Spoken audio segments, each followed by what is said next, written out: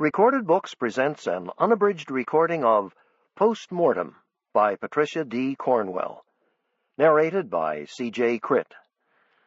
This work, copyrighted 1990 by Patricia Daniels Cornwell, is recorded by arrangement with International Creative Management, Incorporated. This recording is copyrighted 1993 by Recorded Books. Four women with nothing in common, united only in death. Four brutalized victims of a monster. A Mr. Nobody, moving undetected through the paralyzed streets of Richmond, Virginia, leaving behind a gruesome trail of carnage. And now, Post-Mortem. Chapter 1. It was raining in Richmond on Friday, June 6. The relentless downpour, which began at dawn, beat the lilies to naked stalks, and blacktop and sidewalks were littered with leaves. There were small rivers in the streets, and newborn ponds on playing fields and lawns. I went to sleep to the sound of water drumming the slate roof, and was dreaming a terrible dream as night dissolved into the foggy first hours of Saturday morning. I saw a white face beyond the rain-streaked glass, a face formless and inhuman, like the faces of misshapen dolls made of nylon hose. My bedroom window was dark when suddenly the face was there, an evil intelligence looking in. I woke up and stared blindly into the dark. I didn't know what had awakened me until the telephone rang again. I found the receiver without fumbling. "Dr. Scarpetta?" "Yes." I reached for the lamp and switched it on. It was 2:33 a.m. My heart was drilling through my ribs. "Pete Marino here. We got us one at 5602 Berkeley Avenue. Think you better come." The victim's name, he went on to explain, was Laurie Peterson, a white female, 30 years old. Her husband had found her body about half an hour earlier. Details were unnecessary. The moment I picked up the receiver and recognized Sergeant Marino's voice, I knew. Maybe I knew the instant the telephone rang. People who believe in werewolves are afraid of a full moon. I'd begun to dread the hours between midnight and 3 a.m., when Friday becomes Saturday and the city is unconscious. Ordinarily, the medical examiner on call is summoned to a death scene, but this wasn't ordinary. I had made it clear after the second case that no matter the hour, if there was another murder, I was to be called. Marino wasn't keen on the idea. Ever since I was appointed chief medical examiner for the Commonwealth of Virginia less than 2 years ago, he'd been difficult. I wasn't sure if he didn't like women, or if he just didn't like me. "Berkeley's in Berkeley down, south side," he said condescendingly. "You know the way?" Confessing I didn't, I scribbled the directions on the notepad I always kept by the phone. I hung up, and my feet were already on the floor, as adrenaline hit my nerves like espresso. The house was quiet. I grabbed my black medical bag, scuffed and worn from years of use. The night air was like a cool sauna, and there were no lights in the windows of my neighbors' houses. As I backed the Navy station wagon out of the drive, I looked at the light burning over the porch, at the first-story window leading into the guest bedroom where my 10-year-old niece, Lucy, was asleep. This would be one more day in the child's life I would miss. I had picked her up at the airport Wednesday night. Our meals together, so far, had been few. There was no traffic until I hit the parkway. Minutes later, I was speeding across the James River. Taillights far ahead were rubies, the downtown skyline ghostly in the rear-view mirror. Fanning out on either side were plains of darkness with tiny necklaces of smudged light at the edges. Out there, somewhere, is a man, I thought. He could be anybody, walks upright, sleeps with a roof over his head, and has the usual number of fingers and toes. He is probably white, and much younger than my 40 years. He is ordinary by most standards, and probably doesn't drive a BMW or grace the bars in the Slip or the finer clothing stores along Main Street. But then again, he could. He could be anybody, and he was nobody. Mr. Nobody. The kind of guy you don't remember after riding up 20 floors alone with him inside an elevator. He had become the self-appointed dark ruler of the city, an obsession for thousands of people he had never seen, and an obsession of mine. Mr. Nobody. Because the homicides began 2 months ago, he may have been recently released from prison or a mental hospital. This was the speculation last week, but the theories were constantly changing. Mine had remained the same from the start. I strongly suspected he hadn't been in the city long. He'd done this before, somewhere else, and he'd never spent a day behind the locked doors of a prison or a forensic unit. He wasn't disorganized, wasn't an amateur, and he most assuredly wasn't crazy. Wilshire was 2 lights down on the left, Berkeley the first right after that. I could see the blue and red lights flashing 2 blocks away. The street in front of 5602 Berkeley was lit up like a disaster site. An ambulance, its engine rumbling loudly, was alongside 2 unmarked police units with grille lights flashing and 3 white cruisers with light bars going full tilt. The Channel 12 news crew had just pulled up. Lights had blinked on up and down the street, and several people in pajamas and housecoats had wandered out to their porches. I parked behind the news van as a cameraman trotted across the street. Head bent, the collar of my khaki raincoat turned up around my ears, I briskly followed the brick wall to the front door. I have always had a special distaste for seeing myself in the evening news.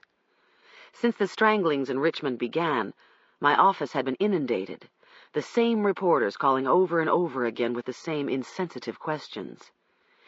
"If it's a serial killer, Dr. Scarpetta, doesn't that indicate it's quite likely to happen again?" As if they wanted it to happen again. "Is it true you found bite marks on the last victim, Doc?" It wasn't true. But no matter how I answered such a question, I couldn't win. No comment, and they assume it's true. No, and the next edition reads, "Dr. K. Scarpetta denies that bite marks have been found on the victims' bodies." The killer, who's reading the papers like everybody else, gets a new idea. Recent news accounts were florid and frighteningly detailed. They went far beyond serving the useful purpose of warning the city's citizens.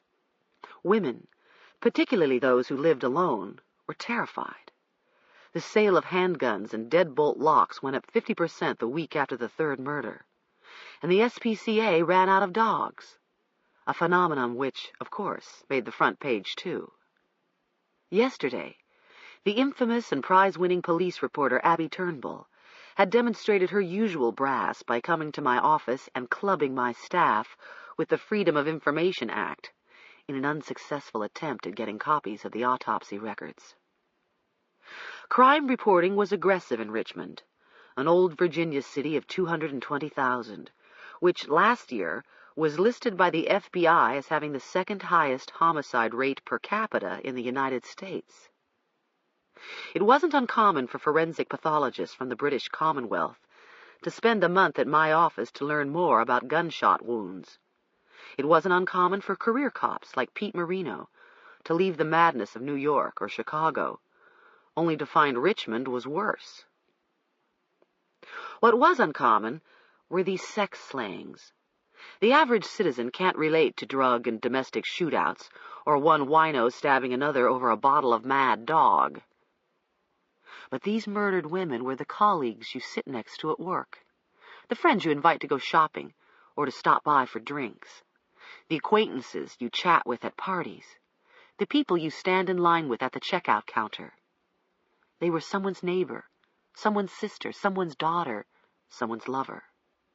They were in their own homes, sleeping in their own beds, when Mr. Nobody climbed through one of their windows. 2 uniformed men flanked the front door, which was open wide and barred by a yellow ribbon of tape warning, "Crime scene. Do not cross." Doc. He could have been my son, this boy in blue who stepped aside at the top of the steps and lifted the tape to let me duck under. The living room was immaculate and attractively decorated in warm rose tones. A handsome cherry cabinet in a corner contained a small television and a compact disc player. Nearby, a stand held sheet music and a violin. Beneath the curtained window overlooking the front lawn was a sectional sofa, and on the glass coffee table in front of it were half a dozen magazines neatly stacked. Among them were Scientific American and the New England Journal of Medicine. Across a Chinese dragon rug with a rose medallion against a field of cream stood a walnut bookcase. Tomes straight from a medical school's syllabi lined 2 shelves. An open doorway led into a corridor running the length of the house. To my right appeared a series of rooms. To the left was the kitchen, where Marino and a young officer were talking to a man I assumed was the husband. I was vaguely aware of clean countertops, linoleum, and appliances in the off-white that manufacturers call almond, and the pale yellow of the wallpaper and curtains. But my attention was riveted to the table. On top of it lay a red nylon knapsack, the contents of which had been gone through by the police. A stethoscope, a penlight, a Tupperware container once packed with a meal or a snack, and recent editions of the Annals of Surgery, Lancet, and the Journal of Trauma. By now I was thoroughly unsettled. Marino eyed me coolly as I paused by the table, then introduced me to Matt Peterson, the husband. Peterson was slumped in a chair, his face destroyed by shock. He was exquisitely handsome, almost beautiful, his features flawlessly chiseled, his hair jet black, his skin smooth and hinting of a tan. He was wide-shouldered with a lean but elegantly sculpted body, casually clad in a white Izod shirt and faded blue jeans. His eyes were cast down, his hands stiffly in his lap. "These are hers?" I had to know. The medical items might belong to the husband. Marino's "yeah" was a confirmation. Peterson's eyes slowly lifted, deep blue, bloodshot. They seemed relieved as they fixed on me. The doctor had arrived, a ray of hope where there was none. He muttered in the truncated sentences of a mind fragmented, stunned. "I talked to her on the phone last night. She told me she'd be home around 12:30, home from VMC, the ER. I got here, found the lights out, thought she'd already gone to bed. Then I went in there." His voice rose, quivering, and he took a deep breath. "I went in there, in the bedroom." His eyes were desperate and welling, and he was pleading with me. "Please, I don't want people looking at her, seeing her like that. Please." I gently told him, "She has to be examined, Mr. Peterson." A fist suddenly banged the top of the table in a startling outburst of rage. "I know!" His eyes were wild. "But all of them, the police and everybody—" His voice was shaking. "I know how it is. Reporters and everybody crawling all over the place. I don't want every son of a bitch and his brother staring at her." Marino didn't bat an eye. "Hey, I got a wife too, Matt. I know where you're coming from, all right? You got my word she gets respect. The same respect I'd want if it was me sitting in your chair, okay?" The sweet balm of lies. The dead are defenseless, and the violation of this woman, like the others, had only begun. I knew it would not end until Laurie Peterson was turned inside out, every inch of her photographed, and all of it on display for the experts, the police, attorneys, judges, and members of a jury to see. There would be thoughts, remarks about her physical attributes or lack of them. There would be sophomoric jokes and cynical asides as the victim, not the killer, went on trial. Every aspect of her person and the way she lived scrutinized, judged, and, in some instances, degraded. A violent death is a public event, and it was this facet of my profession that so rudely grated against my sensibilities. I did what I could to preserve the dignity of the victims. But there was little I could do after the person became a case number, a piece of evidence passed from hand to hand. Privacy is destroyed as completely as life. Marino led me out of the kitchen, leaving the officer to continue questioning Peterson. "Have you taken your pictures yet?" I asked. "ID's in there now, dusting everything," he said, referring to the identification section officers processing the scene. "I told them to give the body a wide berth." We paused in the hallway. On the walls were several nice watercolors and a collection of photographs depicting the husbands and the wife's respective graduating classes, and one artistic color shot of the young couple leaning against weathered piling before a backdrop of the beach, the legs of their trousers rolled up to their calves, the wind ruffling their hair, their faces ruddy from the sun. She was pretty in life, blonde, with delicate features and an engaging smile. She went to Brown, then to Harvard for medical school. Her husband's undergraduate years were spent at Harvard. This was where they must have met, and apparently he was younger than she. She, Laurie Peterson. Brown, Harvard, brilliant, 30 years old. About to have it all realized, her dream, after 8 grueling years at least of medical training. A physician. All of it destroyed in a few minutes of a stranger's aberrant pleasure. Marino touched my elbow. I turned away from the photographs as he directed my attention to the open doorway just ahead on the left. "Here's how he got in," he said. It was a small room with a white tile floor and walls papered in Williamsburg blue. There was a toilet and a lavatory, and a straw clothes hamper. The window above the toilet was open wide, a square of blackness through which cool, moist air seeped and stirred the starchy white curtains. Beyond, in the dark, dense trees, cicadas were tensely sawing. "The screen's cut." Marino's face was expressionless as he glanced at me. "It's leaning against the back of the house. Right under the window's a picnic table bench. Appears he pulled it up so he could climb in." I was scanning the floor, the sink, the top of the toilet. I didn't see dirt or smudges or footprints, but it was hard to tell from where I was standing, and I had no intention of running the risk of contaminating anything. "Was this window locked?" I asked. "Don't look like it. All the other windows are locked. Already checked. Seems like she would have gone to a lot of trouble to make sure this one was. Of all the windows, it's the most vulnerable, close to the ground, in back where no one can see what's going on. Better than coming in through the bedroom window, because if the guy's quiet, she's not going to hear him cutting the screen and climbing in this far down the hall."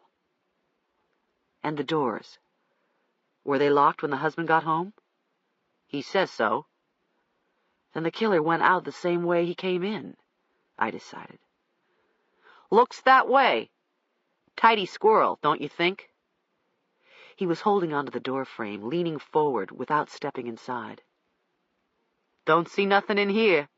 Like maybe he wiped up after himself to make sure he didn't leave footprints on the john or floor. It's been raining all day." His eyes were flat as they fixed on me. "His feet should have been wet. Maybe muddy."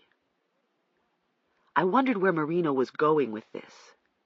He was hard to read, and I never decided if he was a good poker player or simply slow. He was exactly the sort of detective I avoided when given a choice. A cock of the walk and absolutely unreachable. He was pushing 50, with a face life had chewed on, and a long wisp of graying hair parted low on one side and combed over his balding pate. At least 6 feet tall, he was bay-windowed from decades of bourbon or beer. His unfashionably wide red and blue striped tie was oily around the neck from summers of sweat. Marino was the stuff of tough guy flicks, a crude, crass gumshoe who probably had a foul-mouthed parrot for a pet, and a coffee table littered with hustler magazines. I went the length of the hallway and stopped outside the master bedroom. I felt myself go hollow inside. An ID officer was busy coating every surface with black dusting powder. A second officer was capturing everything on videotape. Laurie Peterson was on top of the bed, the blue and white spread hanging off the foot of the bed. The top sheet was kicked down and bunched beneath her feet. The cover sheet pulled free of the top corners, exposing the mattress, the pillows shoved to the right side of her head. The bed was the vortex of a violent storm, surrounded by the undisturbed civility of middle-class bedroom furnishings of polished oak. She was nude. On the colorful rag rug to the right of the bed was her pale yellow cotton gown. It was slit from collar to hem, and this was consistent with the 3 previous cases. On the nightstand nearest the door was a telephone, the cord ripped out of the wall. The 2 lamps on either side of the bed were out, the electrical cords severed from them. One cord bound her wrists, which were pinioned at the small of her back. The other cord was tied in a diabolically creative pattern, also consistent with the first 3 cases. Looped once around her neck, it was threaded behind her through the cord around her wrists and tightly lashed around her ankles.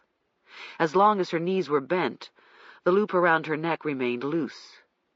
When she straightened her legs, either in a reflex to pain or because of the assailant's weight on top of her, the ligature around her neck tightened like a noose.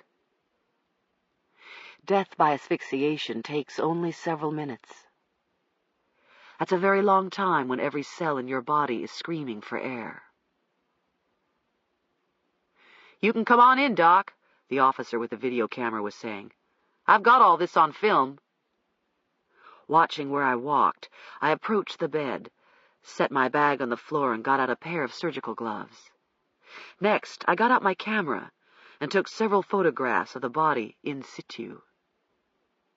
Her face was grotesque, swollen beyond recognition, and dark bluish-purple from the suffusion of blood caused by the tight ligature around her neck.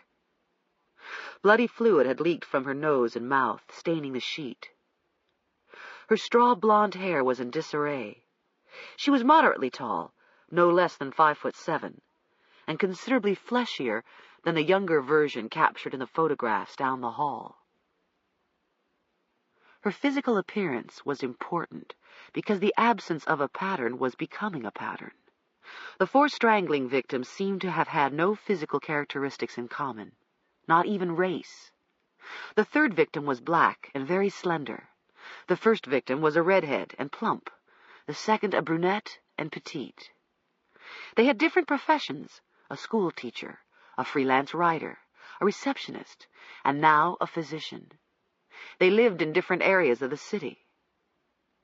Fetching a long chemical thermometer from my bag, I took the temperature of the room, then of her body. The air was 71 degrees. Her body, 93.5. Time of death is more elusive than most people think. It can't be pinned down exactly, unless the death was witnessed, or the victim's Timex stopped ticking. But Laurie Peterson had been dead no more than 3 hours. Her body had been cooling between 1 and 2 degrees per hour, and rigor had started in the small muscles. I looked for any obvious trace evidence that might not survive the trip to the morgue. There were no loose hairs on the skin, but I found a multitude of fibers, most of which, no doubt, were from the bed covers. With forceps, I collected a sampling of them, minuscule whitish ones, and several seeming to have come from a dark blue or black material. These I placed in small metal evidence buttons. The most obvious evidence was the musky smell, the patches of a residue, transparent and dried like glue, on the upper front and back of her legs.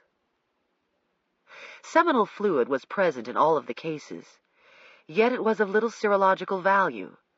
The assailant was one of the 20% of the population who enjoyed the distinction of being a non-secretor. This meant his blood-type antigens could not be found in his other body fluids, such as saliva or semen or sweat. Absent a blood sample, in other words, he couldn't be typed. He could have been A, B, AB, or anything. As recently as 2 years earlier, the killer's non-secretor status would have been a crushing blow to the forensic investigation. But now there was DNA profiling, newly introduced and potentially significant enough to identify an assailant to the exclusion of all other human beings, provided the police caught him first and obtained biological samples, and he didn't have an identical twin. Marino was inside the bedroom right behind me. "The bathroom window," he said, looking at the body. "Well, according to the husband in there," jerking a thumb in the direction of the kitchen, "the reason it was unlocked's because he unlocked it last weekend." I just listened. "He says that bathroom's hardly ever used, unless they got company. Seems he was replacing the screen last weekend. Says it's possible he forgot to relock the window when he finished. The bathroom's not used all week. She," he glanced again at the body, "has no reason to give it a thought, just assumes it's locked." A pause. "Kind of interesting the only window the killer tried, it appears, was that window. The one unlocked. The screens to the rest of them aren't cut." "How many windows are in the back of the house?" I asked. 3. In the kitchen, the half bath, and the bathroom in here."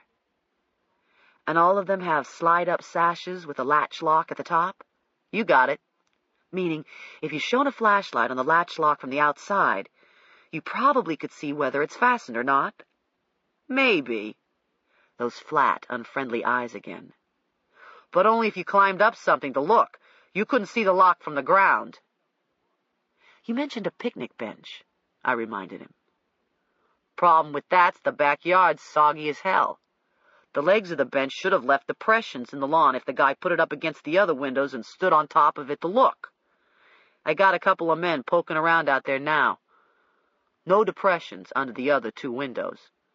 Don't look like that killer went near them. What it does look like is he went straight to the bathroom window down the hall." "Is it possible it might have been open a crack, and that's why the killer went straight to it?" Marino conceded. "Hey, anything's possible. But if it was open a crack, maybe she would have noticed it too, at some point during the week." Maybe. Maybe not. It is easy to be observant retrospectively. But most people don't pay that much attention to every detail of their residences, especially to rooms scarcely used. Beneath a curtained window overlooking the street was a desk containing other numbing reminders that Laurie Peterson and I were of the same profession. Scattered over the blotter were several medical journals, the Principles of Surgery, and Dorland's. Near the base of the brass gooseneck lamp were 2 computer diskettes. The labels were tersely dated 6/1 in felt-tip pen and numbered 1 and 2. They were generic double-density diskettes, IBM compatible. Possibly they contained something Laurie Peterson was working on at VMC, the medical college, where there were numerous computers at the disposal of the students and physicians. There didn't appear to be a personal computer inside the house. On a wicker chair in the corner, between the chests of drawers and the window, clothes were neatly laid. A pair of white cotton slacks, a red and white striped short-sleeved shirt, and a brassiere. The garments were slightly wrinkled, as if worn, and left on the chair at the end of the day, the way I sometimes do when I'm too tired to hang up my clothes. I briefly perused the walk-in closet and full bath. In all, the master bedroom was neat and undisturbed, except for the bed. By all indications, it was not part of the killer's modus operandi to ransack or commit burglary. Marino was watching an ID officer open the dresser drawers. "What else do you know about the husband?" I asked him. "He's a grad student at Charlottesville. Lives there during the week, comes home on Friday nights. Stays the weekend, then goes back to Charlottesville on Sunday night. What is his discipline? Literature is what he said, Marino replied, glancing around at everything but me. He's getting his Ph.D. In what? Literature, he said again, slowly enunciating each syllable. What sort of literature? His brown eyes finally fixed unemphatically on me. American's what he told me, but I get the impression his main interest is plays. Seems he's in one right now. Shakespeare. Hamlet, I think he said. Says he's done a lot of acting, including some bit parts in movies shot around here. A couple of TV commercials, too. The ID officers stopped what they were doing. One of them turned around, his brush poised in midair. Marino pointed toward the computer diskettes on the desk and exclaimed loudly enough to grab everybody's attention. Looks like we'd better take a peek at what's on these suckers. Maybe a play he's writing, huh? We can take a look at them in my office. We've got a couple IBM-compatible PCs, I offered. PCs, he drawled. Yo, beats the hell out of my RC. One royal crapola, standard issue, black boxy, sticky keys, the whole 9 yards. An ID officer was pulling out something from beneath a stack of sweaters in a bottom drawer. A long-bladed survival knife with a compass built into the top of the black handle, and a small whetstone in a pocket on the sheath. Touching as little of it as possible, he placed it inside a plastic evidence bag. Out of the same dresser drawer came a box of Trojans, which, I pointed out to Marino, was a little unusual, since Laurie Peterson, based on what I'd seen in the master bedroom, was on oral contraceptives. Marino and the other officers began the expected, cynical speculations. I pulled off my gloves and stuffed them in the top of my bag. The squad can move her, I said. The men turned in unison, as if suddenly reminded of the brutalized, dead woman in the center of the rumpled, turned-down bed. Her lips were pulled back, as if in pain, from her teeth, her eyes swollen to slits and staring blindly up. A radio message was relayed to the ambulance, and several minutes later 2 paramedics in blue jumpsuits came in with a stretcher, which they covered with a clean white sheet and placed flush against the bed. Laurie Peterson was lifted as I directed, the bedclothes folded over her, the gloved hands not touching her skin. She was gently placed on the stretcher, the sheet pinned at the top to ensure no trace evidence was lost or added. Velcro straps made a loud ripping sound as they were peeled apart and fastened across the white cocoon. Marino followed me out of the bedroom, and I was surprised when he announced, "I'll walk you to your car." Matt Peterson was on his feet as we came down the hall. His face wan, his eyes glassy. He stared at me desperately, needing something only I could give. Assurance. A word of comfort. The promise his wife died quickly and did not suffer. That she was tied up and raped after the fact. There was nothing I could say to him. Marino led me back through the living room and out the door. The front yard was lit up with television lights floating against the background of hypnotically flashing red and blue. The staccato voices of disembodied dispatchers competed with the throbbing engines as a gentle rain began to fall through a light fog. Reporters with notepads and tape recorders were everywhere, waiting impatiently for the moment when the body was carried down the front steps and slid into the back of the ambulance. A television crew was on the street. A woman in a snappy belted trench coat talking into a microphone, her face serious, as a grinding camera recorded her at the scene for Saturday's evening news. Bill Boltz, the Commonwealth's attorney, had just pulled up and was getting out of his car.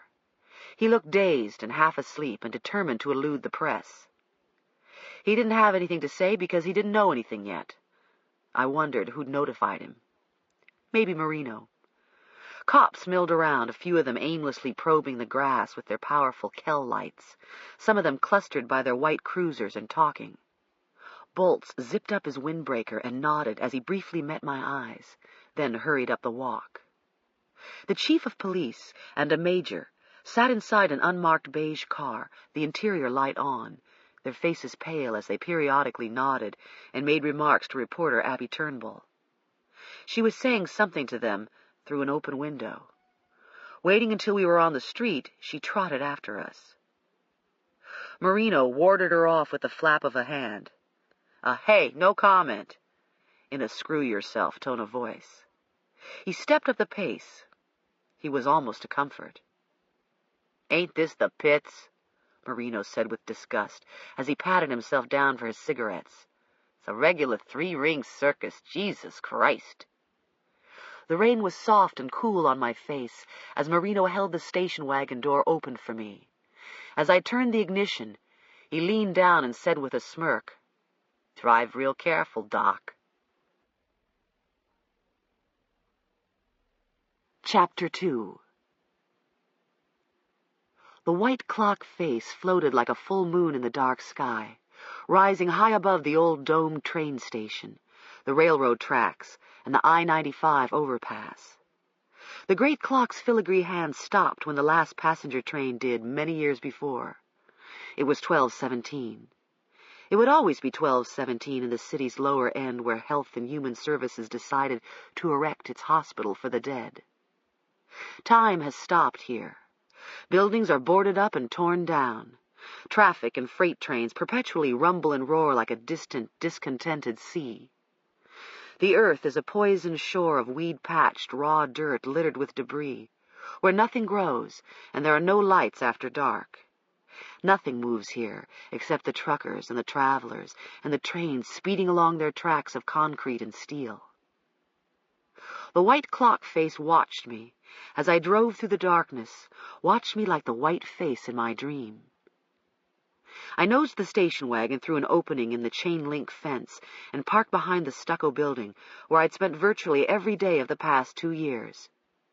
The only state vehicle in the lot, aside from mine, was the gray Plymouth belonging to Niels Vander, the fingerprints examiner. I had called him right after Marino called me. Set into effect after the second strangling was a new policy. If there was another, Vander was to meet me in the morgue immediately. By now he was inside the X-ray room and setting up the laser. Light was spilling on the tarmac from the open bay, and 2 paramedics were pulling a stretcher bearing a black body pouch out of the back of an ambulance. Deliveries went on throughout the night. Anybody who died violently, unexpectedly, or suspiciously in Central Virginia was sent here, no matter the hour or the day. The young men in their blue jumpsuits looked surprised to see me as I walked through the bay and held open the door leading inside the building. "You're out early, Doc." "Suicide from Mecklenburg," the other attendant volunteered.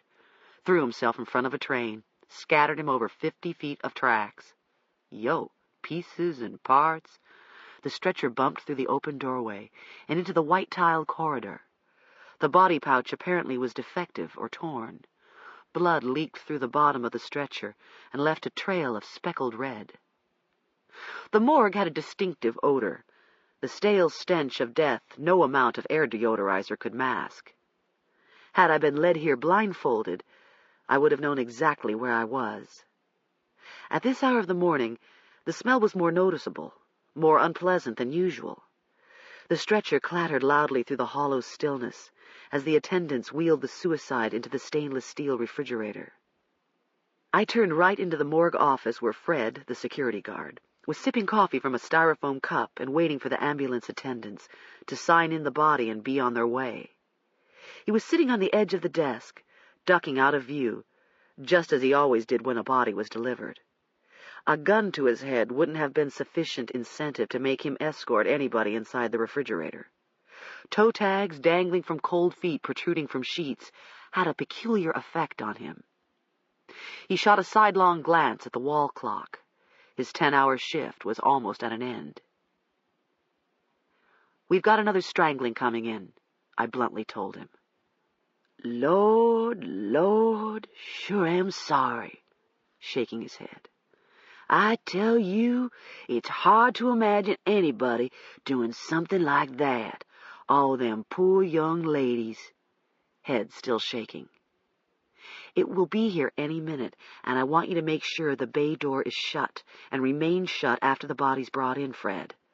The reporters will be out in droves. I don't want anybody within 50 feet of this building. Is that clear?" I sounded hard and sharp, and I knew it. My nerves were singing like a power line. "Yes, ma'am," a vigorous nod. "I'll keep an eye out, I sure will." Lighting a cigarette, I reached for the telephone and stabbed out my home number. Bertha picked up on the second ring and sounded drugged with sleep when she hoarsely asked, "Hello?" "Just checking in." "I'm here. Lucy hasn't budged, Dr. K. Sleeping like a log, didn't even hear me come in." "Thank you, Bertha. I can't thank you enough. I don't know when I'll be home." "I'll be here till I see you then, Dr. K." Bertha was on notice these days. If I got called out in the middle of the night, so did she. I'd given her a key to the front door and instructions about the operation of the burglar alarm. She probably arrived at my house just minutes after I left for the scene. It dully drifted through my mind that when Lucy got out of bed in several hours, she'd find Bertha inside the kitchen instead of her Auntie Kay. I had promised to take Lucy to Monticello today. On a nearby surgical cart was the blue power unit, smaller than a microwave oven, with a row of bright green lights across the front. It was suspended in the pitch darkness of the X-ray room like a satellite in empty space, a spiral cord running from it to a pencil-sized wand filled with seawater. The laser we acquired last winter was a relatively simple device. In ordinary light sources, atoms and molecules emit light independently and in many different wavelengths. But if an atom is excited by heat, and if light of a certain wavelength is impinged upon it, an atom can be stimulated to emit light in phase. "Give me just another minute." Niels Vander was working various knobs and switches, his back to me. "She's slow to warm up this morning," adding a despondent mumble. "So am I, for that matter." I was standing on the other side of the X-ray table, watching his shadow through a pair of amber-tinted goggles. Directly below me was the dark shape of Laurie Peterson's remains, the covers from her bed open but still underneath her. I stood in the darkness waiting for what seemed a very long time, my thoughts undistracted, my hands perfectly still, my senses undisturbed. Her body was warm. Her life so recently ended, it seemed to linger about her like an odor. Vander announced, "Ready," and flipped a switch. Instantly spitting from the wand was a rapidly flashing, synchronized light, as brilliant as liquid chrysoberyl. It did not dispel darkness, but seemed to absorb it. It did not glow, but rather flowed over a small surface area. He was a flickering lab coat across the table as he began by directing the wand at her head. We explored inches of the suffused flesh at a time. Tiny fibers lit up like hot wires, and I began collecting them with forceps, my movements staccato in the strobe, creating the illusion of slow motion as I went from her body on the X-ray table to the evidence buttons and envelopes on a cart, back and forth. Everything was disconnected. The laser's bombardment illuminated a corner of a lip, a rash of pinpoint hemorrhages on the cheekbone, or a wing of the nose, isolating each feature. My gloved fingers working the forceps seemed to belong to somebody else. The rapidly alternating darkness and light were dizzying, and the only way I could maintain my equilibrium was to channel my concentration into one thought at a time, as if I, like the laser beam, was in phase too, all of me in sync with what I was doing, the sum of my mental energy coalesced into a single wavelength. "One of the guys who brought her in," Vander remarked, "told me she was a surgical resident at VMC. I barely responded. "Did you know her?" The question took me by surprise. Something inside me tightened like a fist. I was on the faculty of VMC, where there were hundreds of medical students and residents. There was no reason I should have known her. I didn't answer except to give directions such as, "a little to the right," or "hold it there for a minute." Vander was slow and deliberate and tense, as was I. A feeling of helplessness and frustration was getting to us. So far the laser had proven to be no better than a Hoover vacuum cleaner that collected miscellaneous debris. We'd tried it on maybe 20 cases by now, only a few of which actually merited its use. In addition to its usefulness in finding fibers and other trace evidence, it reveals various components of perspiration that fluoresce like a neon sign when stimulated by a laser. Theoretically, a fingerprint left on human skin can emit light and may be identified in cases where traditional powder and chemical methods will fail. I knew of only one case where prints on skin were found, in South Florida, where a woman was murdered inside a health spa, and the assailant had tanning oil on his hands. Neither Vander nor I was expecting our luck to be any better than it had been in the past. What we saw didn't register at first. The wand was probing several inches of Laurie Peterson's right shoulder when directly over her right clavicle 3 irregular smudges suddenly leapt out as if they were painted with phosphorus. We both stood still and stared.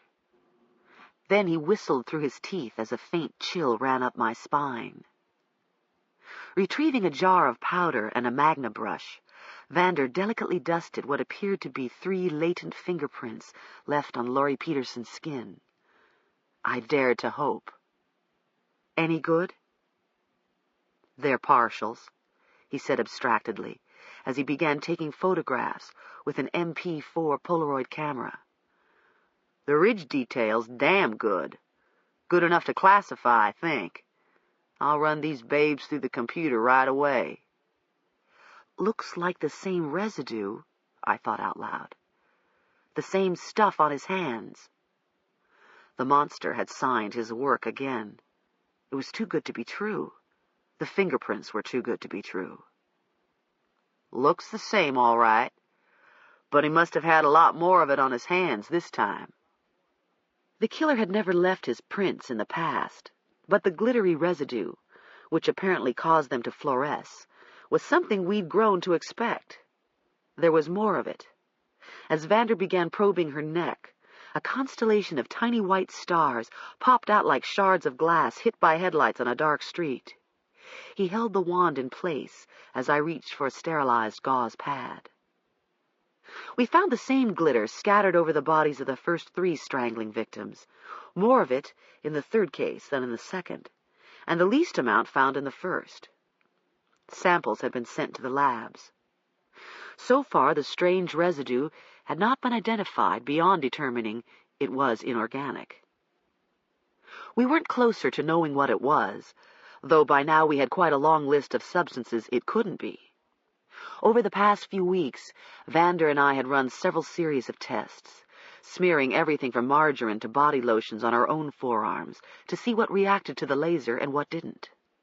Fewer samples lit up than either of us had supposed, and nothing blazed as brightly as the unknown glittery residue.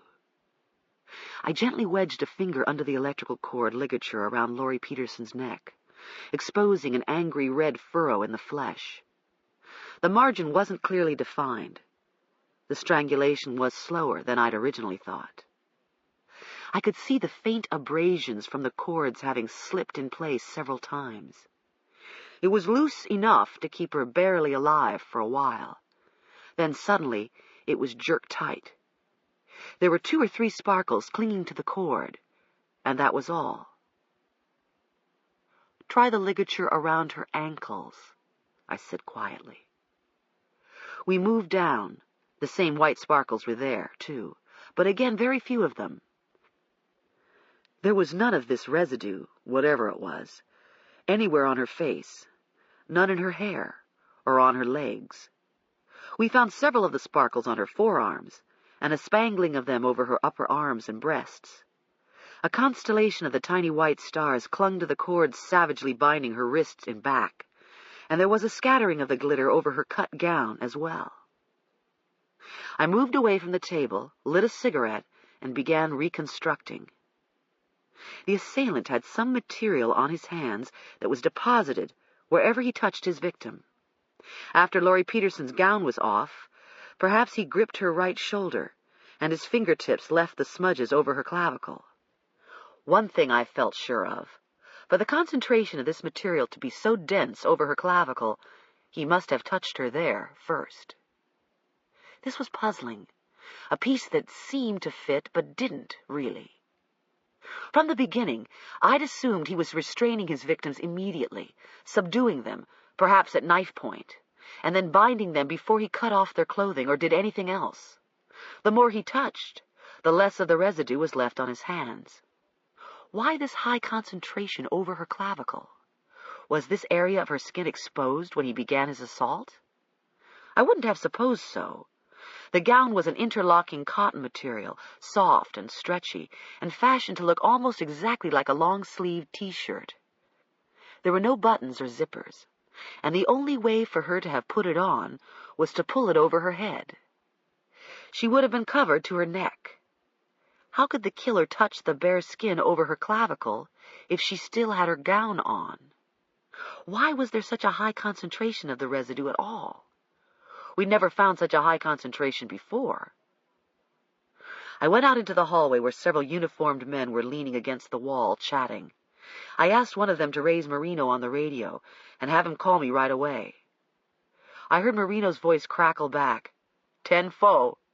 I paced the hard tile floor inside the autopsy suite with its gleaming stainless steel tables and sinks and carts lined with surgical instruments. A faucet was dripping somewhere.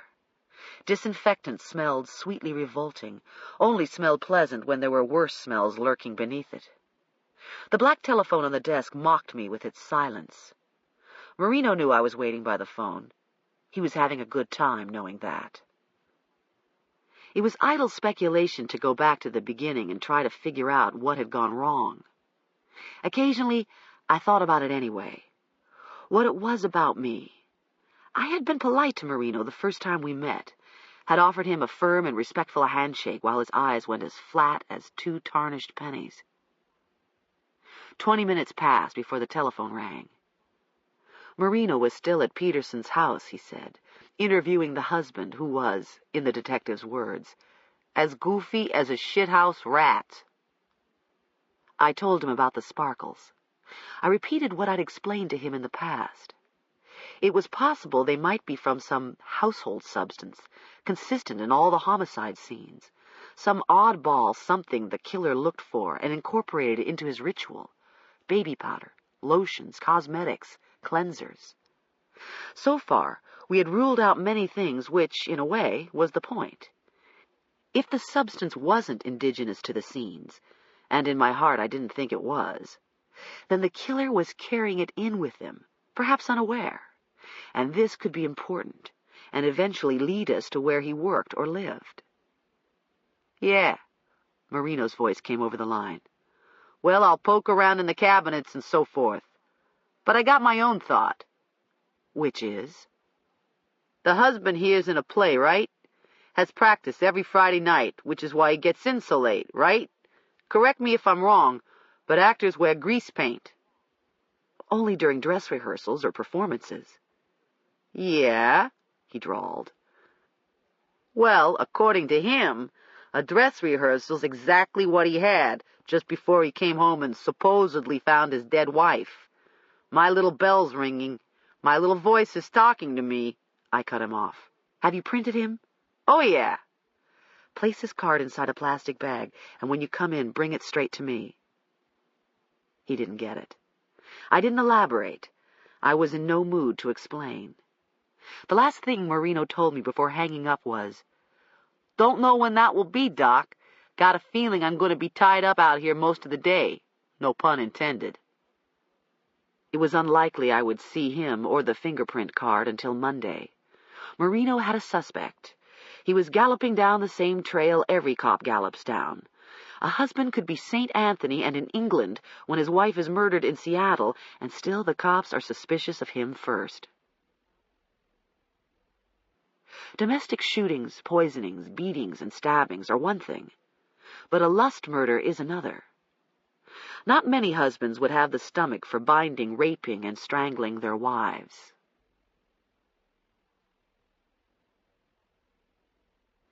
I blamed my disconcertedness on fatigue.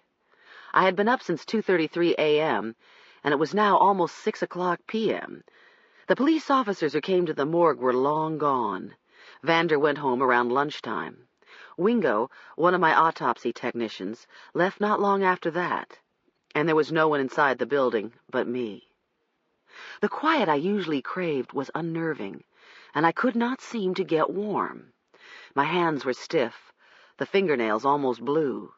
Every time the telephone rang in the front office, I started. The minimal security in my office never seemed to worry anyone but me. Budget requests for an adequate security system were repeatedly refused. The commissioner thought in terms of property loss, and no thief was going to come into the morgue even if we put out welcome mats and left the doors open wide at all hours. Dead bodies are a better deterrent than guard dogs. The dead have never bothered me. It's the living I fear. After a crazed gunman walked into a local doctor's office several months back and sprayed bullets into a waiting room full of patients, I went to a hardware store and bought a chain and padlock myself, which after hours and on weekends were used to reinforce the front glass double doors.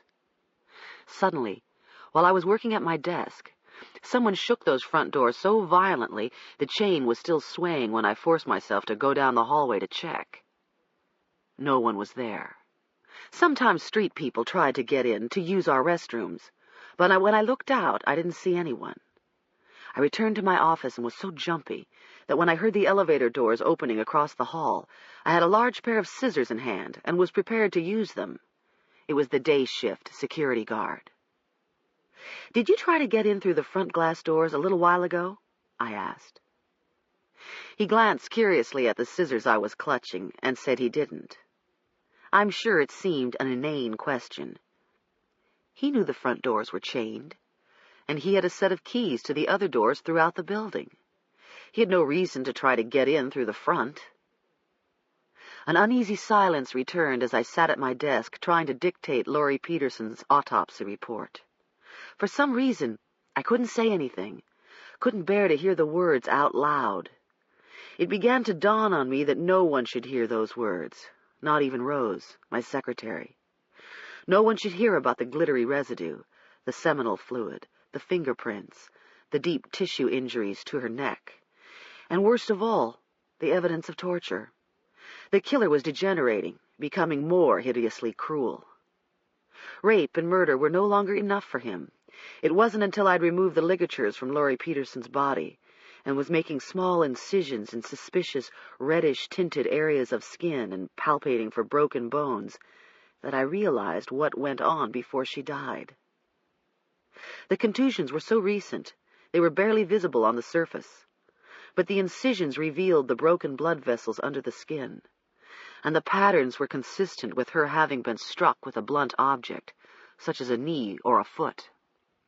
3 ribs in a row on the left side were fractured, as were 4 of her fingers. There were fibers inside her mouth, mostly on her tongue, suggesting that at some point she was gagged to prevent her from screaming.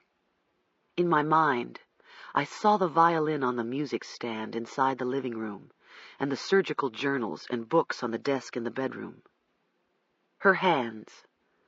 They were her most prized instruments, something with which she healed and made music. He must have deliberately broken her fingers one by one after she was bound.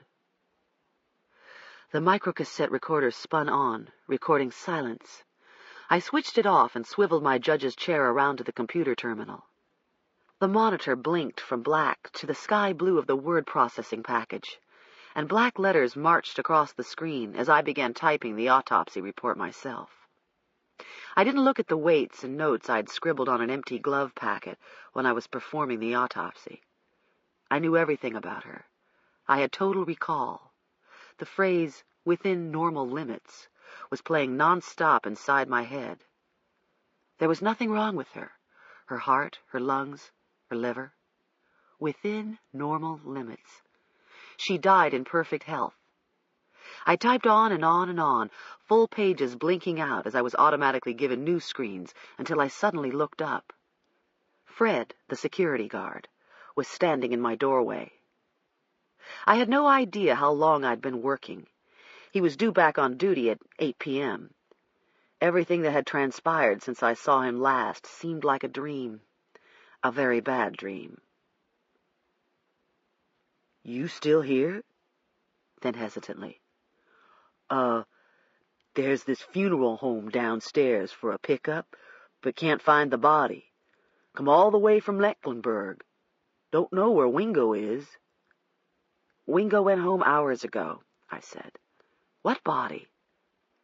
"Someone named Roberts. Got hit by a train." I thought for a moment. Including Laurie Peterson, there were 6 cases today. I vaguely recalled the train fatality. "He's in the refrigerator." "They say they can't find him in there." I slipped off my glasses and rubbed my eyes. "Well, did you look?" His face broke into a sheepish grin. Fred backed away, shaking his head. "You know, Dr. Scarpetta, I don't never go inside that box.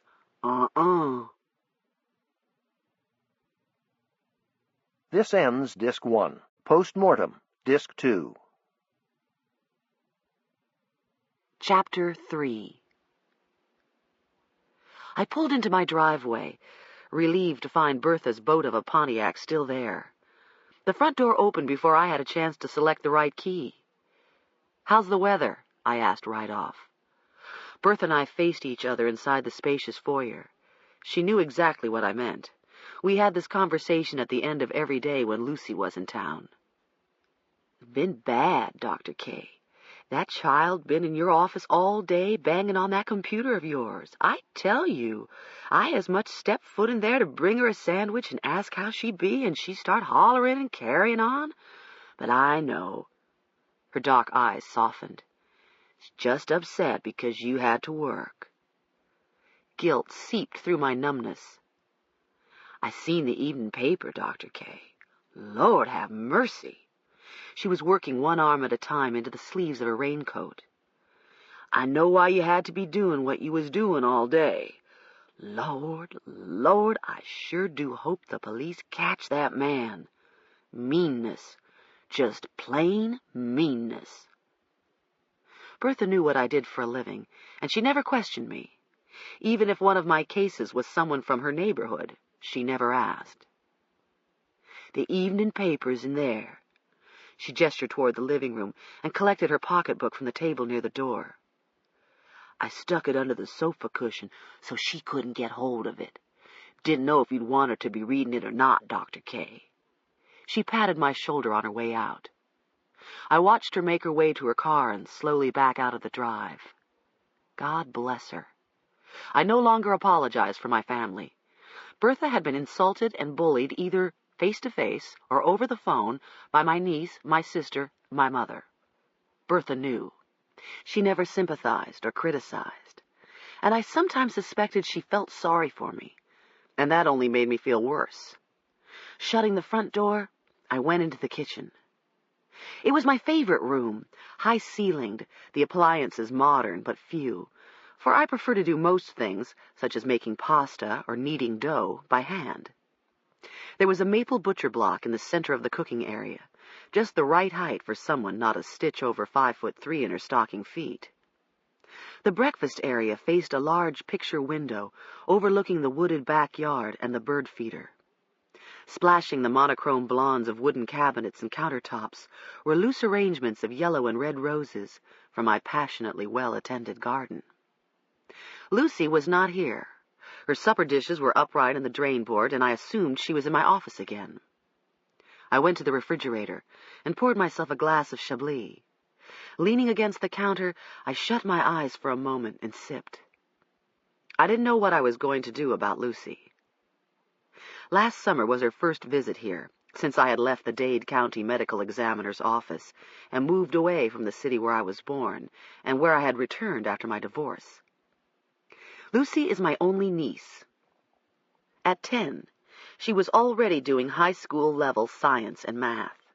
She was a genius, an impossible little holy terror of enigmatic Latin descent whose father died when she was small. She had no one but my only sister Dorothy, who was too caught up in writing children's books to worry much about her flesh and blood daughter. Lucy adored me beyond any rational explanation, and her attachment to me demanded energy I did not have at the moment. While driving home, I debated changing her flight reservations and sending her back to Miami early. I couldn't bring myself to do it. She'd be devastated. She wouldn't understand. It would be the final rejection in a lifelong series of rejections, another reminder she was inconvenient and unwanted. She'd been looking forward to this visit all year. I'd been looking forward to it, too.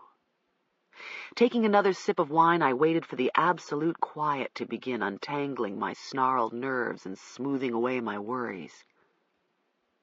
My house was in a new subdivision in the west end of the city, where the large homes stood on wooded one-acre lots, and the traffic on the streets was mostly station wagons and family cars.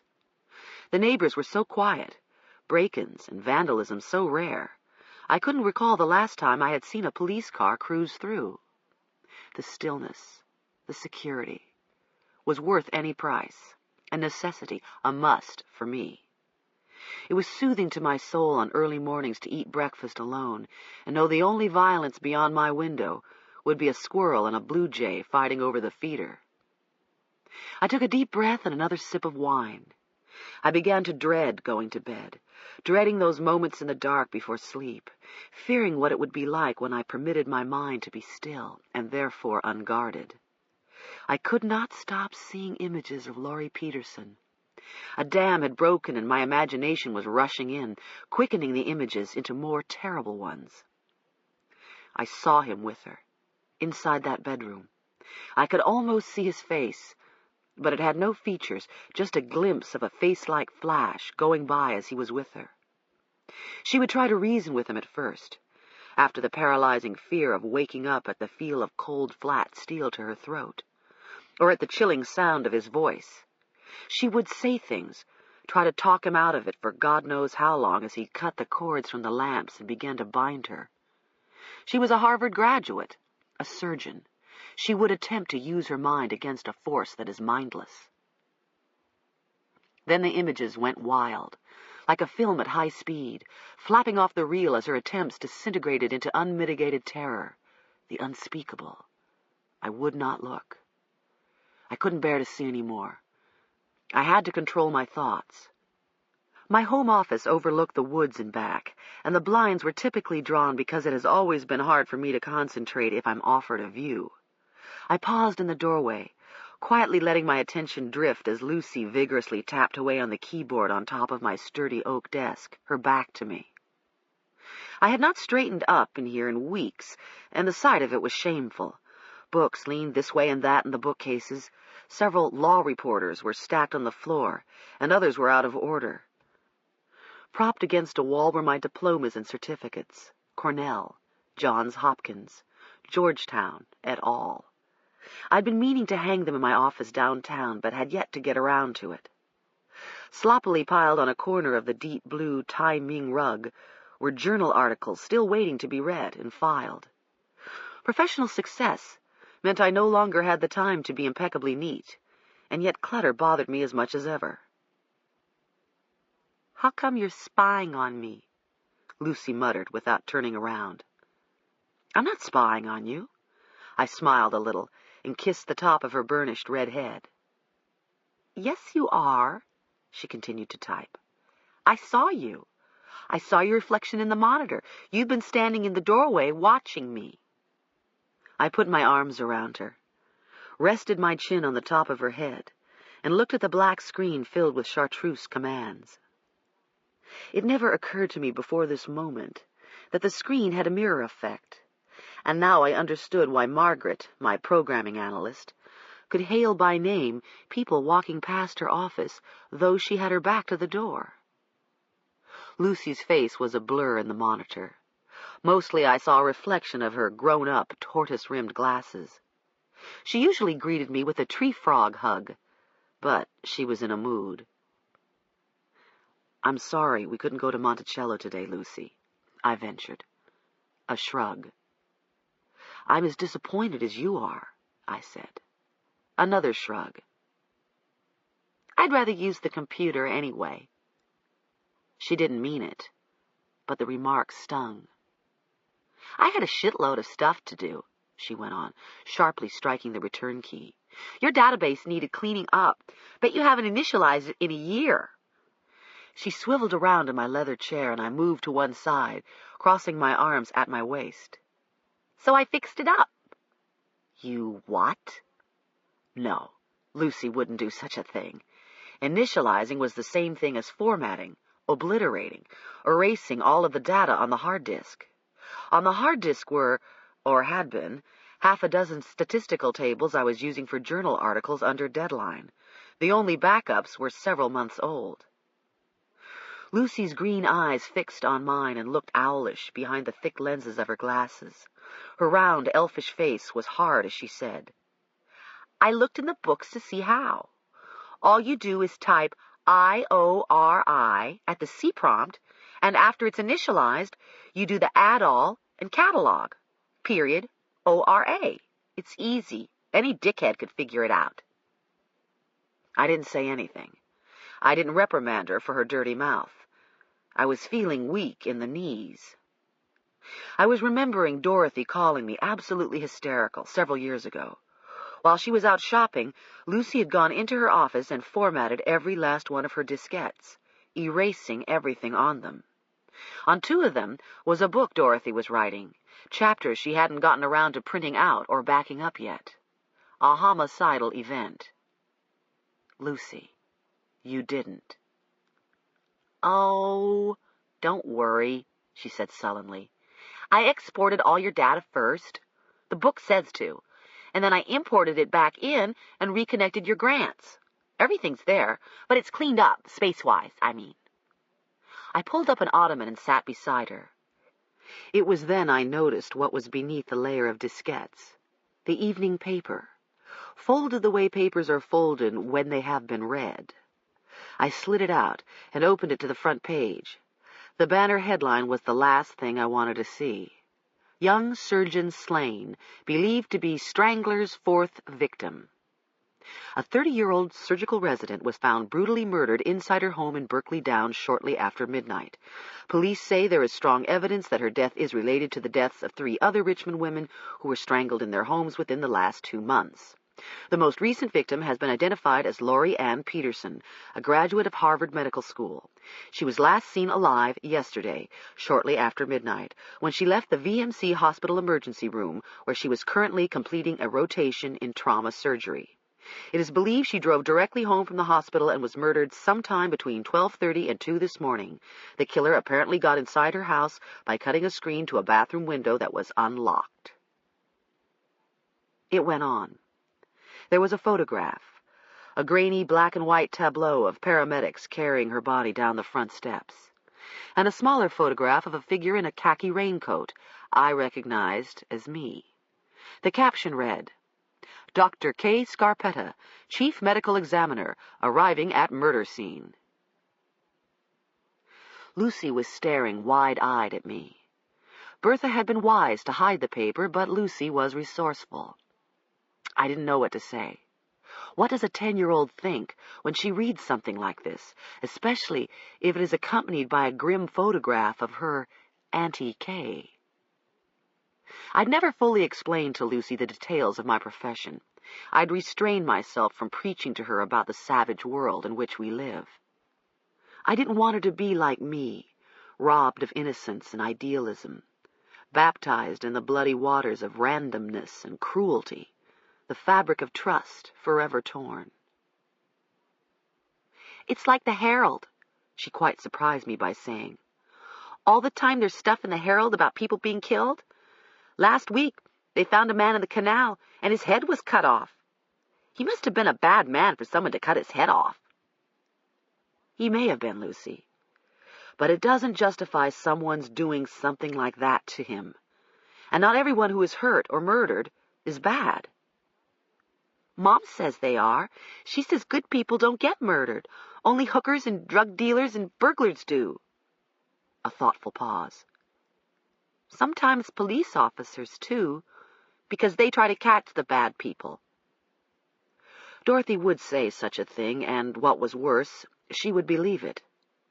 I felt a flare of the old anger. "But the lady who got strangled," Lucy wavered, her eyes so wide they seemed to swallow me. "She was a doctor, Annie Kay. How could she be bad? You're a doctor, too. She was just like you then." I was suddenly aware of the time. It was getting late. I switched off the computer, took Lucy's hand, and we walked out of the office and into the kitchen. When I turned to her to suggest a snack before bed, I was dismayed to see she was biting her bottom lip, her eyes welling. "Lucy, why are you crying?" She wrapped around me, sobbing. Clinging to me with fierce desperation, she cried, "I don't want you to die. I don't want you to die." "Lucy." I was stunned, bewildered. Her tantrums, her arrogant and angry outbursts were one thing, but this... I could feel her tears soaking through my blouse. I could feel the hot intensity of her miserable little body as she held on to me. "It's all right, Lucy," was all I could think to say, and I pressed her close. "I don't want you to die, Annie Kay." "I'm not going to die, Lucy." "Daddy did." "Nothing is going to happen to me, Lucy." She was not to be consoled. The story in the paper affected her in a deep and pernicious way.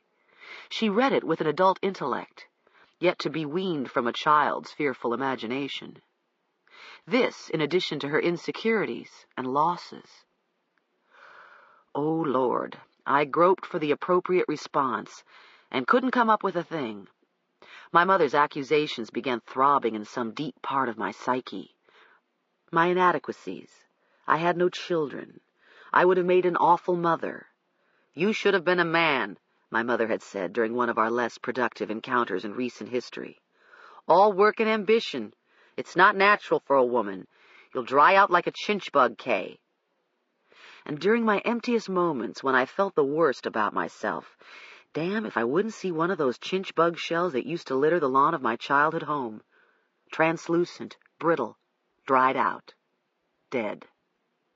It wasn't something I would ordinarily do. Pour a 10-year-old a glass of wine. I took her to her room, and we drank in bed. She asked me questions impossible to answer. Why do people hurt other people? And, is it a game for him? I mean, does he do it for fun? Sort of like MTV? They do things like that on MTV, but it's make-believe. Nobody gets hurt. Maybe he doesn't mean to hurt them, Annie Kay.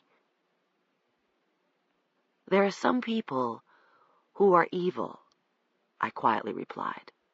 Like dogs, Lucy. Some dogs bite people for no reason. There's something wrong with them. They're bad and will always be bad. Because people were mean to them first. That's what makes them bad. In some instances, yes, I told her, but not always. Sometimes there isn't a reason. In a way, it doesn't matter. People make choices. Some people would rather be bad, would rather be cruel. It's just an ugly, unfortunate part of life. Like Hitler, she muttered, taking a swallow of wine. I began stroking her hair. She rambled on, her voice thick with sleep. Like Jimmy Groom, too.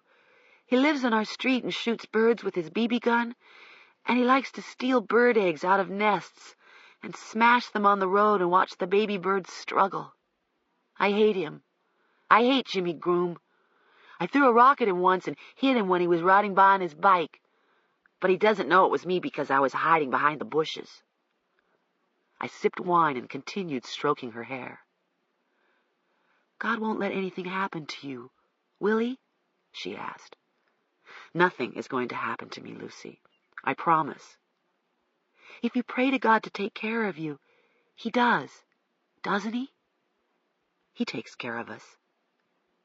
Though I wasn't sure I believed it. She frowned. I'm not sure she believed it either. Don't you ever get scared? I smiled. Everybody gets scared now and then. I'm perfectly safe. Nothing's going to happen to me. The last thing she mumbled before drifting off was, "I wish I could always be here, Annie Kay. I want to be just like you." 2 hours later, I was upstairs and still wide awake and staring at a page in a book without really seeing the words when the telephone rang. My response was Pavlovian, a startled reflex. I snatched up the receiver, my heart thudding. I was expecting, fearing, Marino's voice, as if last night were starting all over again. Hello? Nothing. Hello? In the background, I could hear the faint, spooky music I associated with early morning foreign movies or horror films, or the scratchy strains of a Victrola before the dial tone cut it off. "Coffee?" "Please," I said. This sufficed for a good morning. Whenever I stopped by Niels Vander's lab, his first word of greeting was, "Coffee?" I always accepted. Caffeine and nicotine are two vices I've readily adopted. I wouldn't think of buying a car that isn't as solid as a tank, and I won't start the engine without fastening my seatbelt. There are smoke alarms throughout my house and an expensive burglar alarm system. I no longer enjoy flying and opt for Amtrak whenever possible. But caffeine, cigarettes, and cholesterol, the grim reapers of the common man, God forbid I should give them up. I go to a national meeting and sit at a banquet with 300 other forensic pathologists, the world's foremost experts in disease and death. 75% of us don't jog or do aerobics, don't walk when we can ride, don't stand when we can sit, and assiduously avoid stairs or hills unless they're on the decline. A third of us smoke, most of us drink, and all of us eat as if there's no tomorrow. Stress, depression, perhaps a greater need for laughter and pleasure because of the misery we see. Who can be sure of the reason? One of my more cynical friends, an assistant chief in Chicago, likes to say, "What the hell? You die. Everybody dies. So you die healthy. So what?" Vander went to the drip coffee machine on the counter behind his desk and poured 2 cups. He had fixed my coffee countless times and could never remember I drink it black. My ex-husband never remembered either. 6 years I lived with Tony, and he couldn't remember that I drank my coffee black, or like my steaks medium rare, not as red as Christmas, just a little pink. My dress size? Forget it. I wear an 8. Have a figure that will accommodate most anything, but I can't abide fluff, froth, and frills. He always got me something in a 6, usually lacy and gauzy and meant for bed. His mother's favorite color was spring green. She wore a size 14. She loved ruffles, hated pullovers, preferred zippers, was allergic to wool, didn't want to bother with anything that had to be dry cleaned or ironed, had a visceral antagonism toward anything purple, deemed white or beige impractical, wouldn't wear horizontal stripes or paisley, wouldn't have been caught dead in ultra suede, believed her body wasn't compatible with pleats, and was quite fond of pockets. The more, the better. When it came to his mother, Tony would somehow get it right. Vander dumped the same heaping teaspoons of whitener and sugar into my cup as he dumped into his own. Typically, he was disheveled, his wispy gray hair wild, his voluminous lab coat smeared with black fingerprint powder, a spray of ballpoint pens and felt-tip markers protruding from his ink-stained breast pocket. He was a tall man, with long, bony extremities, and a disproportionately round belly. His head was shaped remarkably like a light bulb, his eyes a washed-out blue and perpetually clouded by thought. My first winter here, he stopped by my office late one afternoon to announce it was snowing. A long red scarf was wrapped around his neck, and pulled over his ears was a leather flight helmet, possibly ordered from a Banana Republic catalog, and absolutely the most ridiculous winter hat I'd ever seen. I think he would have looked perfectly at home inside a Fokker fighter plane. The Flying Dutchman, we appropriately called him around the office. He was always in a hurry, flying up and down the halls, his lab coat flapping around his legs. "You saw the papers?" he asked, blowing on his coffee. "The whole blessed world saw the papers," I dismally replied. Sunday's front page was worse than Saturday evening's. The banner headline ran across the entire width of the top of the page, the letters about an inch high. The story included a sidebar about Laurie Peterson and a photograph that looked as if it came from a yearbook. Abby Turnbull was aggressive enough, if not indecent, to attempt an interview with Laurie Peterson's family, who lived in Philadelphia and were too distraught to comment. "It sure as hell isn't helping us any," Vander stated the obvious. "I'd like to know where the information's coming from, so I could string a few people up by their thumbs." "The cops haven't learned to keep their mouths shut," I told him. "When they learn to zip their lips, they won't have leaks to bitch about anymore." "Well, maybe it's the cops. Whatever the case, the stuff's making my wife crazy. I think if we lived in the city, she'd make us move today." He went to his desk, which was a jumble of computer printouts, photographs, and telephone messages. There was a quart beer bottle and a floor tile with a dried, bloody shoe print, both inside plastic bags and tagged as evidence. Randomly scattered about were 10 small jars of formalin, each containing a charred human fingertip, anatomically severed at the second joint. In cases of unidentified bodies that are badly burned or decomposed, it isn't always possible to get prints by the usual method. Incongruously stationed in the midst of this macabre mess was a bottle of Vaseline Intensive Care lotion. Rubbing a dollop of the lotion on his hands, Vander pulled on a pair of white cotton gloves. The acetone, xylene, and constant hand-washing that go with his trade were brutal on his skin, and I could always tell when he'd forgotten to put on his gloves while using ninhydrin, a chemical helpful for visualizing latent prints, because he'd walk around with purple fingers for a week. His morning ritual complete, he motioned me to follow him out into the 4th-floor hallway. Several doors down was the computer room, clean, almost sterile, and filled with light silver modular hardware of various boxy shapes and sizes, bringing to mind a space-age laundromat. The sleek, upright unit, most closely resembling a set of washers and dryers, was the fingerprint matching processor, its function to match unknown prints against the multi-million fingerprint database stored on magnetic disks.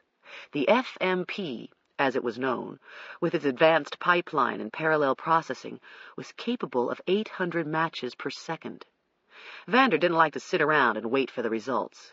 It was his habit to let the thing cook overnight, so he had something to look forward to when he came to work the next morning. The most time-consuming part of the process was what Vander did Saturday, feeding the prints into the computer. This required his taking photographs of the latent prints in question, enlarging them 5 times, placing a sheet of tracing paper over each photograph, and with a felt-tip pen tracing the most significant characteristics.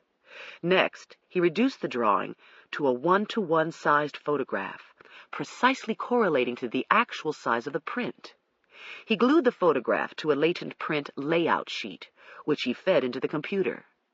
Now it simply was a matter of printing out the results of the search. Vander seated himself with the deliberation of a concert pianist about to perform.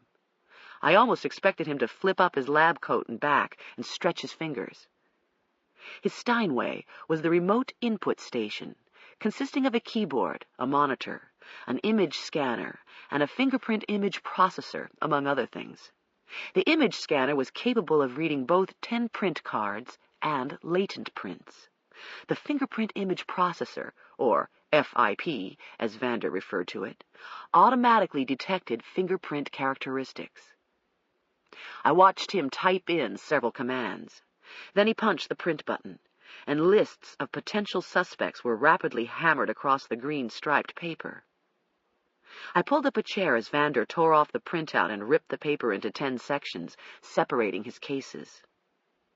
We were interested in 88-01651, the identification number for the latents found on Laurie Peterson's body.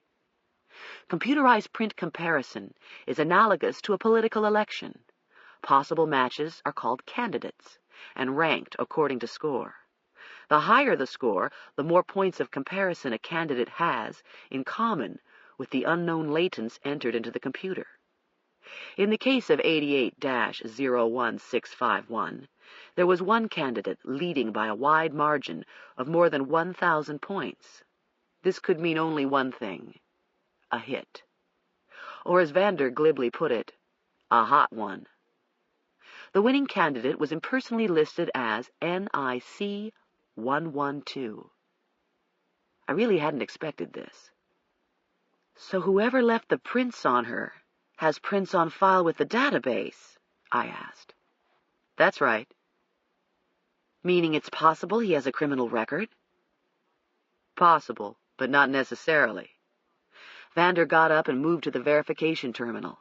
He lightly rested his fingers on the keyboard and stared into the CRT display. He added, could be he was printed for some other reason, if he's in law enforcement, or maybe applied for a taxi license once. He began calling up fingerprint cards from the depths of image retrieval. Instantly, the search print image, an enlarged aggregation of loops and whorls in turquoise blue, was juxtaposed to the candidate print image. To the right was a column listing the sex, race, date of birth, and other information revealing the candidate's identification. Producing a hard copy of the prints, he handed it over. I studied it, read, and reread the identity of NIC 112. Marino would be thrilled. According to the computer, and there could be no mistake about it, the latents the laser picked up on Laurie Peterson's shoulder were left by Matt Peterson, her husband. Chapter 4. I was not unduly surprised that Matt Peterson touched her body. Often it is a reflex to touch someone who appears dead, to feel for a pulse, or to grip a shoulder lightly, the way one does to wake up the person. What dismayed me were two things. First, the latents were picked up because the individual who left them had a residue of the perplexing sparkles on his fingers, evidence also found in the previous strangling cases. Second, Matt Peterson's 10-print card had not been turned into the lab yet. The only reason the computer got a hit was he already had prints on file with the database. I was telling Vander we needed to find out why and when Peterson was printed in the past, if he had a criminal record, when Marino walked in. "Your secretary said you was up here," he announced by way of a greeting. He was eating a donut I recognized as having come from the box by the coffee machine downstairs. Rose always brought in donuts on Monday mornings. Glancing around at the hardware, he casually shoved a manila envelope my way. "Sorry, Niels," he mumbled, "but the doc here says she's got first dibs." Vander looked curiously at me as I opened the envelope. Inside was a plastic evidence bag containing Peterson's 10-print card. Marino had put me on the spot, and I didn't appreciate it. The card, under ordinary circumstances, should have been receipted directly to the fingerprints lab, not to me. It is this very sort of maneuver that creates animosity on the part of one's colleagues. They assume you're violating their turf, assume you're preempting them, when in truth, you may be doing nothing of the sort. I explained to Vander, "I didn't want this left on your desk, out in the open where it might be handled. Matt Peterson supposedly was using grease paint before he came home. If there was a residue on his hands, it may also be on his card." Vander's eyes widened. The thought appealed to him. "Sure. We'll run it under the laser." Marino was staring sullenly at me. I asked him, "What about the survival knife?" He produced another envelope from the stack wedged between his elbow and waist. "Was on my way to take it to Frank." Vander suggested, "We'll take a look at it with the laser first." Then he printed out another hard copy of NIC 112, the latents that Matt Peterson had left on his wife's body, and presented it to Marino. He studied it briefly, muttering, "Holy shit," and he looked up straight at me. His eyes smiled in triumph. I was familiar with the look, which I had expected. It said, "So there, Ms. Chief. So maybe you got book learning, but me, I know the street." I could feel the investigative screws tightening on the husband of a woman who I still believed was slain by a man not known to any of us. 15 minutes later, Vander, Marino, and I were inside what was the equivalent of a dark room adjoining the fingerprint lab. On a countertop near a large sink were the 10-print card and the survival knife. The room was pitch black. Marino's big belly was unpleasantly brushing my left elbow as the dazzling pulses ignited a scattering of sparkles on the inky smudges of the card. In addition, there were sparkles on the handle of the knife, which was hard rubber and too coarse for prints. On the knife's wide, shiny blade was a smattering of virtually microscopic debris and several distinct partial prints that Vander dusted and lifted. He leaned closer to the 10-print card.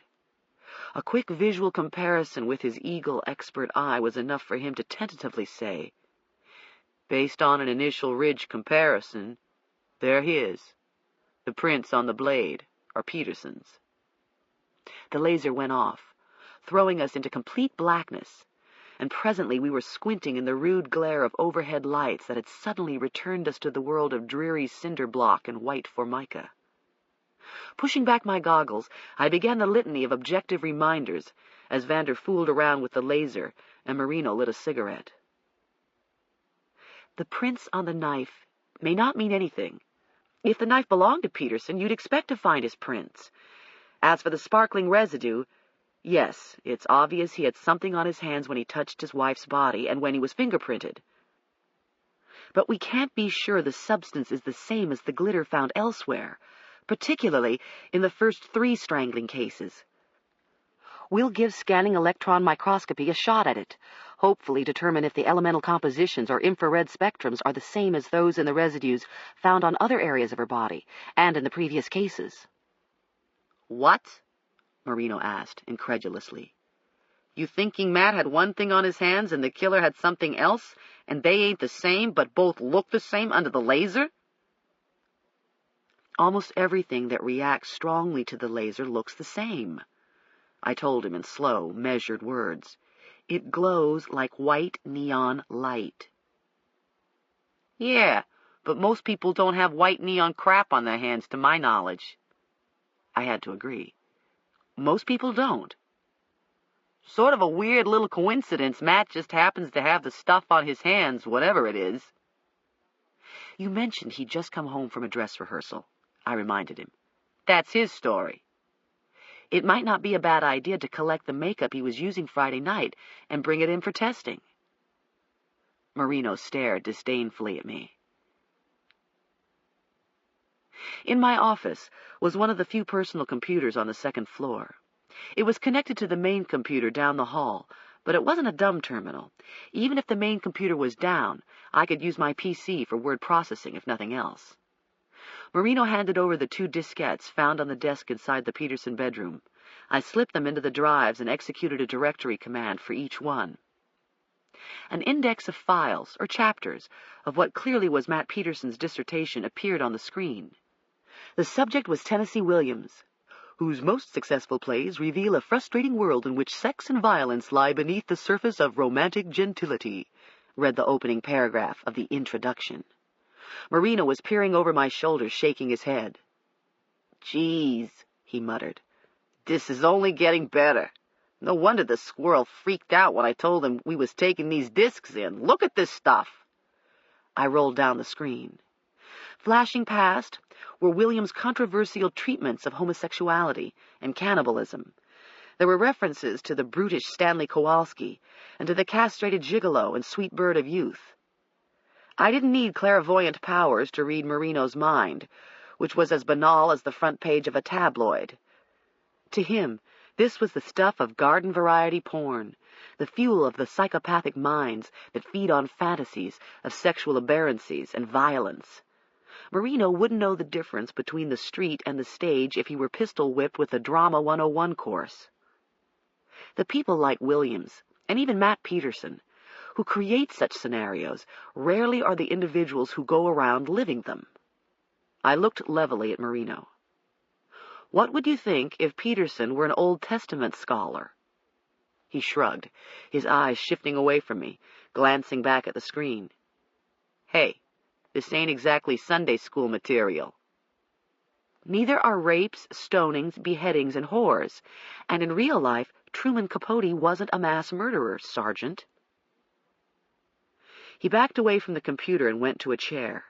I swiveled around, facing him across the wide expanse of my desk. Ordinarily, when he stopped by my office, he preferred to stand, to remain on his feet, towering over me. But he was sitting, and we were eye to eye. I decided he was planning to stay a while. "How about seeing if you can print out this thing? You mind? Looks like good bedtime reading." He smiled snidely. "Who knows? Like maybe this American lit freak quotes the Marquis de Sade of what's-his-face in there, too." The Marquis de Sade was French. Whatever. I restrained my irritation. I was wondering what would happen if one of my medical examiner's wives were murdered. Would Marino look in the library and think he'd struck pay dirt when he found volume after volume on forensics and perverse crimes in history? His eyes narrowed as he lit another cigarette and took a big drag. He waited until he'd blown out a thin stream of smoke before saying, "You've apparently got a high opinion of Peterson. What's it based on? The fact he's an artist? Or just that he's a hotshot college kid?" "I have no opinion of him," I replied. "I know nothing about him, except he doesn't profile right to be the person strangling these women." He got thoughtful. "Well, I do know about him, Doc. You see, I talked to him for several hours." He reached inside a pocket of his plaid sports jacket and tossed 2 microcassette tapes on the blotter, within easy reach of me. I got out my cigarettes and lit one, too. "Let me tell you how it went down. Me and Becca are in the kitchen with him, okay? The squad's just left with the body when, bingo, Peterson's personality completely changes. He sits up straighter in the chair. His mind clears, and his hands start gesturing like he's on stage or something. It was friggin' unbelievable. His eyes tear up now and then. His voice cracks. He flushes and gets pale. I'm thinking to myself, this ain't an interview. It's a damn performance." Settling back in the chair, he loosened his tie. "I'm thinking, where I've seen this before, you know? Mainly back in New York with the likes of Johnny Andretti, with his silk suits and imported cigarettes, charm oozing out his ears. He's so smooth, you start falling all over yourself to accommodate him, and begin suppressing the minor detail that he's whacked more than 20 people during his career. Then there's Phil the pimp. He beats his girls with coat hangers, 2 of them to death, and tears up inside his restaurant, which is just a front for his escort service. Phil's all broken up about his dead hookers, and he's leaning across the table saying to me, 'Please, find who did this to them, Pete. He has to be an animal. Here, try a little of this Chianti, Pete. It's nice.' Point is, Doc, I've been around the block more than once. And Peterson's setting off the same alarm toads, like Andretti and Phil did. He's given me this performance. I'm sitting there and asking myself, what's this Harvard highbrow think? I'm a bimbo or what?" I inserted a tape inside my microcassette player without saying anything. Marino nodded for me to press the play button. "Act 1, he drolly announced. "The setting, the Peterson kitchen. The main character, Matt. The role, tragic. He's pale and wounded about the eyes, okay? He's staring off at the wall. Me? I'm seeing a movie in my head. Never been to Boston and wouldn't know Harvard from a hole in the ground, but I'm seeing old brick and ivy." He fell silent as the tape abruptly began with Peterson mid-sentence. He was talking about Harvard, answering questions about when he and Laurie had met. I'd heard my share of police interviews over the years, and this one was perplexing me. Why did it matter? What did Peterson's courting of Laurie back in their college days have to do with her murder? At the same time, I think a part of me knew. Marino was probing, drawing Peterson out. Marino was looking for anything that might show Peterson to be obsessive and warped, and possibly capable of overt psychopathy. I got up to shut the door so he wouldn't be interrupted, as the recorded voice quietly went on. I'd seen her before, on campus, this blonde carrying an armload of books and oblivious, as if she was in a hurry and had a lot on her mind. Marino. What was it about her that made you notice her, Matt? It's hard to say, but she intrigued me from a distance. I'm not sure why, but part of it may have been that she was usually alone, in a hurry, on her way somewhere. She was, confident and seemed to have purpose. She made me curious. Marino. Does that happen very often? You know, where you see some attractive woman and she makes you curious from a distance, I'm saying? Oh, I don't think so. I mean, I notice people just like everybody else does.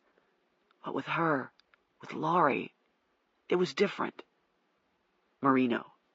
Go on. So you met her finally. Where?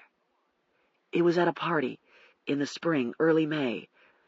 The party was in an off-campus apartment belonging to a buddy of my roommate, a guy who turned out to be Laurie's lab partner, which was why she'd come. She walked in around 9, just about the time I was getting ready to leave. Her lab partner, Tim, I think was his name, popped open a beer for her and they started talking. I'd never heard her voice before. Contralto, soothing, very pleasant to listen to. The sort of voice that makes you turn around to find the source of it. She was telling anecdotes about some professor, and the people around her were laughing. Laurie had a way of getting everybody's attention without even trying. Marino. In other words, you didn't leave the party after all. You saw her and decided to stick around. Yes. What did she look like back then? Her hair was longer, and she was wearing it up, the way ballet dancers do. She was slender, very attractive. You like slender blondes, then? You find those qualities attractive in a woman? I just thought she was attractive, that's all. And there was more to it. It was her intelligence. That's what made her stand out. Marino. What else? I don't understand. What do you mean? Marino. I'm just wondering what attracted you to her. A pause. I find it interesting. I can't really answer that. It's mysterious, that element. How you can meet a person and be so aware. It's as if something inside you wakes up. I don't know why. God. I don't know. Another pause. This one longer. Marino. She was the kind of lady people notice. Absolutely. All the time. Whenever we went places together, or if my friends were around. She'd upstage me, really. I didn't mind. In fact, I liked it. I enjoyed sitting back and watching it happen. I'd analyze it, try to figure out what it was that drew people to her. Charisma's something you have or you don't have. You can't manufacture it. You can't. She didn't try. It just was. Marino. You said when you used to see her on campus, she seemed to keep to herself. What about at other times? What I'm wondering is, if it was her habit to be friendly with strangers, you know, like if she was in a store or at a gas station, did she talk to people she didn't know? Or if someone came by the house, a delivery man, for example, was she the type to invite the person in, be friendly? No. She rarely talked to strangers, and I know she didn't invite strangers into the house. Never. Especially when I wasn't here.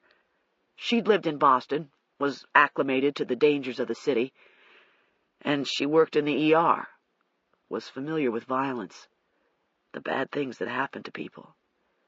She wouldn't have invited a stranger in or been what I consider particularly vulnerable to that sort of thing. In fact, when the murders started happening around here, it frightened her. When I'd come home on the weekends, she hated it when I'd leave. Hated it more than ever, because she didn't like being alone at night. It bothered her more than it used to. Marino. Seems like she would have been careful about keeping all the windows locked, if she was nervous because of the murders around here. I told you, she probably thought it was locked. But you accidentally left it, the bathroom window, unlocked last weekend when you was replacing the screen. I'm not sure. But that's the only thing I can figure. Becker's voice.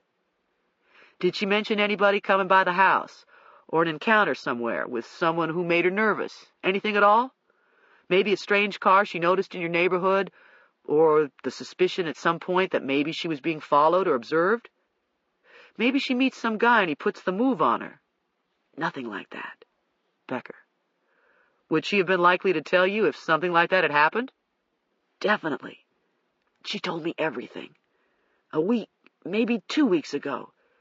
She thought she heard something in the backyard. She called the police. A patrol car came by. It was just a cat messing with the garbage cans. The point is, she told me everything. Marino. What other activities was she involved in besides work? She had a few friends, a couple of other women doctors at the hospital. Sometimes she went out to dinner with them or shopping, maybe a movie. That was about it. She was so busy. In the main, she worked her shift and came home. She'd study, sometimes practice the violin. During the week, she generally worked, came home, and slept. The weekends, she kept open for me. That was our time. We were together on the weekends. Marino. Last weekend was the last time you saw her? Sunday afternoon, around 3. Right before I drove back to Charlottesville. We didn't go out that day. It was raining. Raw. We stayed in, drank coffee, talked. Marino. How often did you talk to her during the week? Several times. Whenever we could. Marino. The last time was last night. Thursday night? I called to tell her I'd be in after play practice, that I might be a few minutes later than usual because of dress rehearsal. She was supposed to be off this weekend. If it was nice, we were thinking of driving to the beach. Silence. Peterson was struggling. I could hear him taking a deep breath, trying to steady himself. Marino. When you talked to her last night, did she have anything to report? Any problems? Any mention of anybody coming by the house? Anyone bothering her? At work? Maybe weird phone calls? Anything?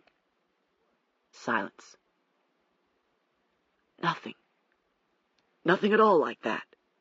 She was in good spirits, laughing, looking forward to the weekend. Marino. Tell us a little more about her, Matt. Every little thing you can think of might help. Her background, her personality, what was important to her. Mechanically. She's from Philadelphia. Her dad's an insurance salesman, and she has 2 brothers, both younger. Medicine was the most important thing to her. It was her calling. Marino. What kind of doctor was she studying to be? A plastic surgeon. Becker. Interesting. Why did she decide on that? When she was 10, 11, her mother got breast cancer, underwent 2 radical mastectomies. She survived, but her self-esteem was destroyed. I think she felt deformed, worthless, untouchable. Laurie talked about it sometimes. I think she wanted to help people. Help people who have been through things like that. Marino. And she played the violin? Yes. Marino. Did she ever give concerts, play in the symphony, anything public like that? She could have, I think. But she didn't have time. Marino. What else? For example, you're big on acting in a play right now. Was she interested in that kind of thing? Very much so. That's one of the things that fascinated me about her when we first met. We left the party where we met, and walked the campus for hours. When I started telling her about some of the courses I was taking, I realized she knew a lot about the theater, and we started talking about plays and such. I was into Ibsen then. We got into that. Got into reality and illusion, what's genuine and what's ugly in people and society. One of his strongest themes is the feeling of alienation from home, of separation. We talked about that. And she surprised me. I'll never forget it. She laughed and said, "You artists think you're the only ones who can relate to these things. Many of us have the same feelings, the same emptiness, the same loneliness, but we don't have the tools to verbalize them. So we carry on. We struggle. Feelings are feelings. I think people's feelings are pretty much the same all over the world. We got into an argument, a friendly debate. I disagreed. Some people feel things more deeply than others, and some people feel things the rest of us don't. This is what causes isolation, the sense of being apart, different. Marino. This is something you relate to? It is something I understand. I may not feel everything other people feel, but I understand the feelings. Nothing surprises me. If you study literature, drama, you get in touch with a vast spectrum of human emotions, needs, and impulses, good and bad. It's my nature to step into other characters, to feel what they feel, to act as they do, but it doesn't mean these manifestations are genuinely my own. I think if anything makes me feel different from others, it's my need to experience these things, my need to analyze and understand the vast spectrum of human emotions I just mentioned. Marino. Can you understand the emotions of the person who did this to your wife? Silence. Almost inaudibly. Good God, no. Marino. You sure about that? No.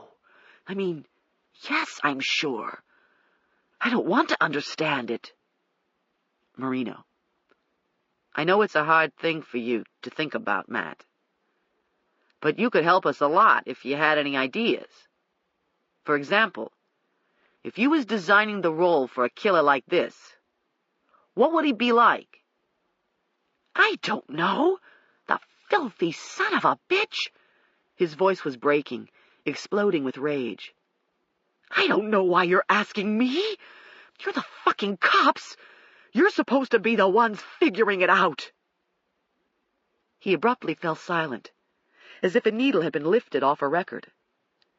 The tape played a long stretch in which nothing was heard, except Marino clearing his throat and a chair scraping back.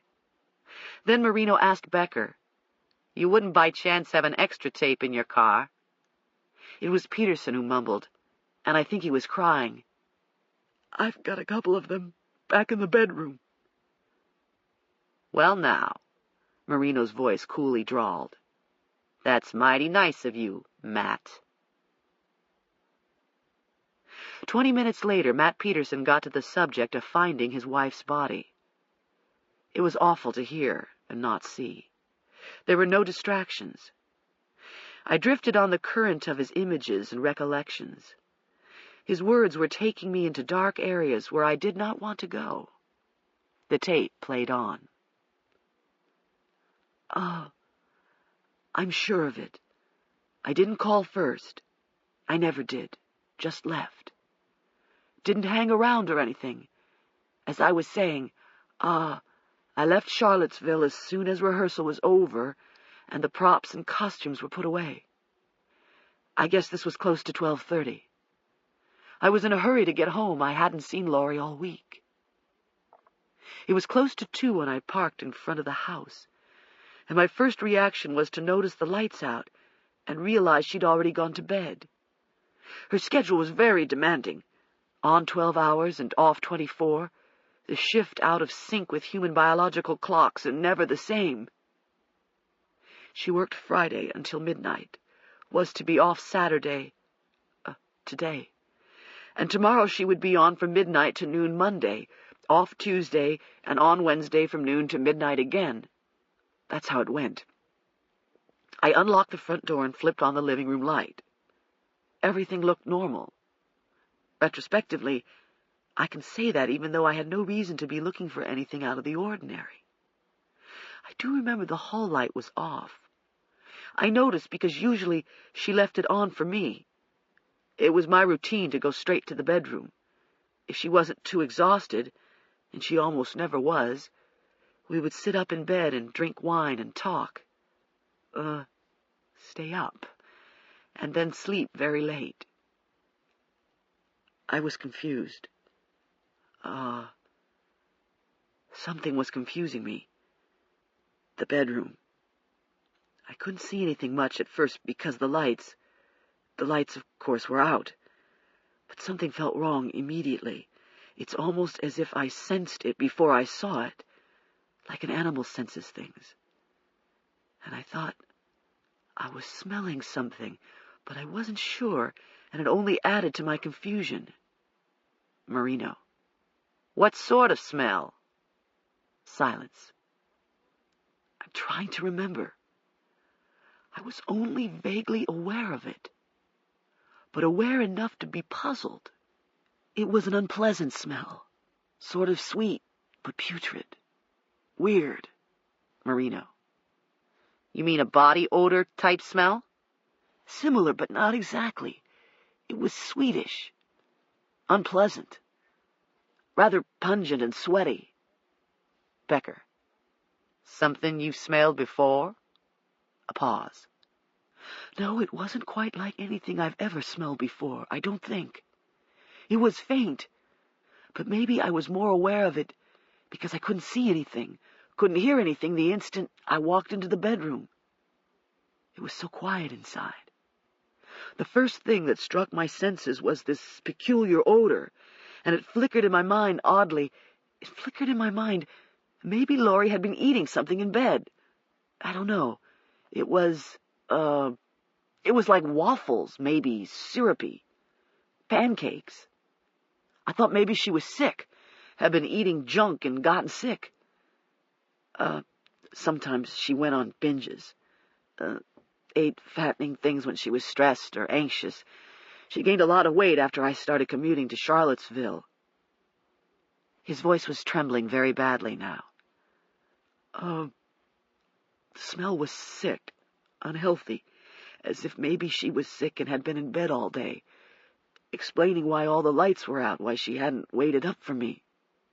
Silence. Marino. Then what happened, Matt? Then my eyes began to adjust, and I didn't understand what I was seeing. The bed materialized in the dimness. I didn't understand the covers, the way they were hanging off. And her, lying on top in this strange position and not having anything on. God. My heart was coming out of my chest before it even registered. And when I flipped on the light and saw her, I was screaming. But I couldn't hear my own voice. Like I was screaming inside my head, like my brain was floating out of my skull. I saw the stain on the sheet, the red, the blood coming out of her nose and mouth, her face. I didn't think it was her. It wasn't her. It didn't even look like her. It was somebody else. A prank. A terrible trick. It wasn't her. Marino. What did you do next, Matt? Did you touch her or disturb anything inside the bedroom? A long pause, and the sound of Peterson's shallow, rapid breathing. No. I mean, yes, I touched her. I didn't think. I just touched her. Her shoulder, her arm. I don't remember. She was warm. But when I started to feel for a pulse, I couldn't find her wrists, because she was on top of them. They were behind her back, tied. And I started to touch her neck and saw the cord embedded in her skin. I think I tried to feel her heart beating or hear it, but I don't remember. I knew it. I knew she was dead. The way she looked, she had to be dead. I ran into the kitchen. I don't remember what I said or even remember dialing the phone, but I know I called the police, and then I paced. Just paced. I paced in and out of the bedroom. I leaned against the wall and cried and talked to her. I talked to her. I talked to her until the police got here. I told her not to let it be real. I kept going over to her and backing off and begging her not to let it be real. I kept listening for someone to get here. It seemed to take forever. Marino. The electrical cords. The way she was tied. Did you disturb anything? touch the cords or do anything else? Can you remember? No. I mean, I don't remember if I did. But I don't think I did. Something stopped me. I wanted to cover her, but something stopped me. Something told me not to touch anything. Marino. Do you own a knife? Silence. Marino. A knife, Matt. We found a knife, a survival knife with a whetstone in the sheath and a compass in the handle. Confused. Oh. Uh-huh. I got it several years ago. One of those mail-order knives you could get for $5.95 or something. I used to take it with me when I went hiking.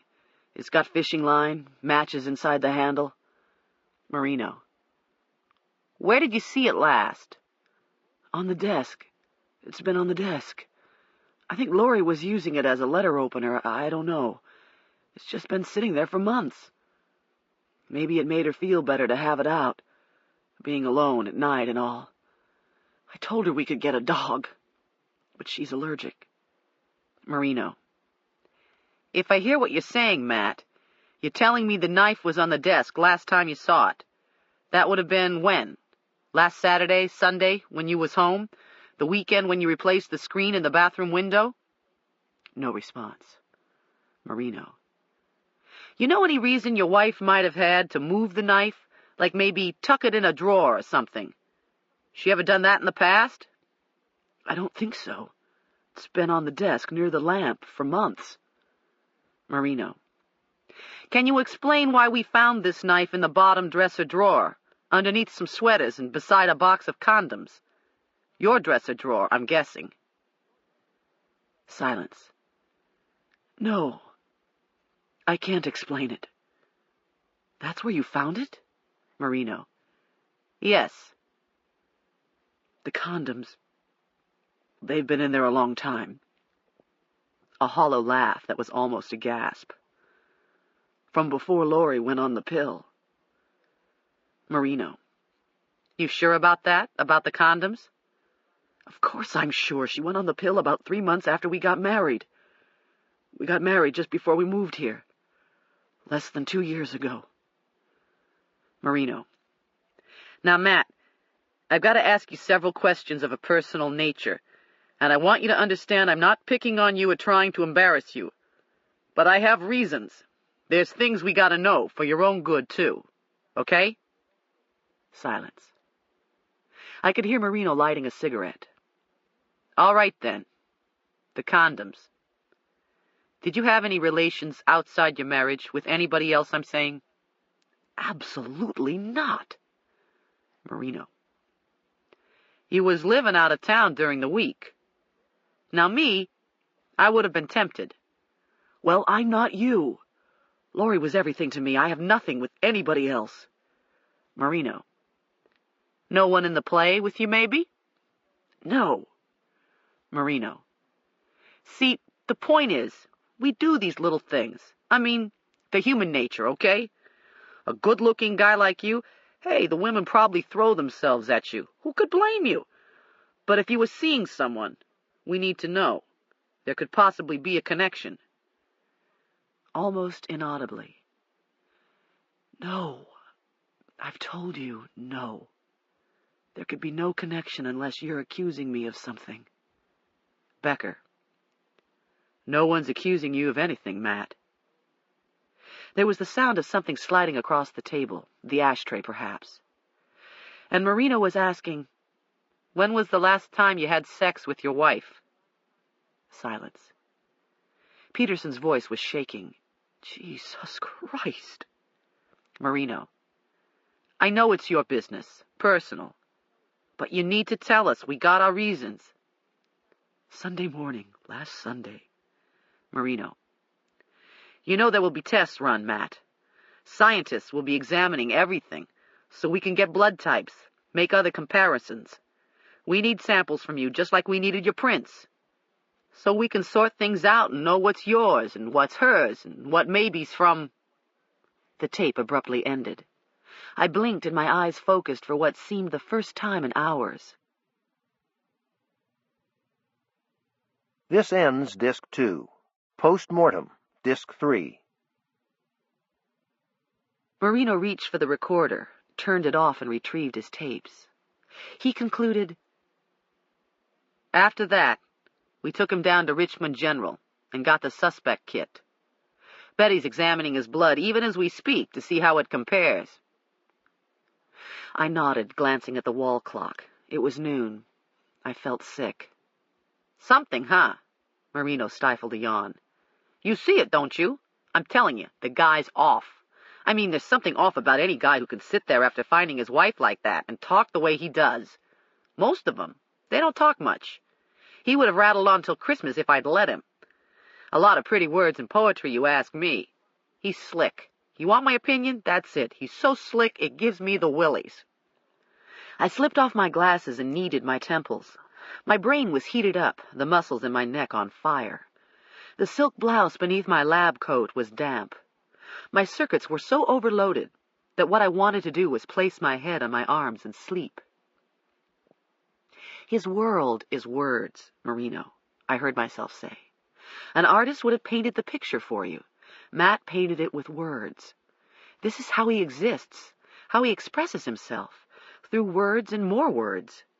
To think a thought is to express it verbally for people like him." I put my glasses back on and looked at Marino. He was perplexed, his meaty, shop-worn face flushed. "Well, take that bit about the knife, Doc. It's got his prints on it, even though he says his wife's the one who's been using it for months. It's got that sparkle crap on the handle, just like he had on his hands. And the knife was in his dresser drawer, like maybe someone was hiding it. Now that gives you a pause, don't you think?" I think it is possible the knife was on top of Laurie's desk just as it had been, that she rarely used it and had no reason to touch the blade when she did if she simply opened letters with it occasionally. I was seeing this in my head so vividly I almost believed the images were memories of an event that had actually occurred. I think it's possible the killer saw the knife too. Perhaps he took it out of the sheath to look at it. Perhaps he used it. Why? "Why not?" I asked. A shrug. "To jerk everyone around, perhaps," I suggested. "Perversity, if nothing else. We have no idea what went on, for God's sakes. He may have asked her about the knife, tormented her with her own or her husband's own weapon. And if she talked with him, as I suspect she did, then he may have learned the knife belongs to her husband. He thinks, I'll use it. I'll put it in a drawer where the cops are sure to find it. Or maybe he doesn't think much about it at all. Maybe his reason was utilitarian. In other words, maybe it was a bigger knife than the one he'd brought in with him. It caught his eye, appealed to him. He used it, didn't want to take it out with him, stuck it in a drawer hoping we wouldn't know he used it. And it was that simple." "Or maybe Matt did it all," Marino flatly said. Matt? Think about it. Could a husband rape and bind his wife? Could he fracture her ribs and break her fingers? Could he slowly strangle her to death? This is someone he loves, or once loved. Someone he sleeps with, eats with, talks to, lives with. A person, Sergeant. Not a stranger, or a depersonalized object of lust and violence. How are you going to connect a husband murdering his wife with the first 3 stranglings? Clearly, he'd already thought about this. They occurred after midnight, on early Saturday mornings, right about the time Matt was getting home from Charlottesville. Maybe his wife got suspicious about him for some reason, and he decides he's got to whack her. Maybe he does her like the others to make us think the serial killer did her. Or maybe the wife's who he was after all along, and he does the other 3 first to make it look like his wife was done by this anonymous and same killer. A wonderful plot for Agatha Christie. I was pushing back my chair and getting up. But as you know, in real life, murder is usually depressingly simple. I think these murders are simple. They are exactly what they appear to be. Impersonal, random murders committed by someone who stalks his victims long enough to figure out when to strike. Marino got up too. Yeah? Well, in real life, Dr. Scarpetta, bodies don't have freaky little sparkles all over them that match the same freaky sparkles found on the hands of the husband who discovers the body and leaves his prints all over the damn place.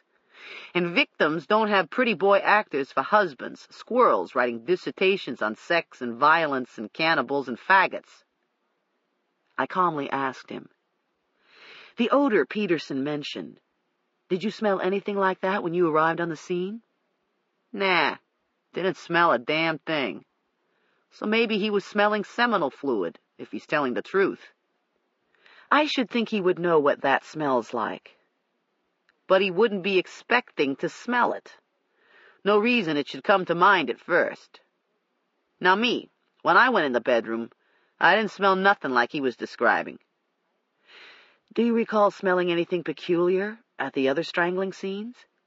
"No, ma'am, which just further corroborates my suspicion that either Matt imagined it or is making it up to throw us off track." Then it came to me. In the 3 previous cases, the women weren't found until the next day, after they'd been dead at least 12 hours. Marino paused in the doorway, his face incredulous. "You suggesting Matt got home just after the killer left? That the killer's got some weird case of B.O.? "I'm suggesting it's possible." His face tightened with anger, and as he stalked down the hall, I heard him mutter, "God damn women." Chapter 5. The 6th Street Marketplace is a bayside without the water, one of these open, sunny malls built of steel and glass, on the north edge of the banking district in the heart of downtown. It wasn't often I went out for lunch, and I certainly didn't have time for the luxury this afternoon. I had an appointment in less than an hour, and there were 2 sudden deaths and 1 suicide in transport, but I needed to unwind. Marino bothered me. His attitude toward me reminded me of medical school. I was one of 4 women in my class at Hopkins. I was too naive in the beginning to realize what was happening. The sudden creaking of chairs and loud shuffling of papers when a professor would call on me were not coincidence. It was not chance when old tests made the rounds, but were never available to me. The excuses, "You wouldn't be able to read my writing," or "Someone else is borrowing them right now," were too universal when I went from student to student on the few occasions I missed a lecture and needed to copy someone else's notes. I was a small insect, faced with a formidable male network web in which I might be ensnared, but never apart. Isolation is the cruelest of punishments, and it had never occurred to me that I was something less than human because I wasn't a man. One of my female classmates eventually quit. Another suffered a complete nervous breakdown. Survival was my only hope.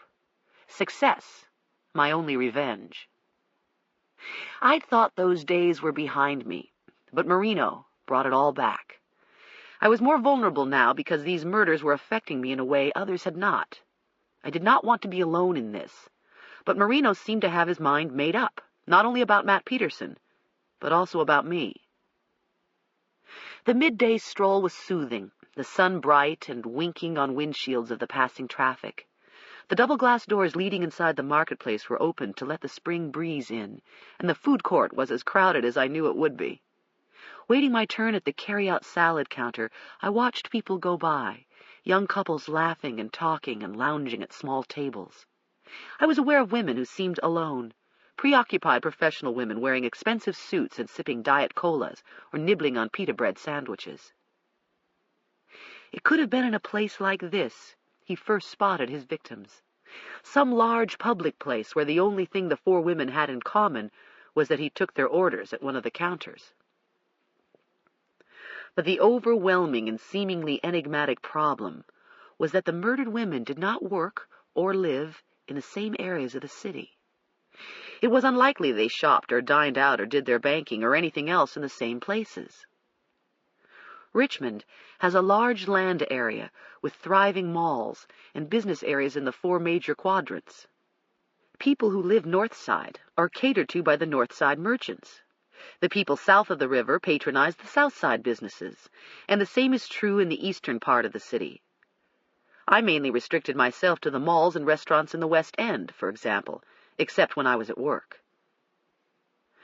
The woman at the counter who took my order for a Greek salad paused for a moment, her eyes lingering on my face, as if I looked familiar to her. I uncomfortably wondered if she'd seen my picture in the Saturday evening paper. Or she could have seen me in the television footage and court sketches the local television stations were constantly pulling out of their files whenever murder was big news in Central Virginia. It has always been my wish to be unnoticed, to blend. But I was at a disadvantage for several reasons. There were few women chief medical examiners in the country, and this prompted reporters to be unduly tenacious when it came to pointing cameras in my direction or excavating for quotes. I was easily recognized because I'm distinctive in appearance, blonde and handsome, and Lord knows what else I've been called in print. My ancestors are from northern Italy, where there is a segment of blue-eyed, fair natives who share blood with the people of Savoy, Switzerland, and Austria. The Scarpettas are a traditionally ethnocentric group, Italians who have married other Italians in this country to keep the bloodline pure. My mother's greatest failure, so she has told me numerous times, is that she bore no son, and her 2 daughters have turned out to be genetic dead ends. Dorothy sullied the lineage with Lucy, who is half Latin, and at my age and marital status, it wasn't likely I would be sullying anything. My mother is prone to weeping as she bemoans the fact that her immediate family is at the end of its line. "All that good blood," she would sob, especially during the holidays, when she would have been surrounded by a bevy of adorable and adoring grandchildren. "Such a shame. All that good blood, our ancestors, architects, painters, Kay, to let that go to waste like fine grapes on the vine." We are traced back to Verona, the province of Romeo of Montague and Juliet Capulet, of Dante, Pisano, Titian, Bellini, and Paolo Cagliari, according to my mother. She persists in believing we are somehow related to these luminaries, despite my reminders that Bellini, Pisano, and Titian, at any rate, influenced the Veronese school, but were really native to Venice, and the poet Dante was Florentine, exiled after the Black Guelph triumph, and relegated to wandering from city to city, his stay in Verona but a pit stop along the way to Ravenna. Our direct ancestors, in truth, were with the railways, or were farmers, a humble people who immigrated to this country 2 generations ago. A white bag in hand, I eagerly embraced the warm afternoon again. Sidewalks were crowded with people wandering to and from lunch, and as I waited on a corner for the light to change, I instinctively turned toward the 2 figures emerging from the Chinese restaurant across the street. The familiar blonde hair had caught my eye. Bill Boltz, the Commonwealth's attorney for Richmond City, was slipping on a pair of sunglasses and seemed in the midst of an intense discussion with Norman Tanner, the Director of Public Safety. For a moment, Boltz was staring straight at me, but he didn't return my wave. Maybe he really didn't see me. I didn't wave again. Then the 2 men were gone, swept up in the congested flow of anonymous faces and scuffling feet. When the light turned green, I crossed the street, and Lucy came to mind as I approached a computer software store.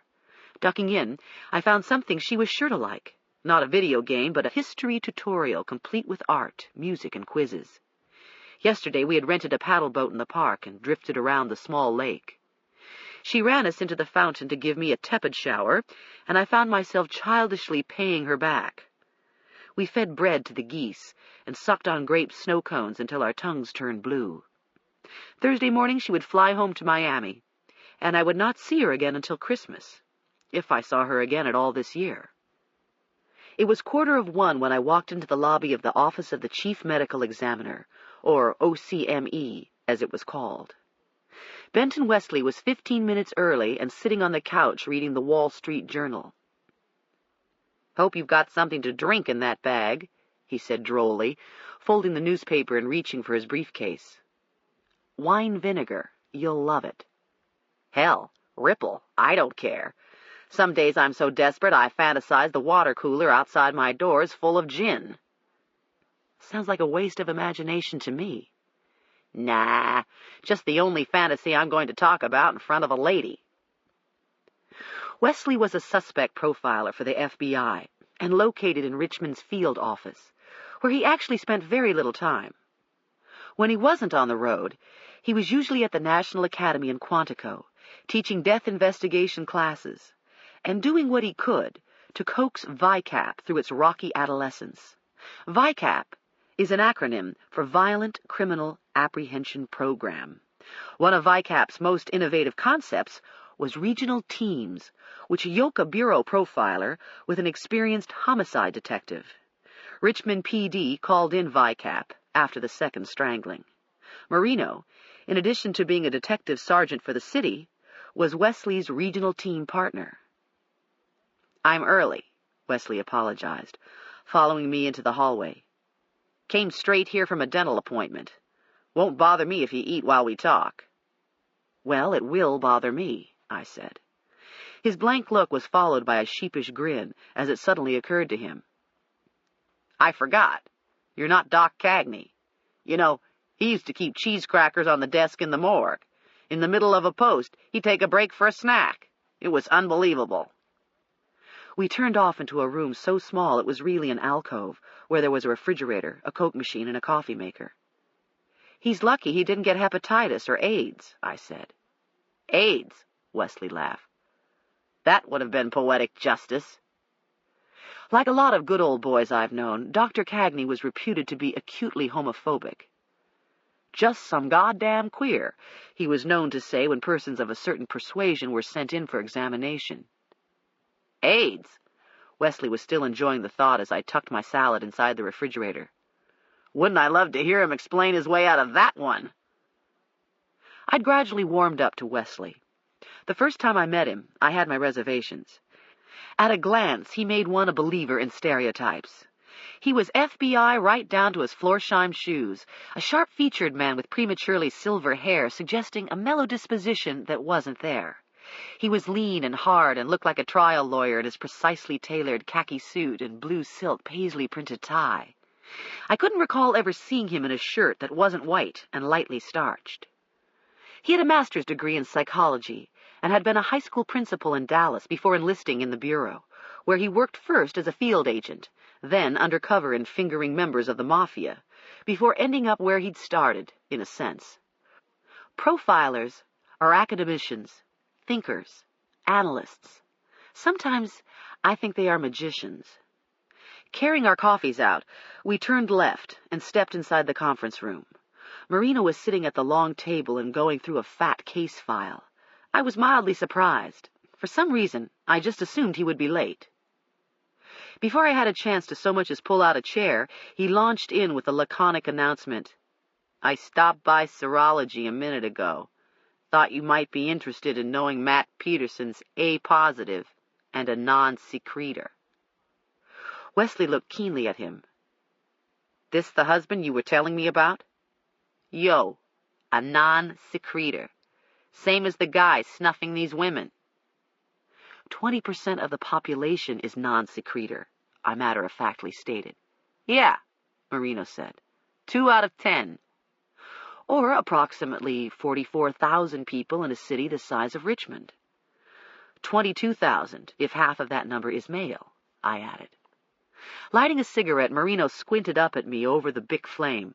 "You know what, Doc?" The cigarette wagged with each syllable. "You're beginning to sound like a damn defense attorney." A half hour later, I was at the head of the table, the 2 men on either side. Spread out before us were photographs of the 4 murdered women. This was the most difficult and time-consuming part of the investigation, profiling the killer, profiling the victims, and then profiling the killer again. Wesley was describing him.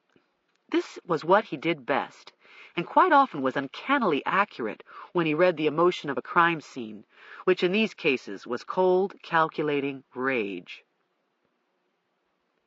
"I'm betting he's white," he was saying, "but I won't stake my reputation on it. Cecile Tyler was black, and an interracial mix in victim selection is unusual unless the killer is rapidly decompensating." He picked up a photograph of Cecile Tyler, dark-skinned, lovely in life, and a receptionist at a North Side investment firm. Like Laurie Peterson, she was bound, strangled, her nude body on top of the bed. "But we're getting more of them these days. That's the trend, an increase of sexual slangs in which the assailant is black, the women white, but rarely the opposite, White men raping and murdering black women, in other words. Hookers are an exception. He glanced blandly at the array of photographs. These women certainly weren't hookers. I suppose if they had been, he muttered, our job would be a little easier. Yeah, but theirs wouldn't have been, Marino butted in. Wesley didn't smile. At least there would be a connection that maybe makes sense, Pete. The selection, he shook his head. It's peculiar. So what does Fortosis have to say these days? Marino asked, referring to the forensic psychiatrist who had been reviewing the cases. Not a whole hell of a lot, Wesley replied. Talked to him briefly this morning. He's being noncommittal. I think the murder of this doctor is causing him to rethink a few things. But he's still damn sure the killer's white. The face from my dream violated my mind, the white face without features. He's probably between 25 and 35, Wesley continued, staring into his crystal ball. Because the murders aren't related to any particular locality, he's got some way of getting around. A car versus a motorcycle, or a truck or a van.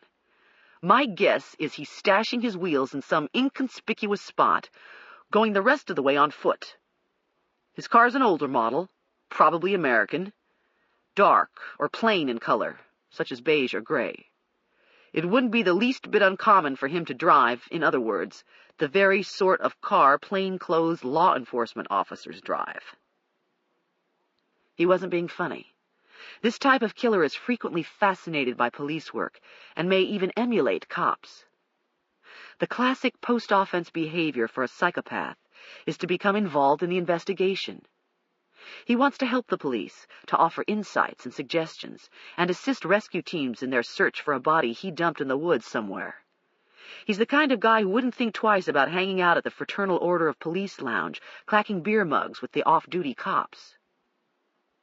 It has been conjectured that at least 1% of the population is psychopathic.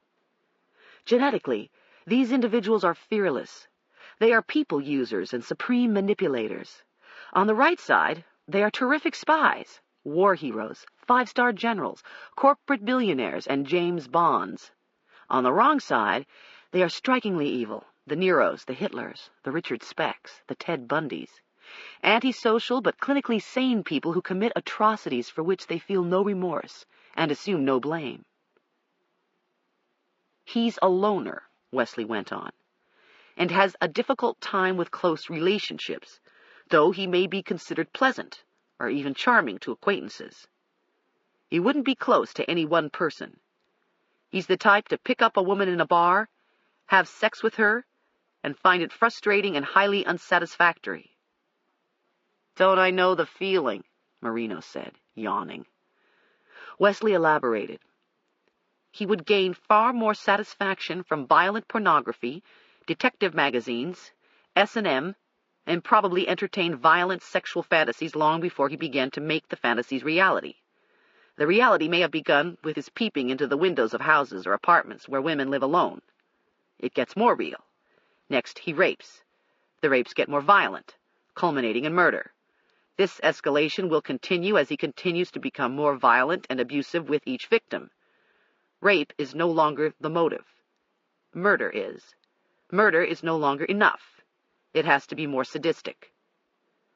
His arm extended, exposing a perfect margin of stiff white cuff. He reached for Laurie Peterson's photographs. Slowly he looked through them one at a time, his face impassive. Lightly pushing the stack away from him, he turned to me.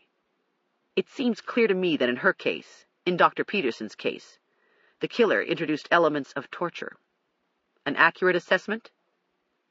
Accurate, I replied. What? Busting her fingers? Marino posed the question as if looking for an argument. The mob does shit like that. Sex murderers usually don't. She played the violin, right? Busting her fingers seems kind of personal, like the guy who did it knew her. As calmly as possible, I said, the surgical reference books on her desk, the violin. The killer didn't have to be a genius to pick up a few clues about her. Wesley considered. Another possibility is her broken fingers and fractured ribs are defense injuries. They aren't. I was sure of this. I didn't find anything to send me the message she struggled with him. Marino turned his flat, unfriendly eyes my way. Really? I'm curious. What do you mean by defense injuries? According to your report, she had plenty of bruises. Good examples of defense injuries, I met his gaze and held it, are broken fingernails, scratches, or injuries around the areas of the hands and arms that would have been exposed had the victim attempted to ward off blows. Her injuries are inconsistent with this. Wesley summarized. Then we're all in agreement. He was more violent this time. Brutal's the word, Marino quickly said, as if this were his favorite point to make. That's what I'm talking about. Laurie Peterson's different from the other three. I suppressed my fury. The first 3 victims were tied up, raped, and strangled. Wasn't that brutal? Did they need to have their bones broken too? Wesley grimly predicted, if there's another one, there will be more pronounced signs of violence, of torture. He kills because it's a compulsion, an attempt to fill some need. The more he does it, the stronger this need becomes, and the more frustrated he gets, therefore the stronger the urge will become. He's becoming increasingly desensitized, and it's taking more with each killing to satiate him. The satiation is temporary. Over the subsequent days or weeks, the tension builds until he finds his next target, stalks her, and does it again. The intervals between each killing may get shorter. He may escalate, finally, into a spree murderer, as Bundy did. I was thinking of the time frame. The first woman had been murdered on April 19th, the second on May 10th, the third May 31st. Laurie Peterson was murdered a week later, on the 7th of June. The rest of what Wesley said was fairly predictable. The killer was from a dysfunctional home and might have been abused either physically or emotionally by his mother. When he was with a victim, he was acting out his rage, which was inextricably connected to his lust. He was above average in intelligence, an obsessive-compulsive, and very organized and meticulous. He might be prone to obsessive behavior patterns, phobias, or rituals, such as neatness, cleanliness, his diet, anything that maintained his sense of controlling his environment. He had a job, which is probably menial, a mechanic, a repairman, a construction worker, or some other labor-related occupation. I noticed Marino's face getting redder by the moment. He was looking restlessly around the conference room. For him, Wesley was saying, the best part of what he does is the antecedent phase, the fantasy plan, the environmental cue that activates his fantasy.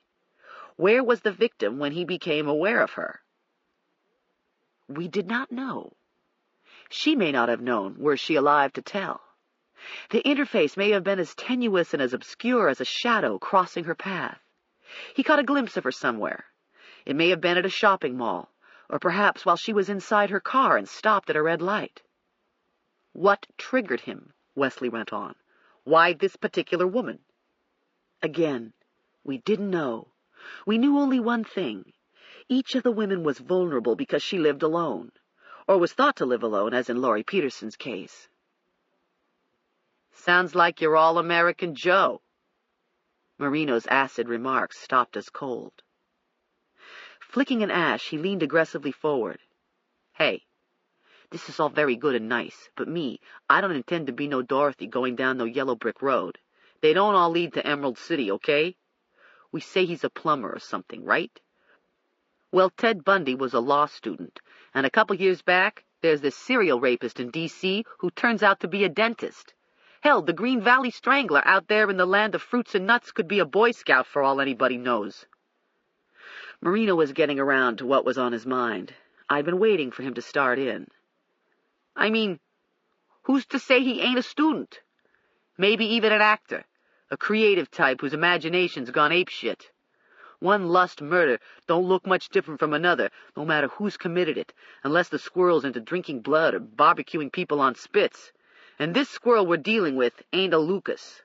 The reason these brands of sex murders all profile pretty much the same, you want my opinion, is because with few exceptions, people are people. Doctor, lawyer, or Indian chief. People think and do pretty much the same damn things, going back to the days when the caveman dragged women off by the hair. Wesley was staring off. He slowly looked over at Marino and quietly asked, "What's your point, Pete?" "I'll tell you what the hell my point is." His chin was jutted out, the veins in his neck standing out like cords. "This goddamn crap about who profiles right and who don't. It frosts me. What I got here is a guy writing his friggin' dissertation on sex and violence, cannibals, queers. He's got glitter crap on his hands that looks like the same stuff found on all the bodies. His prints are on his dead wife's skin, and on the knife stashed in one of his drawers, a knife that also has this glitter crap on the handle. He gets home every weekend right about the time the women get whacked. But no, hell no, he can't be the guy, right? And why? 'Cause he ain't blue collar. He ain't trashy enough." Wesley was staring off again. My eyes fell to the photographs spread out before us, full-blown color shots of women who never in their worst nightmares would have believed anything like this could happen to them. "Well, let me just lay this one on you." The tirade wasn't about to end. "Pretty boy Matt here. It just so happens he ain't exactly pure as the driven snow. While I was upstairs checking with serology, I buzzed by Vander's office again to see if he turned up anything else. Peterson's prints are on file, right? You know why?" He stared hard at me. "I'll tell you why. Vander looked into it, did his thing with his gizmos. Pretty boy Matt got arrested 6 years ago in New Orleans. This was the summer before he went off to college, long before he met his surgeon lady. She probably never even knew about it." "Knew about what?" Wesley asked. "Knew her lover boy actor was charged with rape. That's what." No one said anything for a very long time. Wesley was slowly turning his Mont Blanc pen end over end on the tabletop, his jaw firmly set. Marino wasn't playing by the rules. He wasn't sharing information. He was ambushing us with it, as if this were court and Wesley and I were opposing counsel. I finally proposed. If Peterson was, in fact, charged with rape, then he was acquitted, or else the charges were dropped. Those eyes of his fixed on me like 2 gun barrels. "You know that, do you? I ain't run a record check on him yet." A university like Harvard, Sergeant Marino, doesn't make it a practice to accept convicted felons. "If they know."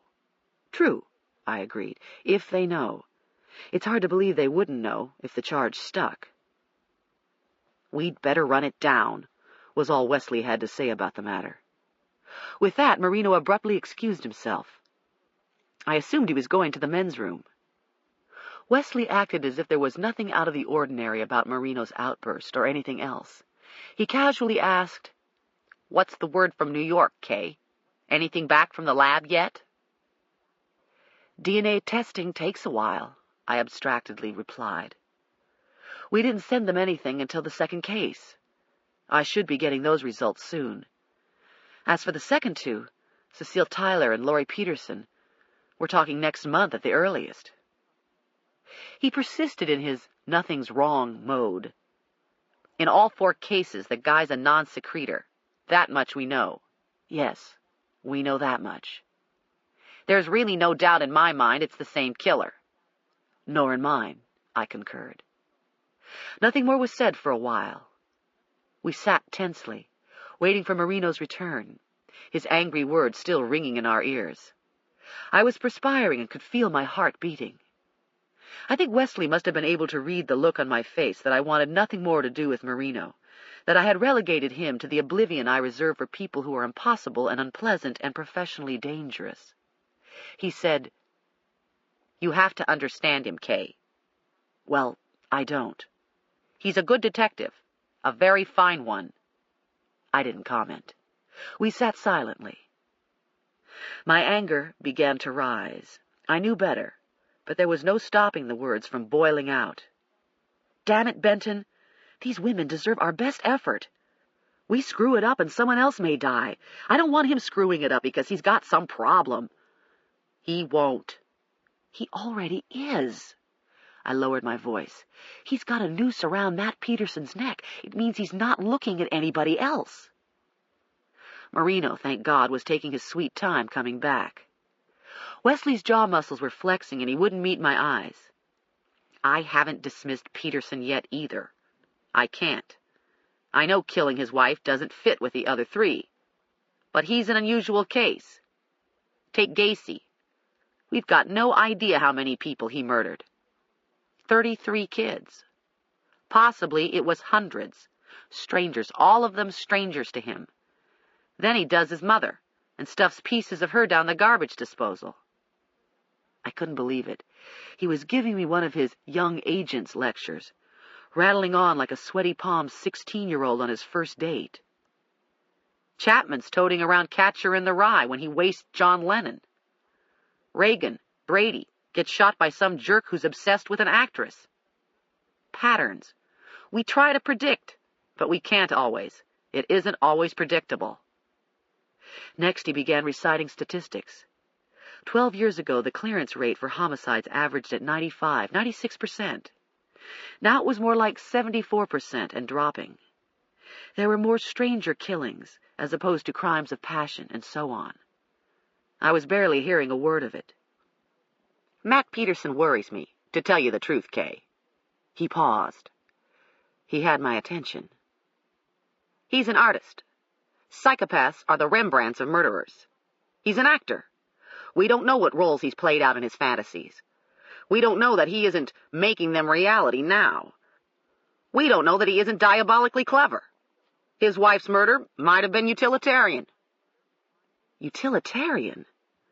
I stared at him with wide, disbelieving eyes, stared at the photographs taken of Laurie Peterson at the scene. Her face, a suffused mask of agony, her legs bent, the electrical cord as taut as a bowstring in back, and wrenching her arms up and cutting into her neck. I was seeing everything the monster did to her. Utilitarian?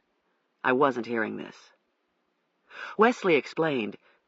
Utilitarian in the sense he may have had a need to get rid of her, Kay. If, for example, something happened to make her suspect he'd killed the first 3 women, he may have panicked, decided he had to kill her. How can he do that and get away with it?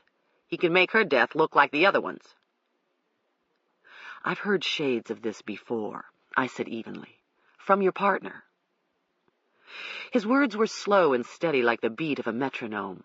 All possible scenarios, Kay. We have to consider them. Of course we do. And that's fine as long as Marino considers all possible scenarios and doesn't wear blinders because he's getting obsessed or has a problem. Wesley glanced toward the open door. Almost inaudibly he said, Pete's got his prejudices. I won't deny that. I think you'd better tell me exactly what they are. Let it suffice to say that when the Bureau decided he was a good candidate for a VICAP team, we did some checking into his background. I know where he grew up, how he grew up. Some things you never get over. They set you off. It happens. He wasn't telling me anything I hadn't already figured out. Marino grew up poor on the wrong side of the tracks. He was uncomfortable around the sort of people who had always made him uncomfortable. The cheerleaders and homecoming queens never gave him a second glance because he was a social misfit, because his father had dirt under his nails, because he was common. I'd heard these cop sob stories 1,000 times before. The guy's only advantage in life is he's big and white, so he makes himself bigger and whiter by carrying a gun and a badge. We don't get to excuse ourselves, Benton, I said shortly. We don't excuse criminals because they had screwed-up childhoods. We don't get to use the powers entrusted to us to punish people who remind us of our own screwed-up childhoods. I wasn't lacking in compassion. I understood exactly where Marino was coming from. I was no stranger to his anger. I'd felt it many times when facing a defendant in court. No matter how convincing the evidence, if the guy's nice-looking, clean-cut, and dressed in a $200 suit, 12 working men and women don't, in their hearts, believe he's guilty. I could believe just about anything of anybody these days, but only if the evidence was there. Was Marino looking at the evidence? Was he even looking at all? Wesley pushed back his chair and stood up to stretch. Pete has his spells. You get used to it. I've known him for years. He stepped into the open doorway and looked up and down the hall. Where the hell is he anyway? He fallen the John? Wesley concluded his depressing business with my office and disappeared into the sunny afternoon of the living, where other felonious activities demanded his attention and his time. We'd given up on Marino. I had no idea where he'd gone, but his trip to the men's room apparently took him out of the building. Nor did I have a chance to wonder about it for very long, because Rose came through the doorway linking my office with hers just as I was locking the case files back inside my desk. I knew instantly by her weighty pause and the grim set of her mouth that she had something on her mind I didn't want to hear. Dr. Scarpetta, Margaret's been looking for you and asked me to tell you the minute you came out of your meeting. My impatience showed before I could check it. There were autopsies to look in on downstairs and innumerable phone calls to return. I had enough to do to keep half a dozen people busy, and I wanted nothing else added to the list. Handing me a stack of letters to be signed, she looked like a formidable headmistress as she peered at me over her reading glasses and added, "She's in her office, and I don't think the matter can wait." Rose wasn't going to tell me, and though I really couldn't fault her, I was annoyed. I think she knew everything that went on throughout the entire statewide system, but it was her style to direct me to the source instead of filling me in directly. In a word, she assiduously avoided being the bearer of bad news. I suppose she'd learned the hard way after working for my predecessor Cagney most of her life. Margaret's office was midway down the hall, a small Spartan room of cinder-block walls, painted the same insipid creme de menthe color as the rest of the building. The dark green tile floor always looked dusty, no matter how often it was swept, and spilling over her desktop and every other surface were reams of computer printouts. The bookcase was crammed with instruction manuals and printer cables, extra ribbons and boxes of diskettes. There were no personal touches, no photographs, posters, or knickknacks. I don't know how Margaret lived with the sterile mess, but I'd never seen a computer analyst's office that wasn't. She had her back to the door and was staring at the monitor, a programmer manual opened in her lap. Swiveling around, she rolled the chair to one side when I came in. Her face was tense, her short black hair ruffled as if she'd been raking her fingers through it, her dark eyes distracted. "I was at a meeting most of the morning," she launched in. "When I got here after lunch, I found this on the screen." She handed me a printout. On it were several SQL commands that allowed one to query the database. At first my mind was blank as I stared at the printout. A describe had been executed on the case table, and the upper half of the page was filled with column names. Below this were several simple select statements.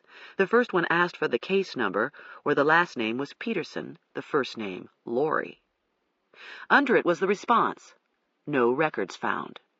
A second command asked for the case numbers and first names of every decedent whose record was in our database and whose last name was Peterson.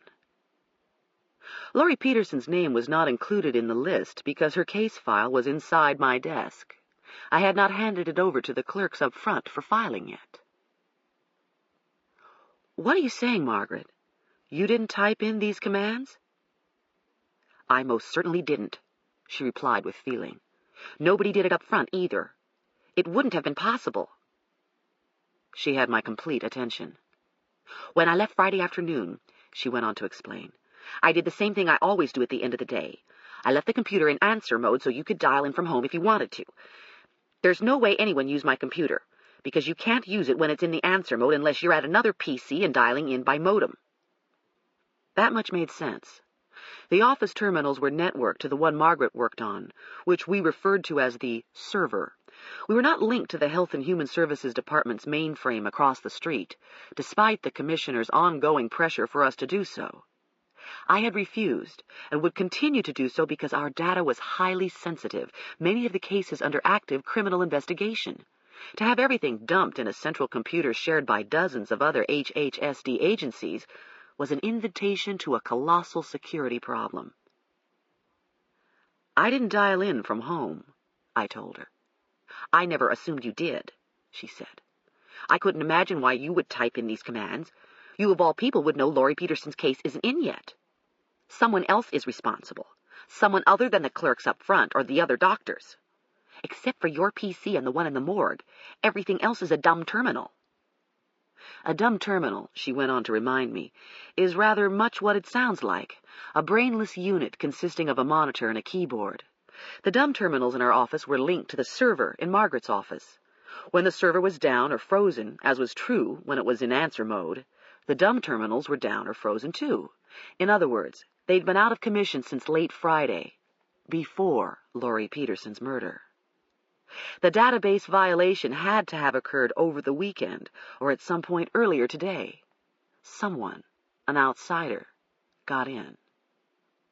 This person had to be familiar with the relational database we used, a popular one, I reminded myself, and not impossible to learn. The dial-up number was Margaret's extension, which was listed in the HHSD's in-house directory. If you had a computer loaded with a communication software package, if you had a compatible modem, and if you knew Margaret was the computer analyst and tried her number, you could dial in. But that's as far as you would get. You couldn't access any office applications or data. You couldn't even get into the electronic mailboxes without knowing the usernames and passwords. Margaret was staring at the screen through her tinted glasses. Her brow was slightly furrowed, and she was nipping at a thumbnail. I pulled up a chair and sat down. How? The username and password. How did anyone have access to these? That's what I'm puzzling over. Only a few of us know them, Dr. Scarpetta. You, me, the other doctors, and the people who enter the data. And our usernames and passwords are different from the ones I assigned to the districts. Though each of my other districts was computerized with a network exactly like ours, they kept their own data and did not have online access to the central office data. It wasn't likely. In fact, I didn't think it was possible that one of my deputy chiefs from one of the other offices was responsible. I made a lame suggestion. Maybe someone guessed and got lucky. She shook her head. Next to impossible. I know. I tried before when I've changed someone's electronic mail password and can't remember what it is. After about 3 tries, the computer isn't forgiving. The phone line's disconnected. In addition, this version of the database doesn't like illegal logons. If you type in enough of them when you're trying to get into the SQL or into a table, you get a context error, whack the pointers out of alignment, and crash the database. There's no other place the passwords might be? I asked. No other place in the computer, for example, where someone might be able to find out what they are. What if the person were another programmer? Wouldn't work, she was sure. I've been careful about it. There is a system table where the usernames and passwords are listed, but you could get into that only if you know what you're doing. And it doesn't matter anyway because I dropped that table a long time ago to prevent this very sort of problem. I didn't say anything. She was tentatively searching my face, looking for a sign of displeasure, for a glint in my eyes telling her I was angry or blaming her. It's awful, she blurted out. Really. I don't have a clue. Don't know what all the person did. The DBA isn't working, for example. Isn't working? The DBA, or Database Administrator, was a grant giving select persons, such as Margaret or me, authority to access all tables and do anything we wished with them. For the DBA not to be working was the equivalent of being told the key to my front door no longer fit. What do you mean, it isn't working? It was getting very difficult to sound calm. Exactly that. I couldn't get into any of the tables with it. The password was invalid for some reason. I had to reconnect the grant. How could that have happened? I don't know. She was getting more upset. Maybe I should change all the grants for security reasons and assign new passwords?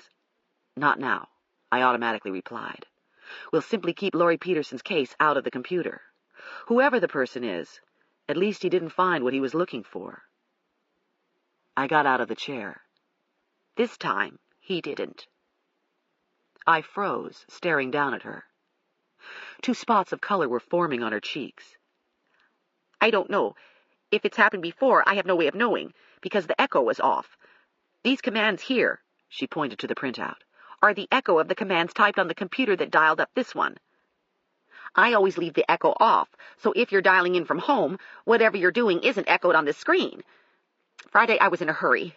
Maybe I inadvertently left the echo on, or set it on. I don't remember, but it was on. Ruefully she added, I guess it's a good thing. We both turned around at the same time. Rose was standing in the doorway. That look on her face. Oh no, not again. She waited for me to come out into the hallway, then said, The M.E. in Colonial Heights is on line 1. A detective from Ashland's on line 2, and the commissioner's secretary just called. What? I interrupted. Her last remark was the only one I really heard. Ambergy's secretary? She handed me several pink telephone slips as she replied, The commissioner wants to see you. About what, for God's sake? If she told me one more time I'd have to hear the details for myself, I was going to lose my temper. I don't know, Rose replied. His secretary didn't say. Chapter 6. I couldn't bear to sit at my desk. I had to move about and distract myself before I lost my composure. Someone had broken into my office computer, and Ambergy wanted to see me in an hour and 45 minutes. It wasn't likely that he was merely inviting me to tea. So I was making evidence rounds. Usually this entailed my receipting evidence to the various labs upstairs. Other times I simply stopped by to see what was going on with my cases, the good doctor checking in on her patients. At the moment, my routine was a veiled and desperate peregrination. The Forensic Science Bureau was a beehive, a honeycomb of cubicles filled with laboratory equipment and people wearing white lab coats and plastic safety glasses. A few of the scientists nodded and smiled as I passed their open doorways. Most of them didn't look up, too preoccupied with whatever they were doing to pay a passerby any mind. I was thinking about Abby Turnbull, about other reporters I didn't like. Did some ambitious journalist pay a computer hack to break into our data? How long had the violations been going on? I didn't even realize I'd turned into the serology lab until my eyes were suddenly focusing on black countertops, cluttered with beakers, test tubes, and Bunsen burners. Jammed on glass and closed shelves were bags of evidence and jars of chemicals, and in the center of the room was a long table covered with the spread and sheets removed from Laurie Peterson's bed. You're just in time, Betty greeted me. If you want acid indigestion, that is. No, thanks. Well, I'm getting it already, she added. Why should you be immune? Close to retirement, Betty had steel-gray hair, strong features, and hazel eyes that could be unreadable or shyly sensitive, depending on whether you took the trouble to get to know her. I liked her the first time I met her. The chief serologist was meticulous, her acumen as sharp as a scalpel. In private, she was an ardent bird watcher and an accomplished pianist who had never been married or sorry about the fact. I think she reminded me of Sister Martha, my favorite nun at St. Gertrude's parochial school. The sleeves of her long lab coat were rolled up to her elbows, her hands gloved. Arranged over her work area were test tubes containing cotton-tip swabs, and a physical evidence recovery kit, or PERK, comprising the cardboard folder of slides and the envelopes of hair samples from Laurie Peterson's case. The file of slides, the envelopes, and the test tubes were identified by computer-generated labels, initialed by me, the fruits of yet one more of Margaret's programs. I vaguely recalled the gossip at a recent Academy meeting.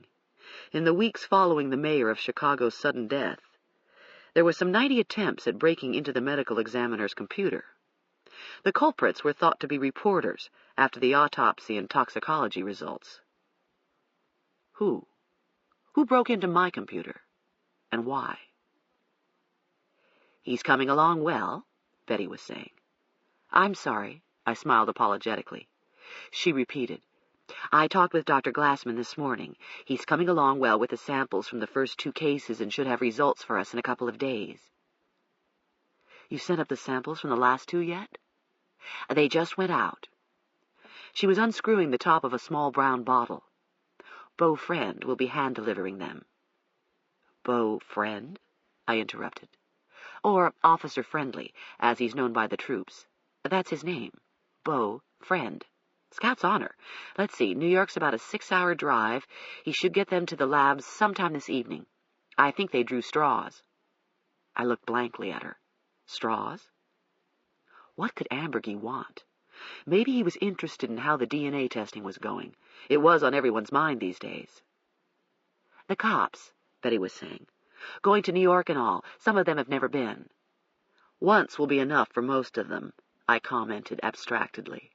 Wait until they try changing lanes or finding a parking place. But he could have just sent a memo through the electronic mail if he'd had a question about DNA tests or anything else. That's what Ambergy usually did. In fact, that's what he'd always done in the past. Huh. That's the least of it. Our man Beau was born and bred in Tennessee and never goes anywhere without his piece. He went to New York without his piece, I hope. My mouth was talking to her. The rest of me was elsewhere. Huh, she said again. His captain told him about the gun laws up there in Yankeeville. Beau was smiling when he came up to get the samples, smiling and patting what I presume was a shoulder holster under his jacket. He's got one of these John Wayne revolvers with a 6-inch barrel. These guys and their guns. It's so Freudian, it's boring. The back of my brain was recalling news accounts of virtual children who had broken into the computers of major corporations and banks. Beneath the telephone on my desk at home was a modem enabling me to dial up the computer here. It was off limits, strictly verboten. Lucy understood the seriousness of her ever attempting to access the OCME data. Everything else she was welcome to do, despite my inward resistance, the strong sense of territory that comes from living alone. I recalled the evening paper Lucy found hidden under the sofa cushion. I recalled the expression on her face as she questioned me about the murder of Laurie Peterson, and then the list of my staff's office and home telephone numbers, including Margaret's extension, tacked to the cork bulletin board above my home desk. I realized Betty hadn't said anything for quite a long time. She was staring strangely at me. Are you all right, Kay?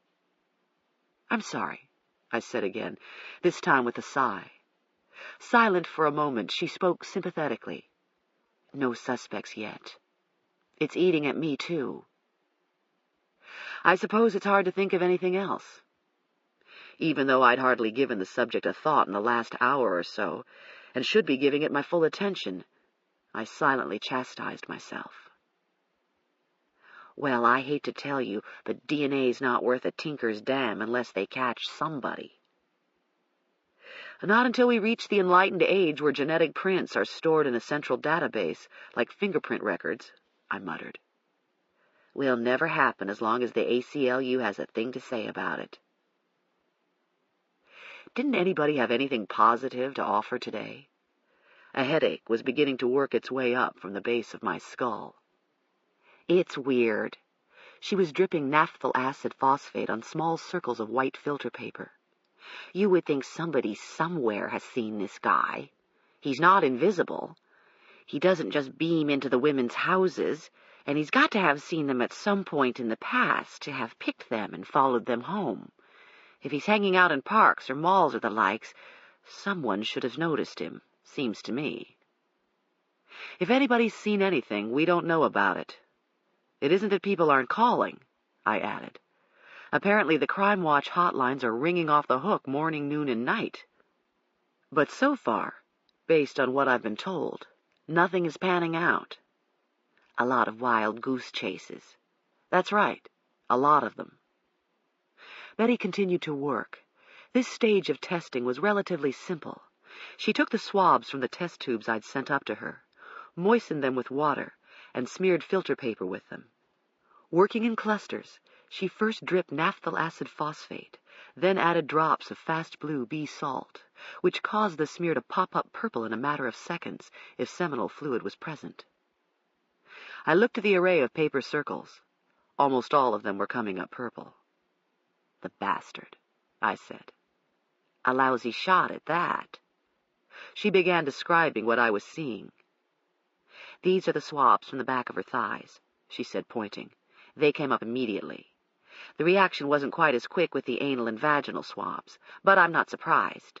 Her own body fluids would interfere with the tests. In addition, the oral swabs were positive. The bastard, I repeated quietly. But the ones you took of the esophagus are negative. Obviously, the most substantial residues of seminal fluid were left outside the body. Misfires again. The pattern's almost identical to what I found with Brenda, Patty, and Cecile. Brenda was the first strangling, Patty the second, Cecile the third.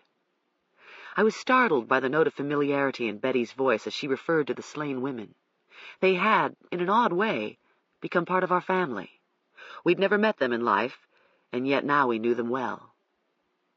As Betty screwed the medicine dropper back inside its small brown bottle, I went to the microscope on a nearby counter, stared through the eyepiece, and began moving the wet mount around on the stage. In the field of polarized light were several multicolored fibers, flat and ribbon-shaped with twists at irregular intervals. The fibers were neither animal hair nor man-made. "These what I collected from the knife?" I almost didn't want to ask. "Yes, they're cotton. Don't be thrown off by the pinks and greens and white you're seeing. Dyed fabrics are often made up of a combination of colors you can't detect with the naked eye." The gown cut from Laurie Peterson was cotton, a pale yellow cotton. I adjusted the focus. I don't suppose there's any chance they could be from a cotton rag paper, something like that. Laurie apparently was using the knife as a letter opener. Not a chance, Kay. I've already looked at a sample of fibers from her gown. They're consistent with the fibers you collected from the knife blade. That was expert witness talk. Consistent this and reasonable that. Laurie's gown was cut from her body with her husband's knife. Wait until Marino gets this lab report, I thought. Damn! Betty was going on.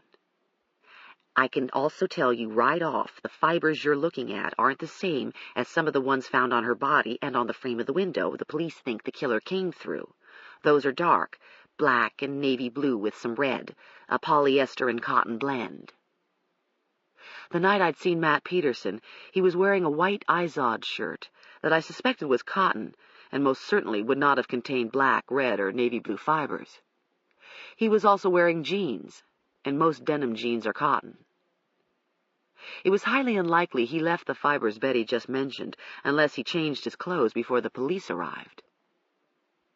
Yeah, well, Peterson ain't stupid, I could hear Marino say. Ever since Wayne Williams, half the world knows fibers can be used to nail your ass. This ends Disc 3. Post-Mortem, Disc 4.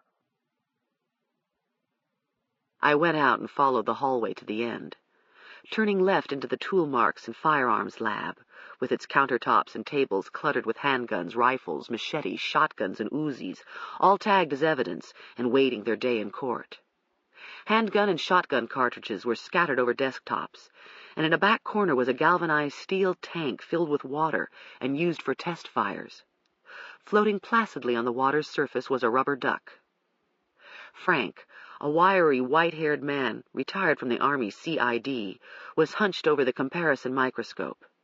He relit his pipe when I came in, and didn't tell me anything I wanted to hear. There was nothing to be learned from the cut screen removed from Laurie Peterson's window. The mesh was a synthetic, and therefore useless as far as tool marks or even the direction of the cut was concerned. We couldn't know if it had been cut from the inside or the outside of the house because plastic, unlike metal, doesn't bend. The distinction would have been an important one, something I very much would have liked to know. If the screen was cut from the inside of the house, then all bets were off.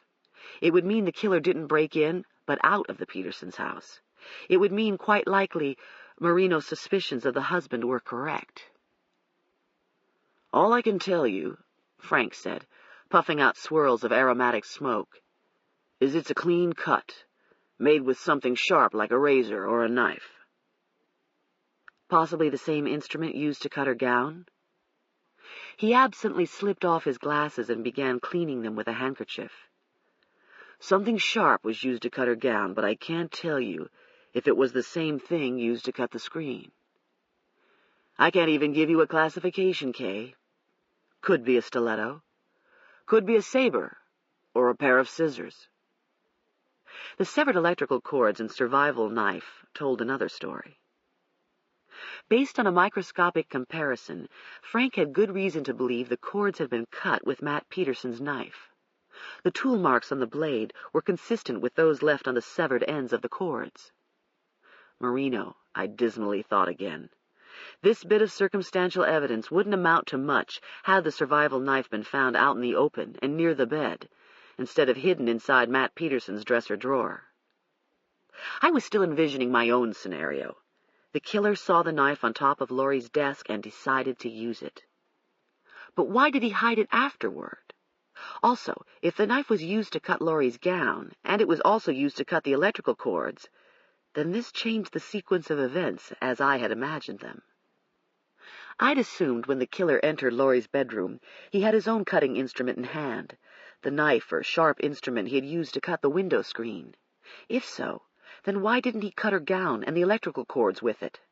How is it he ended up with the survival knife? Did he instantly spot it on the desk when he entered her bedroom? He couldn't have. The desk was nowhere near the bed, and when he first came in, the bedroom was dark. He couldn't have seen the knife. He couldn't have seen it until the lights were on, and by then Laurie should have been subdued, the killer's knife at her throat. Why should the survival knife on the desk have mattered to him? It didn't make any sense. Unless something interrupted him. Unless something happened to disrupt and alter his ritual. Unless an unexpected event occurred and caused him to change course. Frank and I batted this around. "This is assuming the killer's not her husband," Frank said. "Yes, this is assuming the killer is a stranger to Laurie. He has his pattern, his M.O., but when he's with Laurie, something catches him off guard." "Something she does." "Or says," I replied, then proposed. "She may have said something that momentarily stalled him." "Maybe." He looked skeptical. "She may have stalled him long enough for him to see the knife on the desk. Long enough for him to get the idea. But it's more likely, in my opinion, he found the knife on the desk earlier in the evening because he was already inside her house when she got home." "No, I really don't think so." "Why not?" "Because she was home for a while before she was assaulted." I'd gone through it many times. Laurie drove home from the hospital, unlocked her front door, and relocked it from the inside. She went into the kitchen and placed her knapsack on the table. Then she had a snack. Her gastric contents indicated she'd eaten several cheese crackers very close to the time she was assaulted. The food had scarcely begun to digest. Her terror when she was attacked would have caused her digestion to completely shut down. It's one of the body's defense mechanisms. Digestion shuts down to keep blood flowing to the extremities instead of to the stomach, preparing the animal for fight or flight. Only it hadn't been possible for her to fight. It hadn't been possible for her to flee anywhere. After her snack, she went from the kitchen to the bedroom. The police had found out it was her habit to take her oral contraceptive at night, right before bed. Friday's tablet was missing from the foil pack inside the master bathroom. She took her tablet, perhaps brushed her teeth and washed her face, then changed into her gown and placed her clothing neatly on the chair. I believed she was in bed when he attacked her not long afterward. He may have been watching her house from the darkness of the trees or the shrubbery. He may have waited until the lights were out, until he assumed she was asleep. Or he may have observed her in the past and known exactly what time she came home from work and went to bed. I remembered the bed covers. They were turned down, as if she'd been under them, and there was no evidence of a struggle anywhere else in the house. There was something else coming to me. The smell Matt Peterson mentioned, the sweaty, sweet smell. If the killer had a peculiar and pronounced body odor, it was going to be wherever he was. It would have lingered inside her bedroom had he been hiding there when Laurie got home. She was a physician. Odors are often indications of diseases and poisons. Physicians are trained to be very sensitive to smells, so sensitive I can often tell by the odor of blood at a scene that the victim was drinking shortly before he was shot or stabbed. Blood or gastric contents, reminiscent of musky macaroons, of almonds, may indicate the presence of cyanide. A patient's breath smelling of wet leaves may indicate tuberculosis. Laurie Peterson was a physician, like me. Had she noticed a peculiar odor the moment she walked into her bedroom, she would not have undressed or done anything else until she determined the source of it. Cagney did not have my worries, and there were times when I felt haunted by the spirit of the predecessor I had never met, a reminder of a power and invulnerability I would never have. In an unchivalrous world, he was an unchivalrous knight who wore his position like a panache, and I think a part of me envied him. His death was sudden. He literally dropped dead as he was crossing the living room rug to switch on the Super Bowl. In the pre-dawn silence of an overcast Monday morning, he became the subject of his own instruction, a towel draped over his face, the autopsy suite sealed off from everyone but the pathologist whose lot it was to examine him. For 3 months, no one touched his office. It was exactly as he'd left it, except, I suppose, that Rose had emptied the cigar butts out of the ashtray. The first thing I did when I moved to Richmond was to strip his inner sanctum to a shell and banish the last remnant of its former occupant, including the hard-boiled portrait of him dressed in his academic gown, which was beneath a museum light behind his formidable desk. That was relegated to the pathology department at VMC, as was an entire bookcase filled with macabre mementos forensic pathologists are expected to collect, even if most of us don't. His office, my office now, was well lighted and carpeted in royal blue, the walls arranged with prints of English landscapes and other civilized scenes. I had few mementos, and the only hint of morbidity was the clay facial reconstruction of a murdered boy whose identity remained a mystery. I'd arranged a sweater around the base of his neck and perched him on top of a filing cabinet, where he watched the open doorway with plastic eyes and waited in sad silence to be called by name. Where I worked was low profile, comfortable but businesslike, my impedimenta deliberately unrevealing and bland. Though I somewhat smugly assured myself it was better to be viewed as a professional than as a legend, I secretly had my doubts. I still felt Cagney's presence in this place. People were constantly reminding me of him through stories that became more apocryphal the longer they lived on. He rarely wore gloves while doing a post. He was known to arrive at scenes eating his lunch. He went hunting with the cops, he went to barbecues with the judges, and the previous commissioner was obsequiously accommodating because he was absolutely intimidated by Cagney. I paled by comparison, and I knew comparisons were constantly being made. The only hunts and barbecues I was invited to were courtrooms and conferences in which targets were drawn on me and fires lit beneath my feet. If Dr. Alvin Ambergy's first year in the commissioner's office was any indication, his next 3 promised to be the pits. My turf was his to invade. He monitored what I did. Not a week went by that I didn't get an arrogant electronic memo from him, requesting statistical information or demanding an answer as to why the homicide rate continued to rise while other crimes were slightly on the decline, as if somehow it was my fault people killed each other in Virginia. What he had never done to me before was to schedule an impromptu meeting. In the past, when he had something to discuss, if he didn't send a memo, he sent one of his aides. There was no doubt in my mind his agenda was not to pat me on the back and tell me what a fine job I was doing. I was abstractedly looking over the piles on my desk and trying to find something to arm myself with. Files, a notepad, a clipboard. For some reason, the thought of going in there empty-handed made me feel undressed. Emptying my lab coat pockets of the miscellaneous debris I had a habit of collecting during the day, I settled for tucking in a pack of cigarettes, or cancer sticks, as Ambergy was known to call them, and I went out into the late afternoon. He reigned across the street on the 24th floor of the Monroe Building. No one was above him, except an occasional pigeon roosting on the roof. Most of his minions were located below, on floor after floor of HHSD agencies. I'd never seen his office. I'd never been invited.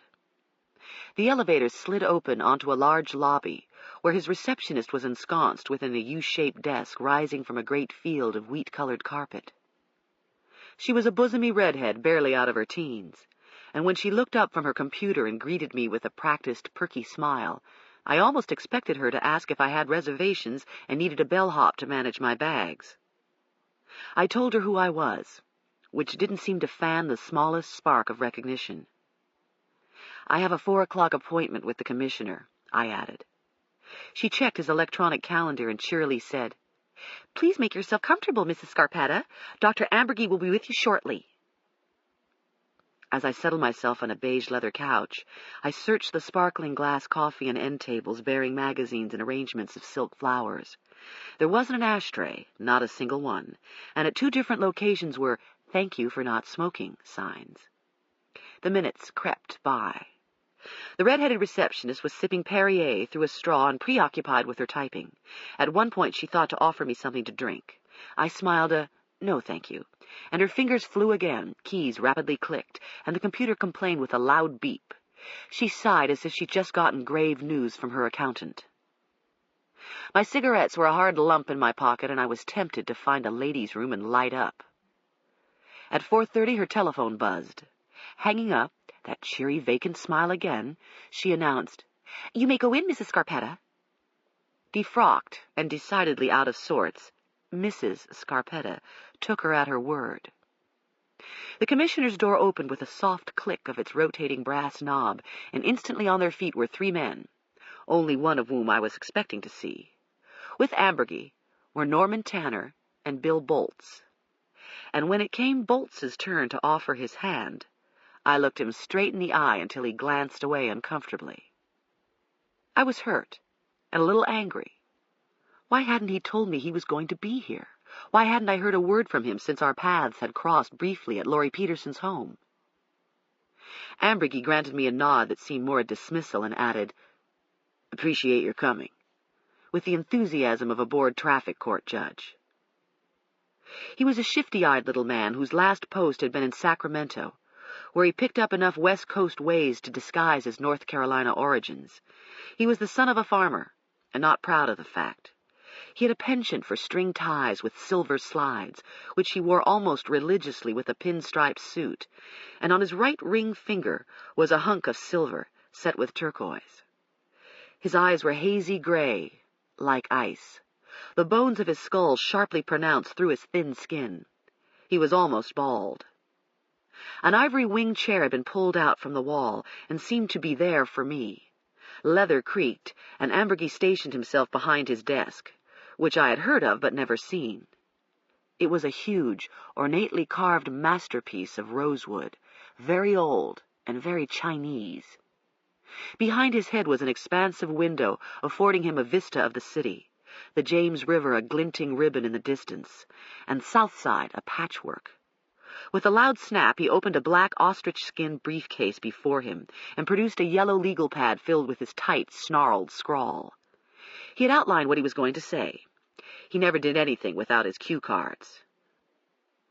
"I'm sure you're aware of the public distress over these recent stranglings," he said to me. "I'm very aware of it." "Bill, Norm, and I had an emergency summit meeting, so to speak, yesterday afternoon. This was apropos of several things, not the least of which was what was in the Saturday evening and Sunday morning papers, Dr. Scarpetta. As you may know, because of this 4th tragic death, the murder of the young surgeon, the news has gone out over the wire." I didn't know, but I wasn't surprised. "No doubt you've been getting inquiries," Ambergy blandly went on. "We've got to nip this in the bud or we're going to have sheer pandemonium on our hands. That's one of the things the 3 of us have been discussing." "If you can nip the murders in the bud," I said just as blandly, "you'll deserve a Nobel Prize."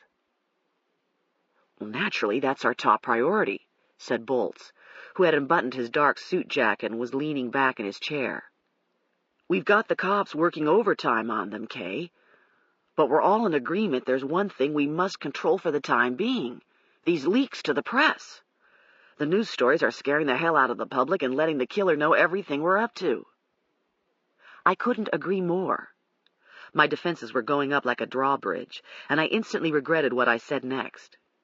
You can rest assured I have issued no statements from my office other than the obligatory information of cause and manner. I'd answered a charge not yet made, and my legal instincts were bridling at my foolishness. If I were here to be accused of indiscretion, I should have forced Ambergy anyway, to introduce such an outrageous subject. Instead, I'd sent up the flare I was on the run, and it gave them justification to pursue. "Well, now," Ambergy commented, his pale, unfriendly eyes resting briefly on me. "You've just laid something on the table I think we need to examine closely."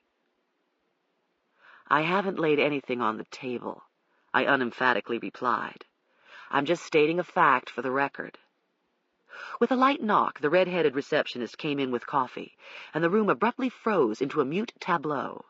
The heavy silence seemed completely lost on her as she went to considerable lengths to make sure we had everything we needed, her attention hovering about Bolts like a mist. He may not have been the best Commonwealth's attorney the city had ever known, but he was by far the best looking, one of those rare blonde men to whom the passing years were generous. He was losing neither his hair nor his physique, and the fine lines at the corners of his eyes were the only indication he was creeping close to 40. When she was gone, Bolt said to no one in particular, "We all know the cops occasionally have a problem with kiss and tell. Norm and I have had a few words with the brass. No one seems to know exactly where the leaks are coming from." I restrained myself. What did they expect? One of the majors is in tight with Abby Turnbull or whoever, and this guy's going to confess? Yeah, sorry about that. I squawked. Ambergy flipped a page in his legal pad. "So far, a leak cited as a medical source has been quoted 17 times in the paper since the first murder, Dr. Scarpetta. This makes me a little uneasy. Clearly, the most sensational details, such as the ligatures, the evidence of sexual assault, how the killer got in, where the bodies were found, and the fact DNA testing is in the works have been attributed to this medical source." He glanced up at me. "Am I to assume the details are accurate?" "Not entirely. There are a few minor discrepancies." "Such as?" I didn't want to tell him. I didn't want to talk about these cases at all with him. But he had the right to the furniture inside my office if he wanted it. I reported to him. He reported to no one but the governor. "For example," I replied, "in the first case, the news reported that there was a tan cloth belt tied around Brenda Stepp's neck. The ligature was actually a pair of pantyhose." Ambergy was writing this down. "What else?" "In Cecile Tyler's case, it was reported her face was bleeding, that the bedspread was covered with blood. An exaggeration at best. She had no lacerations, no injuries of this nature. There was a little bloody fluid coming out of her nose and mouth, a post-mortem artifact." "These details," Ambergy asked as he continued to write, "were they mentioned in the CME-1 reports?" I had to take a moment to compose myself. It was becoming clear what was going through his mind. The CME-1s were the medical examiner's initial report of investigation. The responding ME simply wrote down what he saw at the scene and learned from the police. The details were not always completely accurate because the ME on call was surrounded by confusion, and the autopsy hadn't been performed yet. In addition, MEs were not forensic pathologists. They were physicians in private practice, virtual volunteers who got paid $50 a case to be jerked out of bed in the middle of the night or have their weekends wrecked by car crashes, suicides, and homicides. These men and women provided a public service. They were the troops. Their primary job was to determine whether the case merited an autopsy, to write everything down and take a lot of photographs. Even if one of my MEs had confused a pair of pantyhose with a tan belt, it wasn't relevant. My MEs didn't talk to the press. Ambergy persisted. "The bit about the tan cloth belt, the bloody bedspread. I'm wondering if these were mentioned in the CME-1s. In the manner the press made reference to the details, I firmly replied. No. Tanner drolly remarked, "We all know what the press does. Takes a mustard seed and turns it into a mountain." Listen, I said, looking around at the three men. If your point is that one of my medical examiners is leaking details about these cases, I can tell you with certainty you're way off base. It isn't happening. I know both of the MEs who responded to the first two scenes. They've been MEs in Richmond for years and have always been unimpeachable. I myself responded to the third and fourth scenes. The information is not coming from my office. The details, all of them, could have been divulged by anyone who was there. Members of the rescue squads who responded, for example. Leather quietly creaked as Ambergy shifted in his chair. I've looked into that. 3 different squads responded. No one paramedic was present at all 4 scenes.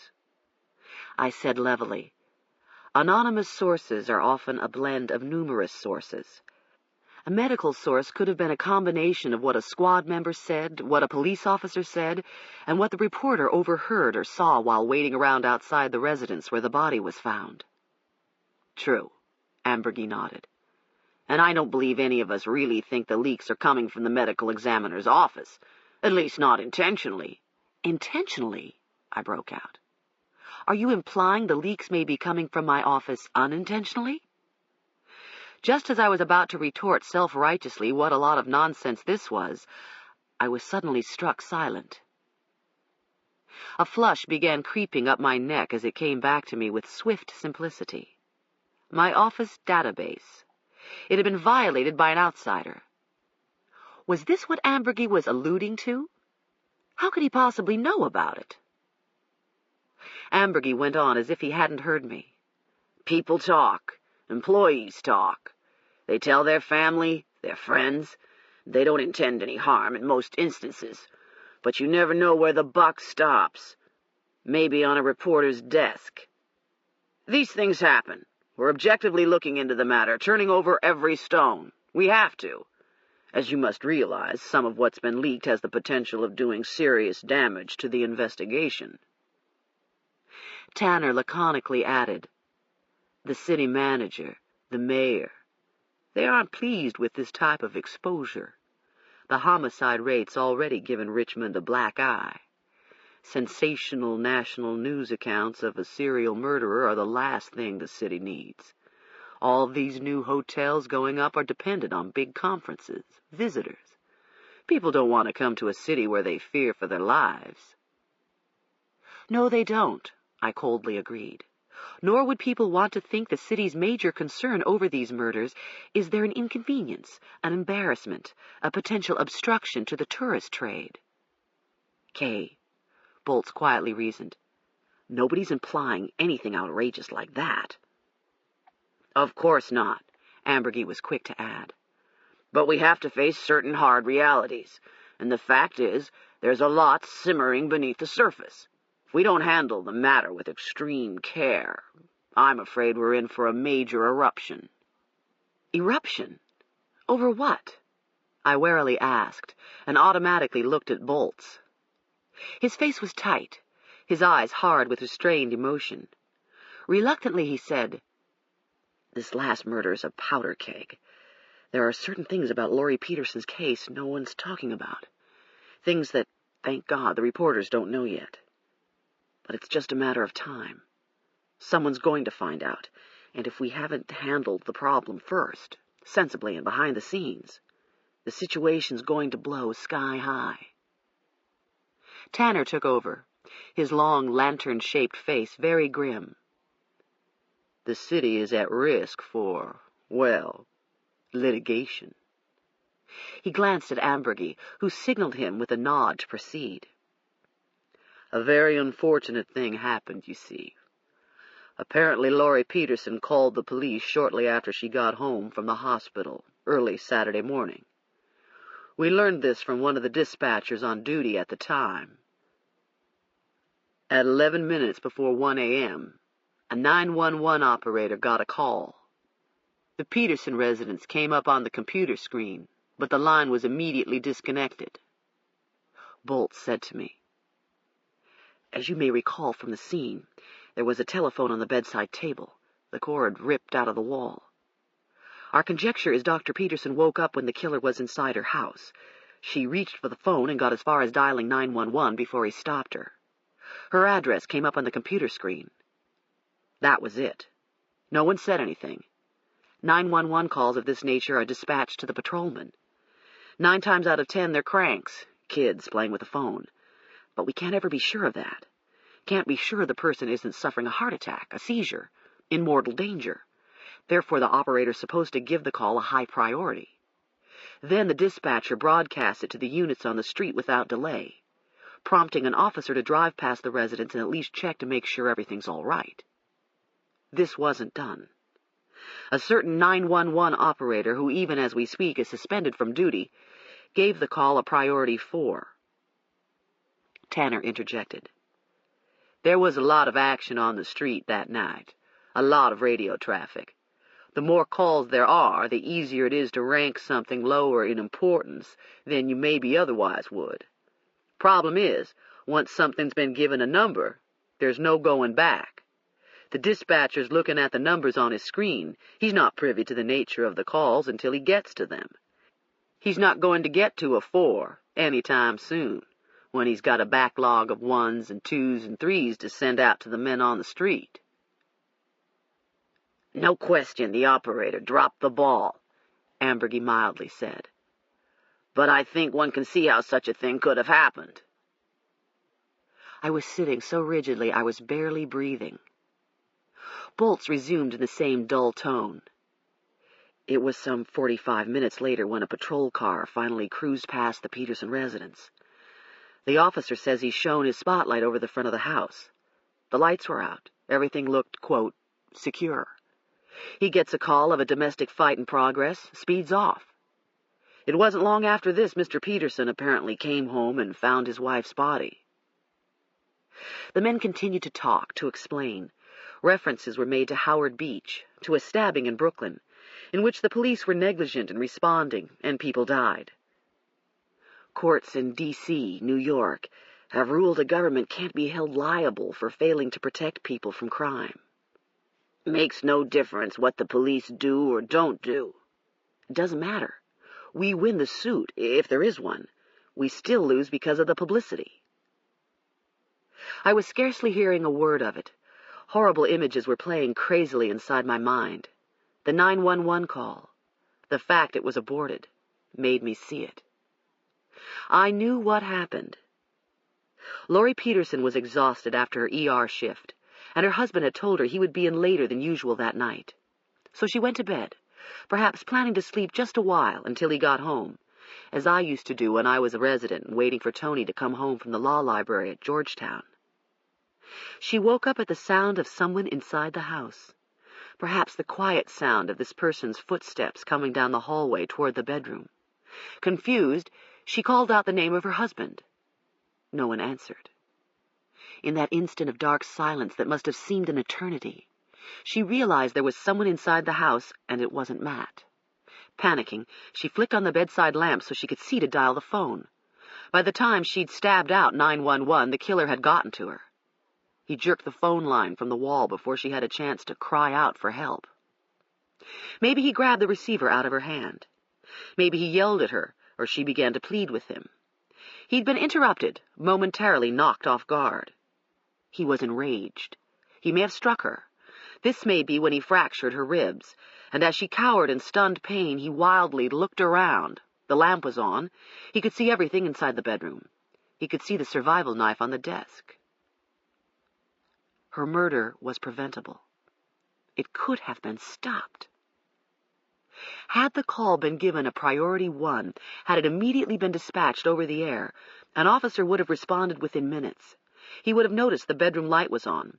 The killer couldn't see to cut cords and tie up his victim in the dark. The officer might have gotten out of his car and heard something, if nothing else. Had he taken the time to shine his light over the back of her house, the removed window screen, the picnic bench, the open window would have been noticed.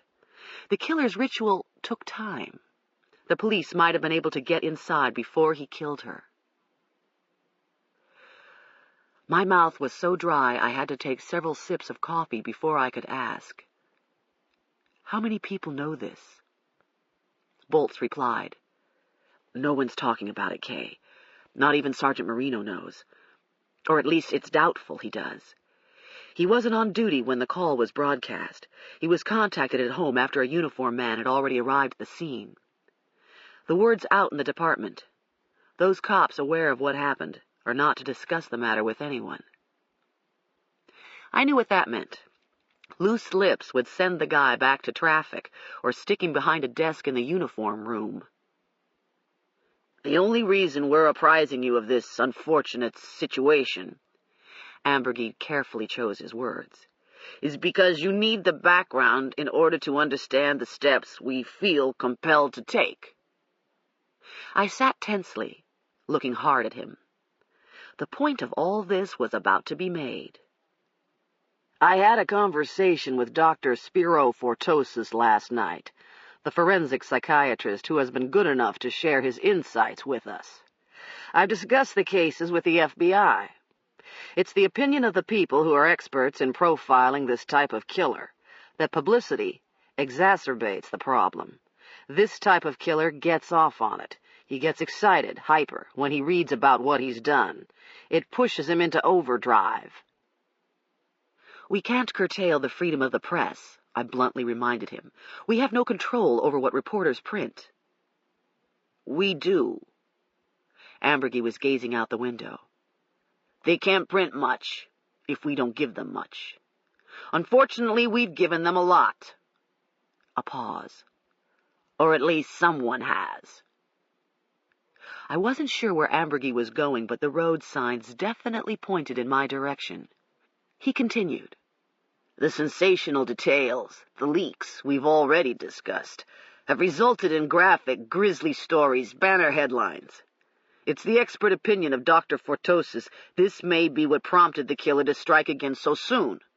The publicity excites him, puts him under incredible stress. The urge peaks again, and he has to find release in selecting another victim. As you know, there was only a week between the slayings of Cecile Tyler and Laurie Peterson." "Have you talked to Benton Wesley about this?" I interrupted. "Didn't have to. Talked to Sussling, one of his colleagues at the Behavioral Science Unit in Quantico. He's well known in the field, has published quite a lot on the subject." Thank God. I couldn't endure knowing Wesley had just been sitting in my conference room several hours before and had made no mention of what I was now being told. He would be just as incensed as I was, I thought. The commissioner was wedging his foot in the investigation. He was going around me, around Wesley, around Marino, and taking matters into his own hands. "The probability that sensational publicity, which has been ignited by loose talk, by leaks," Ambergy went on, "the fact the city may be liable because of the 911 mishap, means we have to take serious measures, Dr. Scarpetta. All information dispensed to the public, from this point forward, will be channeled through Norm or Bill, as far as the police end of it goes. And nothing will be coming from your office unless it is released by me. Are we clear?" There had never been a problem with my office before, and he knew it. We had never solicited publicity, and I'd always been circumspect when releasing information to the press. What would the reporters, what would anybody, think when they were told they were being referred to the commissioner for information that historically had come from my agency? In the 42-year history of the Virginia Medical Examiner system, this had never happened. By gagging me, it would appear I'd been relieved of my authority because I couldn't be trusted. I looked around. No one would meet my eyes. Boltz's jaw was firmly set as he absently studied his coffee cup. He refused to grant me so much as a reassuring smile. Ambergy began perusing his notes again. "The worst offender is Abby Turnbull, which isn't anything new. She doesn't win prizes for being passive." This to me. "Are you two acquainted?" "She rarely gets past my secretary." "I see." He casually flipped another page. "She's dangerous," Tanner volunteered. "The Times is part of one of the biggest chains in the country. They have their own wire service." Well, there's no question that Miss Turnbull is the one doing the damage. All the other reporters are simply reprinting her scoops and kicking the stuff around on the air. Boltz slowly commented. "What we've got to find out is where the hell she's getting the goods." This to me. "We'd be wise to consider all channels. Who else, for example, has access to your records, Kay?" "Copies are sent to the CA and to the police," I replied evenly. He and Tanner were the CA and the police. "What about the families of the victims?" So far, I've gotten no requests from the women's families, and in cases such as these, I most likely would refer the relative to your office. What about insurance companies? If requested. But after the second homicide, I instructed my clerks to refrain from sending out any reports, except to your office and to the police. The reports are provisional. I've been stalling for as long as possible to keep them out of circulation. Tanner asked. Anybody else? What about vital statistics? Didn't they used to keep your data on their mainframe, requiring you to send them copies of all your CME1s and autopsy reports? Startled, I didn't respond right away. Tanner certainly had done his homework. There was no reason he should have been privy to such a mundane housekeeping concern. We stopped sending VS any paper reports after we became computerized, I told him. They'll get data from us eventually. When they begin working on their annual report... Tanner interrupted with a suggestion that had the impact of a pointed gun.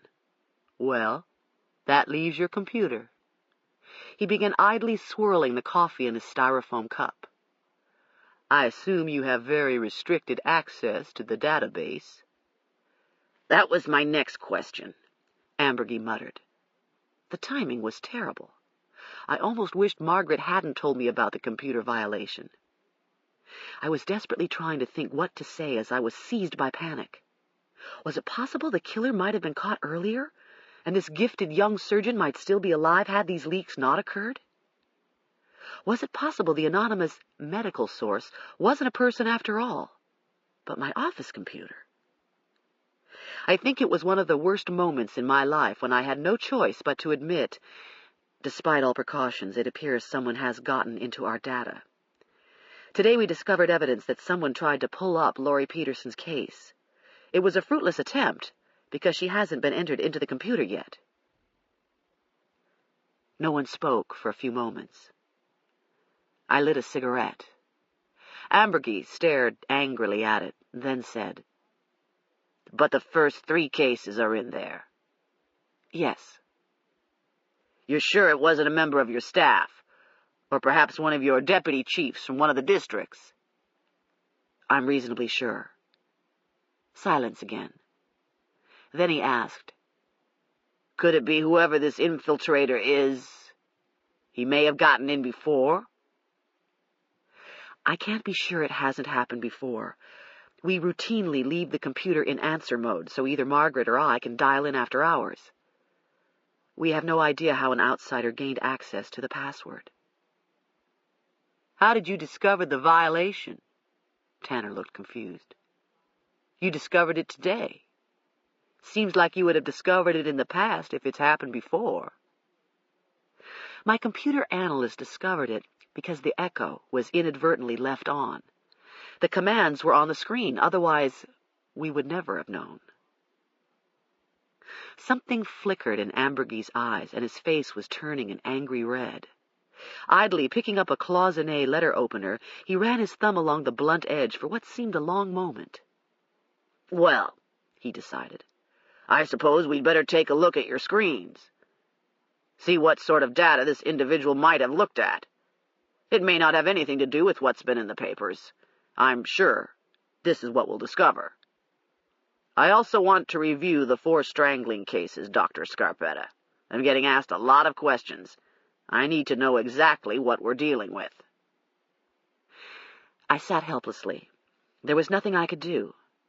Ambergy was usurping me, opening the private, sensitive business carried on in my office to bureaucratic scrutiny. The thought of him going through these cases, of him staring at the photographs of these brutalized, murdered women, made me tremble with rage. You may review the cases across the street. They are not to be photocopied, nor are they to leave my office, I added coldly. For security reasons, of course. We'll take a look at them now, glancing around. Bill? Norm? The 3 men got up. As we filed out, Ambergy told his receptionist he would not be back today. Her gaze longingly followed Bolt's out the door. Chapter 7. We waited in the bright sun for a break in rush-hour traffic and hurried across the street. No one talked. and I walked several paces ahead of them, leading them around to the back of the building. The front doors would be chained by now. Leaving them inside the conference room, I went to collect the files from a locked drawer in my desk. I could hear Rose shuffling paper next door. It was after 5, and she was still here. This comforted me a little. She was lingering because she sensed something bad was going on for me to have been summoned to Ambergy's office. When I returned to the conference room, the 3 men had pulled their chairs close together. I sat across from them, quietly smoking and silently daring Ambergy to ask me to leave. He didn't, so I sat. Another hour went by. There were the sound of pages turning, of reports being rifled through, of comments and observations made in low voices. Photographs were fanned out on the table like playing cards. Ambergy was busily taking notes in his niggling, fussy scrawl. At one point, several case files slid off Boltz's lap and splashed on the carpet. "I'll pick it up." Tanner unenthusiastically scooted his chair to one side. "I've got it." Boltz seemed disgusted as he began to collect the paperwork scattered under and around the table. He and Tanner were considerate enough to sort everything by proper case numbers, while I numbly looked on. Ambergy, meanwhile, continued to write as if nothing had happened. The minutes took hours to go by, and I sat. Sometimes I was asked a question. Mostly the men looked and talked among themselves as if I were not there. At 6:30, we moved into Margaret's office. Seating myself before the computer, I deactivated answer mode, and momentarily the case screen was before us, a pleasing orange and blue construction of Margaret's design. Ambergy glanced at his notes and read me the case number of Brenda Stepp, the first victim. Entering it, I hit the query key. Almost instantly her case was up. The case screen actually comprised more than half a dozen tables which were joined. The men began scanning the data, filling the orange fields, glancing at me each time they were ready for me to page down. 2 pages later, we all saw it at the same time. In the field called Clothing, Personal Effects, etc., was a description of what came in with Brenda Stepp's body, including the ligatures. Written in black letters as big as life was, "Tan fabric belt around neck." Ambergy leaned over me and silently ran his finger across the screen. I opened Brenda Stepp's case file and pointed out that this was not what I had dictated in the autopsy protocol. That typed in my paper record was, "A pair of nude pantyhose around her neck." "Yes," Ambergy jogged my memory.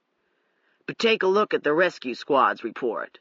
A tan cloth belt is listed, is it not?" I quickly found the squad sheet and scanned it. He was right. The paramedic, in describing what he had seen, mentioned the victim was bound with electrical cords around the wrists and ankles, and a tannish cloth belt-like article was around her neck. Boltz suggested, as if trying to be helpful, "Perhaps one of your clerks was going through this record as she typed it, and she saw the squad sheet and mistakenly typed in the bit about the belt. In other words, she didn't notice this was inconsistent with what you dictated in the autopsy report." "It's not likely," I objected. "My clerks know to get the data only from the autopsy and lab reports and the death certificate." "But it's possible," Ambergy said, "because this belt is mentioned. It's in the record." "Of course it's possible." "Then it's also possible," Tanner decided, "the source of this tan belt, which was cited in the paper, came from your computer. That maybe a reporter has been getting into your database, or has been getting someone else to get into it for him. He printed inaccurate information because he read an inaccuracy in your office's data. Or he got the information from the paramedic who listed the belt in his squad report," I countered. Ambergy backed away from the computer. He said coldly, "I'll trust you to do something to ensure the confidentiality of your office records. Get the girl who looks after your computer to change the password. Whatever it takes, Dr. Scarpetta. And I'll expect a written statement from you pertaining to the matter." He moved to the doorway, hesitating long enough to toss back at me, "Copies will be given to the appropriate parties, and then it remains to be seen if any further measures will have to be taken." With that he was gone, Tanner at his heels. When all else fails, I cook. Some people go out after a god-awful day and slam a tennis ball around, or jog their joints to pieces on a fitness course. I had a friend in Coral Gables who would escape to the beach with her folding chair and burn off her stress with sun and a slightly pornographic romance she wouldn't have been caught dead reading in her professional world. She was a district court judge. Many of the cops I know wash away their miseries with beer at the FOP lounge. I've never been particularly athletic, and there wasn't a decent beach within reasonable driving distance. Getting drunk never solved anything. Cooking was an indulgence I didn't have time for most days, and though Italian cuisine isn't my only love, it has always been what I do best. Use the finest side of the grater, I was saying to Lucy over the noise of water running in the sink. But it's so hard, she complained, blowing in frustration. Aged Parmigiano Reggiano is hard. And watch your knuckles, okay? I finished rinsing green peppers, mushrooms, and onions, patted them dry, and placed them on the cutting board. Simmering on the stove was sauce made last summer from fresh Hanover tomatoes, basil, oregano, and several cloves of crushed garlic. I always kept a good supply in the freezer for times like these. Luganega sausage was draining on paper towels near other towels of browned lean beef. High-gluten dough was on the counter, rising beneath a damp dish towel, and crumbled in a bowl was whole milk mozzarella, imported from New York, and still packed in its brine when I'd bought it at my favorite deli on West Avenue. At room temperature, the cheese is soft like butter. When melted, it's wonderfully stringy. Mom always gets the boxed kind and adds a bunch of junk to it, Lucy said breathlessly. Or she buys the kind already made in the grocery store. That's deplorable, I retorted, and I meant it. How can she eat such a thing? I began to chop. Your grandmother would have let us starve first. My sister has never liked cooking. I've never understood why. Some of the happiest times when we were growing up were spent around the dinner table. When our father was well, he would sit at the head of the table and ceremoniously serve our plates with great mounds of steaming spaghetti, or fettuccine, or, on Fridays, frittata. No matter how poor we were, there was always plenty of food and wine, and it was always a joy when I came home from school and was greeted by delicious smells and promising sounds coming from the kitchen. It was sad, and a violation of tradition that Lucy knew nothing of these things. I assumed when she came home from school most days she walked into a quiet, indifferent house where dinner was a drudgery to be put off until the last minute. My sister should never have been a mother. My sister should never have been Italian. Greasing my hands with olive oil, I began to knead the dough, working it hard until the small muscles in my arms hurt. Can you twirl it like they do on TV? Lucy stopped what she was doing, staring wide-eyed at me. I gave her a demonstration. Wow! It's not so hard. I smiled as the dough slowly spread out over my fists. The trick is to keep your fingers tucked in so you don't poke holes in it. Let me do it. You haven't finished grating the cheese, I said with mock severity. Please? She got down from her footstool and came over to me. Taking her hands in mine, I bathed them with olive oil and folded them into fists. It surprised me that her hands were almost the size of mine. When she was a baby, her fists were no bigger than walnuts. I remembered the way she would reach out to me when I was visiting back then, the way she would grab my index finger and smile, while a strange and wonderful warmth spread through my breast. Draping the dough over Lucy's fists, I helped her flop it around awkwardly. It gets bigger and bigger, she exclaimed. This is neat. The dough spreads out because of centrifugal force, similar to the way people used to make glass. You know, you've seen the old glass windows with ripples in them? Nodding. The glass was spun into a large, flat disc. We both looked up as gravel crunched beneath tires in the drive.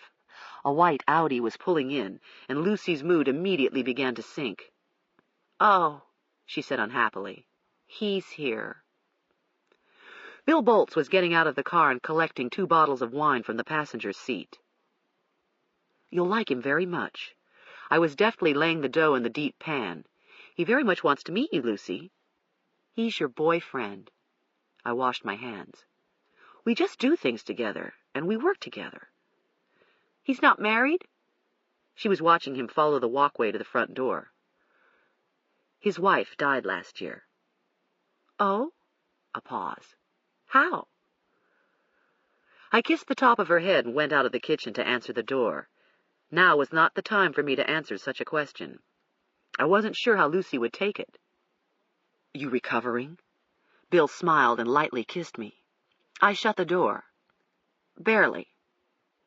Wait till you've had a few glasses of this magic stuff, he said, holding up the bottles as if they were prize catches from a hunt. From my private stock. You'll love it. I touched his arm and he followed me to the kitchen. Lucy was grating cheese again, up on her footstool, her back to us. She didn't even glance around when we walked in. Lucy? Still grating. Lucy? I led Bill over to her. This is Mr. Boltz, and Bill, this is my niece. Reluctantly, she stopped what she was doing and looked straight at me. I scraped my knuckle, Annie Kay. See? She held up her left hand. A knuckle was bleeding a little. Oh, dear. Here, I'll get a Band-Aid. Some of it got in the cheese, she went on, as if suddenly on the verge of tears. Sounds to me like we need an ambulance, Bill announced, and he quite surprised Lucy by plucking her off the stool and locking his arms under her thighs. She was in a ridiculously funny sitting position. Roar! He was wailing like a siren and carrying her over to the sink. 316, bringing in an emergency. Cute little girl with a bleeding knuckle. He was talking to a dispatcher now. Please have Dr. Scarpetta ready with a Band-Aid. Lucy was shrieking with laughter. Momentarily, her knuckle was forgotten, and she was staring with open adoration at Bill as he uncorked a bottle of wine. You have to let it breathe, he was gently explaining to her. See, it's sharper now than it will be in an hour or so. Like everything else in life, it gets mellower with time. Can I have some? Well, now, he replied with exaggerated gravity. All right by me if your Auntie Kay says so, but we wouldn't want you getting silly on us. I was quietly putting the pizza together, spreading the dough with sauce and overlaying this with the meats, vegetables, and Parmesan cheese. Topping it with the crumbled mozzarella, I slid it into the oven. Soon the rich, garlicky aroma was filling the kitchen, and I was busying myself with the salad and setting the table while Lucy and Bill chatted and laughed. We didn't eat until late, and Lucy's glass of wine turned out to be a good thing. By the time I was clearing the table, her eyes were half shut, and she was definitely ready for bed, despite her unwillingness to say good-night to Bill, who had completely won her heart. That was rather amazing, I said to him after I'd tucked her in and we were sitting at the kitchen table. I don't know how you managed it. I was worried about her reaction. You thought she'd view me as competition. He smiled a little. Well, let's just put it this way. Her mother's in and out of relationships with just about anything on two legs. Meaning she doesn't have much time for her daughter. He refilled our glasses. To put it mildly. That's too damn bad. She's something. Smart as hell. Must have inherited your brains. He slowly sipped his wine, adding, What does she do all day long while you're working? Bertha's here. Mostly Lucy stays in my office, hours on end, banging on the computer. Playing games on it? Hardly. I think she knows more about the damn thing than I do. Last time I checked, she was programming in BASIC and reorganizing my database. He began studying his wine glass. Then he asked, Can you use your computer to dial up the one downtown? Don't even suggest it. Well, he looked at me. You'd be better off. Maybe I was hoping. Lucy wouldn't do such a thing, I said with feeling, and I'm not sure how I would be better off if it were true. Better your 10-year-old niece than a reporter. It would get Ambergy off your back. Nothing would get him off my back, I snapped. That's right, he said dryly. His reason for getting up in the morning is to jerk you around. I'm frankly beginning to wonder that. This ends Disc 4. Post-Mortem, Disc 5. Ambergy was appointed in the midst of the city's black community, publicly protesting that the police were indifferent to homicides unless the victims were white. Then, a black city councilman was shot in his car, and Ambergy and the mayor considered it good public relations, I supposed, to appear unannounced at the morgue the next morning. Maybe it wouldn't have turned out so badly had Ambergy thought to ask questions while he watched me perform the autopsy, had he kept his mouth shut afterward. But the physician, combined with the politician, compelling him to confidently inform the press waiting outside my building that the spread of pellet wounds over the dead councilman's upper chest indicates a shotgun blast at close range. As diplomatically as possible, I explained when the reporters questioned me later that the spread of holes over the chest was actually marks of therapy made when ER attendants inserted large-gauge needles into the subclavian arteries to transfuse blood. The councilman's lethal injury was a small-caliber gunshot wound to the back of the head. The reporters had a field day with Ambergy's blunder. "The problem is he's a physician by training," I was saying to Bill. "He knows just enough to think he's an expert in forensic medicine, to think he can run my office better than I can, and a lot of his opinions are flat out full of shit." "Which you make the mistake of pointing out to him." "What am I supposed to do? Agree and look as incompetent as he is?" "So, it's a simple case of professional jealousy," he said with a shrug. "It happens." "I don't know what it is. How the hell do you explain these things? Half of what people do and feel doesn't make a damn bit of sense. For all I know, I could remind him of his mother." My anger was mounting with fresh intensity, and I realized by the expression on his face that I was glaring at him. "Hey," he objected, raising his hand. "Don't be pissed at me. I didn't do anything." "You were there this afternoon, weren't you?" "What do you expect? I'm supposed to tell Ambergy and Tanner I can't be in on the meeting because you and I have been seeing each other?" "Of course you couldn't tell them that," I said in a miserable way. "But maybe I wanted you to. Maybe I wanted you to punch Ambergy's lights out or something." "Not a bad idea. But I don't think it would help me much come re-election time. Besides, you'd probably let my ass rot in jail. Wouldn't even post my bond." "Depends on how much it was." "Shit." "Why didn't you tell me?" "Tell you what?" "About the meeting. You must have known about it since yesterday." "Maybe you'd known about it longer," I started to say. "And that's why you didn't so much as call me over the weekend." Restraining myself, I stared tensely at him.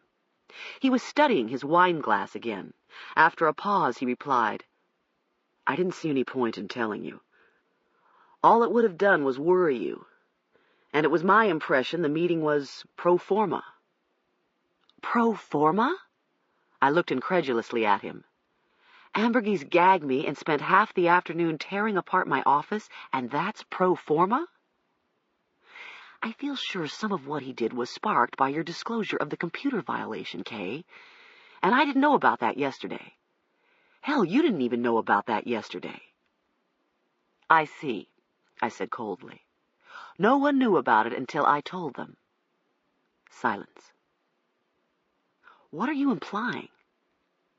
"It just seemed an incredible coincidence we discovered the violation just hours before he called me to his office. I had the peculiar thought that maybe he knew." "Maybe he did." "That certainly reassures me." "It's moot anyway," he easily went on. "So what if Ambergy knew about the violation by the time you came to his office this afternoon? Maybe somebody talked, your computer analyst, for example, and the rumor drifted up to the 24th floor. He shrugged. "It just gave him one more worry, right? You didn't trip yourself up, if that's the case, because you were smart enough to tell the truth." "I always tell the truth." "Not always," he remarked slyly. "You routinely lie about us, by omission." "So maybe he knew," I cut him off. "I just want to hear you didn't." "I didn't." He looked intensely at me. "I swear. If I'd heard anything about it, I would have forewarned you, Kay. I would have run to the nearest phone booth and charged out as Superman." "Hell," he muttered. "Now you're making fun of me." He was in his boyish, wounded manifestation. Bill had a lot of roles, and he played all of them extraordinarily well. Sometimes it was hard for me to believe he was so smitten with me. Was that a role as well? I think he had a starring role in the fantasies of half the city's women, and his campaign manager was shrewd enough to take advantage of it. Photographs of Bill had been plastered over restaurant and storefronts, and nailed to telephone poles on virtually every city block. Who could resist that face? He was stunningly handsome, his hair streaked straw blonde, his complexion perpetually sunburned from the many hours he spent each week at his tennis club. It was hard not to stare openly at him. "I'm not making fun of you," I said wearily. "Really, Bill. And let's not fight." "Fine by me. I'm just sick. I don't have any idea what to do." Apparently, he'd already thought about this, and he said, "It would be helpful if you could figure out who's been getting into your data." A pause. "Or better, if you could prove it." "Prove it?" I looked warily at him. "Are you suggesting you have a suspect?" "Not based on any fact." "Who?" I lit a cigarette. His attention drifted across the kitchen. "Abby Turnbull is top on my list." "I thought you were going to tell me something I couldn't have figured out on my own." "I'm dead serious, Kay." "So she's an ambitious reporter," I said irritably. "Frankly, I'm getting a little tired of hearing about her. She's not as powerful as everyone makes her out to be." Bill set his wineglass on the table with a sharp click. "The hell she isn't," he retorted, staring at me. "The woman's a goddamn snake. I know she's an ambitious reporter and all that shit. But she's worse than anybody imagines. She's vicious and manipulative and extremely dangerous. The bitch would stoop to anything." His vehemence startled me into silence. It was uncharacteristic of him to use such vitriolic terms in describing anyone, especially someone I assumed he scarcely knew. "Remember that story she did on me a month or so back? Not long ago, the Times finally got around to the obligatory profile of the city's new Commonwealth's attorney. The story was a rather lengthy spread that ran in the Sunday paper, and I didn't remember in detail what Abby Turnbull had written, except that the piece struck me as unusually colorless, considering its author. I said as much to him. As best I recall, the story was toothless. It did no harm, neither did it do any good. "There's a reason for that," he fired back at me. "I suspect it wasn't something she wanted to write particularly." He wasn't hinting that the assignment had been a boring one. Something else was coming, and my nerves were coiling tightly again. "My session with her was pretty damn terrible. She spent an entire day with me, riding around in my car, going from meeting to meeting, hell, even to my dry cleaners. You know how these reporters are. They'll follow you into the men's room if you let them. Well, let's just say that as the evening progressed, things took a rather unfortunate and definitely unexpected turn." He hesitated to see if I got his implication. I got it all too well. Glancing at me, his face hard, he said, "It completely broadsided me. We got out of the last meeting around 8. She insisted we go to dinner. You know, it was on the paper, and she had a few questions to finish up. We'd no sooner pulled out of the restaurant's parking lot when she said she wasn't feeling well. Too much wine or something. She wanted me to drop her off at her house instead of taking her back to the paper where her car was parked. So I did. Took her home. And when I pulled in front of her house, she was all over me. It was awful." "And?" I asked as if I didn't care. "And I didn't handle it worth a damn. I think I humiliated her without intending to. She's been out to jerk the hell out of me ever since." "What? She's calling you, sending you threatening letters?" I wasn't exactly serious, nor was I prepared for what he said next. "This shit she's been writing. The fact maybe it's coming from your computer. As crazy as it may sound, I think her motivation is mostly personal." "The leaks? Are you suggesting she's breaking into my computer and writing lurid details about these cases to jerk you around?" "If these cases are compromised in court, who the hell gets hurt?" I didn't respond. I was staring in disbelief at him. "I do. I'll be the one prosecuting the cases. Cases as sensational and as heinous as these get screwed up because of all this shit in the papers, and no one's going to be sending me flowers or thank-you notes. She sure as hell knows that, Kay. She's sticking it to me. That's what she's doing. Bill, I said, lowering my voice. It's her job to be an aggressive reporter, to print everything she can get her hands on. More important, the cases would get screwed up in court only if the sole evidence was a confession. Then the defense gets to make him change his mind. He takes it all back. The party line is the guy's psychotic and knows the details of the murders because he's read about them in the paper. He imagined he committed the crimes. That's sort of rubbish. The monster who's killing these women isn't about to turn himself in or confess to anything. He drained his glass and refilled it. Maybe the cops develop him as a suspect and get him to talk. Maybe that's the way it happens. And it might be the only thing linking him to the crimes. There isn't a shred of physical evidence that's amounted to anything. No shred of physical evidence? I interrupted. Surely I hadn't heard him right. Was the wine dulling his senses? He's leaving a load of seminal fluid. He gets caught and DNA will nail him to... Oh, yeah. Sure it will. DNA printing's only gone to trial a couple of times in Virginia. There are very few precedents, very few convictions nationwide, every damn one of them still being appealed. Try explaining to a Richmond jury the guy is guilty because of DNA. I'll be lucky if I can find a juror who can spell DNA. Anybody's got an IQ over 40, and the defense will find a reason to exclude him. That's what I put up with week after week. Bill? Hell. He began to pace the kitchen floor. It's hard enough to get a conviction if 50 people swear they saw the guy pull the trigger.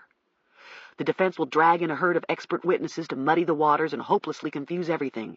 You of all people know how complicated this DNA testing is. Bill, I've explained just as difficult things to juries in the past. He started to say something but caught himself. Staring across the kitchen again, he took another swallow of wine. The silence was drawn out and heavy. If the outcome of the trials depended solely on the DNA results, this placed me in the position of being a key witness for the prosecution. I'd been in such a position many times in the past, and I couldn't recall it ever unduly worrying Bill. Something was different this time. What is it? I forced myself to ask. Are you unsettled because of our relationship? You're thinking someone's going to figure it out and accuse us of being professionally in bed together. Accuse me of rigging the results to suit the prosecution? He glanced at me. His face flushed. I'm not thinking that at all. It's a fact we've been together, but big deal. So we've gone out to dinner and taken in a few plays. He didn't have to complete the sentence. Nobody knew about us. Usually he came to my house, or we went to some distant place, such as Williamsburg or D.C., where it wasn't likely we would run into anybody who would recognize us. I'd always been more worried about the public seeing us together than he seemed to be. Or was he alluding to something else? Something far more biting? We were not lovers. Not completely. And this remained a subtle but uncomfortable tension between us. I think we'd both been aware of the strong attraction, but we'd completely avoided doing anything about it until several weeks ago. After a trial that didn't end until early evening, he casually offered to buy me a drink. We walked to a restaurant near the courthouse, and 2 scotches later, we were heading to my house. It was that sudden. It was adolescent in its intensity, our lust as tangible as heat. The forbiddenness of it made it all the more frantic, and then quite suddenly, while we were in the dark on my living room couch, I panicked. His hunger was too much. It exploded from him, invaded instead of caressed, as he pushed me down hard into the couch.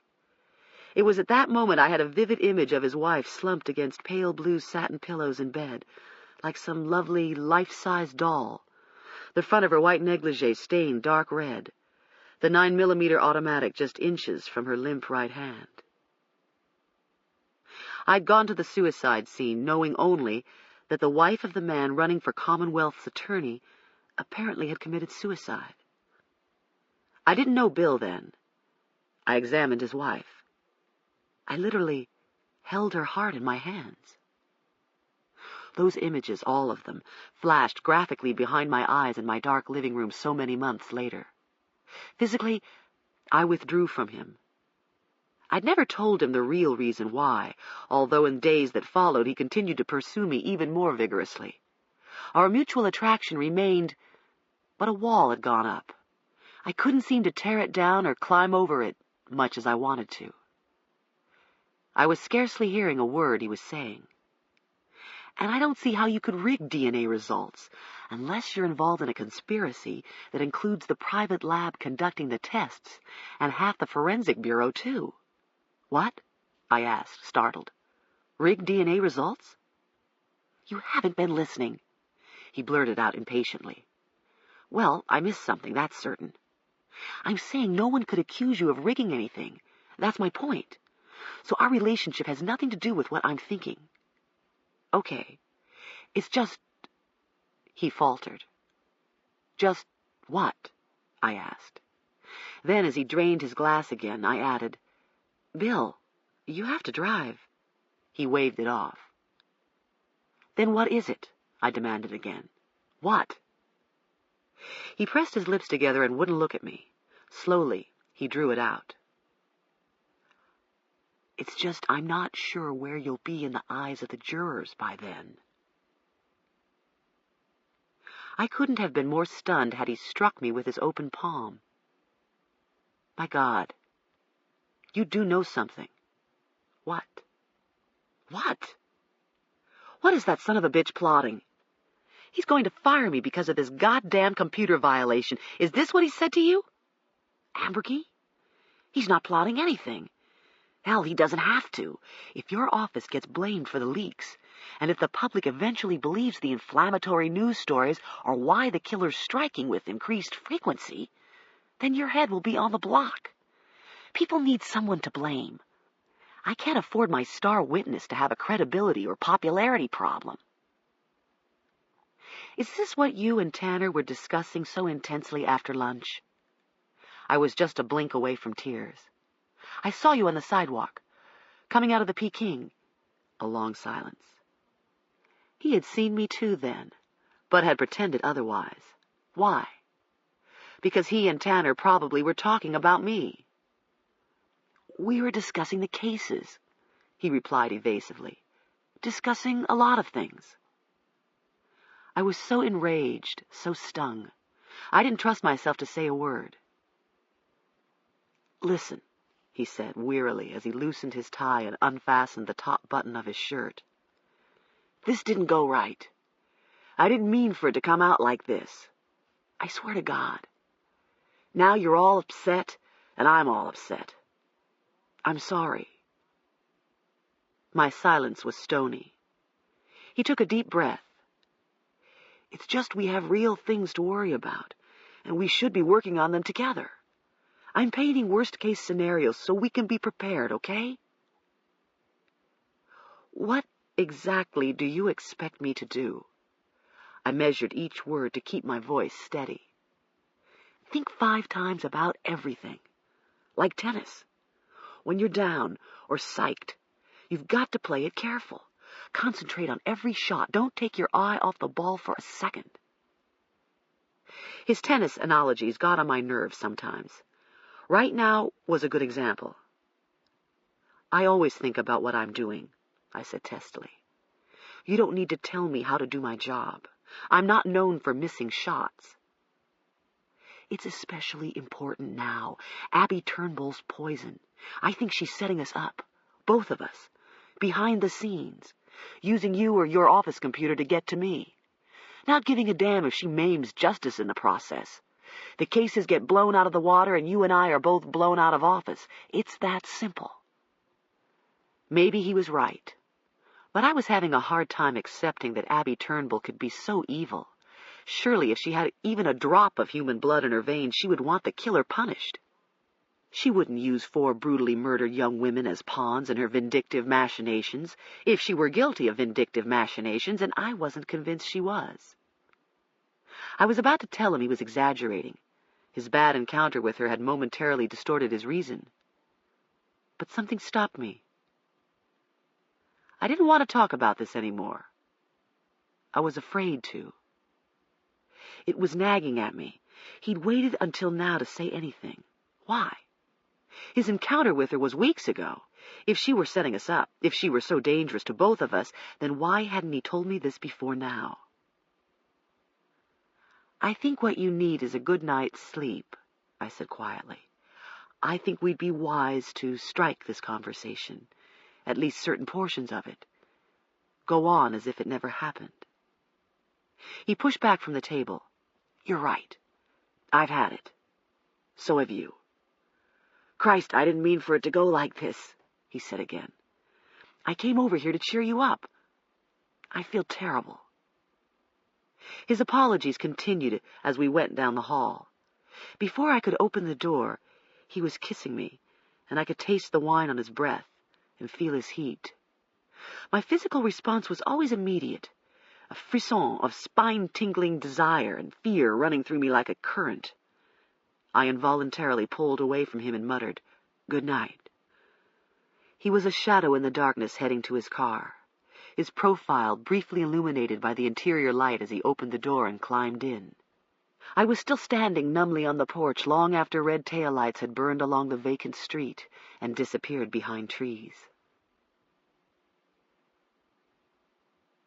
Chapter 8. The inside of Marino's silver Plymouth Reliant was as cluttered and slovenly as I would have expected it to be, had I ever given the matter a moment's thought. On the floor and back were a chicken dinner box, crumpled napkins and Burger King bags, and several coffee-stained styrofoam cups. The ashtray was overflowing, and dangling from the rear-view mirror was an evergreen-scented air freshener, shaped like a pine tree, and about as effective as a shot of Glade aimed inside a dumpster. Dust and lint and crumbs were everywhere, and the windshield was practically opaque with smoker's soot. You ever give this thing a bath? I was fastening my seatbelt. Not anymore, I don't. Sure, it's assigned to me, but it ain't mine. They don't let me take it home at night or over the weekend or nothing. So I wax it up to a spit shine and use up half a bottle of Armor All on the inside, and what happens? Some drone's going to be in it while I'm off duty. I get it back looking just like this. Never fails. After a while, I started saving everybody the trouble. Started trashing it myself. Police traffic quietly crackled as the scanner light blinked from channel to channel. He pulled out of the parking lot behind my building. I hadn't heard a word from him since he abruptly left the conference room on Monday. It was late Wednesday afternoon now, and he had mystified me moments ago by suddenly appearing in my doorway with the announcement that he wanted to take me on a little tour. The tour, it turned out, entailed a retrospective visit to the crime scenes. The purpose, as best I could ascertain, was for me to fix a map of them in my head. I couldn't argue. The idea was a good one. But it was the last thing I was expecting from him. Since when did he include me in anything unless he absolutely had no choice? Got a few things you need to know, he said as he adjusted the side mirror. I see. I suppose the implication is, had I not agreed to your little tour, then you might never have gotten around to telling me these few things I need to know? Whatever. I waited patiently as he returned the lighter to its socket. He took his time, settling more comfortably behind the wheel. Might interest you to know, he began. We gave Peterson a polygraph yesterday, and the sucker passed it. Pretty telling, but it don't completely let him off the hook. It's possible to pass it if you're one of these psychopaths who can lie as easy as other people breathe. He's an actor. He probably could say he's Christ crucified and his hands wouldn't sweat. His pulse would be steadier than yours and mine when we're in church.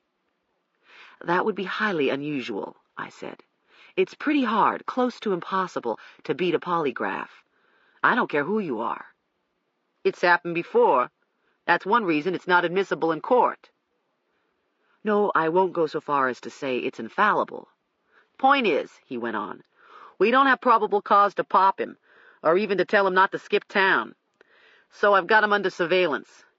What we're really looking for is his activities after hours, like what he does at night.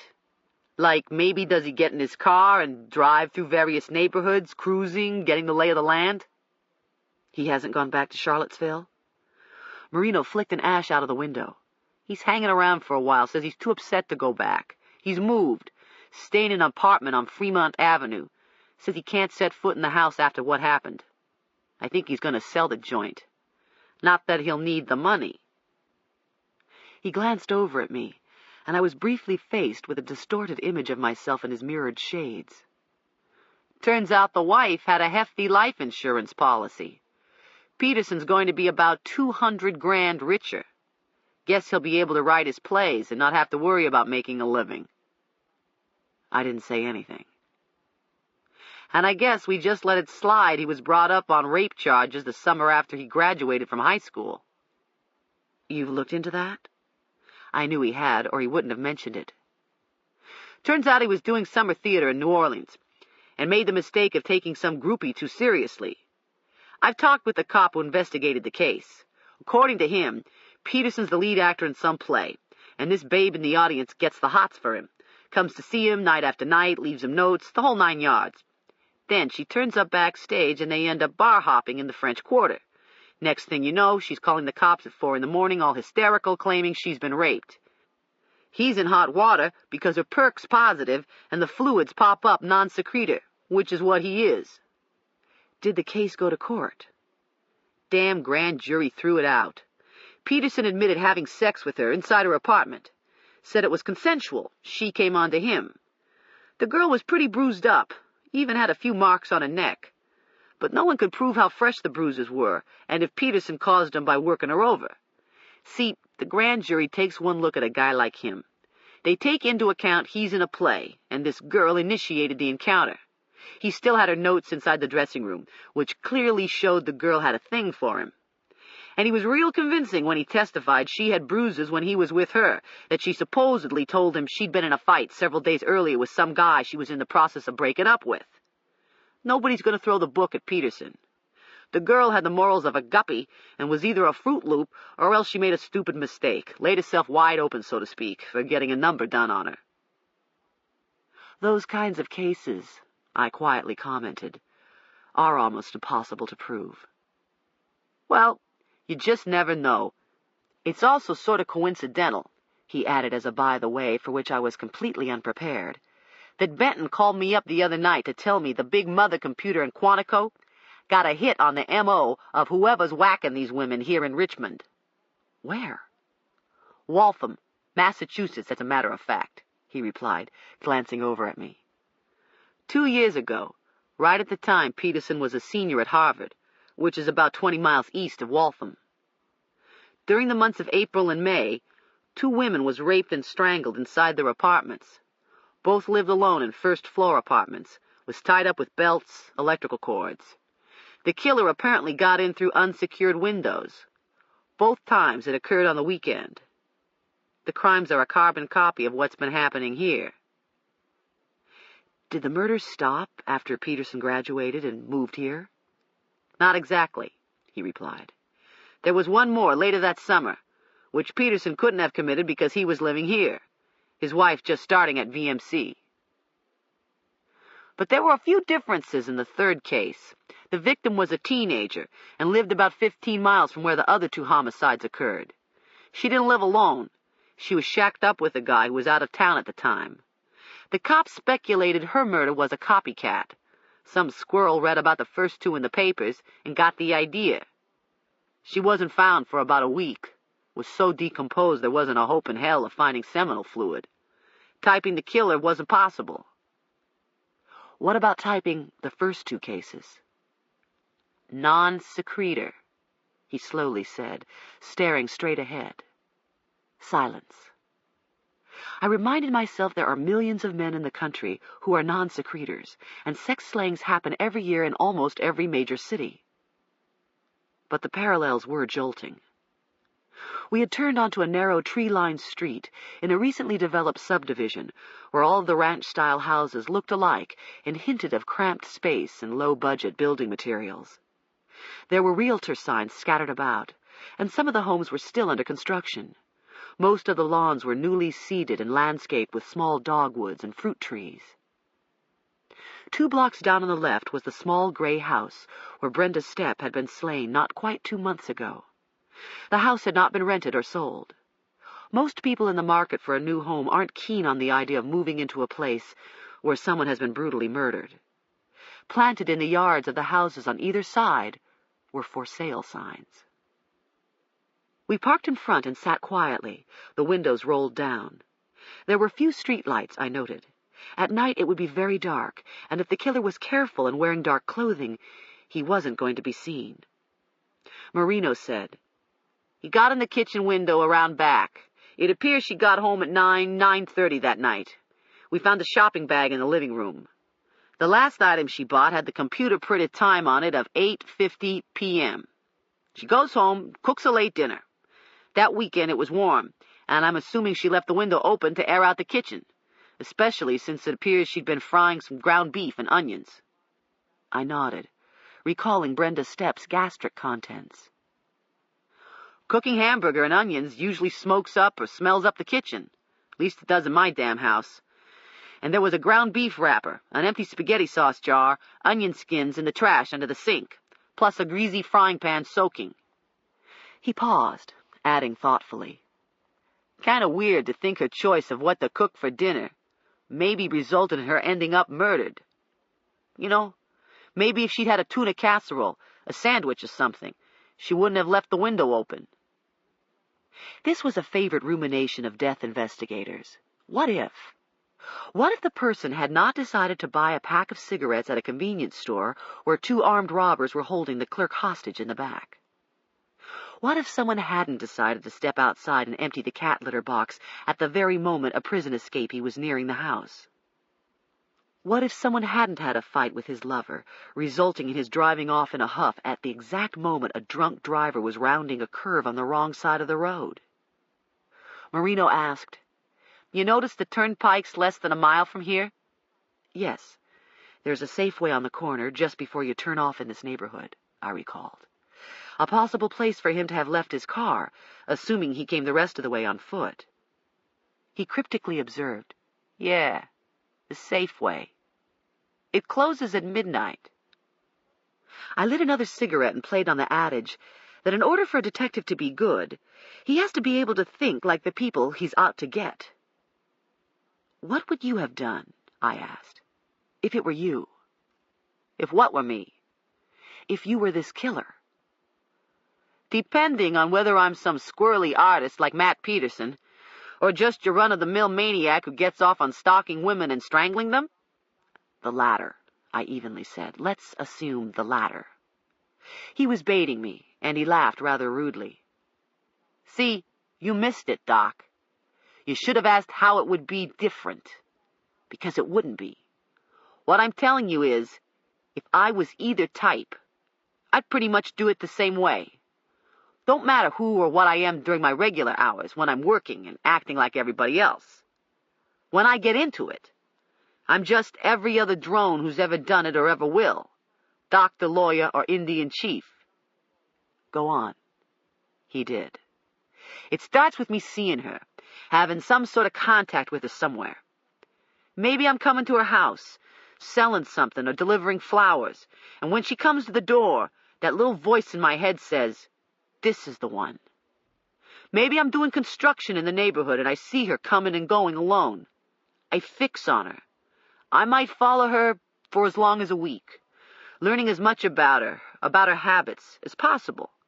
Like what lights left on mean she's up, what lights off mean she's asleep, what a car looks like."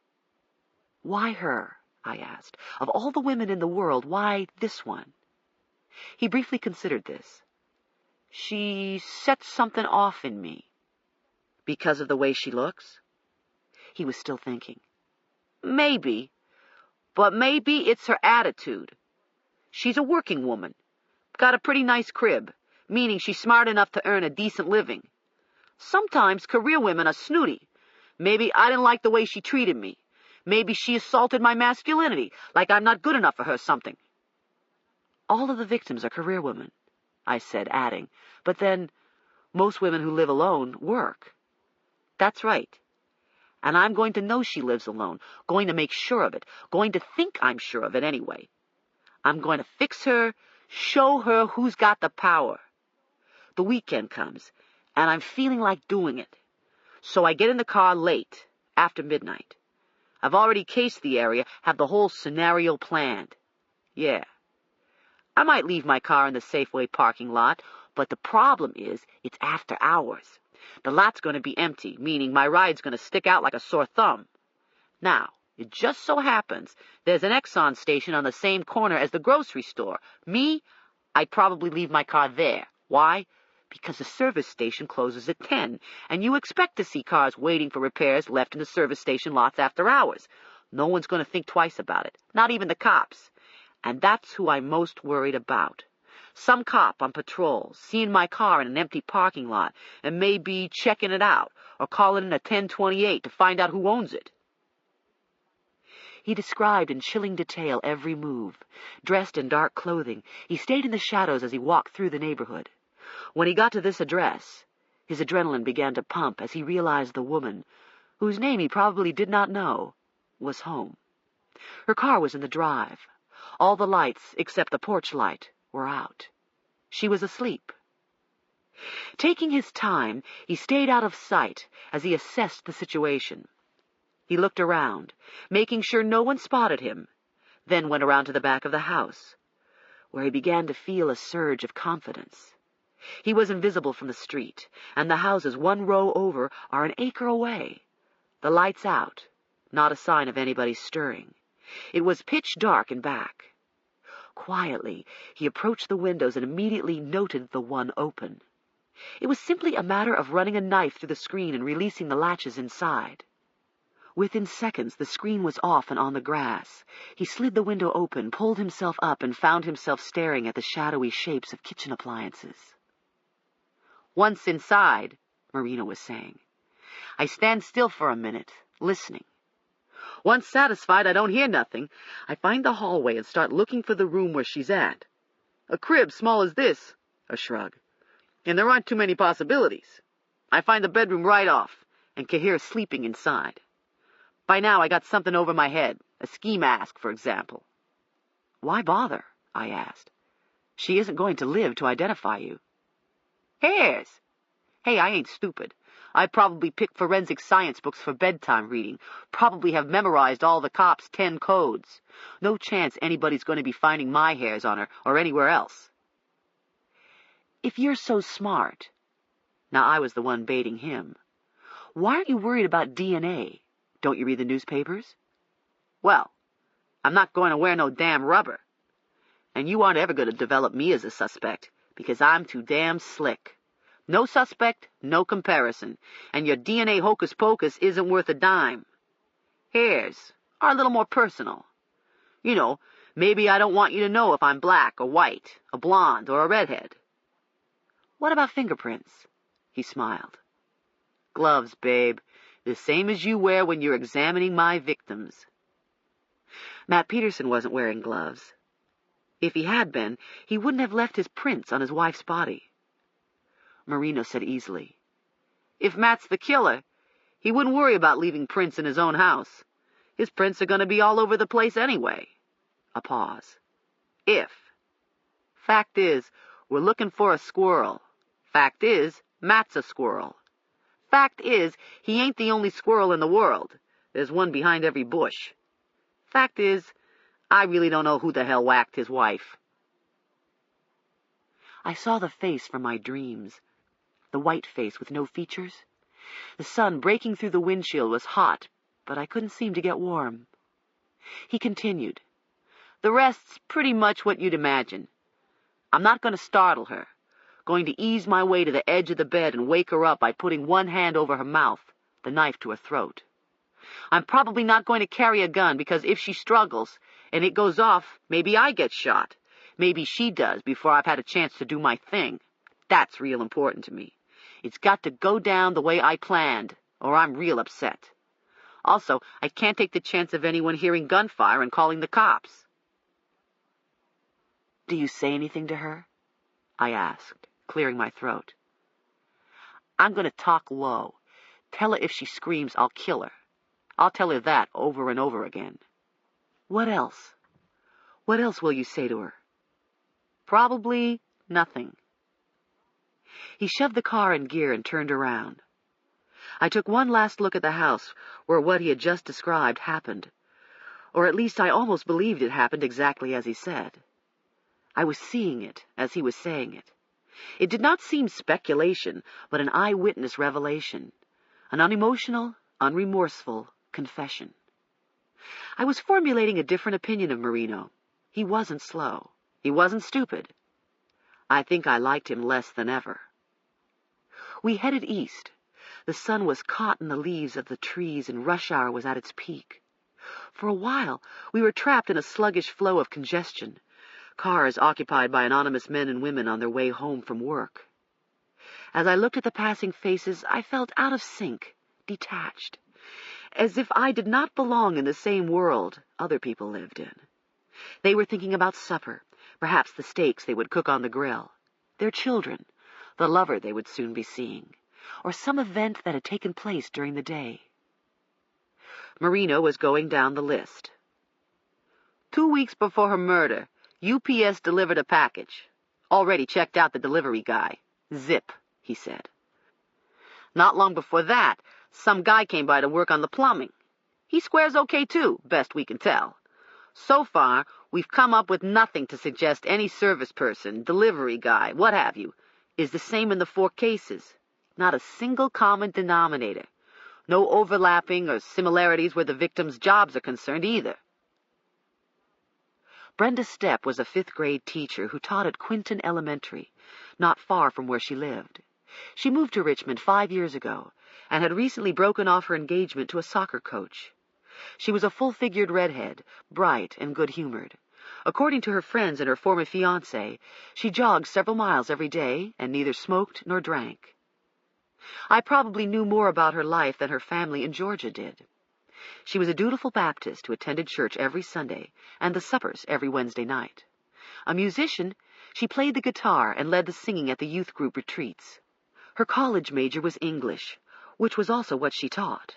Her favorite form of relaxation, in addition to jogging, was reading, and she was reading Doris Betts, it appeared, before switching off her bedside light that Friday night. The thing that sort of blew my mind, Marino told me, is something I recently found out, one possible connection between her and Laurie Peterson. Brenda Stepp was treated in the VMC ER about 6 weeks ago. For what? I asked, surprised. A minor traffic accident. She got hit when she was backing out of a driveway one night. No big deal. She called the cops herself, said she'd bumped her head, was a little dizzy. An ambulance was dispatched. She was held a few hours in the ER for observation, x-rays. It was nothing. Was she treated during a shift when Laurie Peterson was working? That's the best part. Maybe the only hit we've gotten so far. I checked with the supervisor. Laurie Peterson was on that night. I'm running down everybody else who might have been around, orderlies, other doctors, you name it.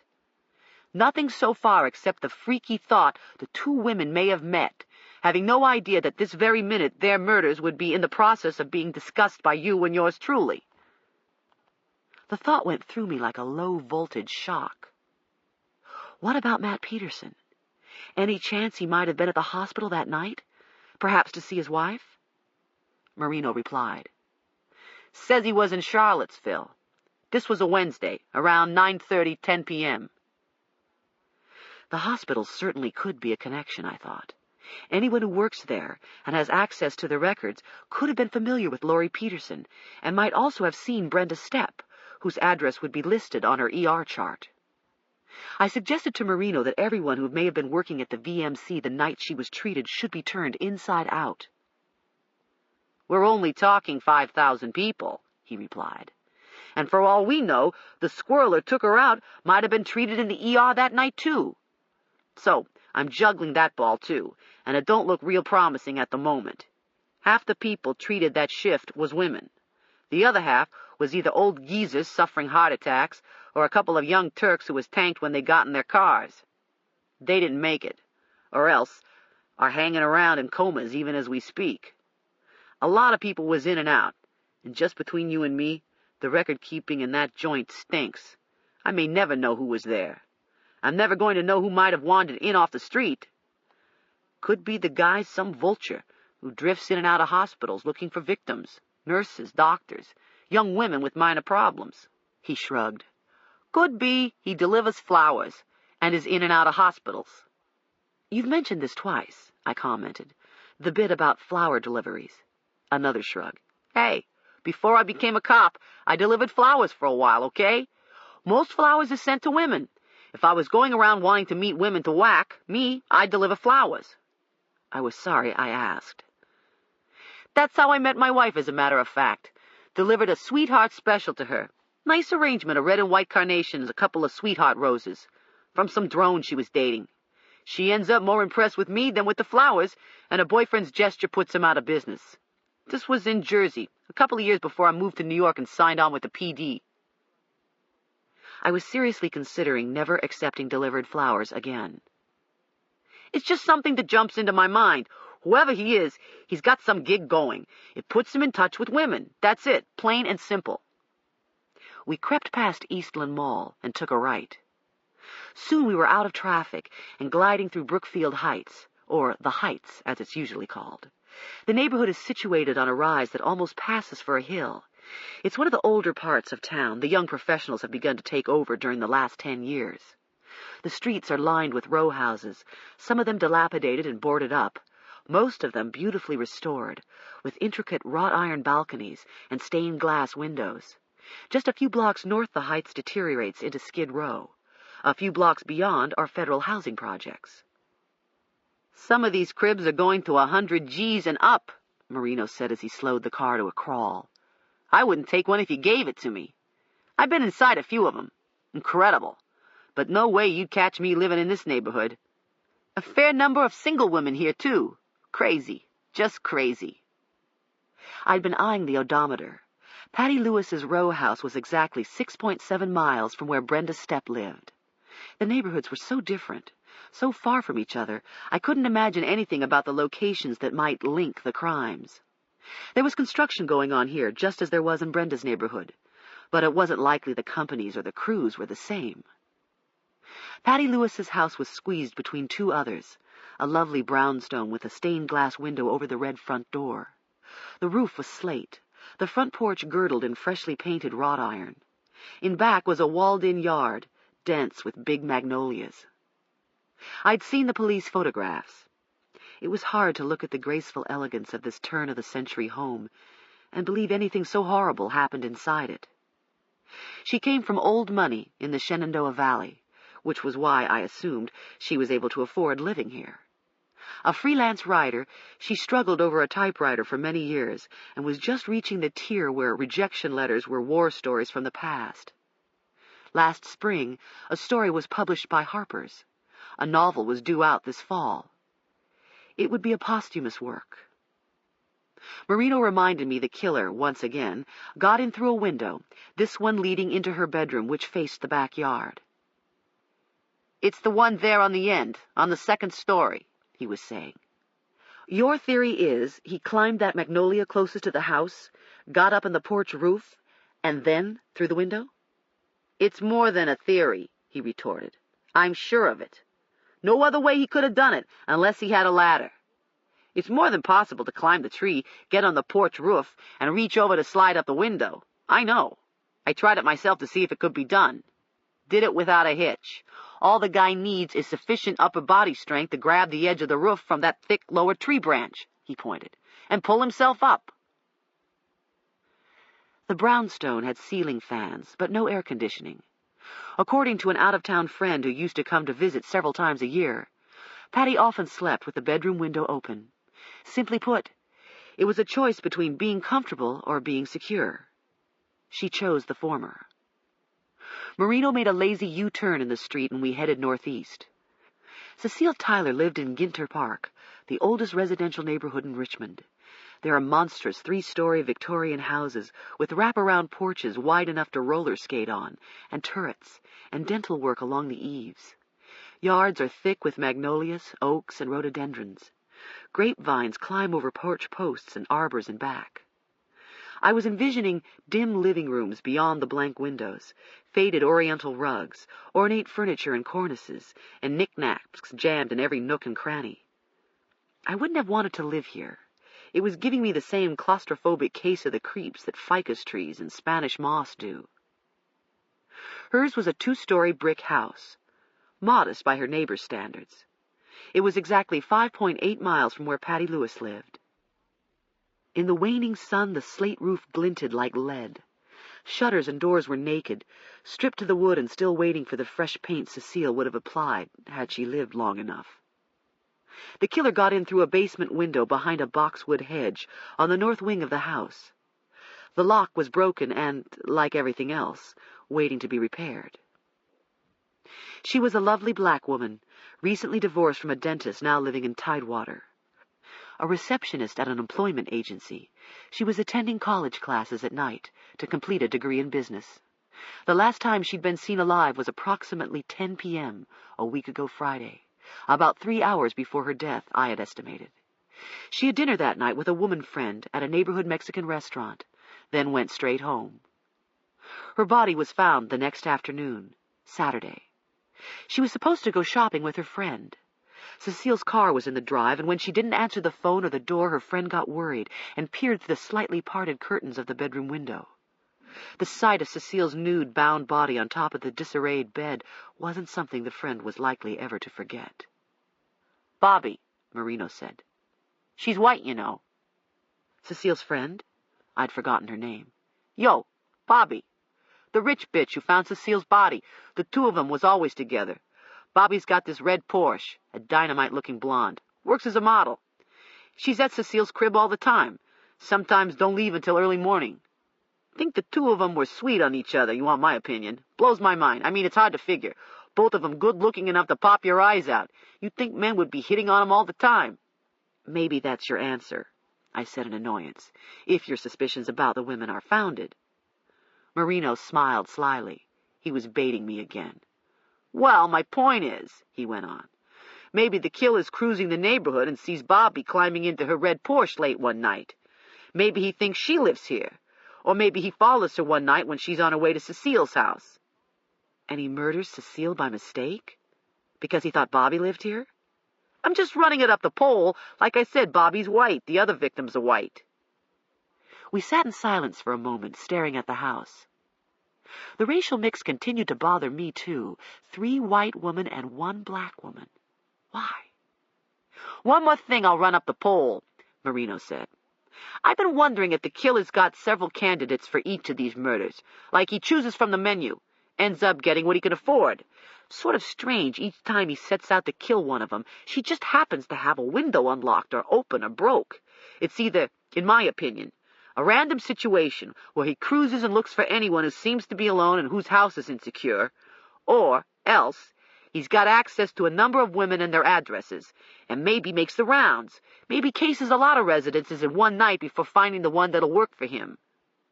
I didn't like it. "I think he stalked each of these women," I said, "that they were specific targets.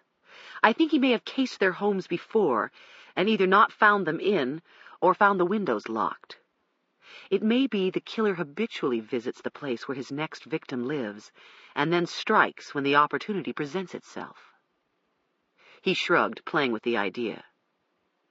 "Patty Lewis was murdered several weeks after Brenda's step, and Patty also was out of town visiting a friend the week prior to her murder. So it's possible he tried the weekend before and didn't find her home. Sure. Maybe it happened like that. Who's to say?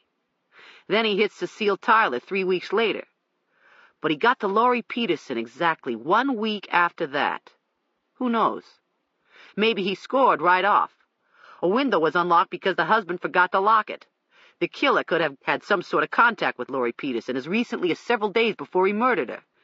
And if her window hadn't been unlocked last weekend, he'd be back this weekend trying again."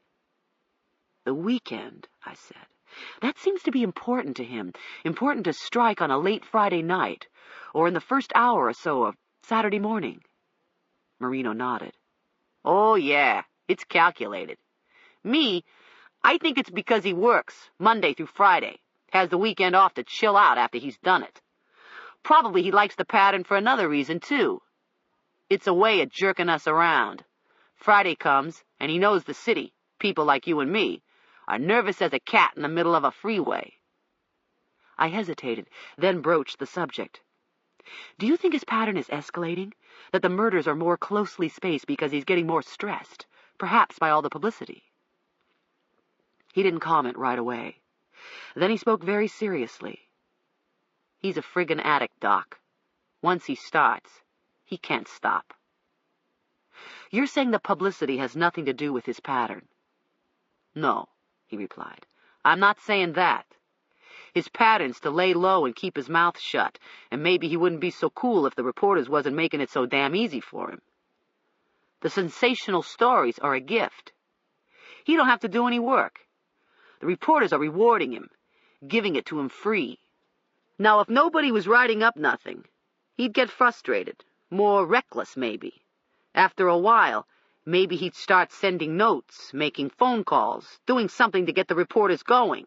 He might screw up. We were quiet a while. Then Marino caught me off guard. Sounds like you've been talking to Fortosis. Why? The stuff about it escalating and the news stories stressing him, making his urge peak quicker. Is this what he's told you? He casually slipped off his sunglasses and set them on the dash. When he looked at me, his eyes were faintly glinting with anger. Nope. But he's told a couple people near and dear to my heart. Bolts, for one. Tanner, for another. How do you know that? Because I got as many snitches inside the department as I got on the street. I know exactly what's going down and where it's going to end. Maybe. We sat in silence. The sun had dipped below rooftops and long shadows were creeping over the lawns and street. In a way, Marino had just cracked the door that would take us into each other's confidence. He knew. He was telling me he knew. I wondered if I dared push the door open wider. Bolts, Tanner, the powers that be are very upset by the leaks to the press, I said cautiously. May as well have a nervous breakdown over the rain. It happens. Especially when you got Dear Abby living in the same city. I smiled ruefully. How appropriate. Spill your secrets to Dear Abby Turnbull, and she prints every one of them in her paper. She's a big problem, he went on. Has the inside track, a line hooked straight into the heart of the department. I don't think the chief takes a whiz without her knowing it. Who's telling her? Let's just say I got my suspicions, but I haven't got the goods yet to go nowhere with them, okay? You know someone's been getting into my office computer? I said as if it were common knowledge. He glanced sharply at me. Since when? I don't know. Several days ago, someone got in and tried to pull up Laurie Peterson's case. It was luck we discovered it. A one-time oversight made by my computer analyst resulted in the perpetrator's commands appearing on the screen. You're saying someone could have been getting in for months and you wouldn't know? That's what I'm saying. He got quiet, his face hard. I pressed him. Changes your suspicions? Huh? He said shortly. That's it? I asked in exasperation. You don't have anything to say? Nope. Except your ass must be getting close to the fire these days. Ambergy know? He knows. Tanner too, I guess. Yes? Huh, he said again. Guess that explains a couple things. Like what? My paranoia was smoldering, and I knew Marino could see I was squirming. What things? He didn't reply. What things? I demanded. He slowly looked over at me. You really want to know? I think I'd better. My steady voice belied my fear, which was quickly mounting into panic. Well, I'll put it to you like this. If Tanner knew you and me was riding around together this afternoon, he'd probably jerk my badge. I stared at him in open bewilderment. What are you saying? See, I ran into him at HQ this morning. He called me aside for a little chat. Said he and some of the brass are clamping down on the leaks. Tanner told me to be real tight-lipped about the investigation, as if I needed to be told that. Hell. But he said something else that didn't make a whole lot of sense at the time. Point is, I'm not supposed to be telling anyone at your office, meaning you, shit about what's going on anymore. What? He went on. How the investigation's going and what we're thinking, I'm saying. You're not supposed to be told squat. Tanner's orders are for us to get the medical info from you, but not give you so much as the time of day. He said too much has been floating around, and the only way to put a stop to it is not say a word to anyone except those of us who got to know in order to work the cases. That's right, I snapped, and that includes me. These cases are within my jurisdiction. Or has everyone suddenly forgotten that? Hey, he said quietly, staring at me. We're sitting here, right? Yes, I replied more calmly. We are. Me, I don't give a shit what Tanner says, so maybe he's just antsy because of your computer mess. Doesn't want the cops blamed for giving out sensitive information to dial-a-leak at the ME's office. Please, maybe there's another reason, he muttered to himself. Whatever it was, he had no intention of telling me. He roughly shoved the car in gear, and we were off toward the river, south to Berkeley Downs. For the next 10, 15, 20 minutes, I wasn't really aware of the time. We didn't say a word to each other.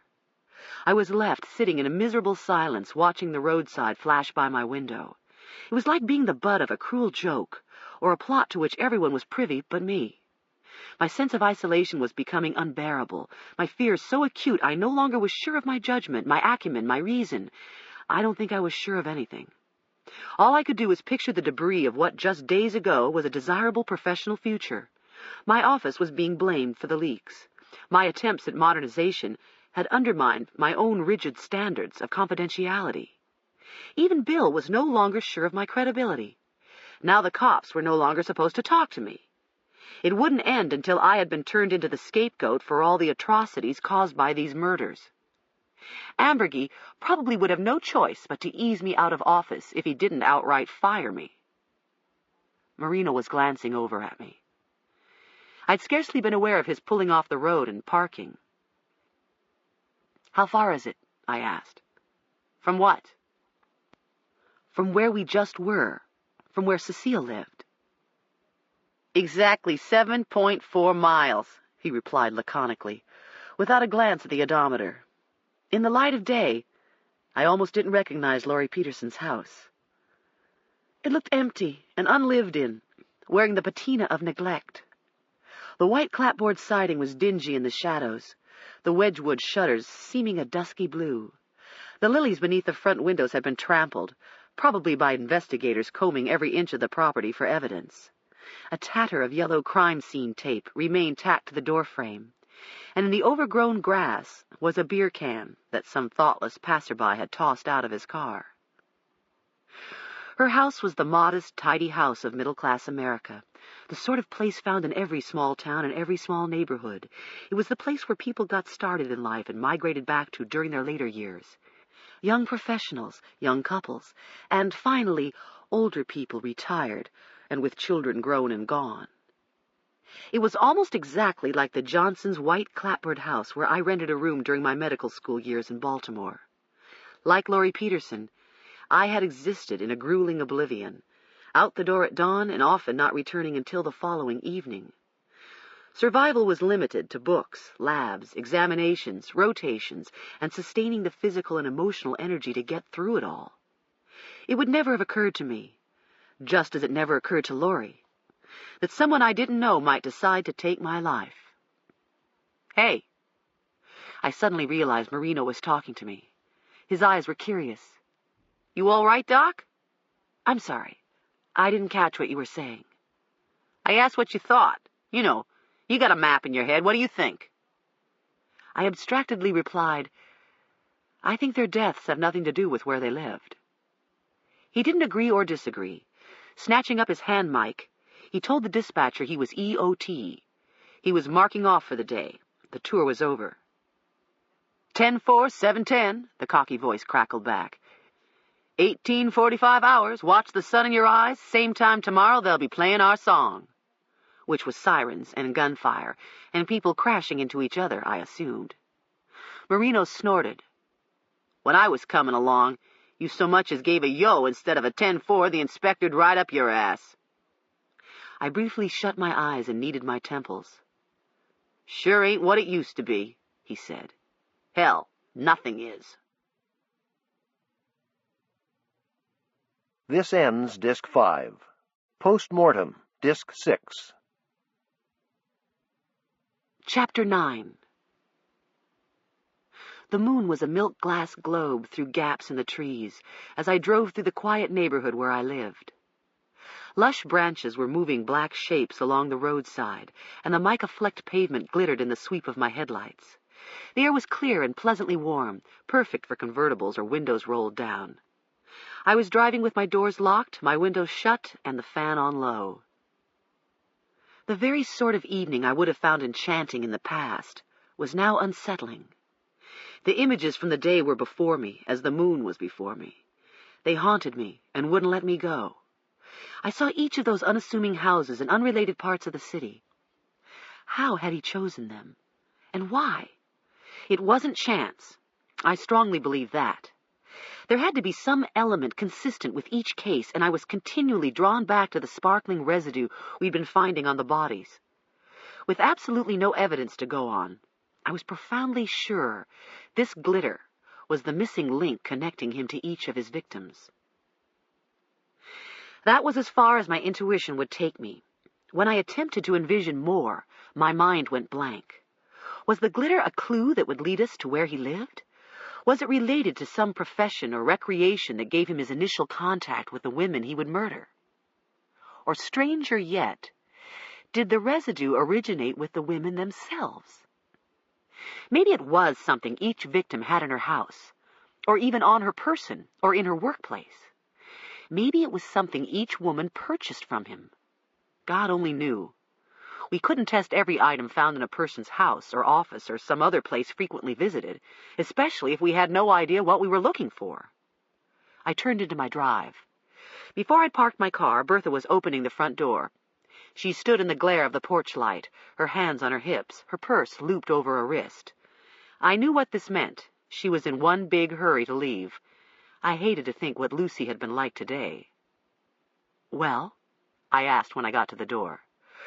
Bertha started shaking her head. "Terrible, Dr. K.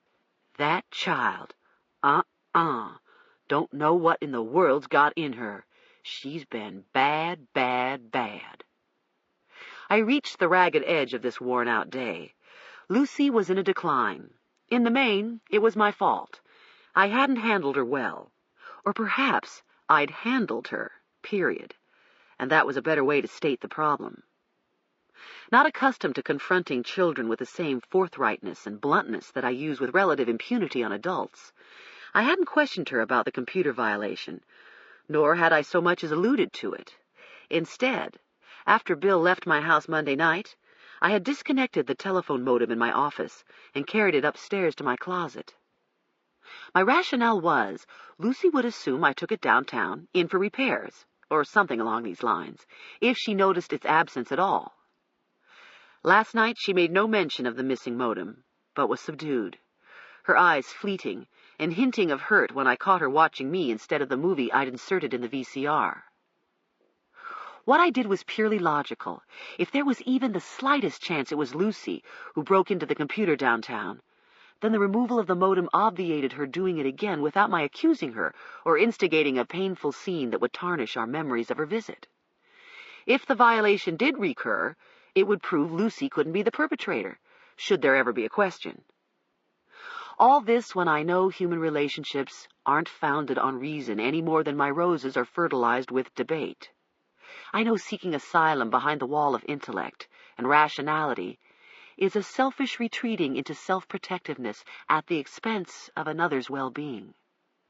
What I did was so intelligent it was stupid as hell. I remembered my own childhood. How much I hated the games my mother used to play when she would sit on the edge of my bed and answer questions about my father. He had a bug at first, something that gets in the blood and causes relapses every so often. Or he was fighting off something some colored person or Cuban carried into his grocery store. Or he works too hard and gets himself run down, Kay. Lies.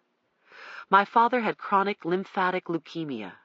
It was diagnosed before I entered the first grade.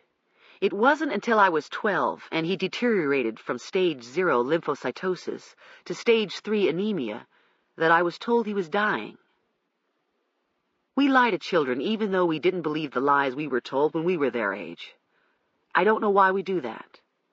I didn't know why I'd been doing it with Lucy, who was as quick as any adult.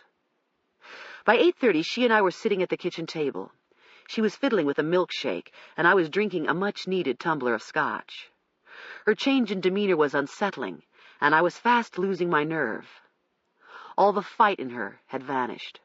All of the petulance and resentment over my absences had retreated.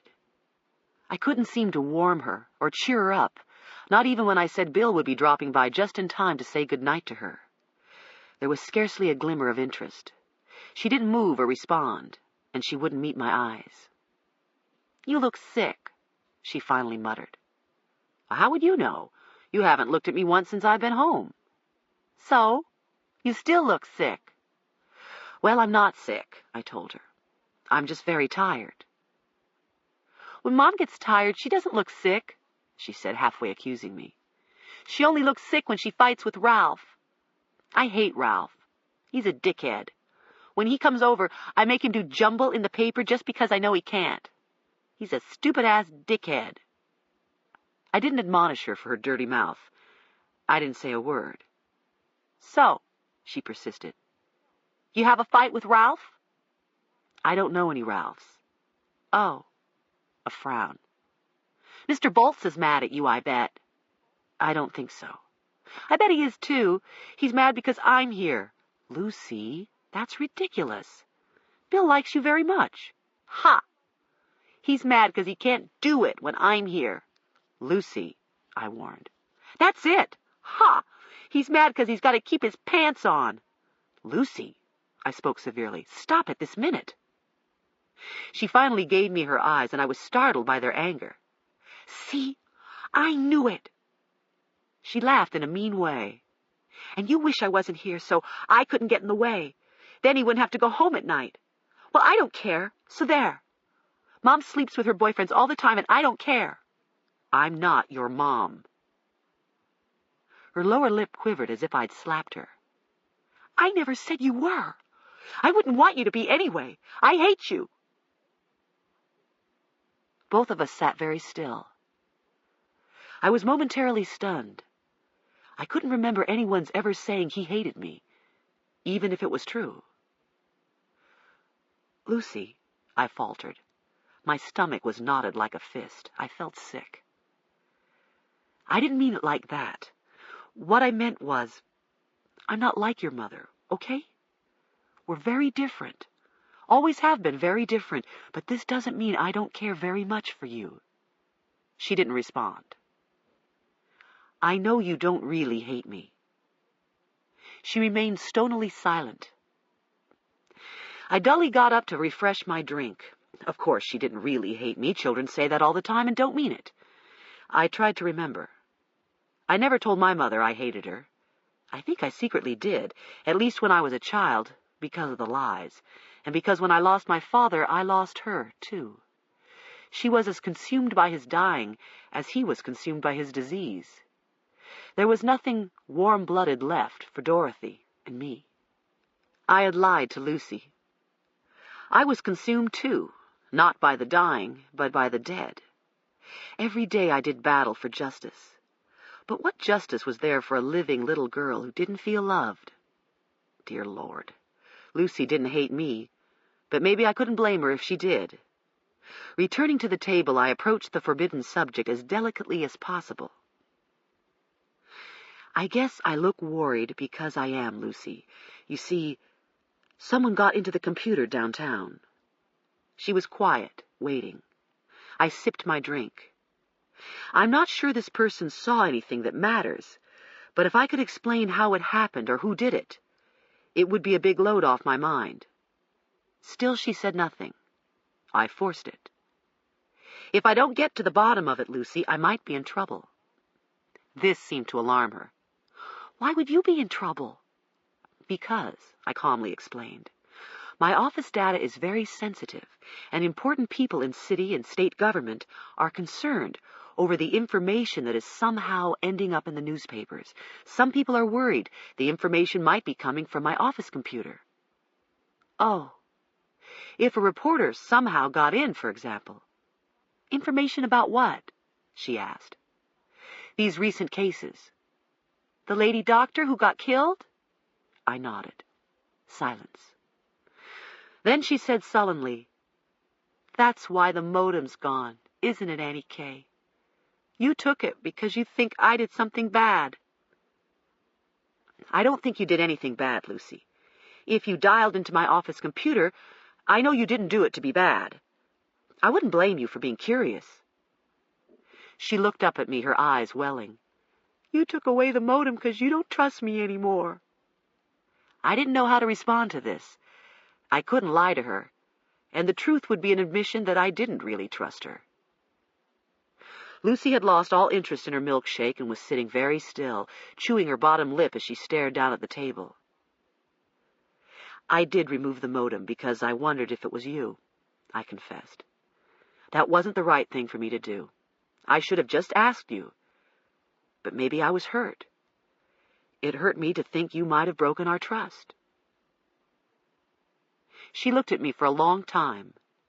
She seemed strangely pleased, almost happy when she asked, "You mean my doing something bad hurt your feelings?"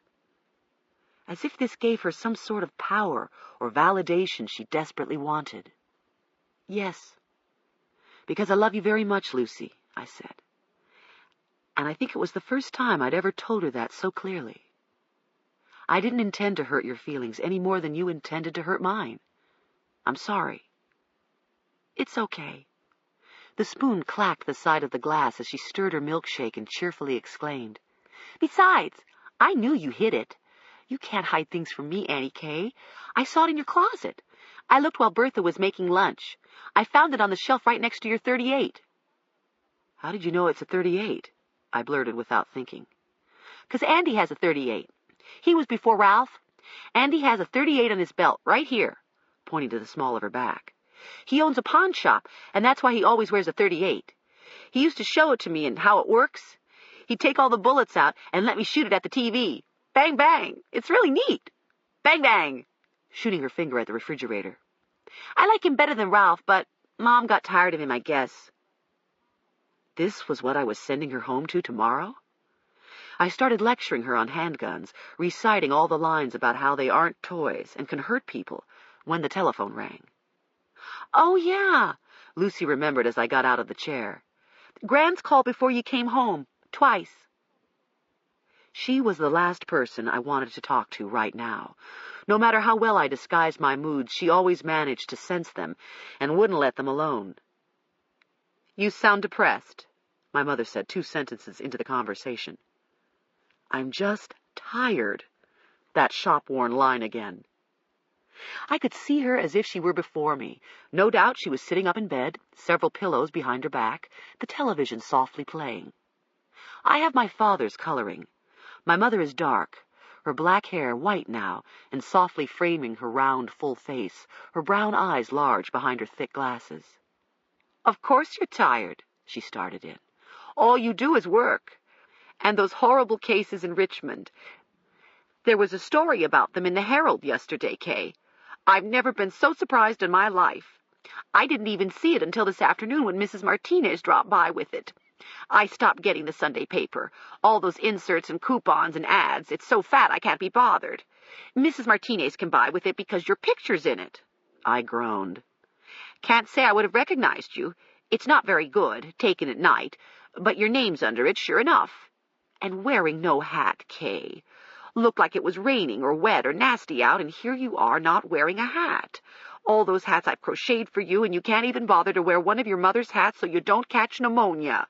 "Mother," she went on. "Mother?" I couldn't stand it. Not tonight. I could be Maggie Thatcher, and my mother would persist in treating me like a 5-year-old who doesn't have sense enough to come out of the rain. Next came the run of questions about my diet and whether I was getting enough sleep. I abruptly derailed her. "How's Dorothy?" She hesitated. "Well, that's why I'm calling." I scooted over a chair and sat down as my mother's voice went up an octave, and she proceeded to tell me Dorothy had flown to Nevada to get married. Why Nevada? I stupidly asked. You tell me. You tell me why your only sister meets with some book person she's only talked to over the phone in the past and suddenly calls her mother from the airport to say she's on her way to Nevada to get married. You tell me how my daughter could do something like that. You think she had macaroni for brains. What sort of book person? I glanced at Lucy.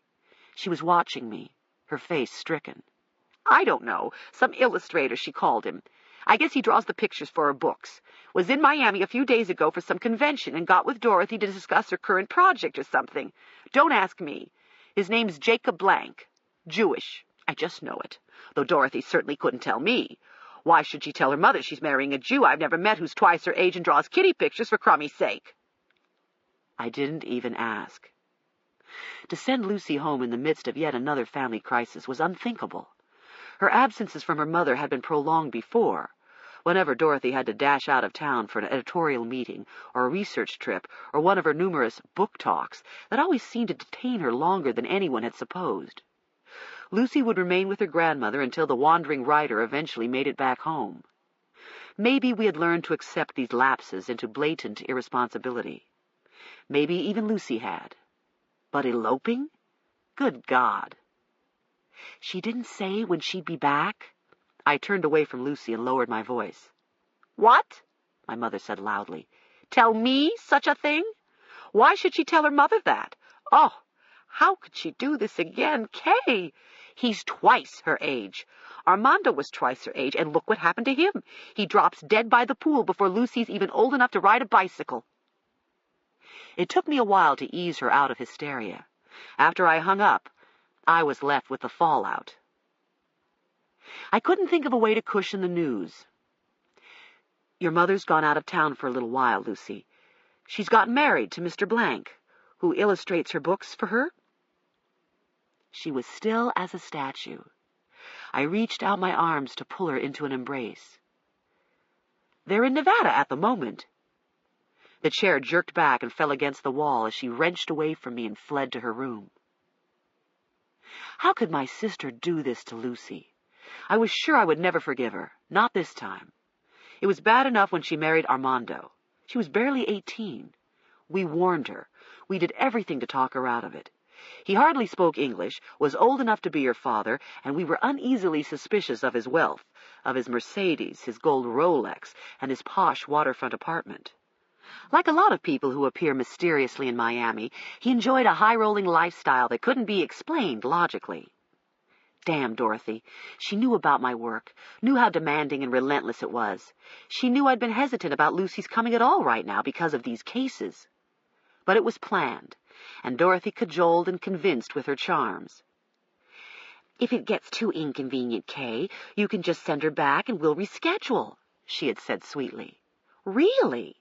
She's so desperately looking forward to it. It's all she talks about these days. She simply adores you.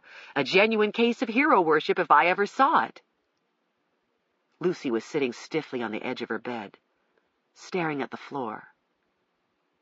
I hope they get killed in a plane crash, was the only thing she said to me as I helped her into her pajamas. You don't mean that, Lucy. I smoothed the daisy-spangled spread beneath her chin. You can stay with me for a while. That will be nice, won't it? She squeezed her eyes shut and turned her face to the wall. My tongue felt thick and slow. There were no words that would ease her pain, so I sat looking helplessly at her for a while. Hesitantly, I moved closer to her and began to rub her back. Gradually, her misery began to fade, and eventually she began breathing the deep, regular breaths of sleep. I kissed the top of her head and softly shut her door. Halfway back to the kitchen, I heard Bill pull in. I got to the door before he had a chance to ring the bell. Lucy's asleep, I whispered. Oh, he playfully whispered back. Too bad. So I wasn't worth waiting up for. He suddenly turned, following my startled eyes out to the street. Headlights cut around the bend and were instantly extinguished at the same time a car I could not make out came to an abrupt stop. Now it was accelerating in reverse. the engine loudly straining. Pebbles and grit popped as it turned around beyond the trees and sped away. "Expecting company?" Bill muttered, staring out into the darkness. I slowly shook my head. He stole a glance at his watch and lightly nudged me into the foyer. Whenever Marino came to the OCME, he never failed to needle Wingo, who was probably the best autopsy technician I'd ever worked with, and by far the most fragile. "Yo, it's what's known as the close encounter of the Ford kind," Marino was loudly going on. A bay-windowed state trooper who'd arrived at the same time Marino did guffawed again. Wingo's face was bright red as he stabbed the plug of the striker's saw into the yellow cord reel dangling over the steel table. Up to my wrists in blood, I mumbled under my breath, "Ignore it, Wingo." Marino cut his eyes at the trooper, and I waited for the limp wrist act to follow. Wingo was much too sensitive for his own good, and I sometimes worried about him. He so keenly identified with the victims, it wasn't uncommon for him to cry over unusually heinous cases. The morning had presented one of life's cruel ironies. A young woman had gone to a bar in a rural area of a neighboring county last night, and as she started walking home around 2 a.m., she was struck by a car that kept on going. The state trooper, examining her personal effects, had just discovered inside her billfold a slip of paper from a fortune cookie which predicted, "You will soon have an encounter that will change the course of your life." Or maybe she was looking for Mr. Hoodbar. I was just on the verge of blowing up at Marino when his voice was drowned out by the striker's saw, which sounded like a loud dentist drill as Wingo began cutting through the dead woman's skull. A bony dust unpleasantly drifted on the air, and Marino and the trooper retreated to the other end of the suite, where the autopsy of Richmond's latest shooting homicide was being performed on the last table. When the saw was silenced and the skull cap removed, I stopped what I was doing to make a quick inspection of the brain. No subdural or subarachnoid hemorrhages. "It isn't funny," Wingo began his indignant litany. "Not the least bit funny. How can anybody laugh at something like that?" The woman's scalp was lacerated, but that was it. What killed her were multiple pelvic fractures. The blow to her buttocks so violent the pattern of the vehicle's grille was clearly visible on her skin. She wasn't struck by something low to the ground, such as a sports car. Might have been a truck. She saved it because it meant something to her, like it was something she wanted to believe. Maybe that's why she went to the bar last night. She was looking for someone she'd been waiting for all her life, her encounter, and it turns out to be some drunk driver who knocks her 50 feet into a ditch. "Wingo," I said wearily as I began taking photographs, "it's better if you don't imagine some things." "I can't help it." "You have to learn to help it." He cast wounded eyes in the direction of Marino, who was never satisfied unless he got a rise out of him. Poor Wingo. Most members of the rough-and-tumble world of law enforcement were more than a little put off by him. He didn't laugh at their jokes, or particularly relish their war stories, and more to the point, he was, well, different. Tall and lithely built, he had black hair cropped close on the sides, with a cockatoo spray on top and a rat tail curling at the nape of his neck. Delicately handsome, he looked like a model in the loose-fitting designer clothes and soft leather European shoes he wore. Even his indigo blue scrubs, which he bought and laundered himself, were stylish. He didn't flirt. He didn't resent having a woman tell him what to do. He never seemed remotely interested in what I looked like beneath my lab coat or all-business breeches of Georgetown suits. I'd grown so comfortable around him that on the few occasions when he accidentally walked into the locker room while I was changing into my scrubs, I was scarcely aware of him. I suppose if I'd wondered about his proclivities when he'd interviewed for the job several months ago, I might have been less enthusiastic about hiring him. It was something I didn't like to admit. But it was all too easy to stereotype because I saw the worst example of every sort in this place. There were the transvestites with their falsies and padded hips, and the gays who flew into jealous rages and murdered their lovers. and the chicken hawks who cruised parks and video arcades and got carved up by homophobic rednecks. There were the prisoners with their obscene tattoos and histories of sodomizing anything on 2 legs inside the cell blocks. And there were the profligate purveyors in bathhouses and bars who didn't care who else got AIDS. Wingo didn't fit. Wingo was just Wingo. "You can handle it from here?"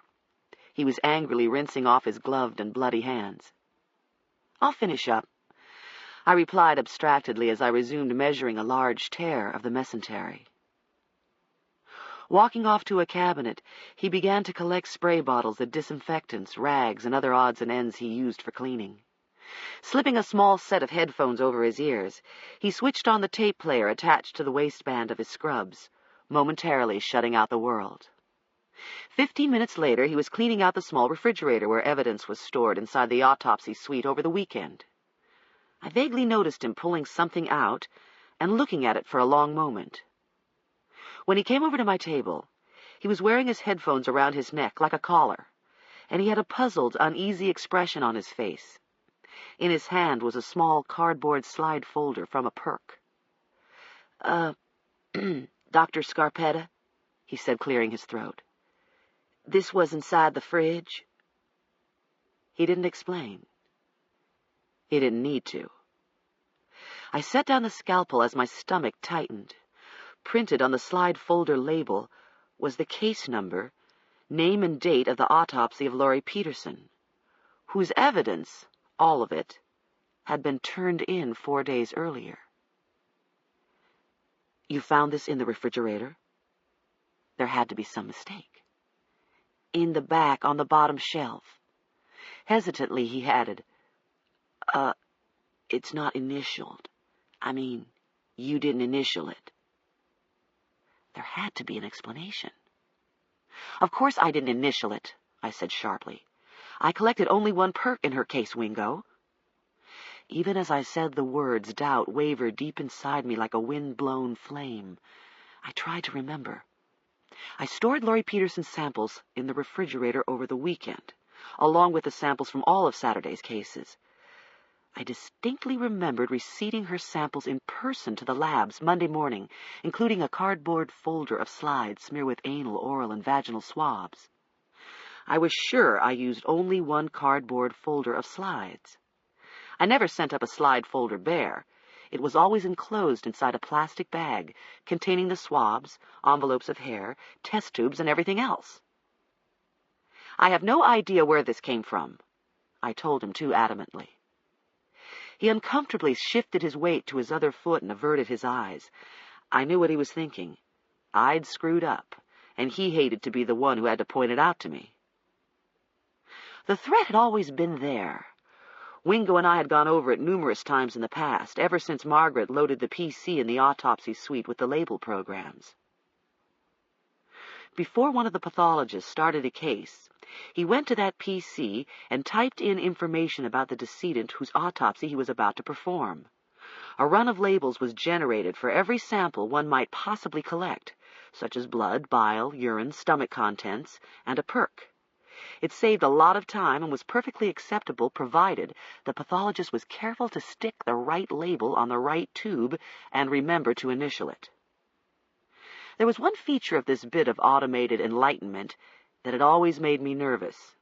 Inevitably, there were leftover labels, because one didn't, as a rule, collect every possible sample, especially when labs were overworked and understaffed. I wasn't going to send fingernail clippings to trace evidence, for example, if the decedent was an 80-year-old man who died of a myocardial infarct while cutting his grass. What to do with leftover labels? You certainly didn't want to leave them lying around where they might find their way onto the wrong test tubes. Most of the pathologists tore them up. It was my habit to file them with the person's case folder. It was a quick way to know what was tested for, what wasn't, and how many tubes of this or that I'd actually sent upstairs. Wingo had trotted across the suite and was running a finger down the pages of the morgue log. I could feel Marino staring across the suite at me as he waited to collect the bullets from his homicide case. He wandered my way just as Wingo got back. "We had 6 cases that day," Wingo reminded me, as if Marino weren't there. "Saturday, I remember. There were a lot of labels on the counter over there. Maybe one of them—" "No," I said loudly. "I don't see how. I didn't leave any leftover labels from her case lying around. They were with my paperwork, clipped to my clipboard." "Shit," Marino said in surprise. He was looking over my shoulder. "That what I think it is?" Frantically pulling off my gloves, I took the folder from Wingo and slit the tape with a thumbnail. Inside were 4 slides, 3 of which were definitely smeared with something, but they were not hand-marked with the standard O, A, or V, designating which samples they were. They weren't marked at all, except by computer label on the outside of the folder. "So maybe you labeled this thinking you were going to use it, changed your mind or something?" Wingo suggested. I didn't reply right away. I couldn't remember. "When was the last time you went inside the refrigerator?" I asked him. A shrug. "Last week. Maybe a week ago Monday when I got out the stuff so the doctors could take it up. I wasn't in this past Monday. This is the first time I've looked in the fridge this week." I slowly recalled that Wingo had taken comp time on Monday. I myself had gotten Laurie Peterson's evidence out of the refrigerator before making evidence rounds. Was it possible I overlooked this cardboard folder? Was it possible I was so fatigued, so distracted, I got her evidence mixed up with evidence from one of the 5 other cases we had that day? If so, which cardboard folder of slides was really from her case? The one I receipted upstairs, or this one? I couldn't believe this was happening. I was always so careful. I rarely wore my scrubs out of the morgue. Almost never. Not even when there was a fire drill.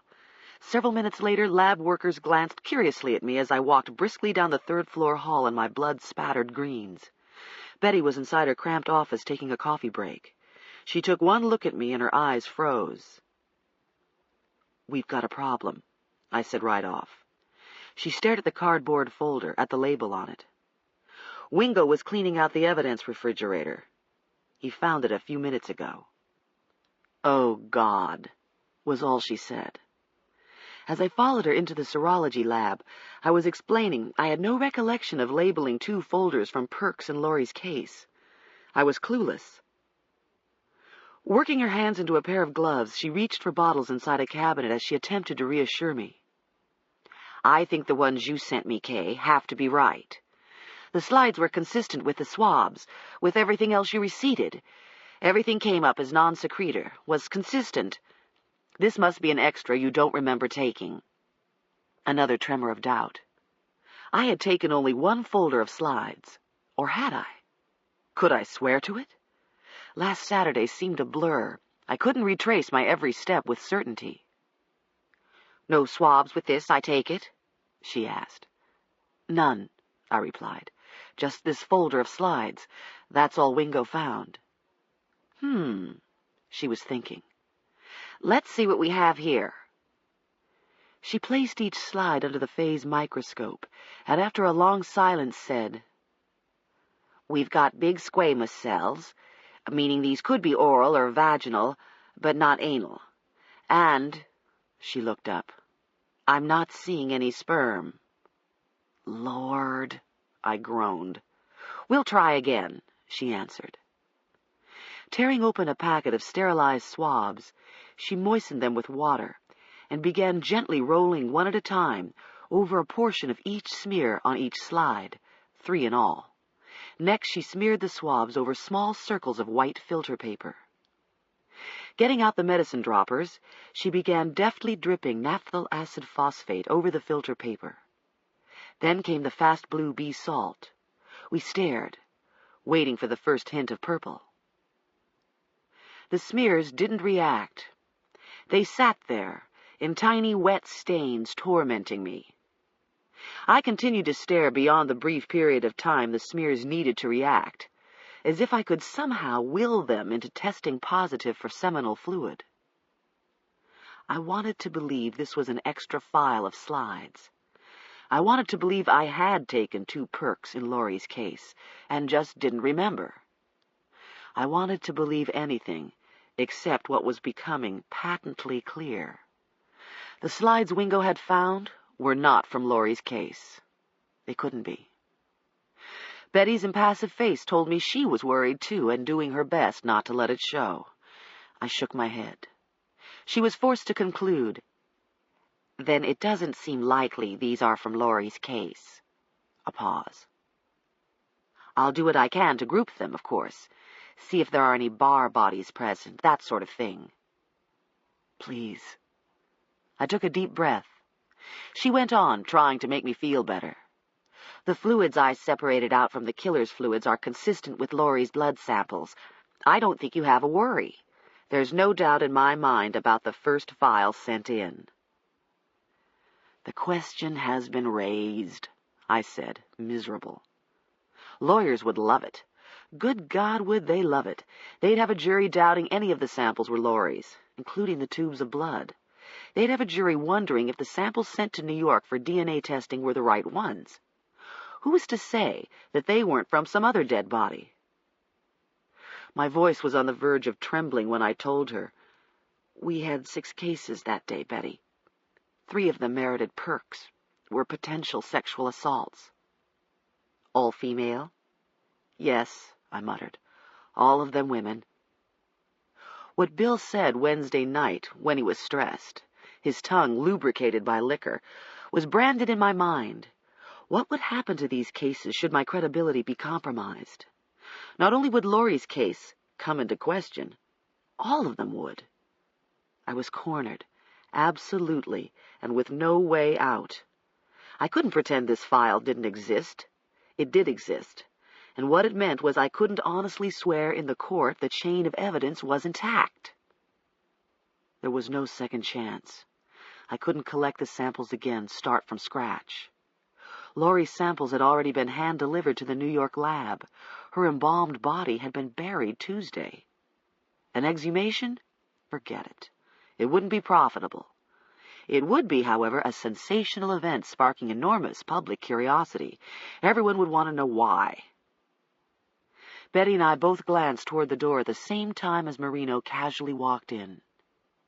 "I just had a freaky little thought, Doc." He paused, his face hard, as his eyes wandered to the slides and filter paper on the countertop.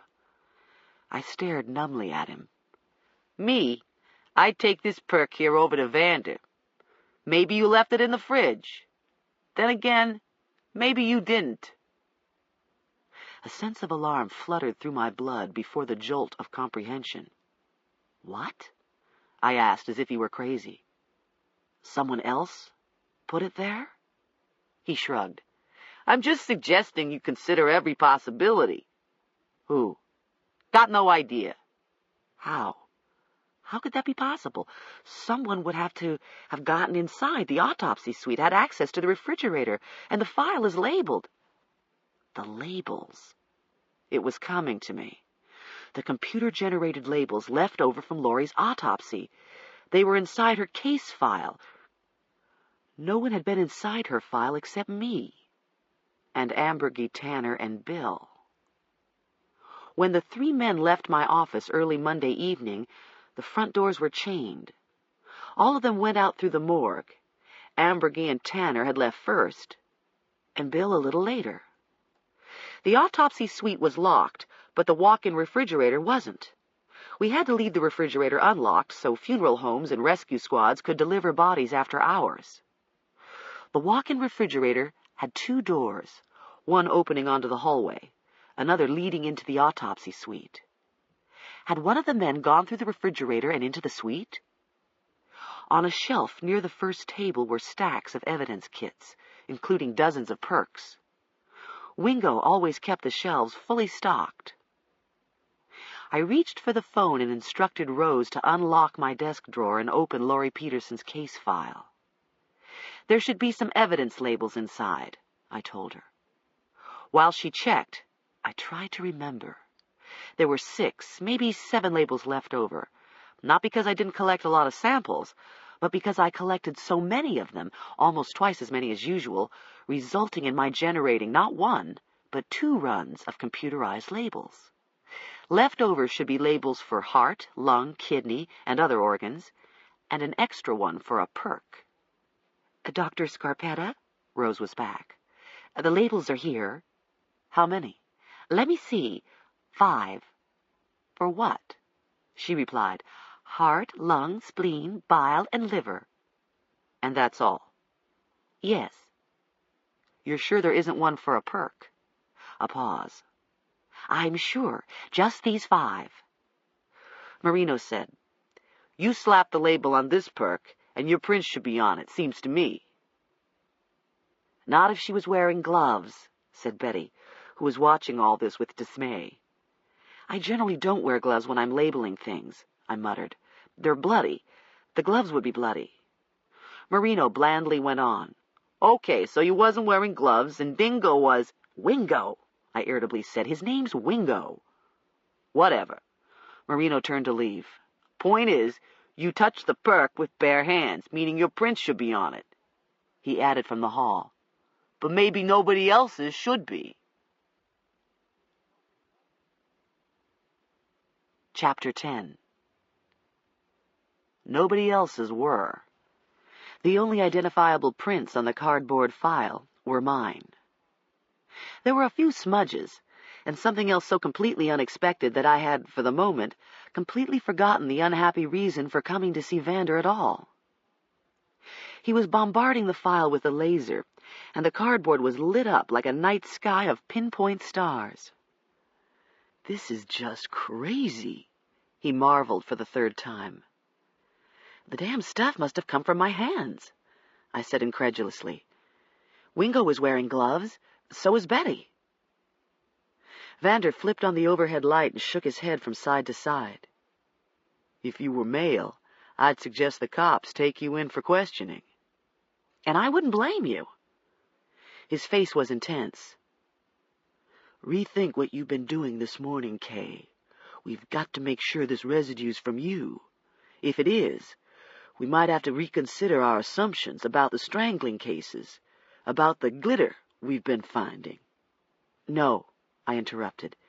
It isn't possible I've been leaving the residue on the bodies, Niels. I wore gloves the entire time I worked with them. I took my gloves off when Wingo found the perk. I was touching the file with my bare hands. He persisted. What about hairsprays, cosmetics? Anything you routinely use? Not possible, I repeated. This residue hasn't shown up when we've examined other bodies. It's shown up only in the strangling cases. Good point. We thought for a minute. Betty and Wingo were wearing gloves when they handled this file? He wanted to make sure. Yes, they were, which is why they left no prints. So it isn't likely the residue came from their hands. Had to have come from mine, unless someone else touched the file. Some other person who may have planted it in the refrigerator, you're still thinking? Vander looked skeptical. Yours were the only prints, Kay. But the smudges, Niels, those could be from anyone. Of course they could be. But I knew he didn't believe it. He asked, What exactly were you doing just before you came upstairs? I was posting a hit and run. Then what? Then Wingo came over with the slide folder, and I took it straight to Betty. He glanced unemphatically at my blood-stained scrubs and observed, You were wearing gloves while doing the post? Of course, and I took them off when Wingo brought me the file, as I've already explained. The gloves were lined with talc. I don't think that could be it. Probably not, but it's a place to start. I went back down to the autopsy suite to fetch an identical pair of latex gloves. Several minutes later, Vander was tearing open the packet, turning the gloves inside out and shooting them with the laser. Not even a glimmer. The talc didn't react. Not that we really thought it would. In the past, we'd tested various body powders from the murdered women's scenes in hopes of identifying the glittery substance. The powders, which had a talc base, hadn't reacted either. The lights went on again. I smoked and thought. I was trying to envision my every move from the time Wingo showed me the slide file to when I ended up in Vander's office. I was engrossed in coronary arteries when Wingo walked up with the perk. I set down a scalpel, peeled off my gloves, and opened the file to look at the slides. I walked over to the sink, hastily washed my hands, and patted them dry with a paper towel. Next, I went upstairs to see Betty. Did I touch anything inside her lab? I didn't recall if I had. It was the only thing I could think of. The soap I used downstairs when I washed up. Could that be it? Unlikely, Vander said without pause, especially if you rinsed off. If your everyday soap reacted even after rinsing, we'd find the glittery stuff all the time on bodies and clothes. I'm pretty certain this residue is coming from something granular, a powdery substance of some sort. The soap you used downstairs is a disinfectant, a liquid, isn't it? It was, but that wasn't what I'd used. I was in too big of a rush to go back to the locker room and wash with the pink disinfectant kept in bottles by the sinks. Instead, I went to the sink nearest me, the one in the autopsy suite, where there was a metal dispenser filled with the same grainy gray soap powder used throughout the rest of the building. It was cheap. It was what the state purchased by the truckload. I had no idea what was in it. It was almost odorless and didn't dissolve or lather. It was like washing up with wet sand. There was a ladies' room down the hall. I left for a moment and returned with a handful of the grayish powder. Lights out, and Vander switched on the laser again. The soap went crazy, blazing neon white. I'll be damned. Vander was thrilled. I wasn't exactly feeling the same way. I desperately wanted to know the origin of the residue we'd been finding on the bodies. But I'd never, not in my wildest fantasies, hoped it would turn out to be something found in every bathroom inside my building. I still wasn't convinced. Did the residue on this file come from my hands? What if it didn't? We experimented. Firearms examiners routinely conduct a series of test fires to determine distance and trajectory. Vander and I were conducting a series of test washings to determine how thoroughly one had to rinse his hands in order for none of the residue to show up in the laser. He vigorously scrubbed with the powder, rinsed well, and carefully dried his hands with paper towels. The laser picked up 1 or 2 sparkles, and that was it. I tried to reenact my hand washing, doing it exactly as I did it when I was downstairs. The result was a multitude of sparkles that were easily transferred to the countertop, the sleeve of Vander's lab coat, anything I touched. The more I touched, obviously, the fewer sparkles were left on my hands. I returned to the ladies' room and presently was back with a coffee cup full of the soap. We washed and washed, over and over again. Lights went on and off, the laser spitting, until the entire area of the sink looked like Richmond from the air after dark. One interesting phenomenon became apparent. The more we washed and dried, the more the sparkles accumulated. They got under our nails, clung to our wrists and the cuffs of our sleeves. They ended up on our clothing, found their way to our hair, our faces, our necks, everywhere we touched. After about 45 minutes of dozens of experimental washings, Vander and I looked perfectly normal in normal light. In the laser, we looked as if we'd been decorated with Christmas glitter. "Shit," he exclaimed in the dark. It was an expletive I'd never heard him use. "Would you look at this stuff? The bastard must be a clean freak. To leave as much of the stuff as he does, he must be washing his hands 20 times a day." "If this soap powder's the answer," I reminded him. Of course, of course." I prayed the scientists upstairs could make their magic work. But what couldn't be determined by them or anyone else, I thought, was the origin of the residue on the slide file, and how the file had gotten inside the refrigerator to begin with. My anxious inner voice was nagging at me again. "You just can't accept you made a mistake," I admonished myself. "You just can't handle the truth. You mislabeled this perk, and the residue on it came from your own hands." But what if? What if the scenario were a more pernicious one? I silently argued. What if someone maliciously planted the file inside the refrigerator, and what if the glittery residue was from this person's hands instead of mine? The thought was strange, the poison of an imagination gone berserk. So far, a similar residue had been found on the bodies of 4 murdered women. I knew Wingo, Betty, Vander, and I had touched the file. The only other people who might have touched it were Tanner, Ambergy, or Bill. His face drifted through my mind. Something unpleasant and chilling shifted inside me as Monday afternoon slowly replayed in my memory. Bill was so distant during the meeting with Ambergy and Tanner. He was unable to look at me then, or later, when the three men were going through the cases inside my conference room. I saw case files slipping off Bill's lap and falling to the floor in a commingled, god-awful mess. Tanner quickly offered to pick them up. His helpfulness was so automatic. But it was Bill who picked up the paperwork that would have included leftover labels. Then he and Tanner sorted through everything. How easy it would have been to tear off a label and slip it into a pocket. Later, Ambergy and Tanner left together, but Bill remained with me. We talked in Margaret's office for 10 or 15 minutes.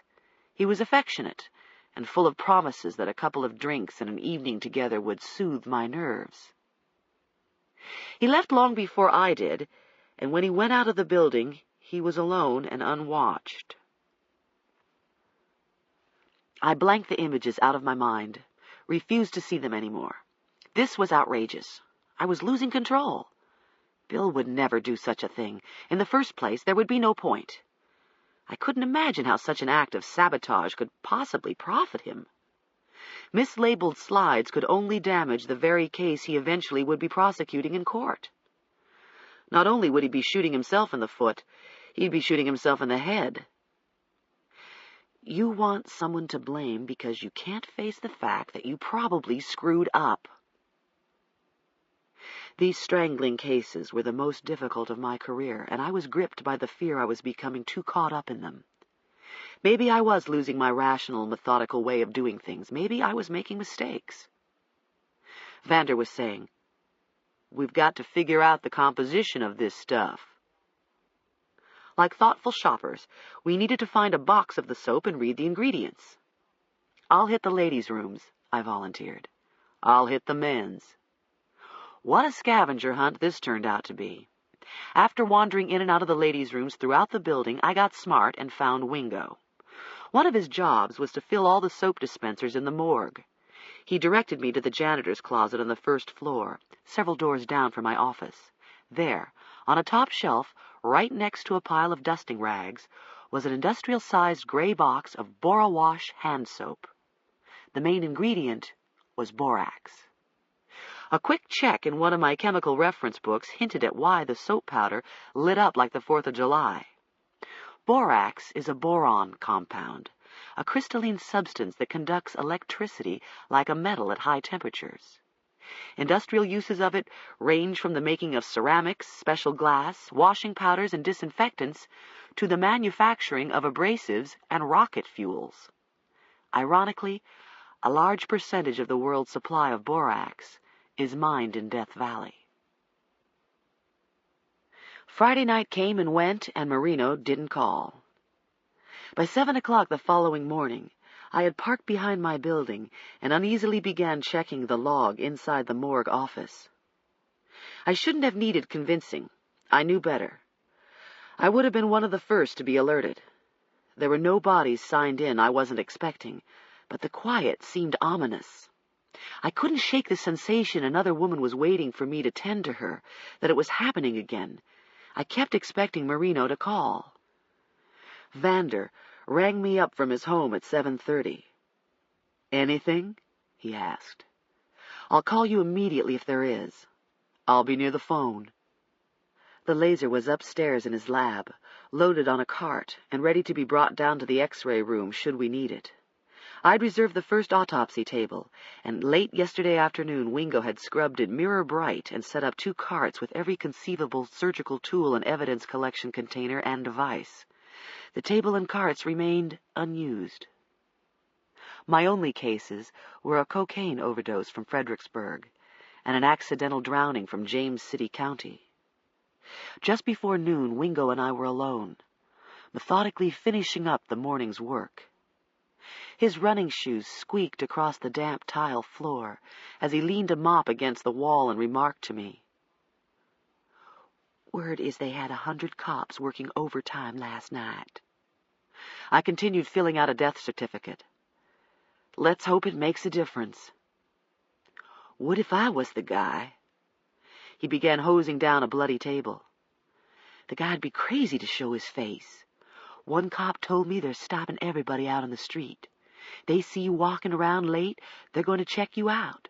Taking plate numbers, too, if they see your car parked somewhere late. What cop? I looked up at him. We had no cases from Richmond this morning. No cops in from Richmond either. What cop told you this? One of the cops who came in with the drowning. From James City County? How did he know what was going on in Richmond last night? Wingo glanced curiously at me. His brother's a cop here in the city. I turned away so he couldn't see my irritation. Too many people were talking. A cop whose brother was a cop in Richmond just glibly told Wingo, a stranger, this? What else was being said? There was too much talk. Too much. I was reading the most innocent remark differently, becoming suspicious of everything and everybody. Wingo was saying, "My opinion's the guy's gone under. He's cooling his heels for a while, until everything quiets down." He paused, water drumming down on the table. "Either that, or he hit last night and no one's found the body yet." I said nothing, my irritation becoming acute. "Don't know, though." His voice was muffled by splashing water. "Kind of hard to believe he'd try it. Too risky, you ask me. But I know some of the theories. They say some guys like this get really bold after a while, like they're jerking everybody around, when the truth is they want to be caught. Could be he can't help himself and is begging for somebody to stop him." "Wingo," I warned. He didn't seem to hear me and went on. "Has to be some kind of sickness. He knows he's sick. I'm pretty sure of it. Maybe he's begging someone to save him from himself." "Wingo!" I raised my voice and spun around in my chair. He turned off the water, but it was too late. My words were out and startlingly loud in the still, empty suite. "He doesn't want to be caught." His lips parted in surprise, his face stricken by my sharpness. "Gee, I didn't mean to upset you, Dr. Scarpetta. I'm not upset," I snapped. "But people like this bastard don't want to be caught, okay? He isn't sick, okay? He's antisocial, he's evil, and he does it because he wants to, okay?" Shoes quietly squeaking, he slowly got a sponge out of a sink and began wiping down the sides of the table. He wouldn't look at me. I stared after him in a defeated way. He didn't look up from his cleaning. I felt bad. "Wingo?" I pushed back from the desk. "Wingo." He reluctantly came over to me, and I lightly touched his arm. "I apologize. I have no reason to be short with you." "No problem," he said, and the uneasiness in his eyes unnerved me. "I know what you're going through, with what's been happening and all. Makes me crazy, you know, like I'm sitting around all the time trying to figure out something to do. All this stuff you're getting hit with these days, and I can't figure out anything. I just wish I could do something." So that was it. I hadn't hurt his feelings as much as I had reinforced his worries. Wingo was worried about me. He knew I wasn't myself these days, that I was strung tight to the point of breaking. Maybe it was becoming apparent to everyone else, too. The leaks, the computer violation, the mislabeled slides. Maybe no one would be surprised if I were eventually accused of incompetence. "We saw it coming," people would say. "She was getting unhinged." For one thing, I wasn't sleeping well. Even when I tried to relax, my mind was a machine with no off switch. It ran on until my brain was overheated and my nerves were humming like power lines. Last night, I had tried to cheer up Lucy by taking her out to dinner and a movie. The entire time we were inside the restaurant and the theater, I was waiting for my pager to go off. And every so often I tested it to make sure the batteries were still charged. I didn't trust the silence. By 3 p.m., I dictated 2 autopsy reports and demolished a stack of micro-dictations. When I heard my phone ring as I was getting on the elevator, I dashed back to my office and snatched up the receiver. It was Bill. "We still on?" I couldn't say no. "Looking forward to it," I replied with enthusiasm I didn't feel. "But I'm not sure my company is worth writing home about these days." "I won't write home about it then." I left the office. It was another sunny day, but hotter. The grass border around my building was beginning to look parched, and I heard on the radio as I was driving home that the Hanover tomato crop was going to be damaged if we didn't get more rain. It had been a peculiar and volatile spring. We had long stretches of sunny, windy weather, then quite out of nowhere a fierce black army of clouds would march across the sky. Lightning would knock out electricity all over the city, and the rain would billow down in sheets. It was like dashing a bucket of water in the face of a thirsty man. It happened too fast for him to drink a drop.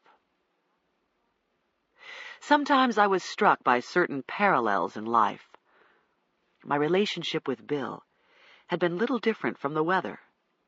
He marched in with an almost ferocious beauty, and I discovered all I wanted was a gentle rain, something quiet to quench the longing of my heart. I was looking forward to seeing him tonight, and yet I wasn't. He was punctual, as always, and drove up at 5 exactly. "It's good and it's bad," he remarked when we were on my back patio lighting the grill. "Bad?" I asked. "I don't think you mean it quite like that, Bill." The sun was at a sharp angle and still very hot. The clouds were streaming across the face of it, throwing us into intervals of shade and white light. The wind had whipped up, and the air was pregnant with change. He wiped his forehead on his shirt sleeve and squinted at me. A gust of wind bent the trees and sent a paper towel fluttering across the patio. "Bad, Kay, because his getting quiet may mean he's left the area." We backed away from the smoldering coals and sipped from bottles of beer. I couldn't endure the thought that the killer might have moved on. I wanted him here. At least we were familiar with what he was doing. My nagging fear was he might begin striking in other cities, where the cases would be worked by detectives and medical examiners who didn't know what we knew. Nothing could foul up an investigation like a multi-jurisdictional effort. Cops were jealous of their turf. Each investigator wanted to make the arrest, and he thought he could work the case better than anyone else. It got to the point one thought a case belonged to him. I supposed I was not above feeling possessive either. The victims had become my wards, and their only hope for justice was for their killer to be caught and prosecuted here. A person can be charged with only so many capital murders, and a conviction somewhere else might preclude a trial here. It was an outrageous thought. It would be as if the deaths of the women in Richmond were practice, a warm-up, and utterly in vain. Maybe it would turn out that everything happening to me was in vain, too. This ends Disc 6. Post-Mortem, Disc 7. Bill was squirting more lighter fluid on the charcoal. He backed away from the grill and looked at me, his face flushed from the heat. "How about your computer?" he asked. "Anything new?" I hesitated. There was no point in my being evasive. Bill knew very well that I'd ignored Ambergy's orders and hadn't changed the password or done anything else to, quote, secure my data. Bill was standing right over me last Monday night when I activated answer mode and set the echo on again, as if I were inviting the perpetrator to try again, which was exactly what I was doing. "It doesn't appear anyone else has gotten in, if that's what you mean." "Interesting," he mused, taking another swallow of beer. "It doesn't make much sense. You'd think the person would try to get into Laurie Peterson's case." She isn't in the computer, I reminded him. Nothing new is going into the computer until these cases are no longer under active investigation. So, the case isn't in the computer, but how's the person getting in going to know that unless she looks? She, he, whoever. Well, he, whoever looked the first time and couldn't pull up Laurie's case. Still doesn't make a lot of sense, Kay, he insisted. Come to think of it, it doesn't make a lot of sense someone would have tried in the first place. Anyone who knows much about computer entry would have realized a case autopsied on Saturday isn't likely to be in the office database by Monday. Nothing ventured, nothing gained, I muttered. I was edgy around Bill. I couldn't seem to relax or give myself up to what should have been a lovely evening. Inch-thick ribeyes were marinating in the kitchen. A bottle of red wine was breathing on the counter. Lucy was making the salad, and she was in fine spirits considering we hadn't heard a word from her mother, who was off somewhere with her illustrator. Lucy seemed perfectly content. In her fantasies, she was beginning to believe she would never leave, and it troubled me that she'd begun hinting at how nice it would be when Mr. Bolts and I got married. Sooner or later, I would have to dash her dreams against the hard rock of reality. She would be going home just as soon as her mother returned to Miami, and Bill and I weren't going to get married. I'd begun scrutinizing him, as though for the first time. He was staring pensively at the flaming charcoal, his beer absently cradled in both hands, the hairs on his arms and legs gold like pollen in the sun. I saw him through a veil of rising heat and smoke, and it seemed a symbol of the distance growing between us. Why did his wife kill herself with his gun? Was it simply utilitarian, that his gun was the most convenient means of instantly snuffing herself out? Or was it her way of punishing him for sins I knew nothing of? His wife shot herself in the chest while she was sitting up in bed, in their bed. She pulled the trigger that Monday morning just hours, maybe even minutes, after they made love. Her perk was positive for sperm. The faint scent of perfume still lingered on her body when I examined her at the scene. What was the last thing Bill said to her before he left for work? Earth decay. My eyes focused. Bill was staring at me. Off somewhere? He asked, slipping an arm around my waist, his breath close to my cheek. Can I come? I was just thinking. About what? And don't tell me it's about the office. I came out with it. Bill, there's some paperwork missing from one of the case files you, Ambergy, and Tanner were looking through the other day. His hand, kneading the small of my back, went still. I could feel the anger and the pressure of his fingers. What paperwork? I'm not real sure, I nervously replied. I didn't dare get specific, didn't dare mention the perk label missing from Laurie Peterson's file. I was just wondering if you may have noticed anyone accidentally picking up anything. He abruptly removed his arm and blurted out, Shit! Can't you push these goddamn cases out of your mind for one goddamn evening? Bill, enough, all right? He plunged his hands into the pockets of his shorts and wouldn't look at me. Jesus, Kay, you're going to make me crazy. They're dead. The women are fucking dead. Dead. Dead. You and I are alive. Life goes on, or at least it's supposed to. It's going to do you in. It's going to do us in, if you don't stop obsessing over these cases. But for the rest of the evening, while Bill and Lucy were chatting about inconsequential matters at the dinner table, my ear was turned toward the phone. I kept expecting it to ring. I was waiting for Marino's call. When it rang early in the morning, the rain was lashing my house, and I was sleeping restlessly, my dreams fragmented, worrisome. I fumbled for the receiver. No one was there. "Hello?" I said again as I flicked on the lamp. In the background, a television was faintly playing. I could hear the murmur of distant voices reciting lines I could not make out, and as my heart thudded against my ribs, I slammed down the receiver in disgust.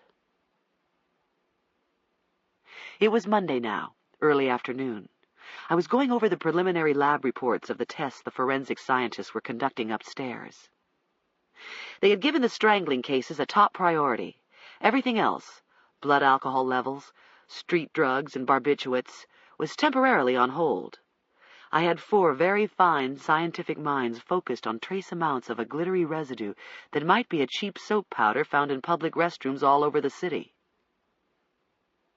The preliminary reports weren't exactly thrilling. So far, we couldn't even say very much about the known sample, the Borowash soap we'd used in the building. It was approximately 25% inert ingredient, an abrasive, and 75% sodium borate. We knew this because the manufacturer's chemists had told us so. Scanning electron microscopy wasn't so sure. Sodium borate, sodium carbonate, and sodium nitrate, for example, all came up as flat-out sodium in SEM. The trace amounts of the glittery residue came up the same way, as sodium. It's about as specific as saying something contains trace elements of lead, which is everywhere, in the air, in the soil, in the rain.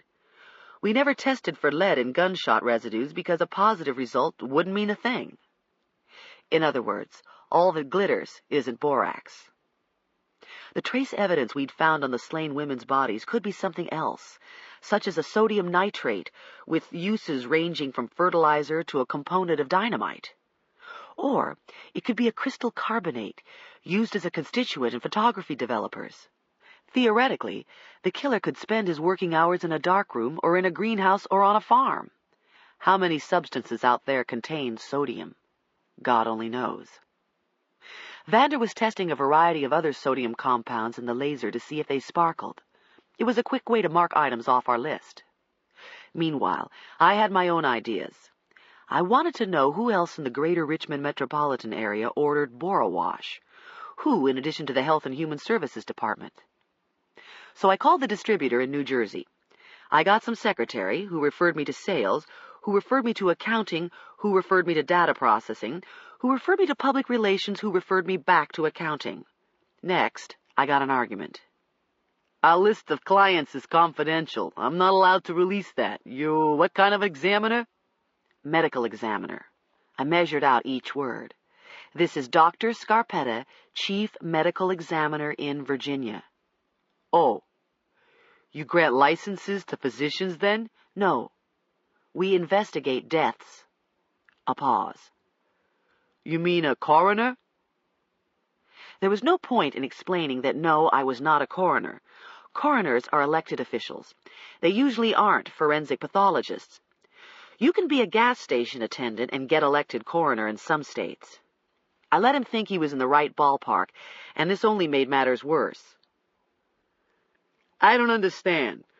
Are you suggesting someone is saying Borowash is fatal? That's just is impossible. To my knowledge, it isn't toxic. Absolutely not. We've never had any problems of that nature. Did someone eat it? I'm going to have to refer you to my supervisor. I explained a substance that may be Borowash had been found at several related crime scenes, but the cleanser had nothing to do with the deaths. The potential toxicity of the soap wasn't my concern. I told him I could get a court order, which would only waste more of his time and mine. I heard keys clicking as he went into a computer. I think you're going to want me to send this to you, ma'am. There are 73 names here, clients in Richmond. Yes, I would very much appreciate it if you would send me a printout as quickly as possible. But if you would, read me the list over the phone, please. Decidedly lacking in enthusiasm, he did, and a lot of good it did.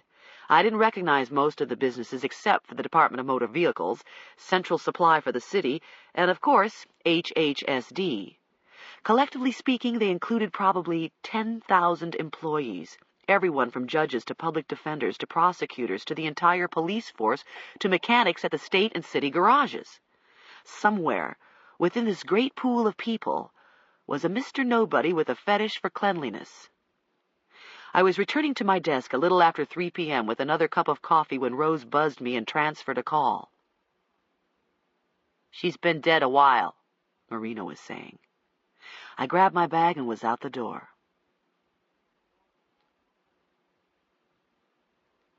Chapter 11.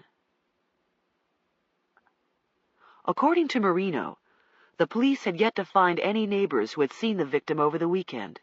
A friend she worked with tried to call Saturday and Sunday and didn't get an answer. When the woman didn't show up to teach her 1 o'clock class, the friend called the police. An officer arrived at the scene and went around to the back of the house. A window on the 3rd floor was wide open. The victim had a roommate who apparently was out of town. The address was less than a mile from downtown and on the fringes of Virginia Commonwealth University, a sprawling physical plant with more than 20,000 students. Many of the schools that made up the university were located in restored Victorian homes and brownstones along West Main. Summer classes were in session, and students were walking and riding bicycles along the street. They lingered at small tables on restaurant terraces, sipping coffee, their books stacked by their elbows as they talked with friends and luxuriated in the sunny warmth of a lovely June afternoon. Hannah Yarborough was 31 and taught journalism at the University School of Broadcasting, Marino had told me. She had moved to the city from North Carolina last fall. We knew nothing more about her except that she was dead, and had been dead for several days. Cops, reporters were all over the place. Traffic was slow rolling past the dark red brick 3-story house, with a blue and green handmade flag fluttering over the entrance. There were window boxes bright with pink and white geraniums, and a blue steel roof with an Art Nouveau flower design in pale yellow. The street was so congested I was forced to park almost half a block away, and it didn't escape my notice that the reporters were more subdued than usual. They scarcely stirred as I passed. They didn't jam cameras and microphones in my face. There was something almost militaristic in their bearing, stiff, quiet, definitely not at ease, as if they sensed this was another one, number 5.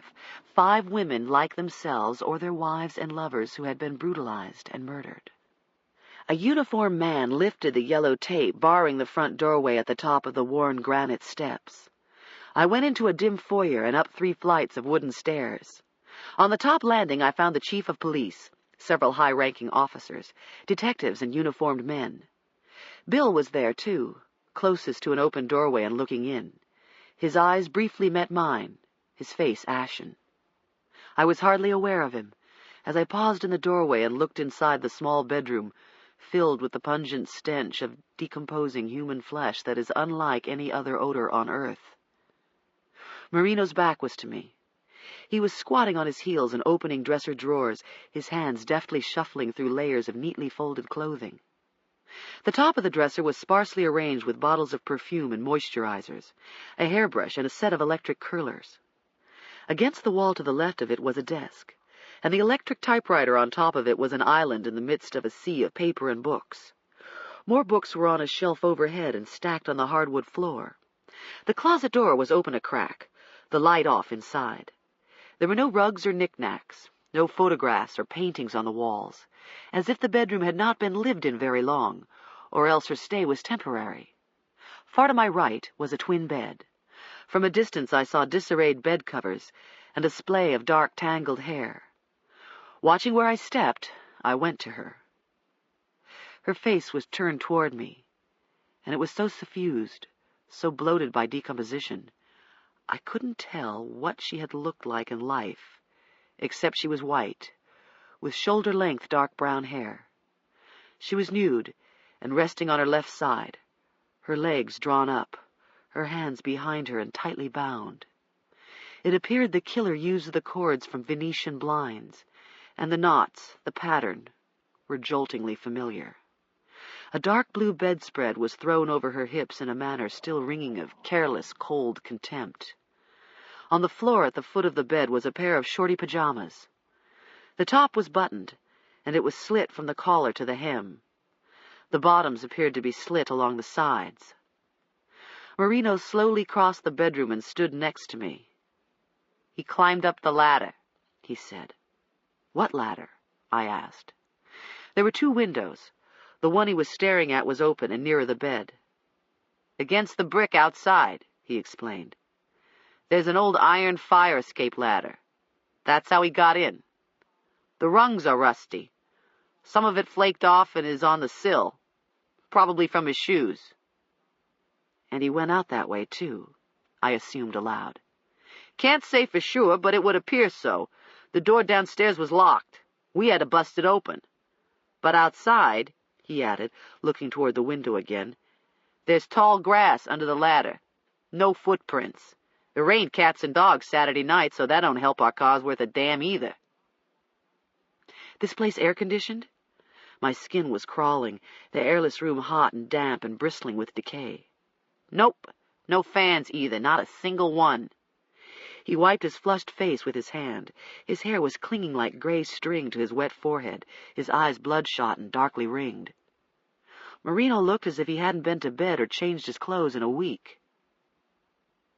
"Was the window locked?" I asked. "Neither of them was." He got a surprised look on his face as we turned in unison toward the doorway. "What the hell?" A woman had started screaming in the foyer 2 floors below. Feet were scuffing, male voices were arguing. "Get out of my house! Oh, God! Get out of my house, you goddamn son of a bitch!" screamed the woman. Marino abruptly brushed past me, and his steps thudded loudly on the wooden stairs. I could hear him saying something to someone, and almost immediately the screaming stopped. The loud voices faded to a murmur. I began the external examination of the body.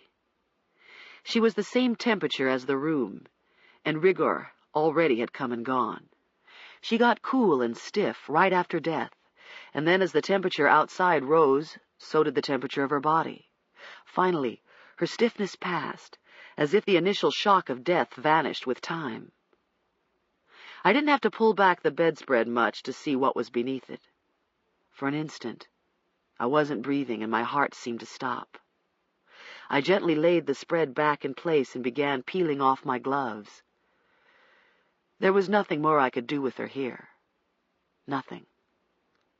When I heard Marino coming back up the stairs, I turned to tell him to be sure the body came to the morgue wrapped in the bed covers. But the words stuck in my throat. I stared in speechless astonishment. In the doorway next to him was Abby Turnbull. What in God's name did Marino think he was doing? Had he lost his mind? Abby Turnbull, the ace reporter, the shark that made Jaws seem like a goldfish. Then I noticed she was wearing sandals, a pair of blue jeans, and a white cotton blouse that wasn't tucked in. Her hair was tied back. She wasn't wearing makeup. She carried no tape recorder or notepad, just a canvas tote bag. Her wide eyes were riveted to the bed, her face twisted by terror. "God, no!" as she placed her hand over her open mouth. "It's her, then," Marino said in a low voice. She moved closer, staring. "My God, Hannah, oh my God!" This was her room? Yes, oh please, God! Marino jerked his head, motioning a uniformed man I couldn't see to come upstairs and escort Abby Turnbull out. I heard their feet on the stairs, heard her moaning. I quietly asked Marino, "You know what you're doing?" "Hey, I always know what I'm doing." "That was her screaming," I numbly went on. "Screaming at the police?" "Nope. Bolts had just come down. She was yelling at him." "Bolts?" I couldn't think. "Can't say I blame her," he replied unemphatically. "It's her house. Can't blame her for not wanting us crawling all over the damn place, telling her she can't come in." "Bolts?" I asked idiotically. "Bolts told her she couldn't come in?" "And a couple of the guys," shrugging. "She's going to be something to talk to. Totally off the wall." His attention drifted to the body on the bed, and something flickered in his eyes. "This lady here's her sister." The living room was filled with sunlight and potted plants. It was on the 2nd floor, and had been recently and expensively refurbished. The polished hardwood floor was almost completely covered with a dirty rug of pale blue and green geometrical designs against a field of white, and the furniture was white and angular with small pillows and pastels. On the whitewashed walls was an enviable collection of abstract monotype prints by Richmond artist Greg Carbo. It was an impractical room, one Abby designed with no one in mind but herself, I suspected. An impressive, frosty lair, it bespoke success and a lack of sentiment, and seemed very much in character with what I'd always thought of its creator. Curled up in a corner of the white leather couch, she was nervously smoking a long, thin cigarette. I'd never seen Abby up close, and she was so peculiar-looking she was striking. Her eyes were irregular, one slightly greener than the other, and her full lips did not seem to belong on the same face as the prominent, narrow nose. She had brown hair, which was graying, and just brushing her shoulders, and her cheekbones were high, her complexion finely lined at the corners of her eyes and mouth. Long-legged and slender, she was my age, perhaps a few years younger. She stared at us with the unblinking, glassy eyes of a frightened deer. A uniformed man left, and Marino quietly shut the door. "I'm real sorry. I know how hard this is." Marino started in with the usual wind-up. He calmly explained the importance that she answer all questions, remember everything about her sister, her habits, her friends, her routines, in as much detail as she could. Abby sat woodenly and said nothing. I sat opposite her. "I understand you've been out of town," he was saying. "Yes." Her voice trembled and she shivered as if she were cold. "I left Friday afternoon for a meeting in New York." "What sort of meeting?" "A book. I'm in the process of negotiating a book contract. Had a meeting with my agent, stayed over with a friend." The microcassette recorder on top of the glass coffee table silently turned. Abby stared blindly at it. "So you have any contact with your sister while you was in New York?" "I tried to call her last night to tell her what time my train was coming in." She took a deep breath. "When I didn't get an answer, I was puzzled, I guess. Then I just assumed she'd gone out somewhere. I didn't try after I pulled into the train station. I knew she had classes this afternoon. I got a cab. I had no idea. It wasn't until I got here and saw all the cars, the police."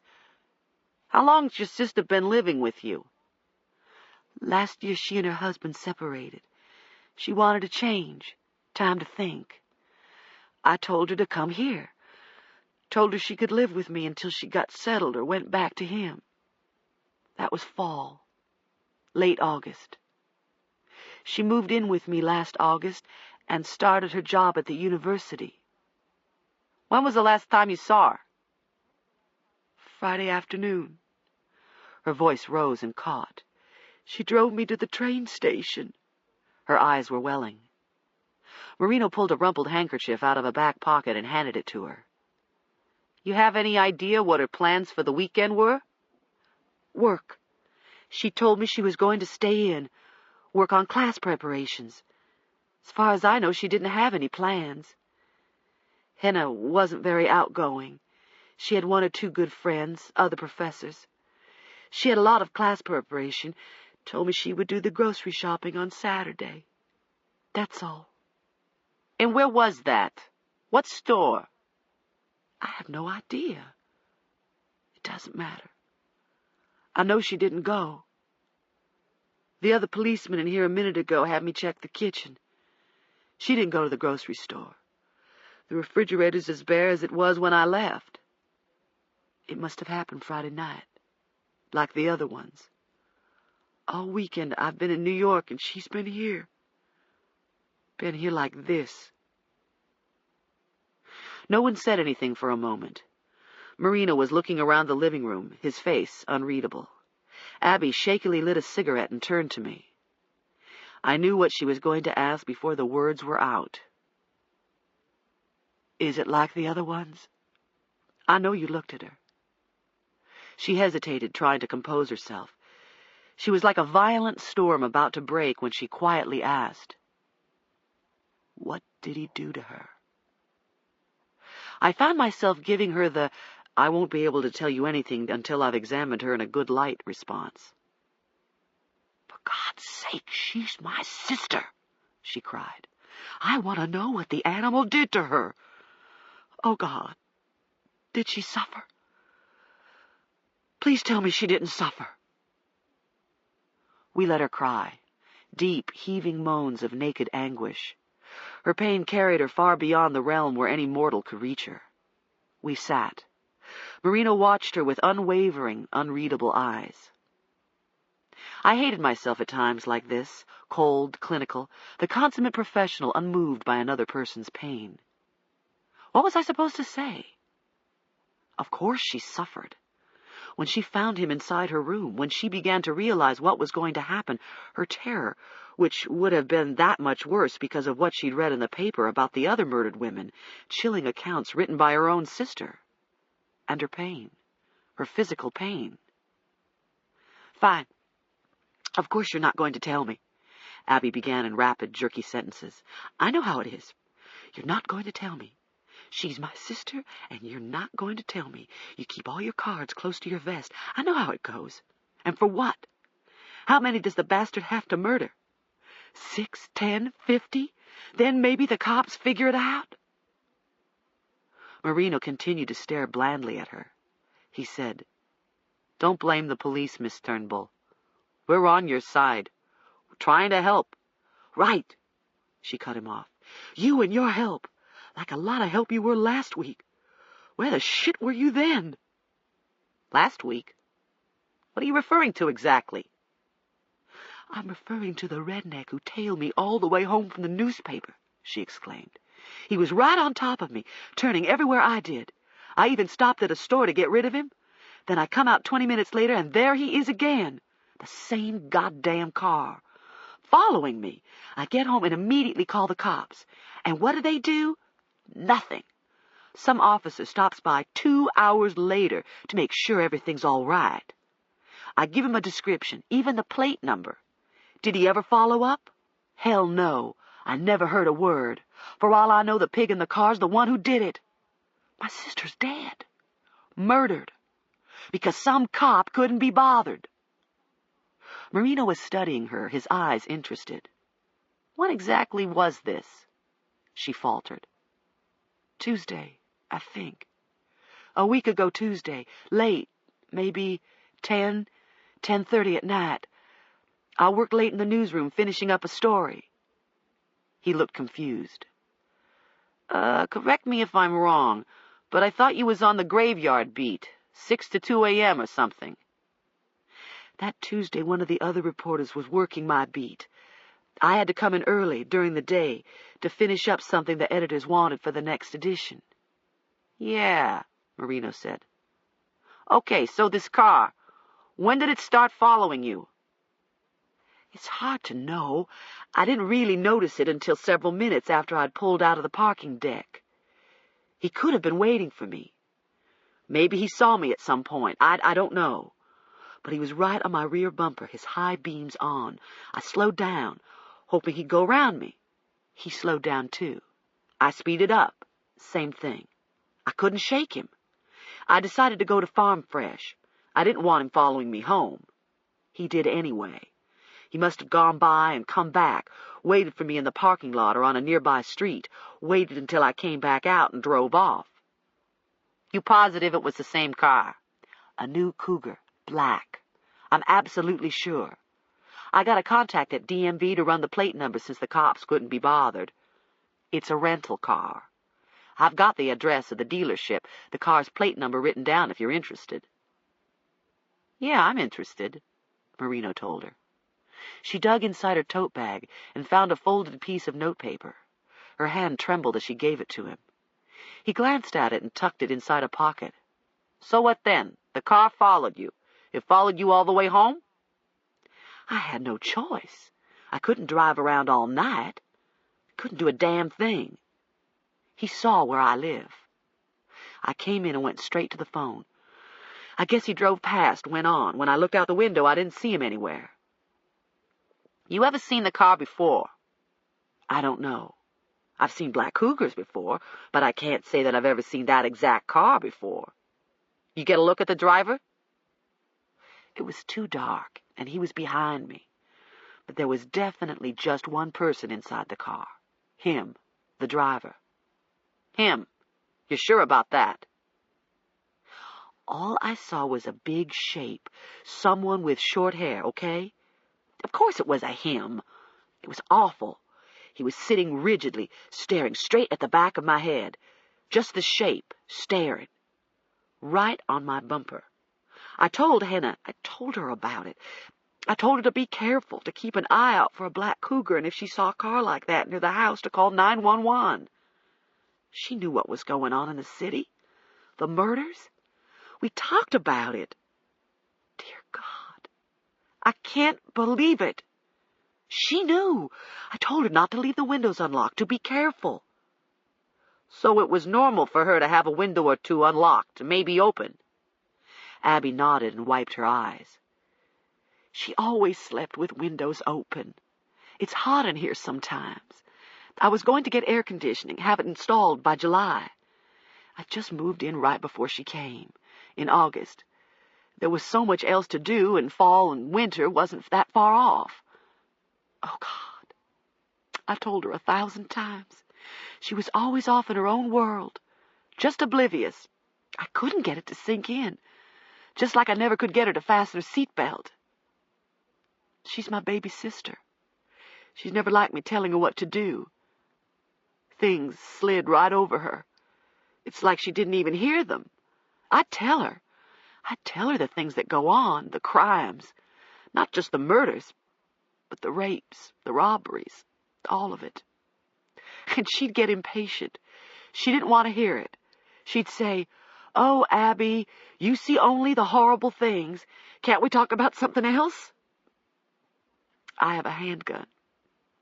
I told her to keep it by her bed when I wasn't here. But she wouldn't touch it. No way. I offered to teach her how to shoot it, to get her one of her own. But no way. No way.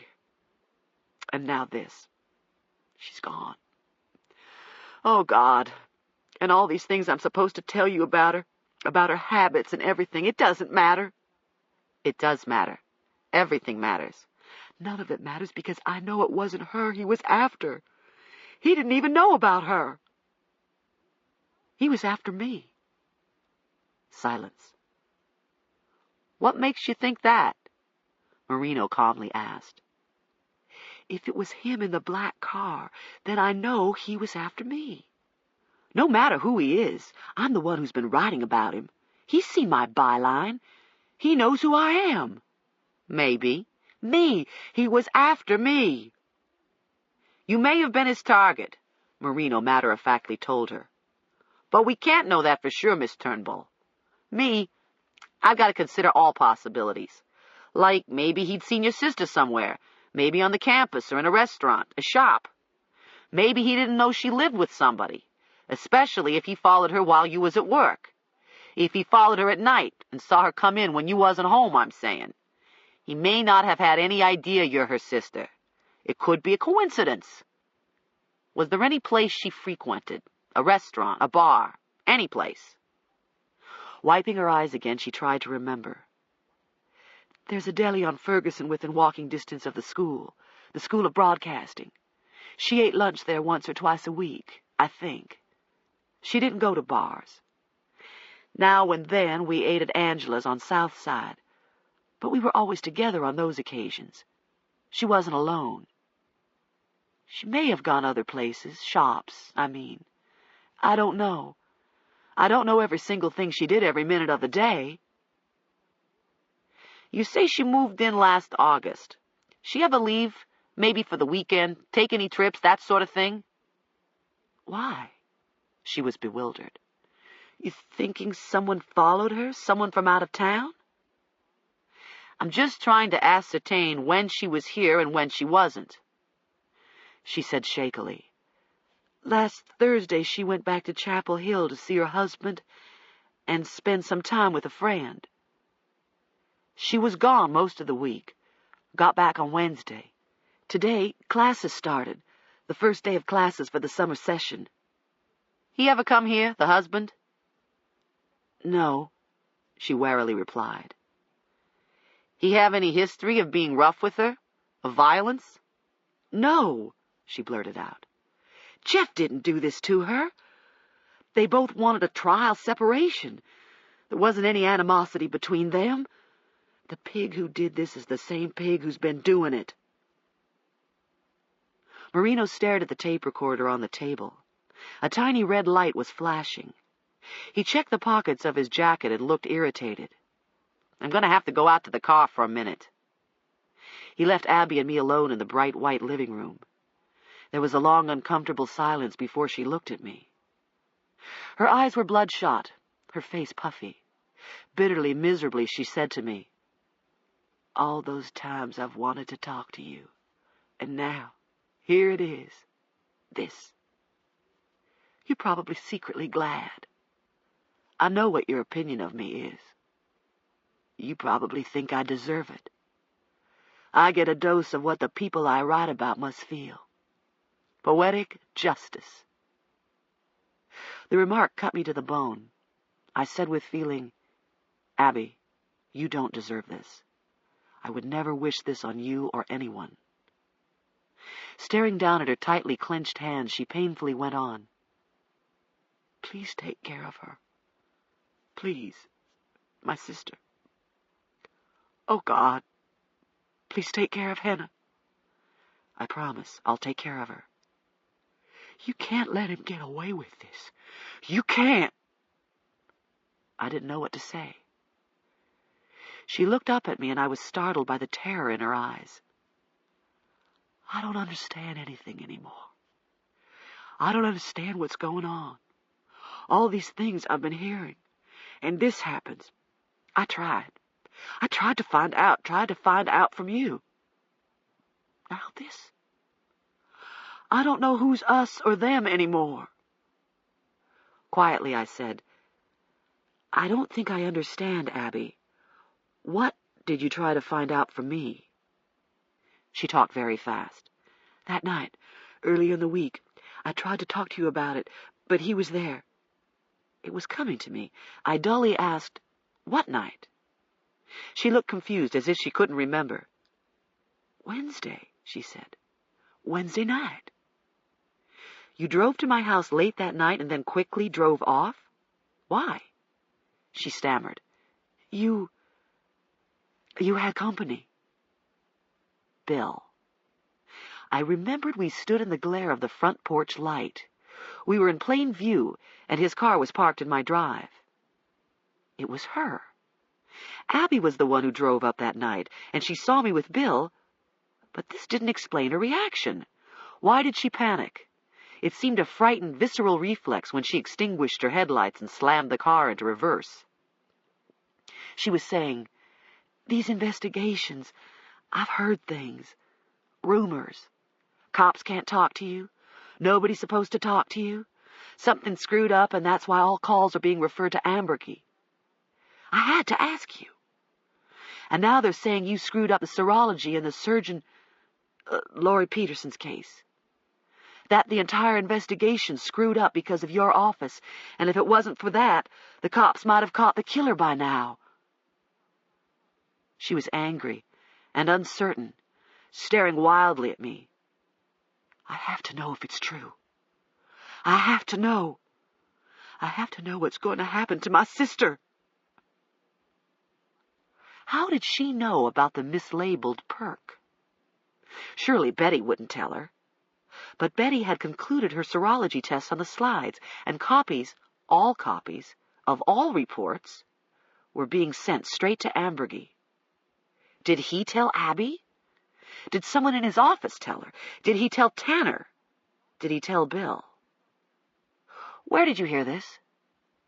"I hear a lot of things." Her voice trembled. I looked at her miserable face, at her body drawn in by grief, by horror. "Abby," I said very calmly, "I'm quite sure you hear a lot of things. I'm also quite sure a lot of them aren't true, or even if there is a grain of truth, the interpretation is misleading. And perhaps you might ask yourself why someone would tell you these things, what this person's real motive is. She wavered. I just want to know if it's true, what I've heard. If your office is at fault. I couldn't think how to respond. I'm going to find out anyway. I'll tell you that right now. Don't underestimate me, Dr. Scarpetta. The cops have screwed up big time. Don't think I don't know.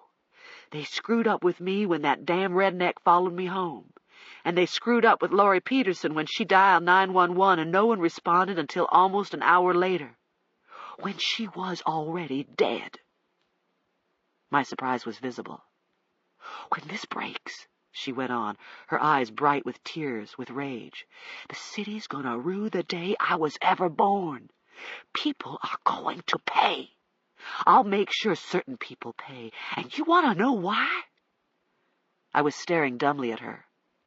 Because nobody who counts gives a damn when women are raped and murdered. The same bastards who work the cases go out on the town and watch movies about women being raped, strangled, slashed. To them, it's sexy.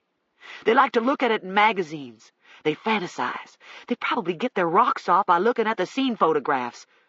The cops, they make jokes about it. I hear it. I hear them laughing at scenes, hear them laughing inside the ER. They don't really mean it like that.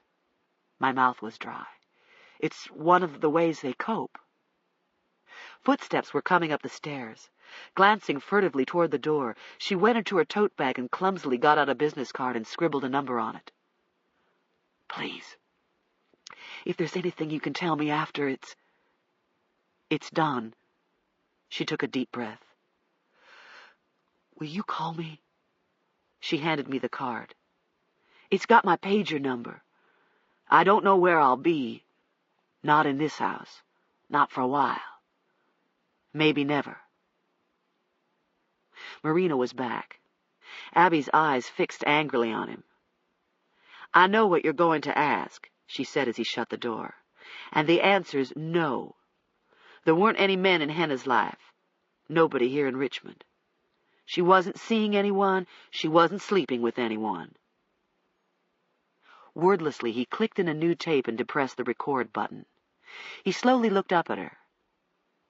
What about you, Miss Turnbull? Her breath caught in her throat. Stammering, I have a close relationship, am close to someone in New York. Nobody here. Just a lot of business associations. I see. And just what exactly is your definition of a business association? What do you mean? Her eyes got wide with fear. He looked thoughtfully for a moment, then casually said, What I'm wondering is if you're aware that this redneck who followed you home the other night has, in fact, been keeping an eye on you for several weeks now. The guy in the black cougar. Well, he's a cop. Plainclothes. Works out of Vice. She stared at him in disbelief. See, Marino laconically went on, that's why nobody got real upset when you called in the complaint, Miss Turnbull. Well, strike that. It would have upset me if I'd known about it at the time, because the guy's supposed to be better than that. If he's following you, you're not supposed to know it, is what I'm saying. He was getting chillier by the second, his words beginning to bite. But this particular cop don't like you none too well. Fact is, when I went to the car a minute ago, I raised him on the radio, got the straight skinny from him. He admits he was hassling you deliberately, lost his cool a little bit when he was tailing you that night. What is this? She cried in a spasm of panic. He was harassing me because I'm a reporter? Well, it's a little more personal than that, Miss Turnbull. Marino casually lit a cigarette. You remember a couple of years back you did that big expose on the vice cop who was dipping into the contraband and got himself hooked on coke? Sure, you remember that. He ended up eating his service revolver, blew his damn brains out. You gotta remember that clear as a bell. That particular vice cop was the partner of the guy following you. Thought his interest in you would motivate him to do a good job. Looks like he went a little overboard.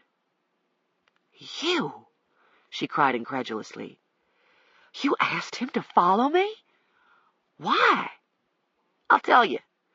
Since it appears my friend overplayed his hand, the gig's up. You would have found out eventually he's a cop. May as well put all of it out on the table right here in front of the dock, since in a way it concerns her too. Abby glanced frantically at me. Marino took his time, tapping an ash. He took another drag and said, "Just so happens the ME's office has taken a lot of heat right now because of these alleged leaks to the press, which translates directly into leaks to you, Miss Turnbull. Someone's been breaking into the dock's computer. Ambergy's twisting the blade in the dock here, causing a lot of problems and making a lot of accusations. Me, I'm of a different opinion. I think the leak's got nothing to do with the computer. I think someone's breaking into the computer to make it look like that's where the information's coming from, in order to disguise the fact that the only database being violated is the one between Bill Boltz's ears." "That's insane." Marino smoked, his eyes fixed on her. He was enjoying watching her squirm. "I absolutely had nothing to do with any computer violations," she exploded. "Even if I knew how to do such a thing, I would never do it. I can't believe this. My sister's dead. Jesus Christ." Her eyes were wild and swimming in tears. "Oh, God, what does any of this have to do with Henna?" Marino coldly said, "I'm to the point of not having any idea who or what's got to do with anything. I do know some of the stuff you've been printing ain't common knowledge. Someone in the knows singing to you. Someone's screwing up the investigation behind the scenes. I'm curious why anybody would be doing that, unless he's got something to hide or something to gain." "I don't know what you're getting." "See," he interrupted, "I just think it's a little strange that about 5 weeks ago, right after the second strangling, you did a big spread on Boltz, a day in the life of story. A big profile of the city's favorite golden boy. The two of you spend the day together, right? It just so happens I was out that night. Saw the two of you driving away from Franco's around 10 o'clock. Cops is nosy, especially if we've got nothing better to do, you know, if it's slow on the street. And it just so happens I tagged along after you." "Stop it," she whispered, shaking her head side to side. "Stop it." He ignored her. "Boltz don't drop you off at the newspaper. See, he takes you to your house, and when I breeze by several hours later, bingo, the fancy white Audi's still there, all the lights in the house off. What do you know? Right after that, all these juicy details start showing up in your stories. I guess that's your definition of a professional association." Abby was trembling all over, her face in her hands. I couldn't look at her. I couldn't look at Marino. I was knocked so off balance it was barely penetrating. The unwarranted cruelty of his hitting her with this now, after all that had happened. "I didn't sleep with him." Her voice shook so badly she could barely talk. I didn't want to. He took advantage of me." "Right," Marino snorted. She looked up and briefly shut her eyes. "I was with him all day. The last meeting we went to wasn't over until 7 that night. I offered dinner, said the paper would buy him dinner. We went to Franco's. I had 1 glass of wine. That was all. 1 glass. I start getting woozy, just incredibly woozy. I hardly remember leaving the restaurant. The last thing I remember is getting into his car, him reaching for my hand, saying something about how he'd never made it with a police reporter before. What happened that night? I don't remember any of it. I woke up early the next morning. He was there." "Which reminds me," Marino stabbed out his cigarette. "Where was your sister during all this?" "Here. She was in a room, I guess. I don't remember. It doesn't matter. We were downstairs in the living room. On the couch, on the floor, I don't remember. I'm not sure she even knew. He looked disgusted. She hysterically went on. I couldn't believe it. I was terrified, sick, like I'd been poisoned. All I can figure is when I got up to go to the ladies' room at one point during dinner, he slipped something in my drink. He knew he had me. He knew I wouldn't go to the cops. Who would believe me if I called and said the Commonwealth's attorney, he did such a thing? No one. No one would believe me.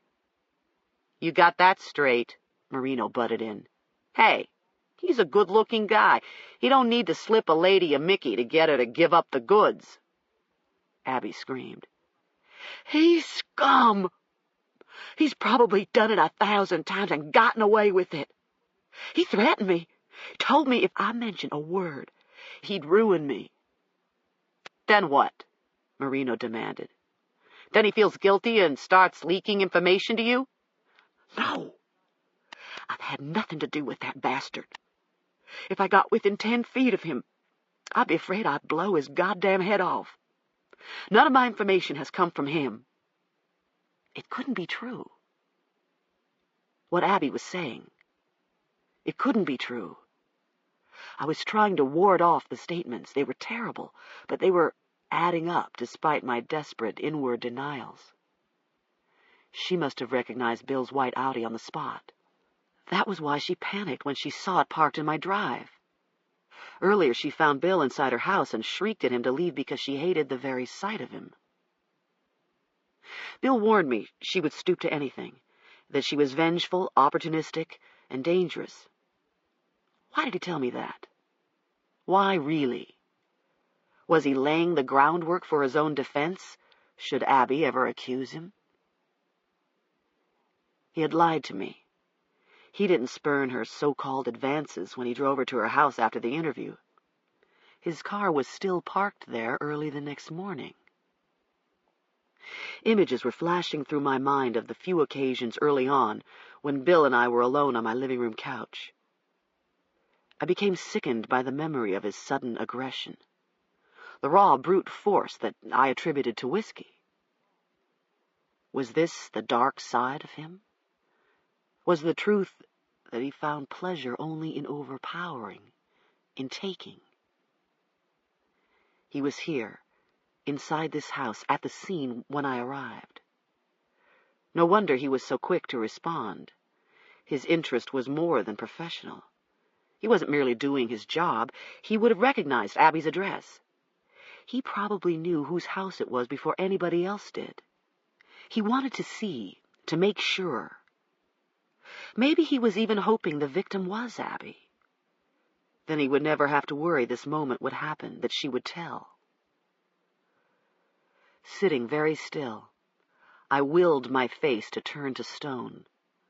I couldn't let it show. The wrenching disbelief. The devastation. Oh, God, don't let it show. A telephone started ringing in some other room. It rang, and nobody answered it. Footsteps were coming up the stairs. Metal, making muffled clangs against wood, and radios blaring unintelligible static. Paramedics were carrying a stretcher up to the 3rd floor. Abby was fumbling with a cigarette, and she suddenly threw it and the burning match into the ashtray. If it's true you've been having me followed, she lowered her voice. The room filled with her scorn. And if your reason was to see if I was meeting him, sleeping with him to get information, then you ought to know what I'm saying is true. After what happened that night, I haven't been anywhere near the son of a bitch. Marino didn't say a word. His silence was his answer. Abby had not been with Bill since. Later, as paramedics were carrying the stretcher down, Abby leaned against the door frame, clutching it with white-knuckled emotion. She watched the white shape of her sister's body go past, stared after the retreating men, her face a pallid mask of abject grief. I gripped her arm with unspoken feeling, and went out in the wake of her incomprehensible loss. The odor lingered on the stairs, and when I stepped into the dazzling sunshine on the street, for a moment I was blind. Chapter 12. Henny Yarborough's flesh, wet from repeated rinsings, glistened like white marble in the overhead light. I was alone inside the morgue with her, suturing the last few inches of the Y incision, which ran in a wide seam from her pubis to her sternum and forked over her chest. Wingo took care of her head before he left for the night. The skullcap was exactly in place, the incision around the back of her scalp neatly closed and completely covered by her hair. But the ligature mark around her neck was like a rope burn. Her face was bloated and purple, and neither my efforts nor those of the funeral home were ever going to change that. The buzzer sounded rudely from the bay. I glanced up at the clock. It was shortly after 9 p.m. Cutting the twine with a scalpel, I covered her with a sheet and peeled off my gloves. I could hear Fred, the security guard, saying something to someone down the hall as I pulled the body onto a gurney and began to wheel it into the refrigerator. When I re-emerged and shut the great steel door, Marino was leaning against the morgue desk and smoking a cigarette. He watched me in silence as I collected evidence in tubes of blood and began to initial them. "Find anything I need to know?" "Her cause of death is asphyxiation due to strangulation, due to the ligature around her neck," I said mechanically. "What about trace?" He tapped an ash on the floor. "A few fibers." "Well," he interrupted, "I got a couple of things." "Well," I said in the same tone, "I want to get the hell out of here." "Yo, Doc, exactly what I had in mind. Me, I'm thinking of taking a ride." I stopped what I was doing and stared at him. His hair was clinging damply to his pate.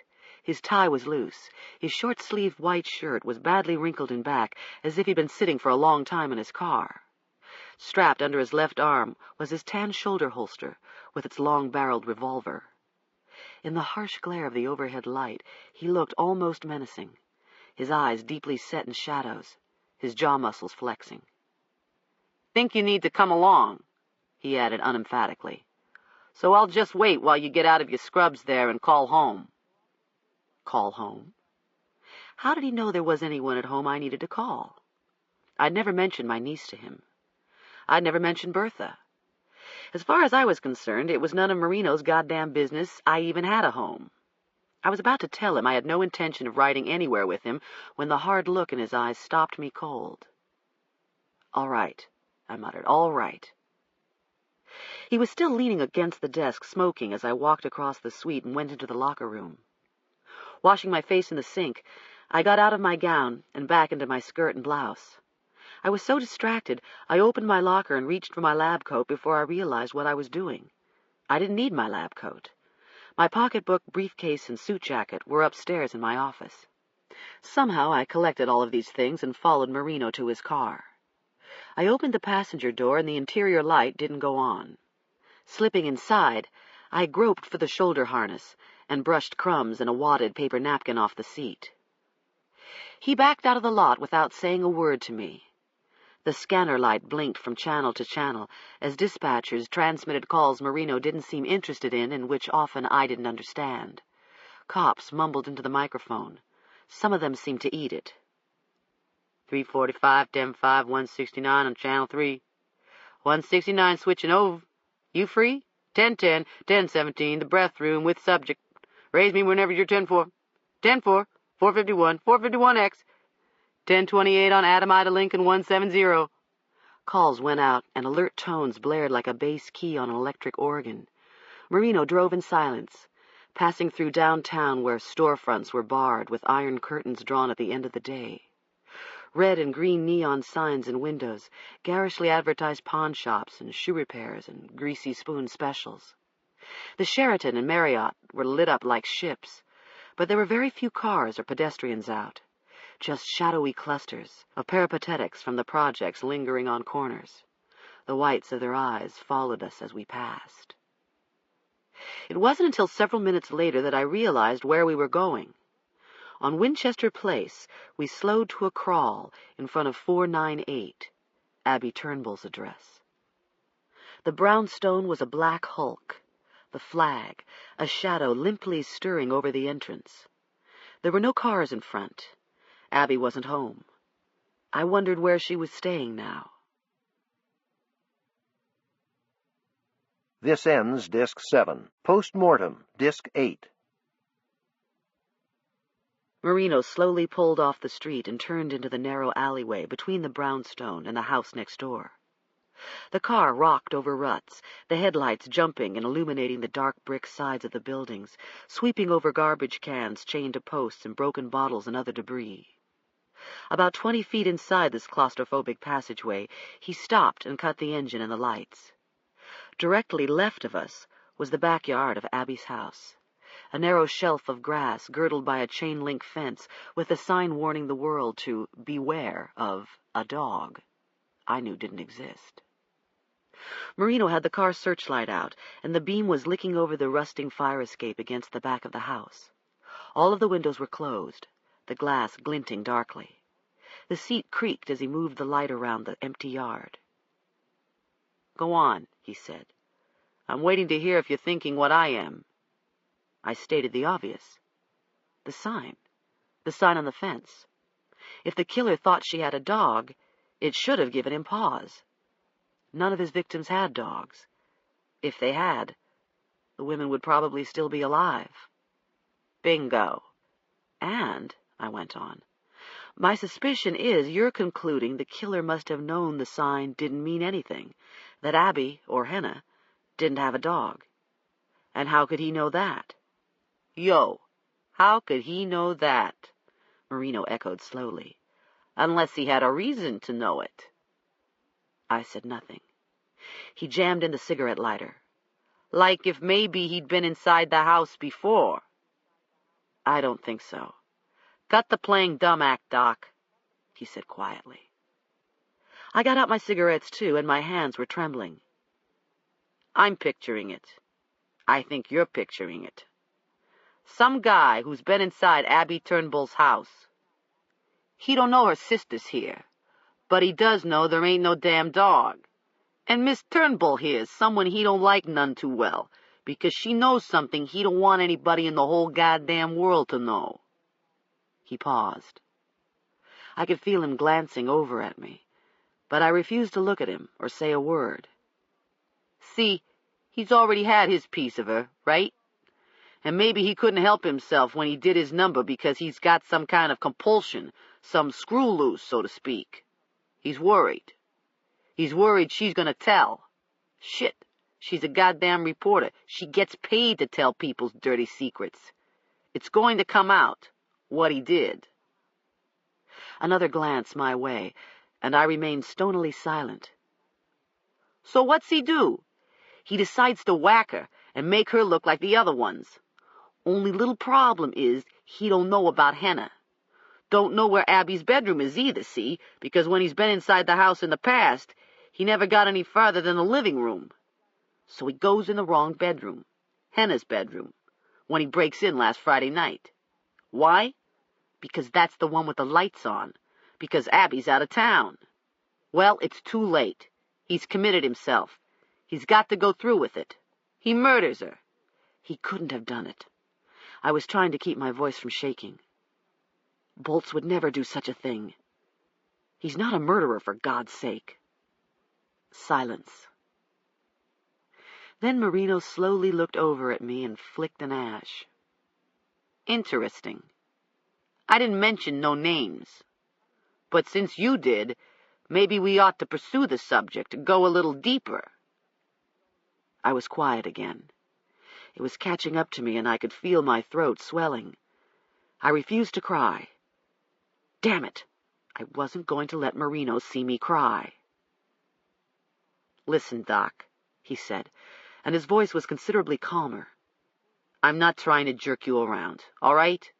I mean, what you do in private's none of my damn business, all right?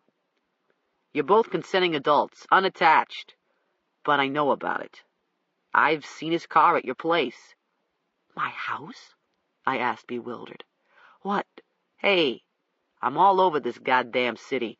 You live in the city, right? I know your state car. I know your damn address, and I know his white Audi. I know when I seen it at your house on several occasions over the past few months, he wasn't there taking a deposition. That's right. Maybe he wasn't. And it's none of your business either. Well, it is. He flicked the cigarette butt out the window and lit another one. It is my business now because of what he done to Miss Turnbull. That makes me wonder what else he's been doing. Hannah's case is virtually the same as the other ones, I coldly told him. There's no doubt in my mind she was murdered by the same man. What about her swabs? Betty will work on them first thing in the morning. I don't know. Well, I'll save you the trouble, Doc. Bolts is a non-secretor. I think you know that, too. Have known it for months. There are thousands of men in the city who are non-secretors. You could be one for all I know. Yeah, he said shortly. Maybe I could be, for all you know. But fact is, you don't know. Fact is, you do know about Bolts. When you posted his wife last year, you perked her and found sperm, her husband's sperm. It's right there on the damn lab report that the guy she had sex with right before she took herself out is a non-secretor. Hell, even I remember that. I was at the scene, remember? I didn't respond. I wasn't going to rule out nothing when I first walked into that bedroom and found her sitting up in a pretty little nightie, a big hole in her chest. Me, I always think murder first. Suicide's last on my list because if you don't think murder first, it's a little late after the fact. The only friggin' mistake I made back then was not taking a suspect's kit from Bolts.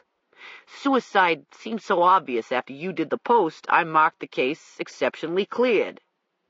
Maybe I shouldn't have. Back then, I had a good reason to get his blood, to make sure the sperm inside her was his. He said it was, said they had sex early that morning. I let it go. I didn't get squat from him. Now I can't even ask. I don't got probable cause. You have to get more than blood, I said idiotically.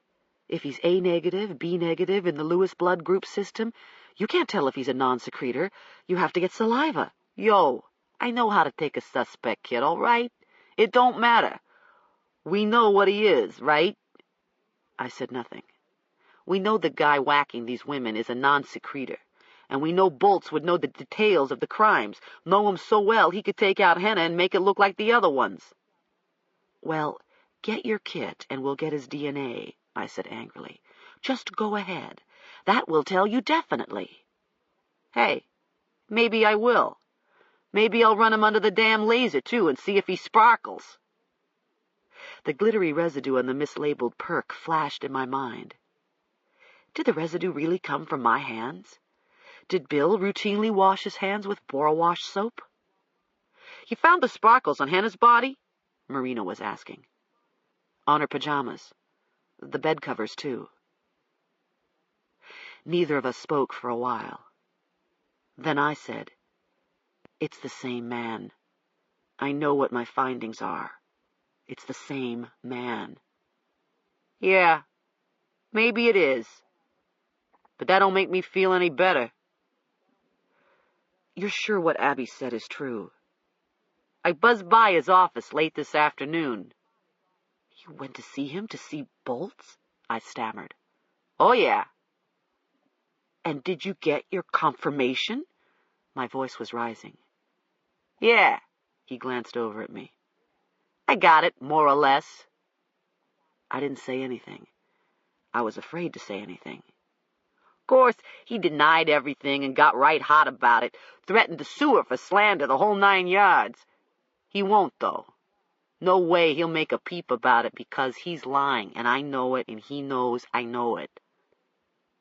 I saw his hand go down toward his left outer thigh, and I suddenly panicked. His micro-cassette recorder. If you're doing what I think you're doing, I blurted out. What? He asked, surprised. If you've got a goddamn tape recorder going. Hey, he protested. I was scratching, all right? Hell, pat me down. Do a strip search if it'll make you feel better. You couldn't pay me enough. He laughed. He was honestly amused. He went on. You want to know the truth? It makes me wonder what really happened to his wife. I swallowed hard and said, There was nothing suspicious about the physical findings. She had powder residues on her right hand. He cut me off. Oh, sure. She pulled the trigger. I don't doubt that. But maybe we know why now, huh? Maybe he's been doing this for years. Maybe she found out. Cranking the engine, he turned on his lights. Momentarily, we were rocking between houses and emerging on the street.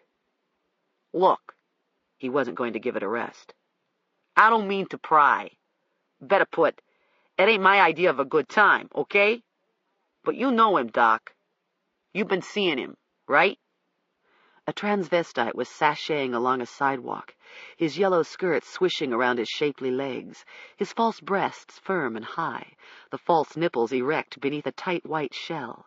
Glassy eyes glanced our way. You've been seeing him, right? He asked again. Yes. My voice was almost inaudible. What about last Friday night? I couldn't remember at first. I couldn't think. The transvestite languidly turned around and went the other way. I took my niece to dinner and a movie. He with you? No. You know where he was last Friday night? I shook my head. He didn't call or nothing? No.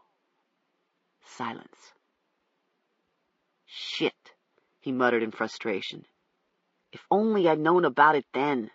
Know what I know about him now. I would have driven past his crib, checked to see where the hell he was. Shit. Silence. He tossed the cigarette butt out the window and lit up again. He was smoking one right after another. So how long you been seeing him? Several months. Since April. He seeing any other ladies, or just you? I don't think he's been seeing anybody else. I don't know. Obviously, there's a lot about him I don't know. He went on with the relentlessness of a threshing machine. You ever pick up on anything? Anything off about him, I'm saying? I don't know what you mean. My tongue was getting thick. I was almost slurring my words as if I were falling asleep. Off, he repeated. Sex-wise. I said nothing. He ever rough with you? Force anything? A pause. What's he like? He the animal Abby Turnbull described? Can you see him doing something like that, like what he done to her? I was hearing him and not hearing him. My thoughts were ebbing and flowing as if I were slipping in and out of consciousness. Like aggression, I'm saying. Was he aggressive? You noticed anything strange? The images. Bill. His hands crushing me, tearing at my clothes, pushing me down hard on the couch. Guys like that, they have a pattern. It ain't sex they're really after. They have to take it. A conquest. He was so rough. He was hurting me. He thrust his tongue into my mouth. I couldn't breathe. It wasn't he. It was as if he'd become somebody else. Doesn't matter a damn if he's good-looking, could have it when he wants it. You see that? People like that, they're off. Off. Like Tony used to do when he was drunk and angry with me. I mean, he's a friggin' rapist, Doc. I know you don't want to hear it, but goddamn it, it's true. Seems like you might have picked up on something. He drank too much, Bill did. He was worse when he had too much to drink. Happens all the time.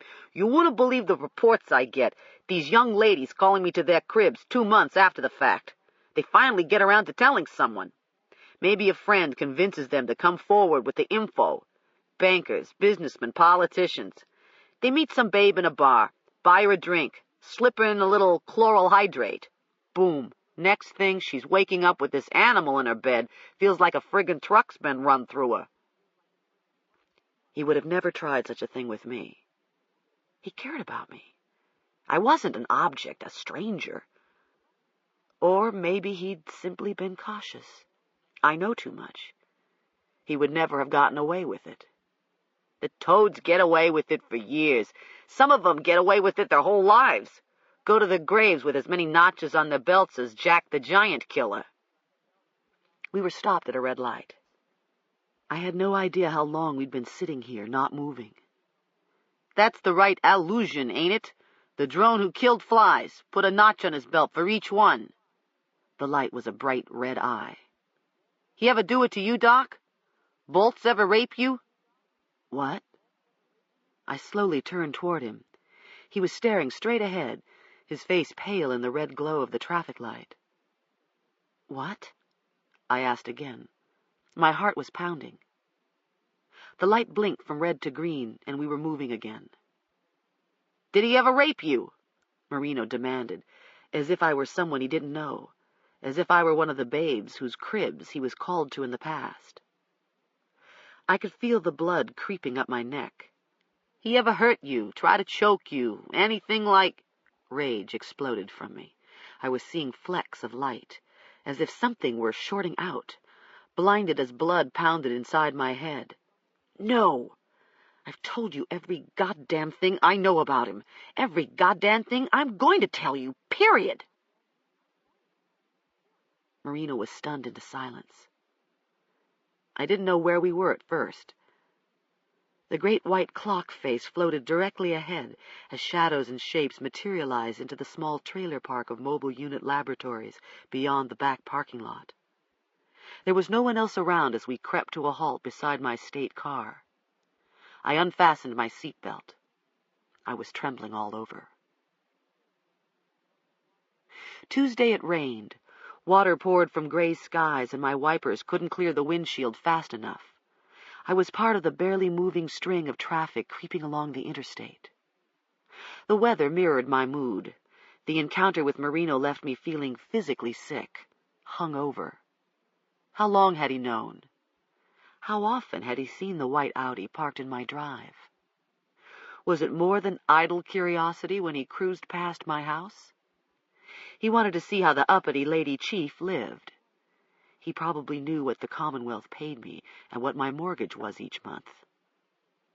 Spitting flares forced me to merge into the left lane, and as I crept past an ambulance and police directing traffic around a badly mangled van, my dark thoughts were interrupted by the radio.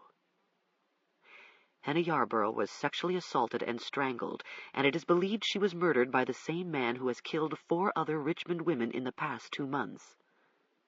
I turned up the volume and listened to what I'd already heard several times since leaving my house. Murder seemed to be the only news in Richmond these days. The latest development. According to a source close to the investigation, Dr. Laurie Peterson may have attempted to dial 911 just before she was murdered. This juicy revelation had been on the front page of the morning newspaper. Director of Public Safety Norman Tanner was reached at his home. Tanner read an obviously prepared statement. "The Police Bureau has been apprised of the situation. Due to the sensitivity of these cases, I can't make any comment." "Do you have any idea who the source of this information is, Mr. Tanner?" the reporter asked. "Not at liberty to make any comments about that." He couldn't comment because he didn't know. But I did. The so-called source close to the investigation had to be Abby herself. Her byline was nowhere to be found. Obviously, her editors would have taken her off the stories. She was no longer reporting the news. Now she was making it. And I remembered her threat. Someone will pay. She wanted Bill to pay, the police to pay, the city to pay, God himself to pay. I was waiting for news of the computer violation and the mislabeled perk. The person who would pay was going to be me. I didn't get to the office until almost 8:30, and by then the phones were already ringing up and down the hall. "Reporters," Rose complained as she came in and deposited a wad of pink telephone message slips on my blotter. "Wire services, magazines, and a minute ago some guy from New Jersey who says he's writing a book." I lit a cigarette. "The bit about Laurie Peterson calling the police," she added, her face lined with anxiety. "How awful, if it's true." "Just keep sending everybody across the street," I interrupted. "Anybody who calls about these cases gets directed to Ambergy." He had already sent me several electronic memos, demanding I have a copy of Henna Yarborough's autopsy report on his desk immediately. In my most recent memo, immediately was underlined, and included was the insulting remark, "Expect explanation about time's release." Was he implying I was somehow responsible for this latest leak to the press? Was he accusing me of telling a reporter about the aborted 911 call? Ambergy would get no explanation from me. He wasn't going to get a damn thing from me today, not even if he sent 20 memos and appeared in person. Sergeant Marino's here. Rose quite unnerved me by adding, Do you want to see him? I knew what he wanted. In fact, I'd already made a copy of my report for him. I supposed I was hoping he'd stop by later in the day, when I was gone. I was initialing a stack of toxicology reports when I heard his heavy footsteps down the hall.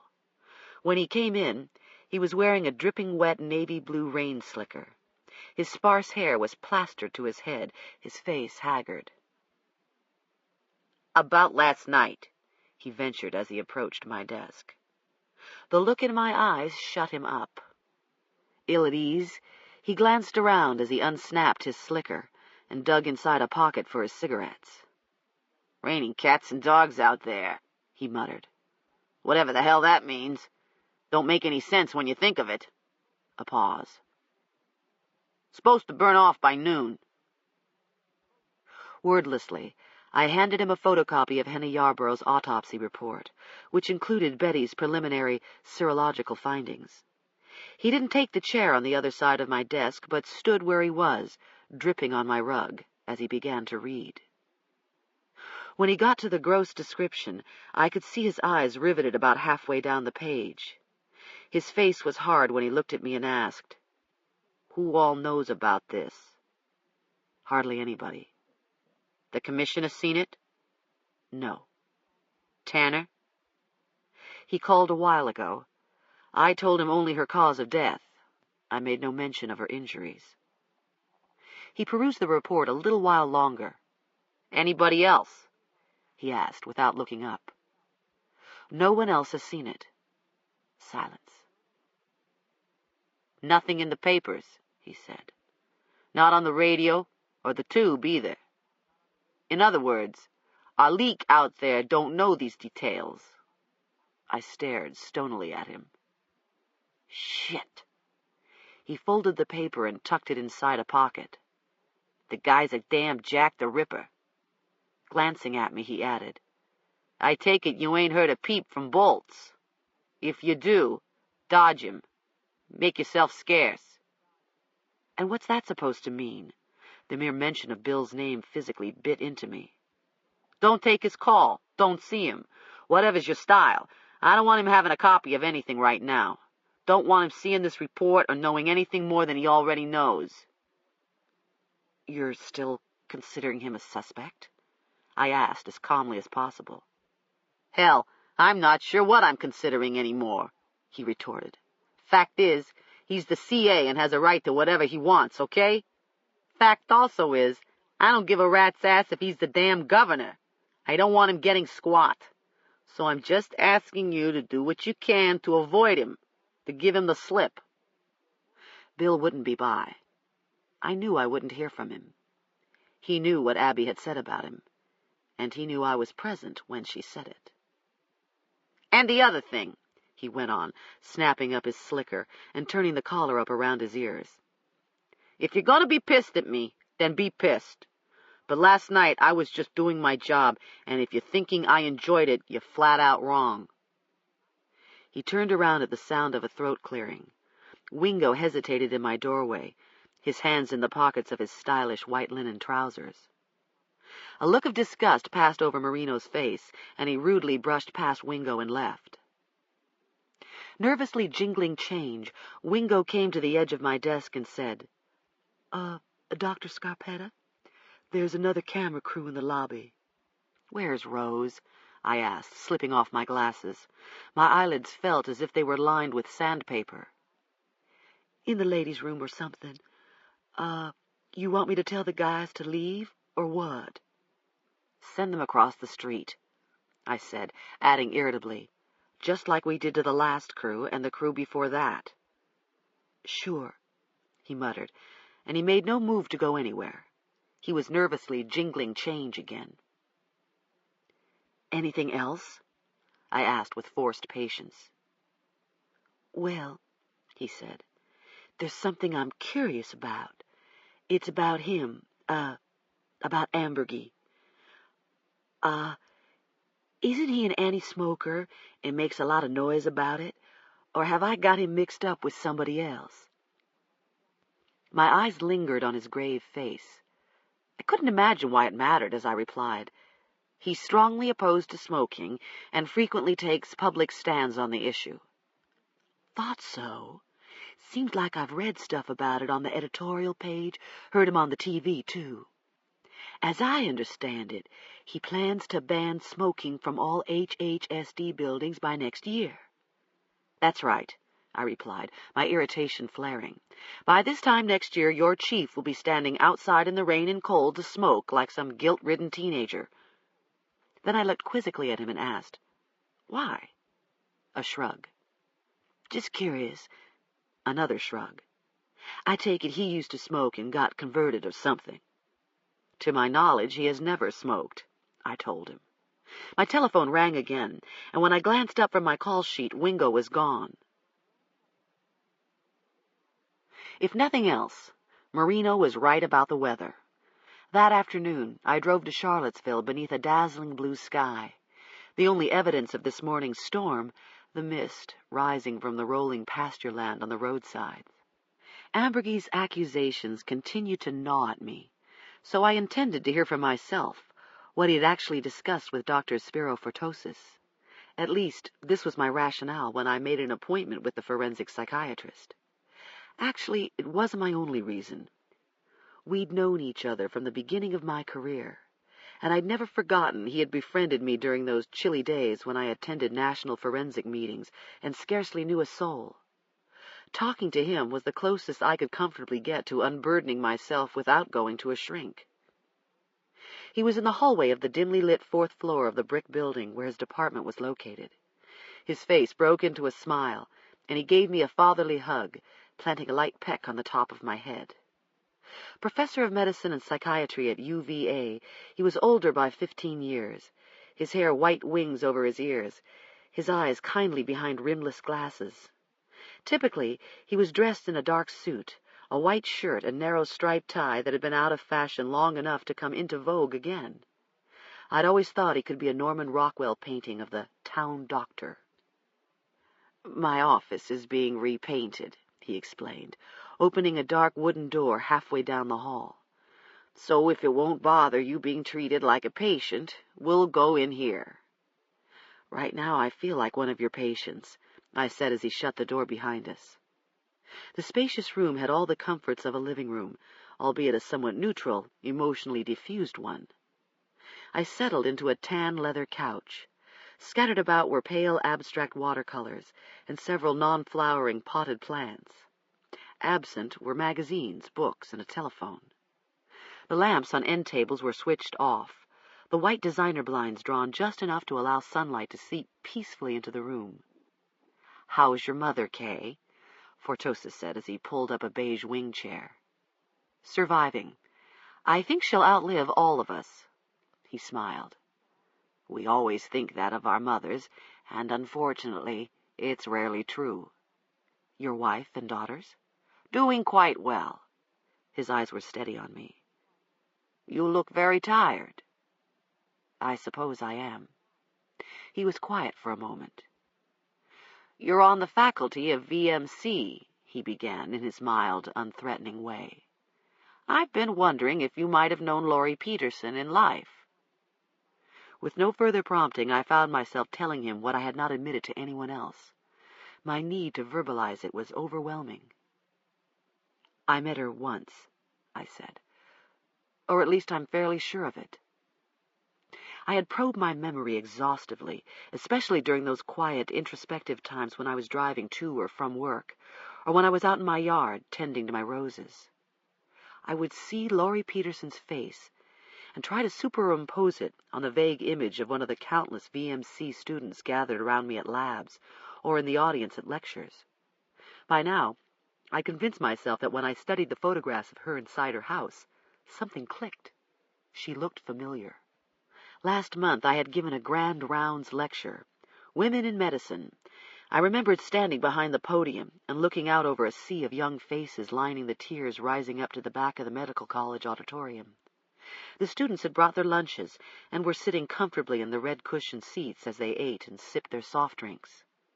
The occasion was like all others before it, nothing extraordinary or particularly memorable about it, except retrospectively. I didn't know for a fact, but believed Laurie was one of the women who came forward afterward to ask questions. I saw the hazy image of an attractive blonde in a lab coat. The only feature I remembered clearly was her eyes, dark green and tentative, as she asked me if I really thought it was possible for a woman to manage a family and a career as demanding as medicine. This stood out, because I momentarily faltered. I managed one, but certainly not the other. Obsessively, I'd replayed that scene, going over and over it in my mind, as if the face would come into focus if I conjured it up enough. Was it she, or wasn't it? I would never be able to walk the halls of VMC again without looking for that blonde physician. I didn't think I would find her. I think she was Laurie, briefly appearing before me like a ghost from a future horror that would relegate her to nothing but a past. Interesting, Fortosis remarked in his thoughtful way.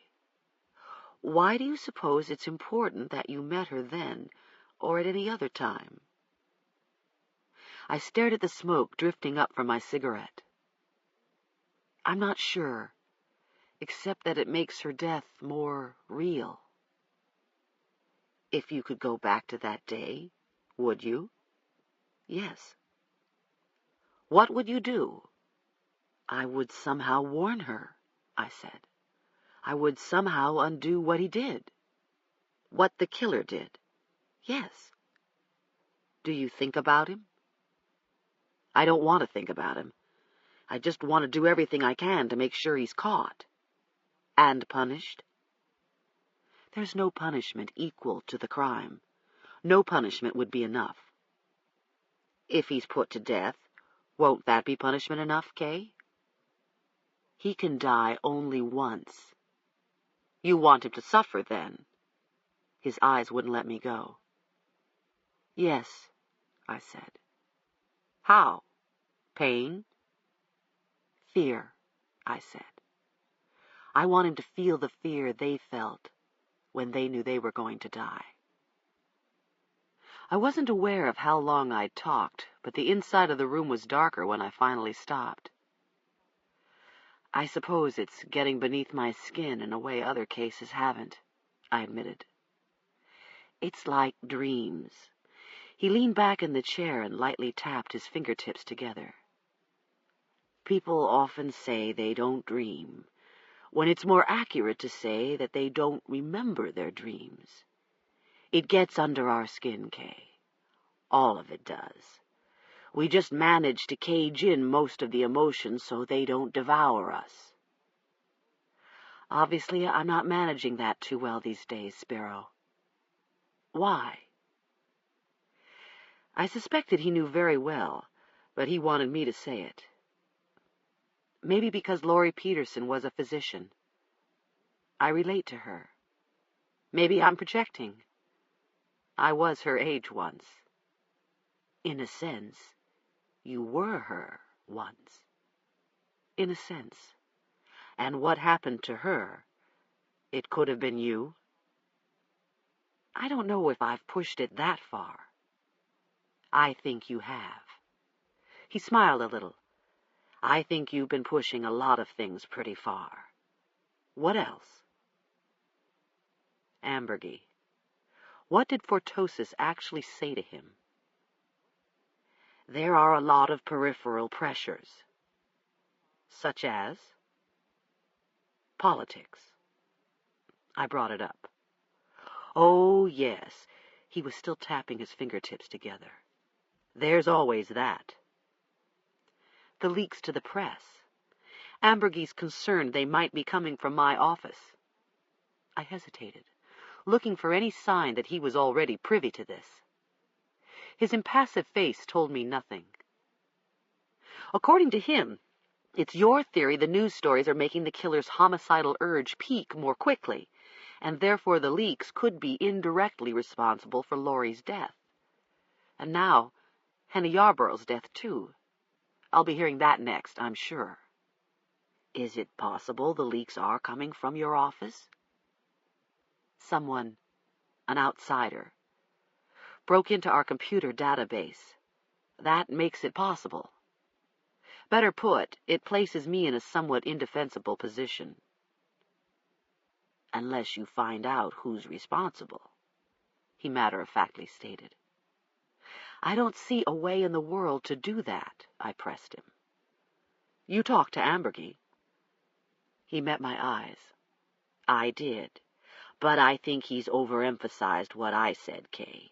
I would never go so far as to claim information allegedly leaked from your office is responsible for the last 2 homicides. The 2 women would be alive, in other words, were it not for the news accounts. I can't say that. I didn't say that. I was sure my relief was visible. However, if Ambergy or anyone else intends to make a big deal of the so-called leaks that may have come from your office computer, I'm afraid there isn't much I can do about it. In truth, I feel strongly there's a significant link between publicity and the killer's activity. If sensitive information is resulting in more inflammatory stories and bigger headlines, then yes, Ambergy, or anyone else for that matter, may take what I objectively say and use it against your office. He looked at me for a long moment. Do you understand what I'm saying? You're saying you can't defuse the bomb, I replied, my spirits falling. Leaning forward, he flatly told me, I'm saying I can't defuse a bomb I can't even see. What bomb? Are you suggesting someone's setting you up?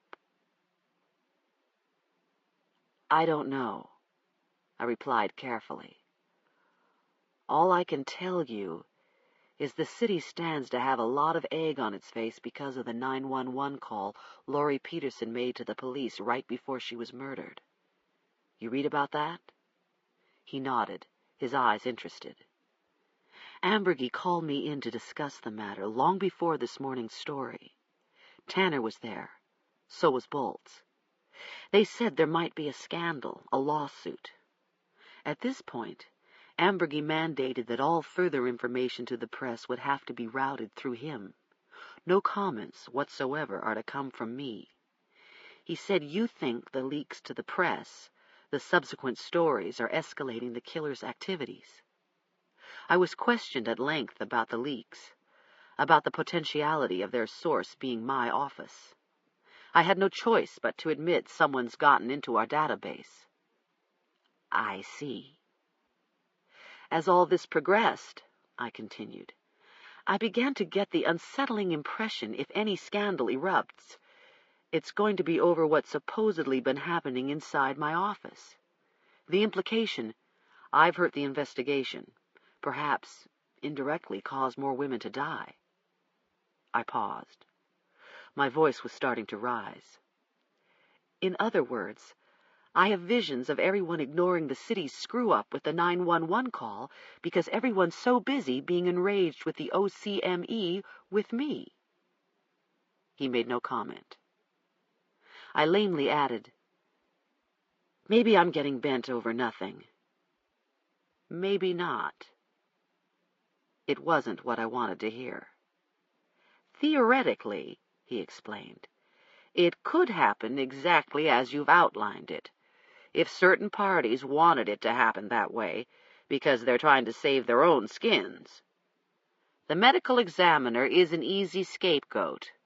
The public, in the main, doesn't understand what the ME does, has rather ghastly, objectionable impressions and assumptions. People tend to resist the idea of someone cutting up a loved one's body. They see it as mutilation, the final indignity. Please, I broke out. He mildly went on. You get my point. All too well.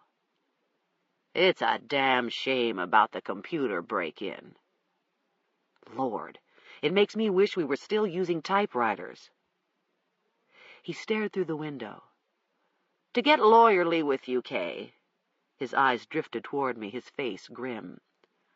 I propose you to be very careful.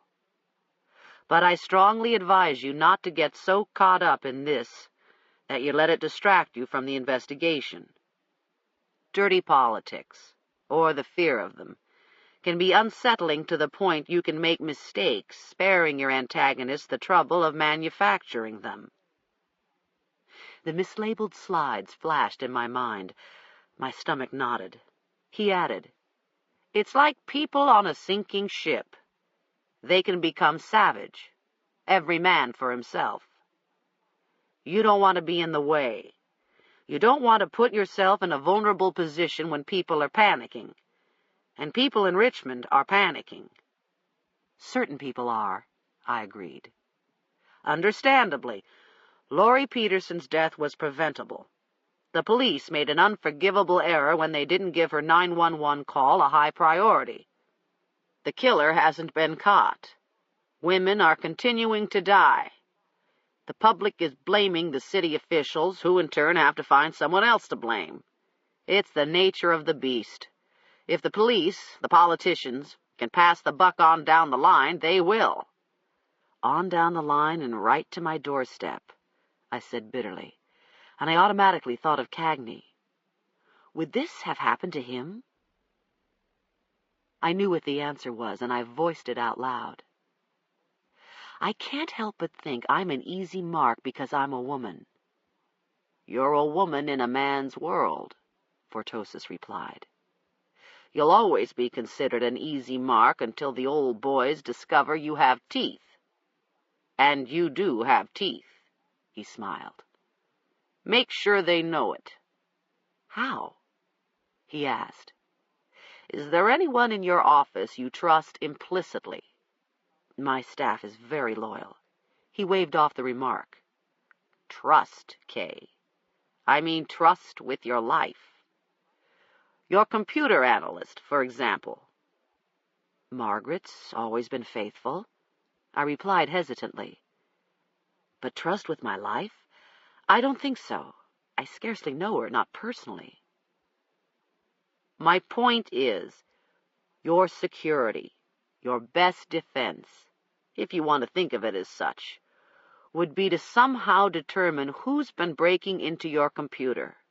It may not be possible, but if there's a chance, then I suspect it would take someone who's sufficiently trained in computers to figure it out. A technological detective, someone you trust. I think it would be unwise to involve someone you scarcely know, someone who might talk. No one comes to mind, I told him. And even if I found out, the news might be bad. If it is a reporter getting in, I don't see how finding that out will solve my problem. Maybe it wouldn't. But if it were I'd take the chance. I wondered where he was pushing me. I was getting the feeling he had his own suspicions. I'll keep all this in mind, he promised. If and when I get calls about these cases, Kay. If someone pressures me, for example, about the news accounts escalating the killer's peak, that sort of thing. A pause. I have no intention of being used. But I can't lie, either. The fact is, this killer's reaction to publicity, his M.O., in other words, is a little unusual. I just listened. Not all serial killers love to read about themselves, in truth. The public tends to believe the vast majority of people who commit sensational crimes want recognition, want to feel important. Like Hinckley. You shoot the president and you're an instant hero. An inadequate, poorly integrated person who can't keep a job and maintain a normal relationship with anyone is suddenly internationally known. These types are the exception, in my opinion. They are one extreme. The other extreme is your Lucases and Tools. They do what they do and often don't even stick around in the city long enough to read about themselves. They don't want anyone to know. They hide the bodies and cover their tracks. They spend much of their time on the road, drifting from place to place, looking for their next targets along the way. It's my impression, based on a close examination of the Richmond killer's M.O., that he's a blend of both extremes. He does it because it's a compulsion, and he absolutely doesn't want to be caught. But he also thrives on the attention. He wants everyone to know what he's done. "This is what you told Ambergy?" I asked. "I don't think it was quite this clear in my mind when I talked to him or anyone else last week. It took Henna Yarborough's murder to convince me." "Because of Abby Turnbull?" "Yes." "If she was the intended victim," I went on, "what better way to shock the city and make national news than to kill the prize-winning reporter who's been covering the stories?" If Abby Turnbull was the intended victim, her selection strikes me as rather personal. The first 4, it appears, were impersonal, stranger killings. The women were unknown to the assailant. He stalked them.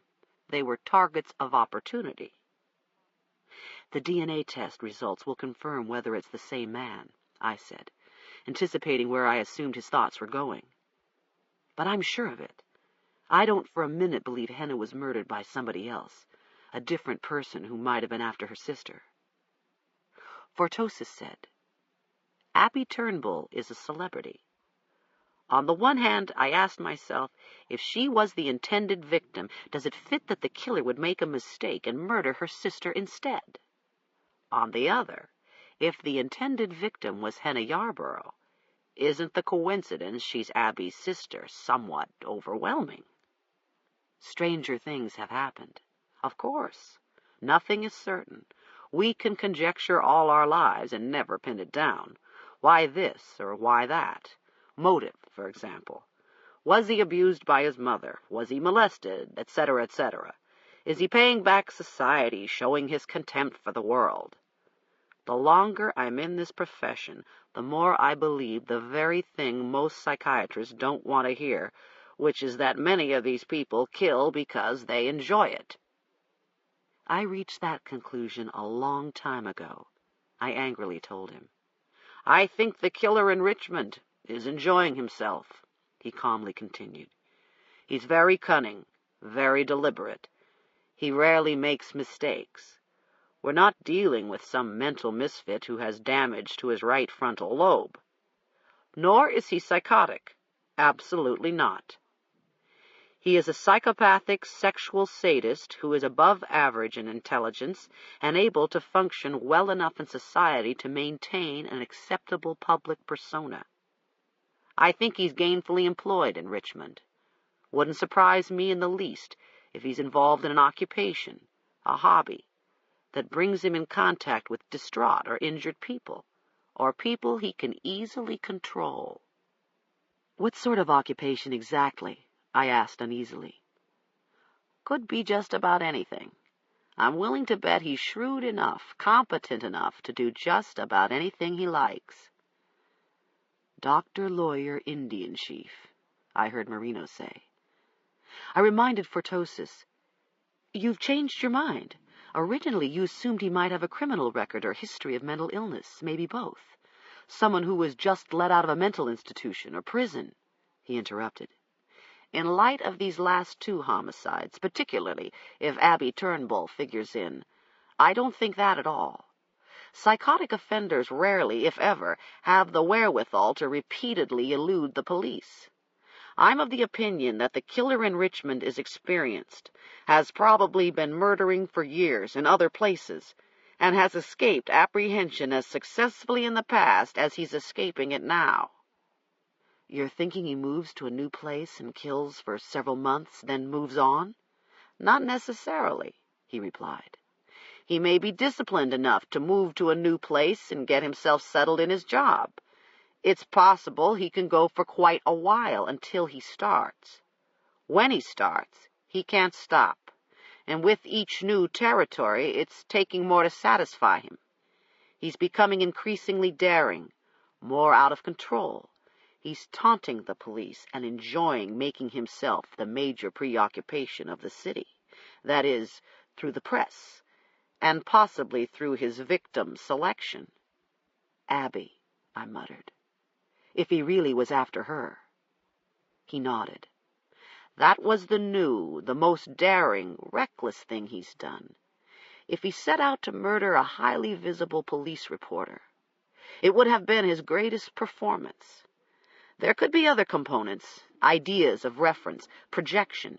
Abby writes about him and he thinks he has something personal with her. He develops a relationship with her. His rage, his fantasies focus on her.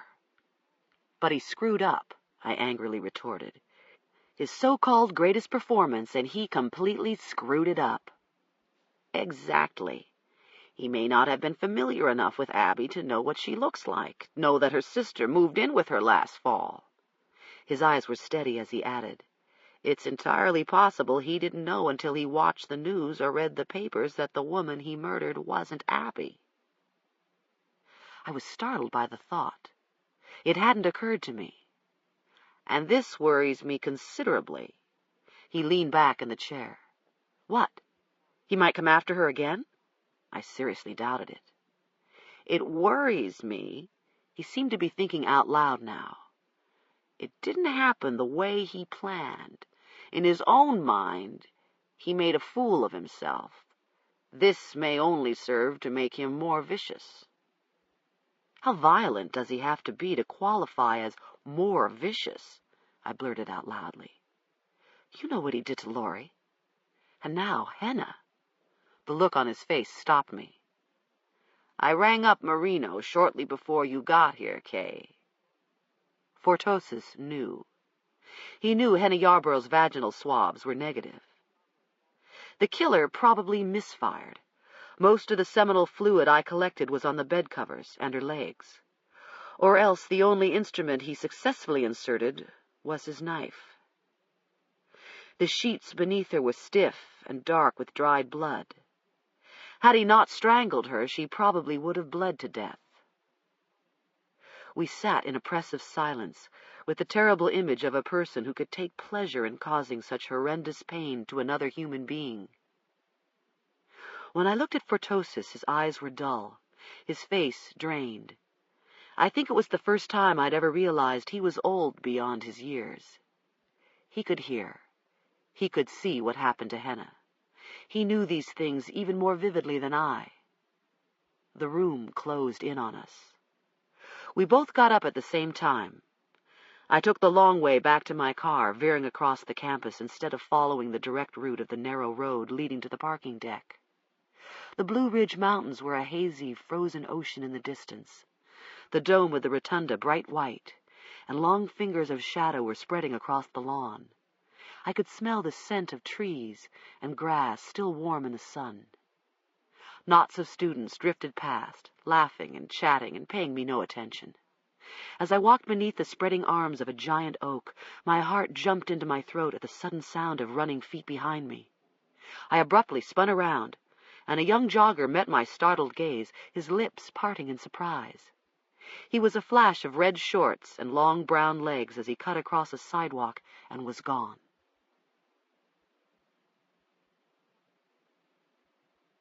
Chapter 13. The next morning, I was at the office by 6. No one else was in. The phones up front still coded to roll over to the state switchboard. While coffee was dripping, I stepped into Margaret's office. The computer in answer mode was still daring the perpetrator to try again. He hadn't. It didn't make sense. Did he know we had discovered the break-in after he tried to pull up Laurie Peterson's case last week? Did he get spooked? Did he suspect nothing new was being entered? Or was there some other reason? I stared at the dark screen. Who are you? I wondered. What do you want from me? The ringing started again down the hall, 3 rings in abrupt silence as a state operator intervened. He's very cunning, very deliberate. Fortosis didn't need to tell me that. We're not dealing with some mental misfit. I wasn't expecting him to be anything like us. But he could be. Maybe he was. Able to function well enough in society to maintain an acceptable public persona. He might be competent enough to work in any profession. He might use a computer on his job, or he might have one at home. He would want to get inside my mind. He would want to get inside my mind as much as I wanted to get inside his. I was the only real link between him and his victims. I was the only living witness. When I examined the contusions, the fractured bones, and the deep tissue cuts, I alone realized the force, the savageness required to inflict the injuries. Ribs are flexible in young, healthy people. He broke Laurie's ribs by smashing his knees down on top of her rib cage with all of his weight. She was on her back then. He did this after he jerked the telephone cord out of the wall. The fractures to her fingers were twist fractures, the bones violently wrenched out of joint. He gagged and tied her, then broke her fingers one by one. He had no reason except to cause her excruciating pain and give her a taste of what was to come. All the while, she was panicking for air, panicking as the constricted blood flow ruptured vessels like small balloons and made her head feel as if it were going to explode. Then he forced himself inside her, into virtually every orifice. The more she struggled, the more the electrical cord tightened around her neck until she blacked out for the last time and died. I had reconstructed all of it. I had reconstructed what he did to all of them. He was wondering what I knew. He was arrogant. He was paranoid. Everything was in the computer. Everything he did to Patty, to Brenda, to Cecile. The description of every injury, every shred of evidence we'd found, every laboratory test I'd instigated. Was he reading the words I dictated? Was he reading my mind? My low-heeled shoes clicked sharply along the empty hallway as I ran back to my office. In a burst of frantic energy, I emptied the contents of my billfold until I found the business card, off-white with the Times masthead in raised black Gothic print across the center. On the back was the ballpoint scribbling of an unsteady hand. I dialed Abby Turnbull's pager number. I scheduled the meeting for the afternoon because when I spoke to Abby, her sister's body had not yet been released. I didn't want Abby inside the building until Henna was gone and in the care of the funeral home. Abby was on time. Rose quietly showed her to my office, and I just as quietly shut both doors. She looked terrible. Her face was more deeply lined, her color almost gray. Her hair was loose and bushy over her shoulders, and she was dressed in a wrinkled white cotton blouse and khaki skirt. When she lit a cigarette, I noticed she was shaking. Somewhere deep within the emptiness of her eyes was a glint of grief, of rage. I began by telling her what I told the loved ones of any of the victims whose cases I worked. The cause of your sister's death, Abby, was strangulation, due to the ligature around her neck. How long? She blew out a tremulous stream of smoke. How long did she live after he got to her? I can't tell you exactly, but the physical findings lead me to suspect her death was quick. Not quick enough, I didn't say. I found fibers inside Henna's mouth. She had been gagged. The monster wanted her alive for a while, and he wanted her quiet. Based on the amount of blood loss, I'd classified her cutting injuries as perimortem, meaning I could say with certainty only that they were afflicted around the time of death. She bled very little into surrounding tissues after the assault with the knife. She may already have been dead. She may have been unconscious. More likely, it was worse than that. I suspected the cord from the Venetian blinds was jerked tight around her neck when she straightened her legs in a violent reflex to pain. She had petechial hemorrhages in the conjunctiva and facial and neck skin, I said to Abby. In other words, rupture of the small superficial vessels of the eyes and face. This is caused by pressure, by cervical occlusion of the jugular veins due to the ligature around her neck. How long did she live? She dully asked again. Minutes, I repeated. That's as far as I intended to go. Abby seemed slightly relieved. She was seeking solace in the hope her sister's suffering was minimal. Someday, when the case was closed and Abby was stronger, she would know. God help her, she would know about the knife. That's all? She asked shakily. That's all I can say now, I told her. I'm sorry. I'm so terribly sorry about Henna. She smoked for a while, taking nervous, jerky drags as if she didn't know what to do with her hands. She was biting her lower lip, trying to keep it from trembling. When she finally met my eyes, her own were uneasy, suspicious. She knew I hadn't asked her here for this. She sensed there was something else. It's not really why you called, is it? Not entirely, I replied frankly. Silence. I could see the resentment, the anger building. What? She demanded.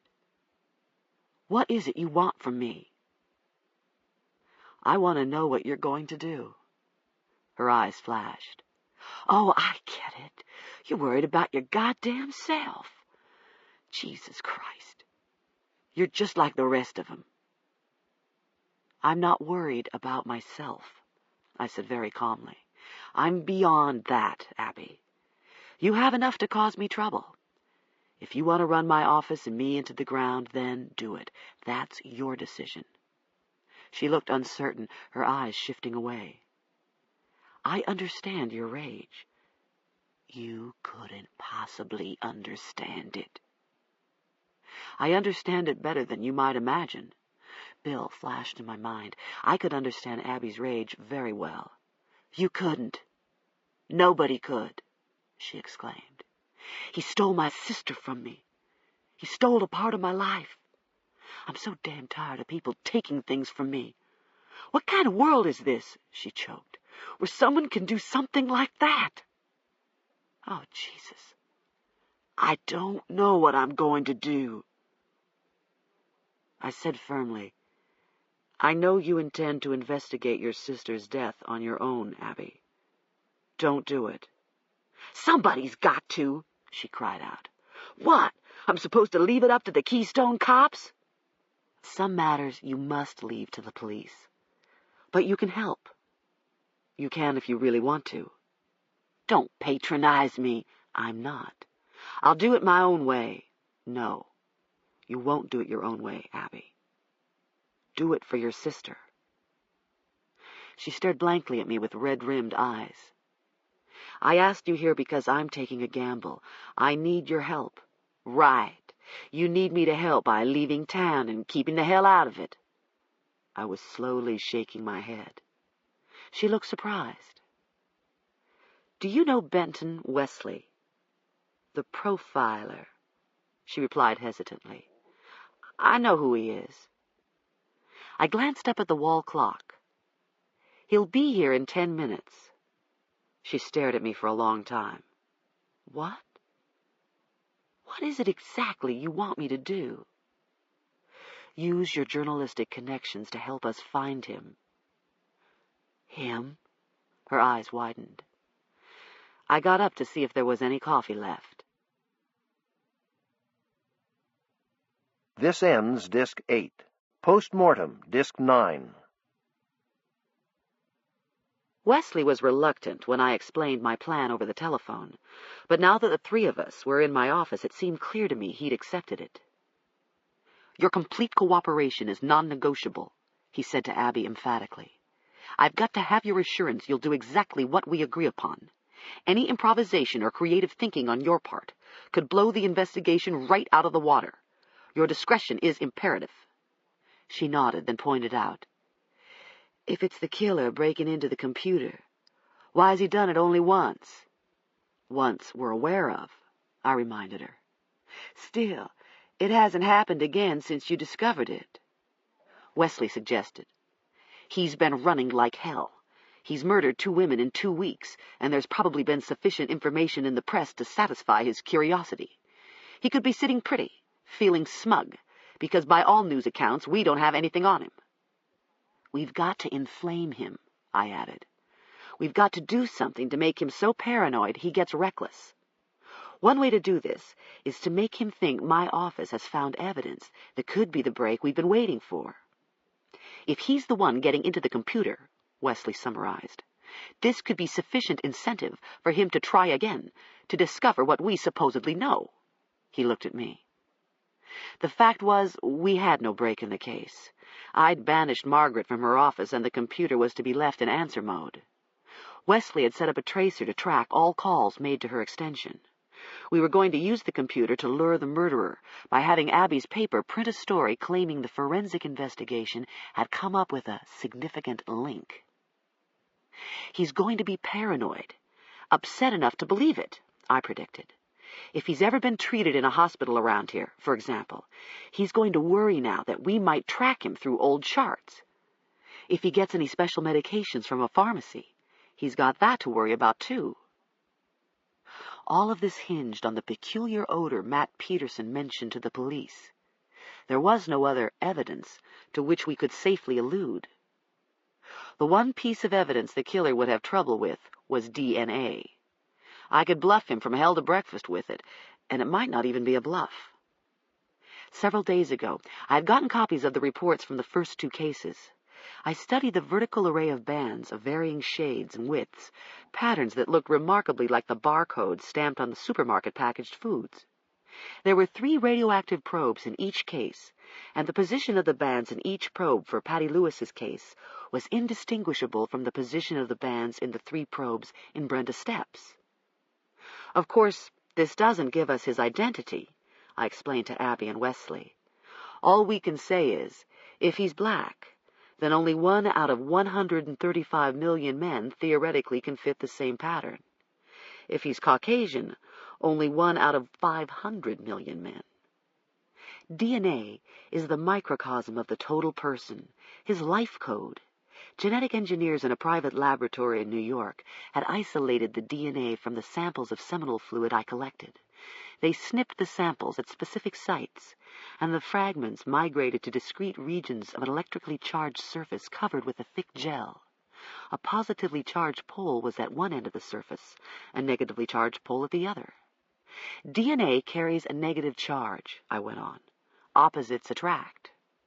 The shorter fragments traveled farther and faster in the positive direction than the longer ones did, and the fragments spread out across the gel, forming the band pattern.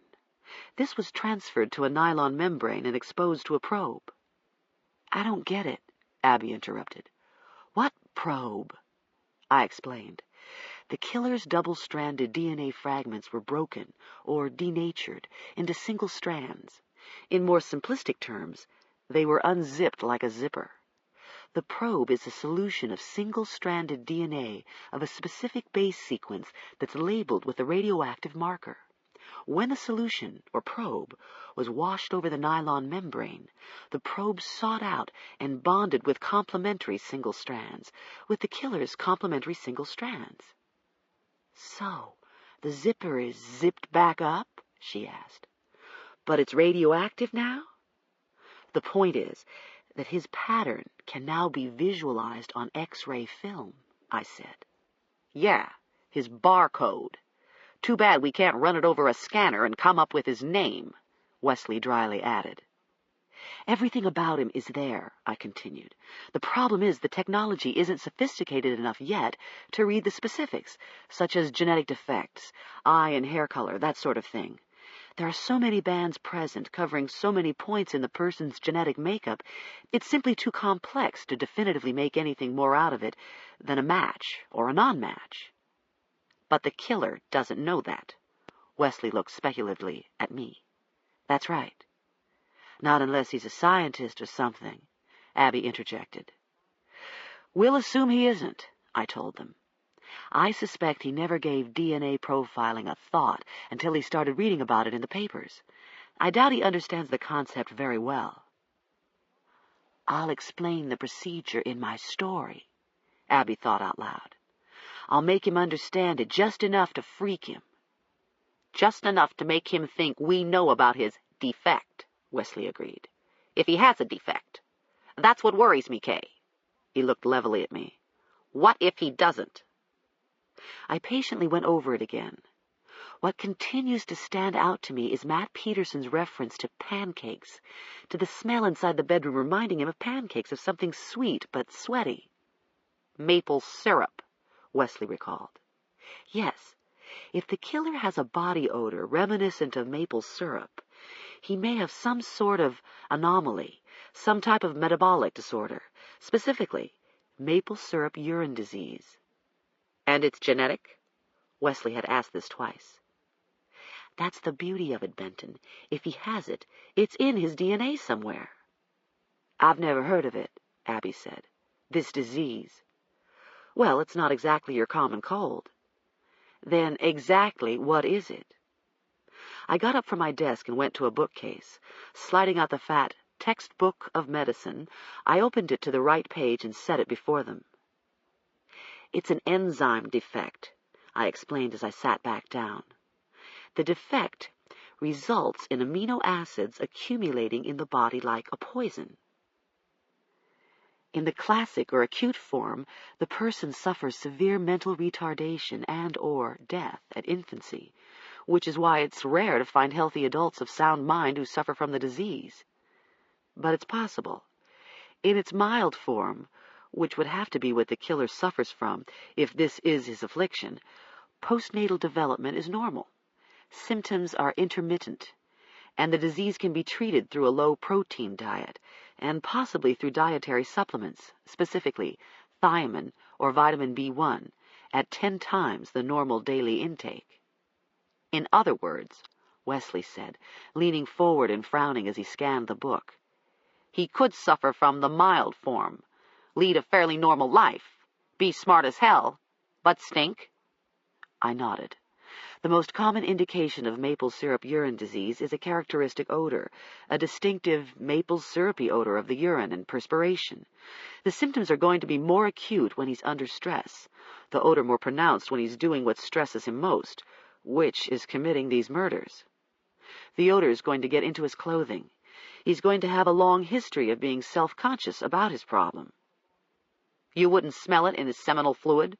Wesley asked. Not necessarily. Well, Abby said, if he's got this body odor, then he must take a lot of showers. If he works around people, they'd notice it, the smell. I didn't respond. She didn't know about the glittery residue, and I wasn't going to tell her. If the killer has this chronic odor, it wouldn't be the least bit unusual for him to be compulsive about washing his armpits, his face, and hands frequently throughout the day while he's exposed to people who might notice his problem. He might be washing himself while at work, where there might be a dispenser of borax soap in the men's room. It's a gamble. Wesley leaned back in his chair. Geez, shaking his head.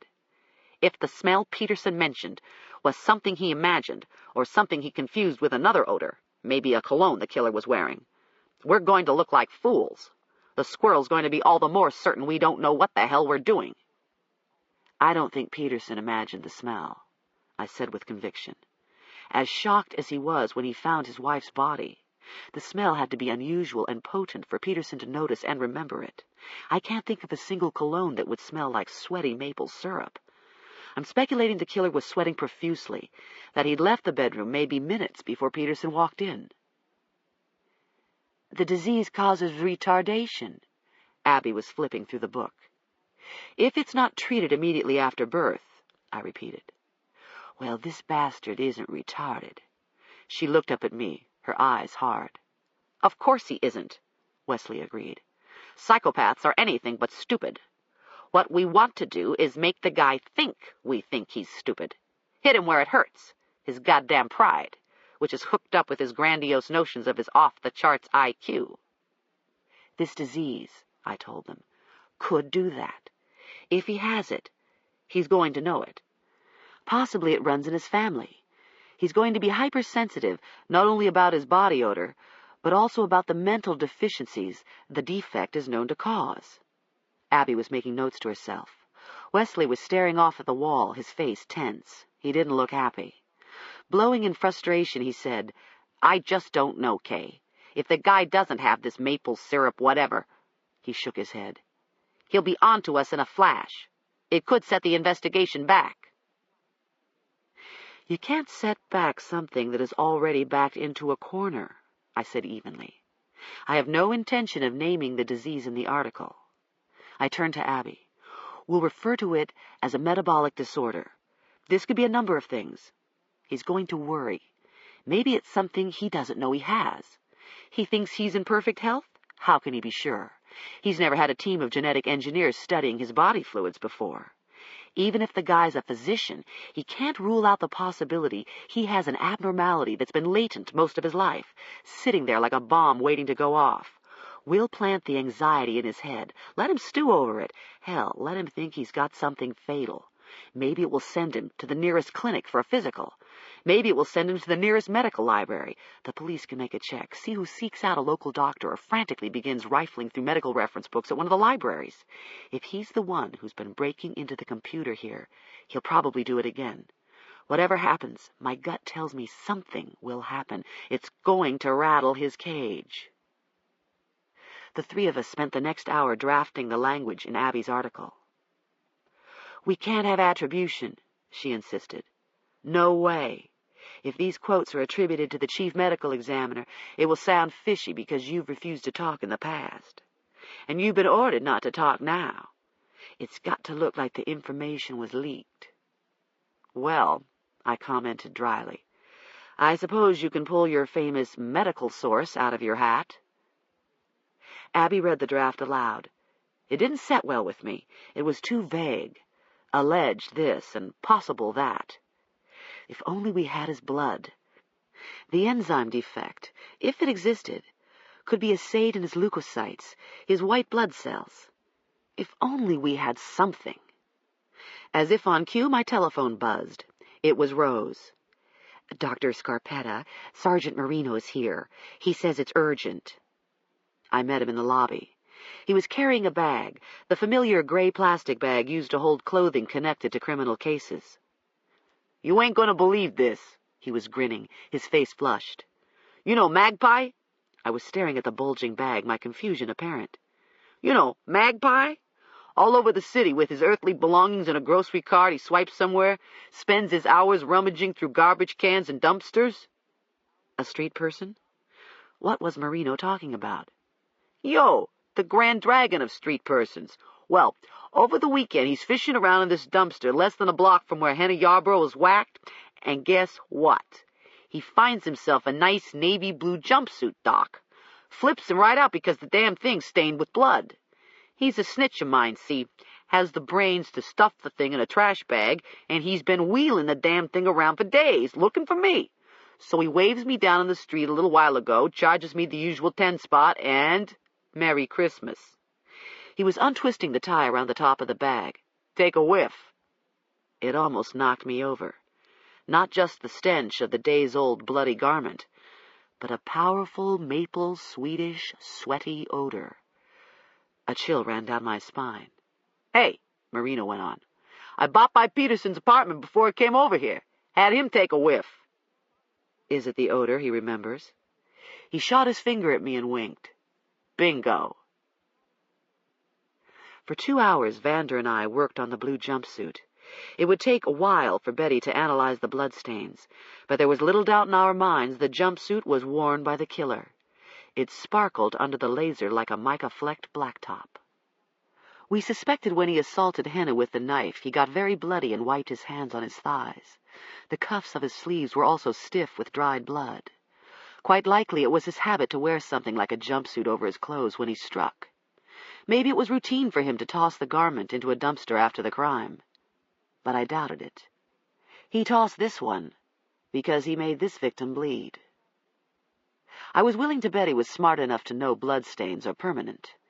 If he were ever picked up, he had no intention of having anything hanging in his closet that might be stained with old blood. He had no intention of anyone's tracing the jumpsuit either. The label had been removed. The fabric looked like a cotton and synthetic blend, dark blue, the size a large, or perhaps an extra large. I was reminded of the dark fibers found on Laurie Peterson's windowsill and on her body. There were a few dark fibers on Henna's body as well. The three of us had said nothing to Marino about what we were doing. He was out on the street somewhere, maybe at home drinking beer in front of the TV. He didn't have a clue. When the news broke, he was going to think it was legitimate, that the information was leaked and related to the jumpsuit he turned in and to the DNA reports recently sent to me. We wanted everybody to think the news was legitimate. In fact, it probably was. I could think of no other reason for the killers having such a distinctive body odor, unless Peterson was imagining things, and the jumpsuit just happened to be tossed on top of a Mrs. Butterworth's maple syrup bottle inside the dumpster. "It's perfect," Wesley was saying.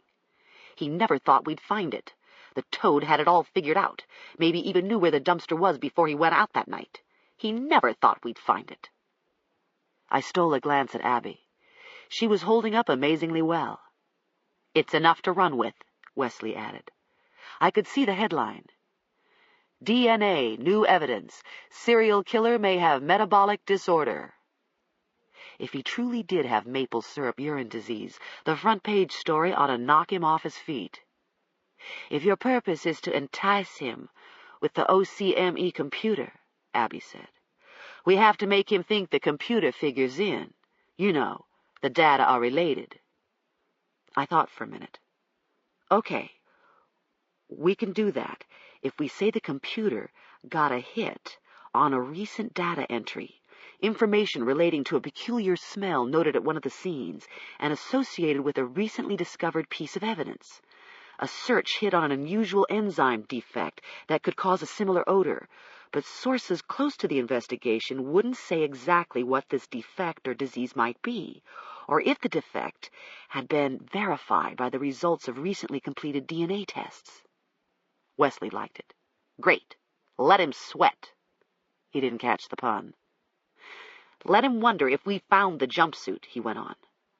"We don't want to give details.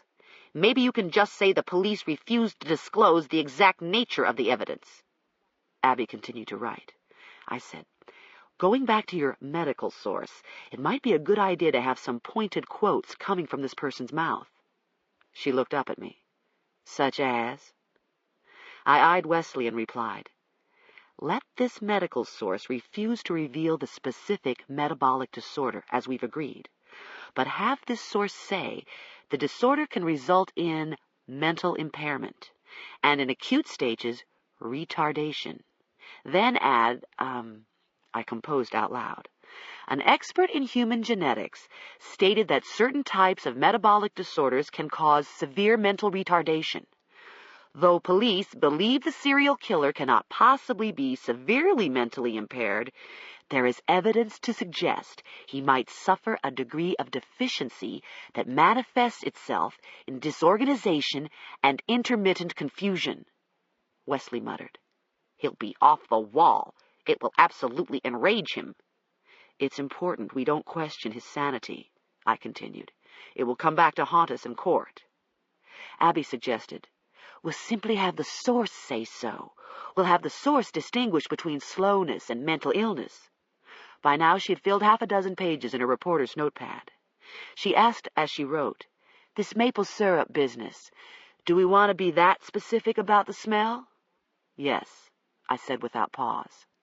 "This guy may work around the public. He's going to have colleagues, if nothing else. Someone may come forward." Wesley considered. "One thing's damn certain. It will further unhinge him. Should make him paranoid as hell." "Unless he really doesn't have a weird case of B.O., Abby said. "How is he going to know he doesn't?" I asked. Both of them looked surprised. "Ever heard the expression, a fox never smells its own?" I added. "You mean he could stink and not know it?" she asked. "Let him wonder that," I replied. She nodded, bending over her notepad again. Wesley settled back in his chair. "What else do you know about this defect, Kay? Should we be checking out the local pharmacies? See if someone buys a lot of oddball vitamins or prescription drugs?" "You could check to see if someone regularly comes in to buy large doses of B1, I said. "There's also MSUD powder, a dietary supplement available. I think it's over the counter, a protein supplement. He may be controlling the disease through diet, through a limiting of normal high-protein foods. But I think he's too careful to be leaving those kinds of tracks. And in truth, I don't think his disease has been acute enough for him to be on a very restricted diet. I suspect, in order for him to function as well as he does, he leads a fairly normal life. His only problem is he has a strange-smelling body odor that gets more noticeable when he's under stress. Emotional stress? Physical stress, I replied. MSUD tends to flare up under physical stress, such as when the person is suffering from a respiratory infection, the flu. It's physiological. He's probably not getting enough sleep. It takes a lot of physical energy to stalk victims, break into houses, do what he does. Emotional stress and physical stress are connected. One adds to the other. The more emotionally stressed he becomes, the more physically stressed he becomes, and vice versa. Then what? I looked impassively at him. Then what happens, he repeated, if the disease flares up? Depends on whether it becomes acute. Let's say it does. He's got a real problem. Meaning? Meaning, the amino acids build up in his system. He's going to get lethargic, irritable, ataxic. Symptoms similar to severe hyperglycemia. It may be necessary for him to be hospitalized. English, Wesley said. What the hell's ataxic mean? Unsteady. He's going to walk around like he's drunk. He's not going to have the wherewithal to scale fences and climb through windows. If it gets acute, if his stress level continues to climb, and if he goes untreated, it could get out of control. Out of control? He persisted. We stress him. That's our purpose, right? His disease gets out of control? Possibly. Okay, he hesitated. What's next? Severe hyperglycemia, and his anxiety increases. If it isn't controlled, he's going to get confused, overwrought. His judgment may be impaired. He'll suffer mood changes. I stopped right there. But Wesley wasn't going to let me. He was leaning forward in his chair, staring at me. You didn't just think of this maple syrup urine disease business, did you? He pushed.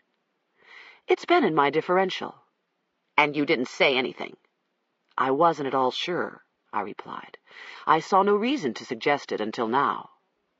Right. Okay. You say you want to rattle his cage, stress him right out of his mind. Let's do it. What's the last stage? I mean, what if his disease gets really bad? He may become unconscious, have convulsions. If this is prolonged, it may lead to a severe organic deficit. He stared incredulously at me, as his eyes filled with comprehension. Jesus, you're trying to kill the son of a bitch. Abby's pen stopped. Startled, she looked up at me. I replied, this is all theoretical. If he's got the disease, it's mild. He's lived with it all his life. It's highly unlikely MSUD is going to kill him. Wesley continued to stare. He didn't believe me. Chapter 14. I couldn't sleep all night. My mind wouldn't shut down, and I tossed miserably between unsettling realities and savage dreams. I shot somebody, and Bill was the medical examiner called to the scene. When he arrived with his black bag, he was accompanied by a beautiful woman I didn't know. My eyes flew open in the dark, my heart squeezed as if by a cold hand. I got out of bed long before my alarm went off and drove to work in a fog of depression. I don't know when in my life I'd ever felt so lonely and withdrawn. I scarcely spoke to anyone at the office, and my staff began to cast nervous, strange glances my way. Several times I came close to calling Bill, my resolve trembling like a tree about to fall. It finally fell shortly before noon. His secretary brightly told me Mr. Boltz was on vacation and wouldn't be back until the 1st of July. I left no message. The vacation wasn't planned, I knew. I also knew why he didn't say a word about it to me. In the past, he would have told me. The past was past. There would be no resolution or lame apologies or outright lies. He'd cut me off forever. because he couldn't face his own sins. After lunch, I went upstairs to serology and was surprised to find Betty and Wingo with their backs to the door, their heads together as they looked at something white inside a small plastic bag. I said, "Hello," and came inside. Wingo nervously tucked the bag in a pocket of Betty's lab coat, as if slipping her money. "You finished downstairs?" I pretended I was too preoccupied to have noticed this peculiar transaction. Yeah, sure am, Dr. Scarpetta," he quickly replied on his way out. "McPhee, the guy shot last night, released him a little while ago. And the burn victims coming in from Albemarle won't be until 4 or so. Fine. We'll hold them until the morning." "You got it," I heard him say from the hallway. Spread out on the wide table in the center of the room was the reason for my visit, the blue jumpsuit. It looked flat and mundane, neatly smoothed out and zipped up to the collar. It could have belonged to anybody. There were numerous pockets, and I think I must have checked each one half a dozen times, hoping to find anything that might hint at who he was. But they were empty. There were large holes cut in the legs and sleeves, where Betty had removed swatches of blood-stained fabric. "Any luck grouping the blood?" I asked, trying not to stare at the plastic bag peeking out of the top of her pocket. "I've got some of it worked out." She motioned me to follow her to her office. On her desk was a legal pad scribbled with notes and numbers that would look like hieroglyphics to the uninitiated. "Henny Yarborough's blood type is B," she began. "We're lucky on that count because it's not all that common. In Virginia, about 12% of the population's type B. Her PGM's 1+, 1-. Her PEP is A1, EAP is CB, ADA 1, and AK 1. The subsystems, unfortunately, are very common, up there in the 89% and above of Virginia's population." How common is the actual configuration? The plastic peeking out of the top of her pocket was beginning to unsettle me. She started stabbing out digits on a calculator, multiplying the percentages and dividing by the number of subsystems she had. "About 17%. 17 out of 100 people could have that configuration." "Not exactly rare," I muttered. "Not unless sparrows are rare." "What about the bloodstains on the jumpsuit?" "We were lucky. The jumpsuit must have already air-dried by the time the street person found it. It's in amazingly good shape. I got all the subsystems except an EAP. It's consistent with Henny Yarborough's blood. DNA should be able to tell us with certainty, but we're talking about a month to 6 weeks. I commented abstractedly, "We ought to buy stock in the lab." Her eyes lingered on me and grew soft. "You look absolutely ragged, Kay." "That obvious, is it?" "Obvious to me." I didn't say anything. "Don't let all this get to you. After 30 years of this misery, I've learned the hard way." "What's Wingo up to?" I foolishly blurted out. Surprised, she faltered. "Wingo? Well—" I was staring at her pocket. She laughed uneasily, patted it. "Oh, this. Just a little private work he's asked me to do." That was as much as she intended to say. Maybe Wingo had other real worries in his life. Maybe he was having an HIV test done on the sly. Good God, don't let him have AIDS. Gathering my fragmented thoughts, I asked, "What about the fibers? Anything?" Betty had compared fibers from the jumpsuit to fibers left at Laurie Peterson's scene and to a few fibers found on Henny Yarborough's body. "The fibers found on the Peterson windowsill could have come from the jumpsuit," she told me. "Or they could have come from any number of dark blue cotton polyester blend twills." In court, I dismally thought, the comparison's not going to mean a thing because the twill is about as generic as dime store typing paper. You start looking for it and you're going to find it all over the place. It could have come from someone's work pants. It could, for that matter, have come from a paramedic's or cop's uniform. There was another disappointment. Betty was sure the fibers I found on Henny Yarborough's body were not from the jumpsuit. "They're cotton," she was saying. They may have come from something she was wearing at some point earlier in the day, or even a bath towel. Who knows?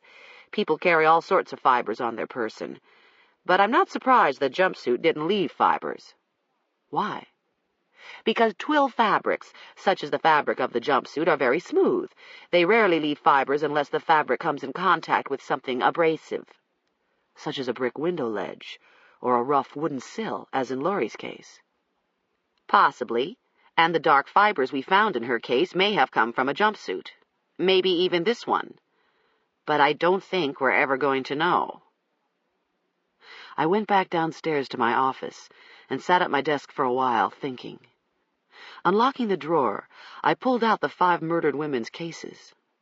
I began looking for anything I might have missed. Once again, I was groping for a connection. What did these 5 women have in common? Why did the killer pick them? How did he come in contact with them? There had to be a link. In my soul, I didn't believe it was a random selection, that he just cruised around looking for a likely candidate. I believe he selected them for a reason. He had some sort of contact with them first, and perhaps followed them home. Geographics, jobs, physical appearances. There was no common denominator. I tried the reverse, the least common denominator, and I continued to go back to Cecile Tyler's record. She was black. The 4 other victims were white. I was bothered by this in the beginning, and I was still bothered by it now. Did the killer make a mistake? Perhaps he didn't realize she was black. Was he really after somebody else, her friend Bobby, for example? I flipped pages, scanning the autopsy report I dictated. I perused evidence receipts, call sheets, and an old hospital chart from St. Luke's, where she'd been treated 5 years earlier for an ectopic pregnancy. When I got to the police report, I looked at the name of the only relative listed, a sister in Madras, Oregon. From her, Marino got information about Cecile's background, about her failed marriage to the dentist now living in Tidewater. X-rays sounded like saw blades bending as I pulled them out of the manila envelopes and held them up one by one to the light of my desk lamp. Cecile had no skeletal injuries, other than a healed impaction fracture of her left elbow. The age of the injury was impossible to tell, but I knew it wasn't fresh. It could go back too many years to matter. Again, I contemplated the VMC connection. Both Laurie Peterson and Brenda Stepp had recently been in the hospital's ER. Laurie was there because her rotation was trauma surgery. Brenda was treated there after her automobile accident. Perhaps it was too far-fetched to think Cecile might have been treated there as well for the fractured elbow. At this point, I was willing to explore anything. I dialed Cecile's sister's number, listed on Marino's report. After 5 rings, the receiver was picked up. Hello? It was a poor connection, and clearly I'd made a mistake. I'm sorry, I must have the wrong number, I quickly said. Pardon? I repeated myself louder. What number were you dialing? The voice was cultured and Virginian, and seemed that of a female in her 20s. I recited the number. That's this number. With whom did you wish to speak? Fran O'Connor, I read from the report. The young cultured voice replied, Speaking. I told her who I was and heard a faint gasp. As I understand it, you are Cecile Tyler's sister. Yes, dear Lord. I don't want to talk about it. Please. Mrs. O'Connor, I'm terribly sorry about Cecile. I'm the medical examiner working on her case, and I'm calling to find out if you know how your sister fractured her left elbow. She has a healed fracture of her left elbow. I'm looking at the x-rays now. Hesitation. I could hear her thinking. It was a jogging accident. She was jogging on a sidewalk and tripped, landing on her hands. One of her elbows was fractured from the impact. I remember because she wore a cast for 3 months during one of the hottest summers on record. She was miserable. That summer? Was this in Oregon? No, Cecile never lived in Oregon. This was in Fredericksburg, where we grew up. How long ago was the jogging accident? Another pause. 9, maybe 10 years ago. Where was she treated? I don't know. A hospital in Fredericksburg. I can't remember the name. Cecile's impaction fracture wasn't treated at VMC, and the injury had occurred much too long ago to matter, but I no longer cared. I never met Cecile Tyler in life. I never talked to her. I just assumed she would sound black. Mrs. O'Connor, are you black? Of course I'm black. She sounded upset. Did your sister talk like you? Talk like me? She asked, her voice rising. I know, it seems an odd question. You mean, did she talk white like me? She went on, outraged. Yes, she did. Isn't that what education's all about? So black people can talk white? Please, I said with feeling. I certainly didn't intend to offend you, but it's important. I was apologizing to a dial tone. Lucy knew about the 5th strangling. She knew about all of the slain young women. She also knew I kept a .38 in my bedroom and had asked me about it twice since dinner. Lucy, I said as I rinsed plates and loaded them in the dishwasher, I don't want you thinking about guns. I wouldn't own one if I didn't live alone. I'd been strongly tempted to hide it where she would never think to look. But after the episode with the modem, which I had guiltily reconnected to my home computer days ago, I vowed to be upfront with her. The .38 remained high on my closet shelf, inside its shoebox, while Lucy was in town. The gun wasn't loaded. These days I unloaded it in the mornings and reloaded it before bed. As for the silver-tip cartridges, those I hid where she would never think to look. When I faced her, her eyes were huge. You know why I have a gun, Lucy. I think you understand how dangerous they are. They kill people. Yes, I replied as we went into the living room. They most certainly can. You have it so you can kill somebody. I don't like to think about that, I told her seriously. Well, it's true, she persisted. That's why you keep it. Because of bad people, that's why. I picked up the remote control and switched on the television.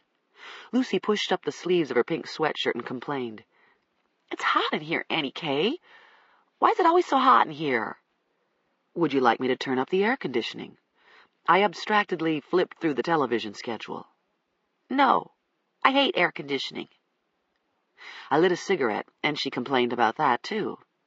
Your office is hot and always stinks like cigarettes. I open the window and it still stinks. Mom says you shouldn't smoke. You're a doctor and you smoke.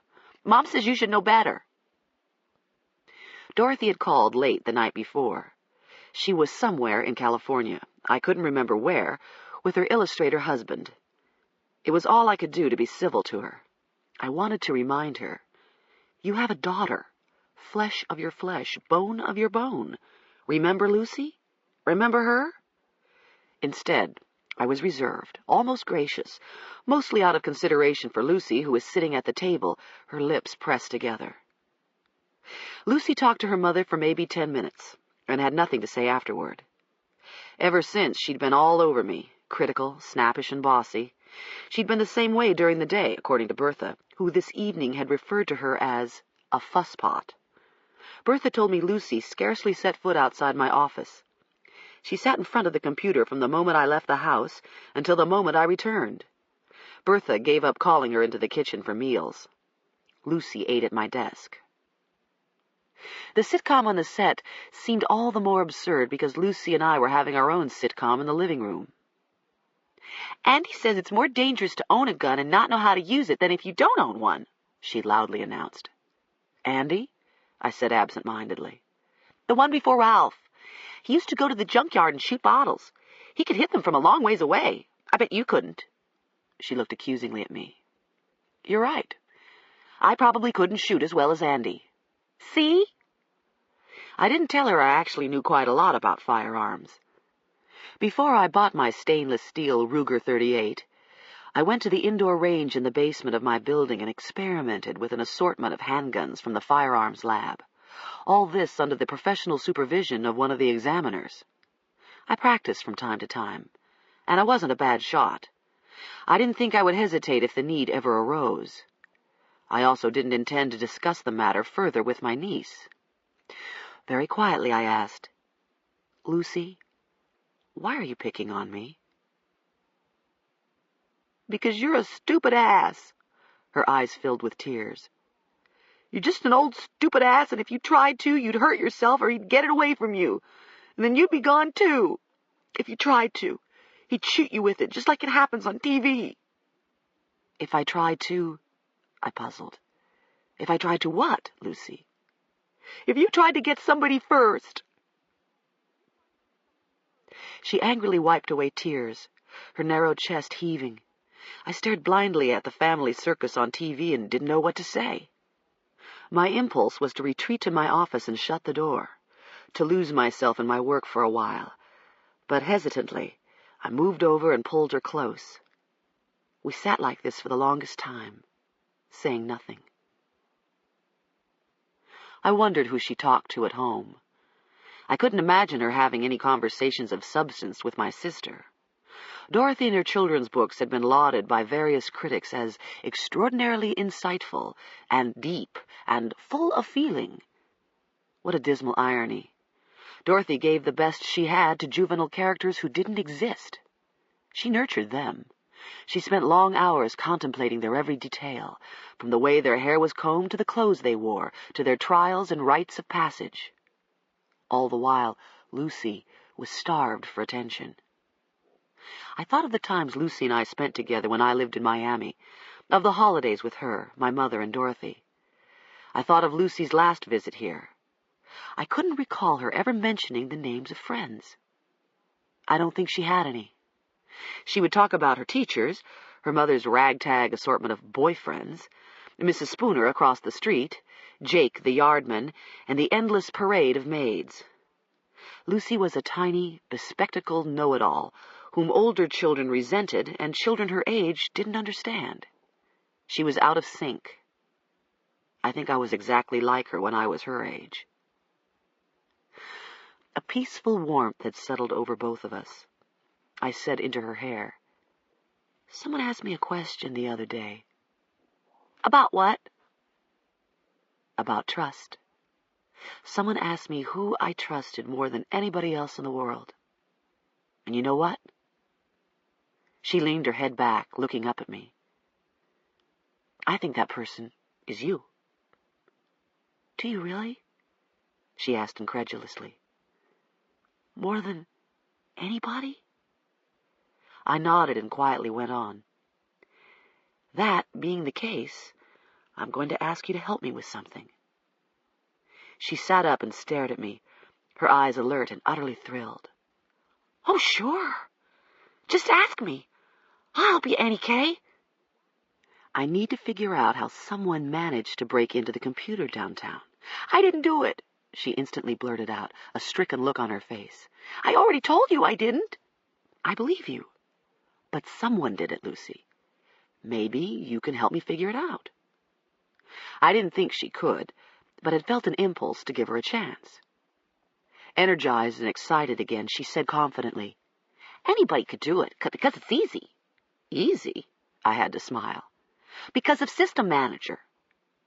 I stared at her in open astonishment. How do you know about System Manager?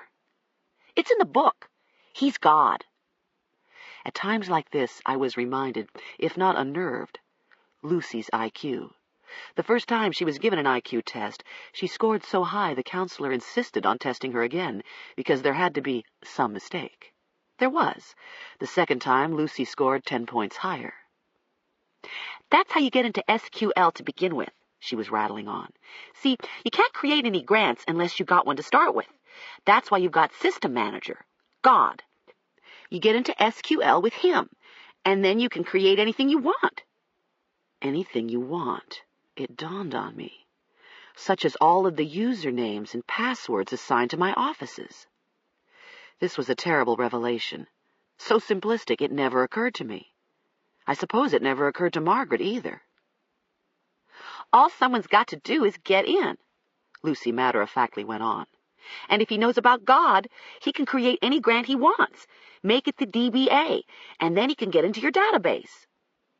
In my office, the database administrator, or DBA, was Deep Throat. Margaret did have a sense of humor now and then. So you get into SQL by connecting System Manager. Then you type in grant connect, comma, resource, comma, DBA to ante identified by K. Maybe that's what happened, I thought out loud. And with the DBA, someone not only could view, but actually alter the data. Sure, he could do anything because God's told him he can. The DBA is Jesus. Her theological allusions were so outrageous, I laughed in spite of myself. That's how I got into SQL to begin with, she confessed. Since you didn't tell me any passwords or anything, I wanted to get into SQL so I could try out some of the commands in the book. I just gave your DBA username a password I made up so I could get in. Wait a minute, I slowed her down. Wait a minute, what do you mean you assigned a password you made up to my DBA username? How did you know what my username is? I didn't tell you. She explained. It's in your grants file. I found it in the home directory where you have all the INPs for the tables you created. You have a file called Grants SQL, where you created all the public synonyms for your tables. Actually, I hadn't created those tables. Margaret did last year, and I loaded my home computer with the boxes of backup diskettes she gave me. Was it possible there was a similar grants file in the OCME computer? I took hold of Lucy's hand and we got up from the couch. Eagerly, she followed me into my office. I sat her down in front of the computer and pulled up the ottoman. We got into the communication software package and typed in the number for Margaret's office downtown. We watched the countdown at the bottom of the screen as the computer dialed. Almost immediately, it announced we were connected, and several commands later the screen was dark and flashing with a green C prompt. My computer suddenly was a looking glass. On the other side were the secrets of my office 10 miles from here. It made me slightly uneasy to know that even as we worked, the call was being traced. I'd have to remember to tell Wesley so he didn't waste his time figuring out that the perpetrator in this instance was me. Do a find file, I said, for anything that might be called grants. Lucy did. The C prompt came back with the message, no files found. We tried again. We tried looking for a file called synonyms, and still had no luck.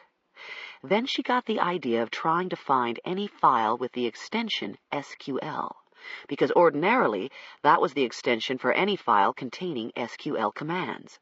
Commands such as the one used to create public synonyms on the office data tables. Scores of file names rolled up the screen. One caught our attention. It was called Public SQL. Lucy opened the file and we watched it roll past. My excitement was equaled by my dismay. It contained the commands Margaret wrote and executed long ago, when she created public synonyms for all the tables she created in the office database. Commands like, create public synonym case for deep period case. I was not a computer programmer. I'd heard of public synonyms, but was not entirely sure what they were. Lucy was flipping through a manual. She got to the section on public synonyms and confidently volunteered. See, it's neat. When you create a table, you have to create it under a username and password. She looked up at me, her eyes bright behind her thick glasses. Okay, I said, that makes sense. So if your username is Auntie and your password is K, then when you create a table called Games or something, the name the computer gives it is really Auntie.Games. It attaches the table name to the username it was created under. If you don't want to bother typing in Auntie.Games every time you want to get into the table, you create a public synonym. You type the command, create public synonym, games for Auntie.Games. It sort of renames the table so it's just called Games. I stared at the long list of commands on the screen, a list revealing every table in the OCME computer, a list revealing the DBA username each table was created under. I puzzled. But even if someone saw this file, Lucy, he wouldn't know the password. Only the DBA username is listed, and you can't get into a table, such as our case table, without knowing the password. Want to bet? Her fingers were poised over the keys. If you know the DBA username, you can change the password, make it anything you want, and then you can get in. The computer doesn't care. It lets you change passwords anytime you want without messing up your programs or anything. People like to change their passwords for security reasons. So you could take the username Deep and assign it a new password and get into our data? She nodded. Show me. She looked at me with uncertainty. But you told me not to ever go into your office database. I'm making an exception this one time. And if I give Deep a new password, Auntie Kay, it will get rid of the old one. The old one won't be there anymore. It won't work. I was jolted by the memory of what Margaret mentioned when we first discovered someone tried to pull up Laurie Peterson's case. Something about the DBA password not working, causing her to have to connect the DBA grant again. The old password won't work anymore because it's been replaced by the new one I made up, so you can't log on with the old one. Lucy glanced furtively at me. But I was going to fix it. Fix it? I was barely listening. Your computer here.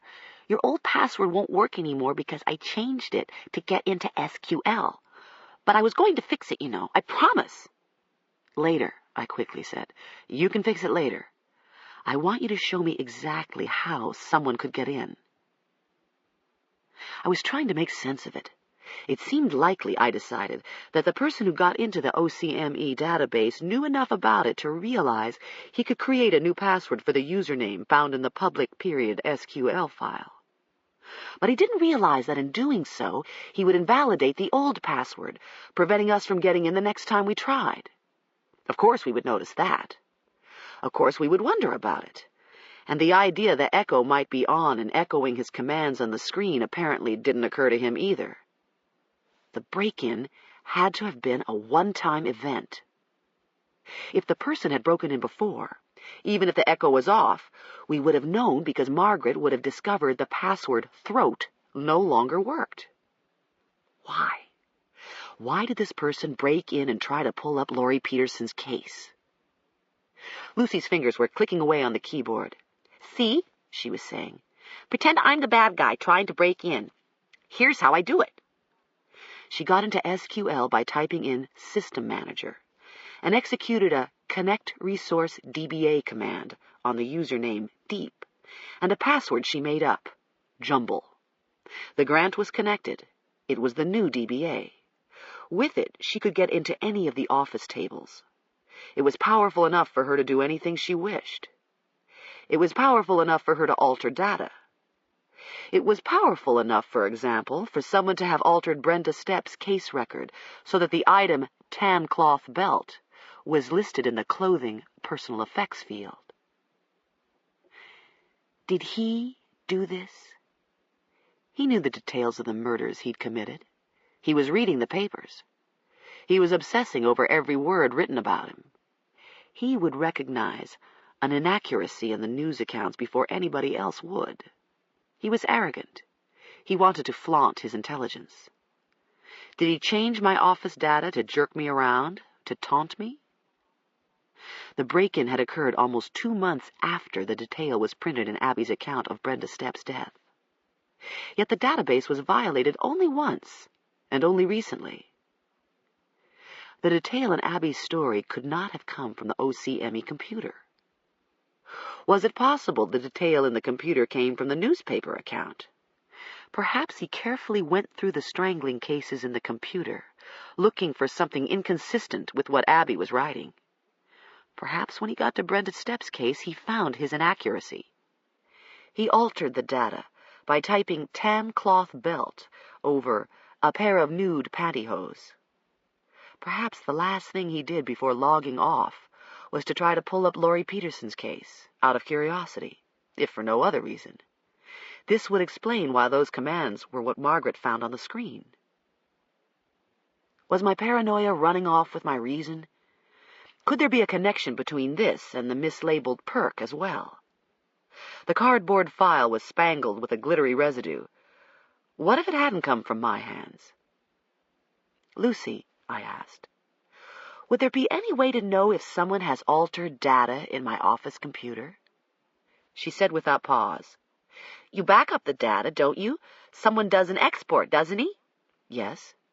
Then you could get an export that's old, import it into a computer, and see if the old data's different.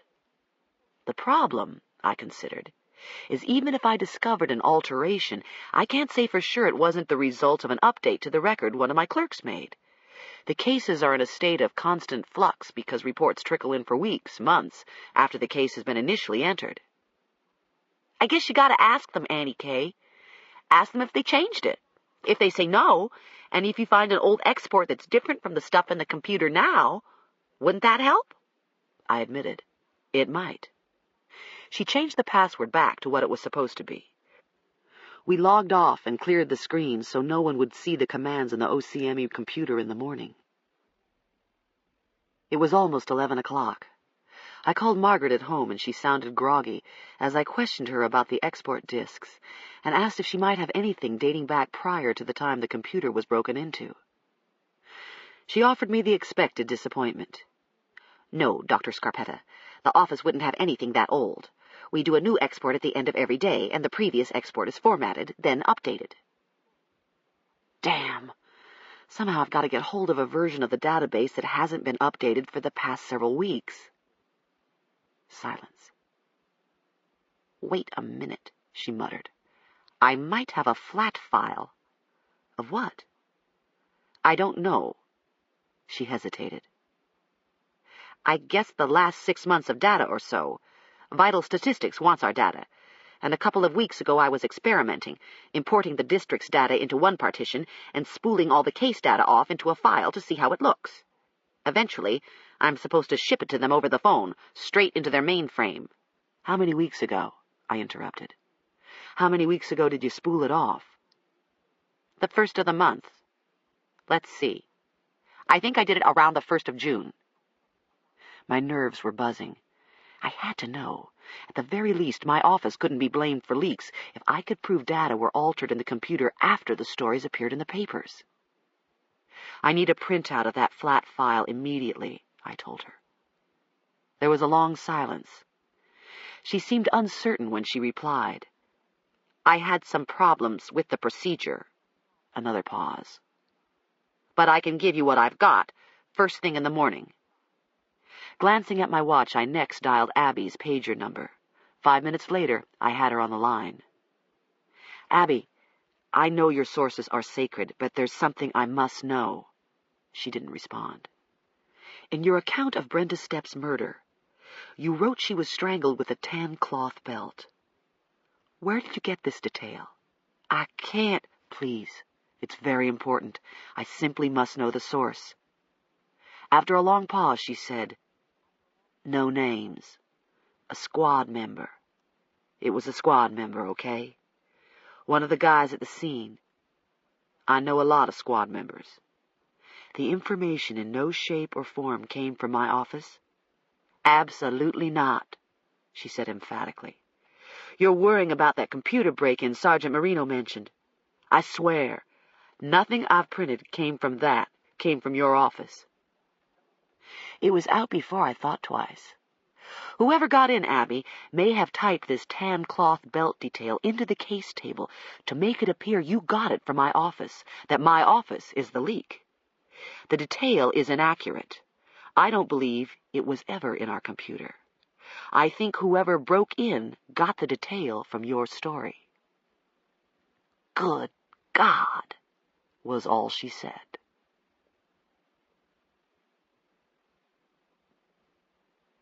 Chapter 15.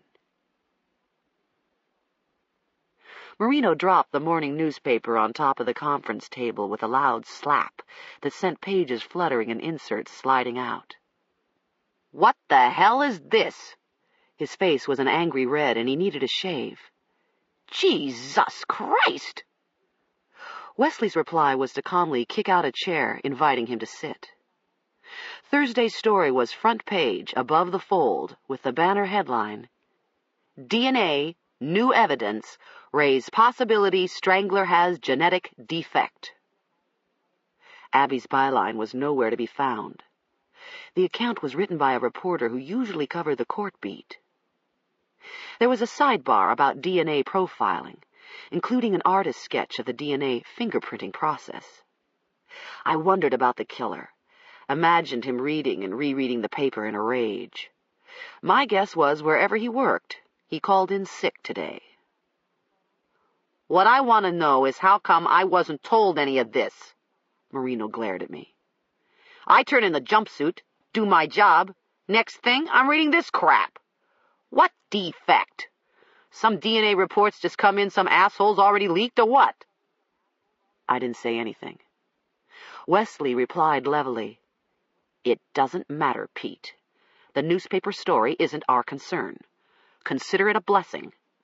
We know the killer's got a strange body odor, or at least it seems likely he does. He thinks Kay's office is onto something. Maybe he makes a stupid move." He looked at me. "Anything?" I shook my head. So far there'd been no attempts at breaking into the OCME computer. Had either man come into the conference room 20 minutes earlier, he would have found me ankle-deep in paper. It was no wonder Margaret had been hesitant last night when I asked her to print out the flat file. It included about 3,000 statewide cases through the month of May, or a run of green-striped paper that stretched practically the length of the building. What was worse, the data was compressed in a format not meant to be readable. It was like fishing for complete sentences in a bowl of alphabet soup. It took me well over an hour to find Brenda Stepp's case number. I don't know if I felt thrilled or horrified. Maybe it was both. When I discovered the listing under Clothing, Personal Effects, pair of nude pantyhose around neck. There was no mention of a tan cloth belt anywhere. None of my clerks remembered changing the entry or updating the case after it was entered. The data had been altered. It was altered by someone other than my staff. "What about this mental impairment stuff?" Marino rudely shoved the newspaper my way. "You find out something in this DNA hocus-pocus to make you think he ain't operating on all cylinders?" "No," I honestly replied. "I think the point of the story is some metabolic disorders can cause problems like that. But I have come up with no evidence to suggest such a thing." "Well, it sure as hell ain't my opinion the guy's got brain rot. Me, I'm hearing the same garbage again. The squirrel's stupid, nothing more than a lowlife, probably works in a car wash, cleans out the city sewers or something." Wesley was beginning to register impatience. "Give it a rest, Pete." "I'm supposed to be in charge of this investigation, and I gotta read the damn newspaper to know what the hell's going on?" "We've got a bigger problem, all right?" Wesley snapped. "Well, what?" Marino asked. So we told him. We told him about my telephone conversation with Cecile Tyler's sister. He listened, the anger in his eyes retreating. He looked baffled. We told him all 5 women definitely had one thing in common: their voices. I reminded him of Matt Peterson's interview. As I recall, he said something about the first time he met Laurie. At a party, I believe. He talked about her voice. He said she had the sort of voice that caught people's attention, a very pleasant contralto voice. What we're considering is the link connecting these 5 murders is voice. Perhaps the killer didn't see them. He heard them. "It never occurred to us," Wesley added. "When we think of stalkers, we think of psychopaths who see the victim at some point. In a shopping mall, out jogging, or through a window in the apartment or house. As a rule, the telephone, if it figures in at all, comes after the initial contact. He sees her. Maybe he calls her later, just dials her number to hear her voice so he can fantasize. What we're considering now is far more frightening, Pete. This killer may have some occupation that involves his calling women he doesn't know. He has access to their numbers and addresses. He calls. If her voice sets him off, he selects her." "Like, this really narrows it down," Marino complained. "Now we gotta find out if all these women was listed in the city directory. Next we gotta consider occupation possibilities. I mean, not a week goes by the missus don't get a call. Some drone selling brooms, light bulbs, condos. Then there's the pollsters, the let me ask you 50 questions type. They want to know if you're married, single, how much money you earn, whether you put your pants on one leg at a time and floss after brushing." "You're getting the picture," Wesley muttered. Marina went on without pause. "So you got some guy who's into rape and murder. He could get paid $8 an hour to sit on his ass at home and run through the phone book or city directory. Some woman tells him she's single, earns 20 G's a year. A week later, this to me, she's coming through your joint. So I ask you, how the hell we gonna find him?" We didn't know. This ends Disc 9. Post-mortem, Disc 10. The possible voice connection didn't narrow it down. Marina was right. In fact, it made our job more difficult instead of easier. We might be able to determine who a victim saw on any given day, but it was unlikely we could find every person she talked to on the phone. The victim might not even know, were she alive to tell. Telephone solicitors, pollsters, and people who dial wrong numbers rarely identify themselves. All of us get multiple calls day and night we neither process nor remember. I said, "The pattern of when he hits makes me wonder if he has a job outside of the home, if he goes to work somewhere Monday through Friday. Throughout the week, his stress builds. Late Friday night or after midnight, he hits. If he's using a borax soap 20 times a day, then it isn't likely this is something he has in his household bathroom. Hand soaps you buy at your local grocery store don't contain borax, to my knowledge. If he's washing up with borax soap, I suspect he's doing so at work." "We're sure it's borax?" Wesley asked. "The labs determined it through ion chromatography. The glittery residue we've been finding on the bodies contains borax, definitely." Wesley considered this for a moment. "If he's using borax soap on the job and gets home at 5, it's not likely he'd have such a buildup of this glittery residue at 1 o'clock in the morning. He may work an evening shift. There's borax soap in the men's room. He gets off sometime before midnight, 1 a.m., and goes straight to the victim's residence." The scenario was more than plausible, I explained. If the killer worked at night, this gave him ample opportunity during the day while the rest of the world was at work to cruise through the neighborhood of his next victim and look over the area. He could drive by again late, maybe after midnight, to take another look. The victims were either out or asleep, as were most of their neighbors. He wasn't going to be seen. What night jobs involved the telephone? We batted that around for a while. "Most telephone solicitors call right in the middle of the dinner hour," Wesley said. "It seems to me it's unusual for them to call much later than 9. We agreed. "Pizza deliverers," Marino proposed. "They're out all hours. Could be it's the drone who takes the call. You dial up, and the first thing the operator asks is your phone number. If you've ever called before, your address pops up on the computer screen. 30 minutes later, some squirrels at your door with the pepperoni hold the onions. It could be the delivery guy who figures out in a hurry he's got some woman who lives alone. Maybe it's the operator. He likes her voice, knows her address." "Check it," Wesley said. "Get a couple of guys to go round to the various pizza delivery places, pronto." Tomorrow was Friday. "See if there's any one pizza place all 5 women called from time to time. It should be in the computer. Easy to track." Marino left for a moment, returning with the yellow pages. He found the pizza section and started scribbling down names and addresses. We kept coming up with more and more possible occupations. Switchboard operators for hospitals and telephone companies were up all hours answering calls. Fundraisers didn't hesitate to interrupt your favorite television program as late as 10 p.m. Then there was always the possibility of someone playing roulette with the city directory or telephone book. A security guard with nothing better to do while he's sitting inside the lobby of the Federal Reserve, or a gas station attendant bored late at night during the slow hours. I was getting more confused. I couldn't sort through it all. Yet there was something bothering me. "You're making it too complicated," my inner voice was telling me. "You're getting farther and farther removed from what you actually know." I looked at Marino's damp, meaty face, at his eyes shifting here and there. He was tired, stressed. He was still nursing a deep-seated anger. Why was he so touchy? What was it he said about the way the killer would think?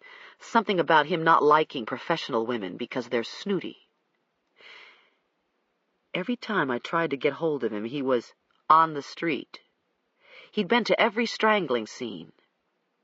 At Laurie Peterson's scene, he was wide awake. Had he ever been to bed that night? Wasn't it a little odd he was so rabid in trying to pin the murders on Matt Peterson?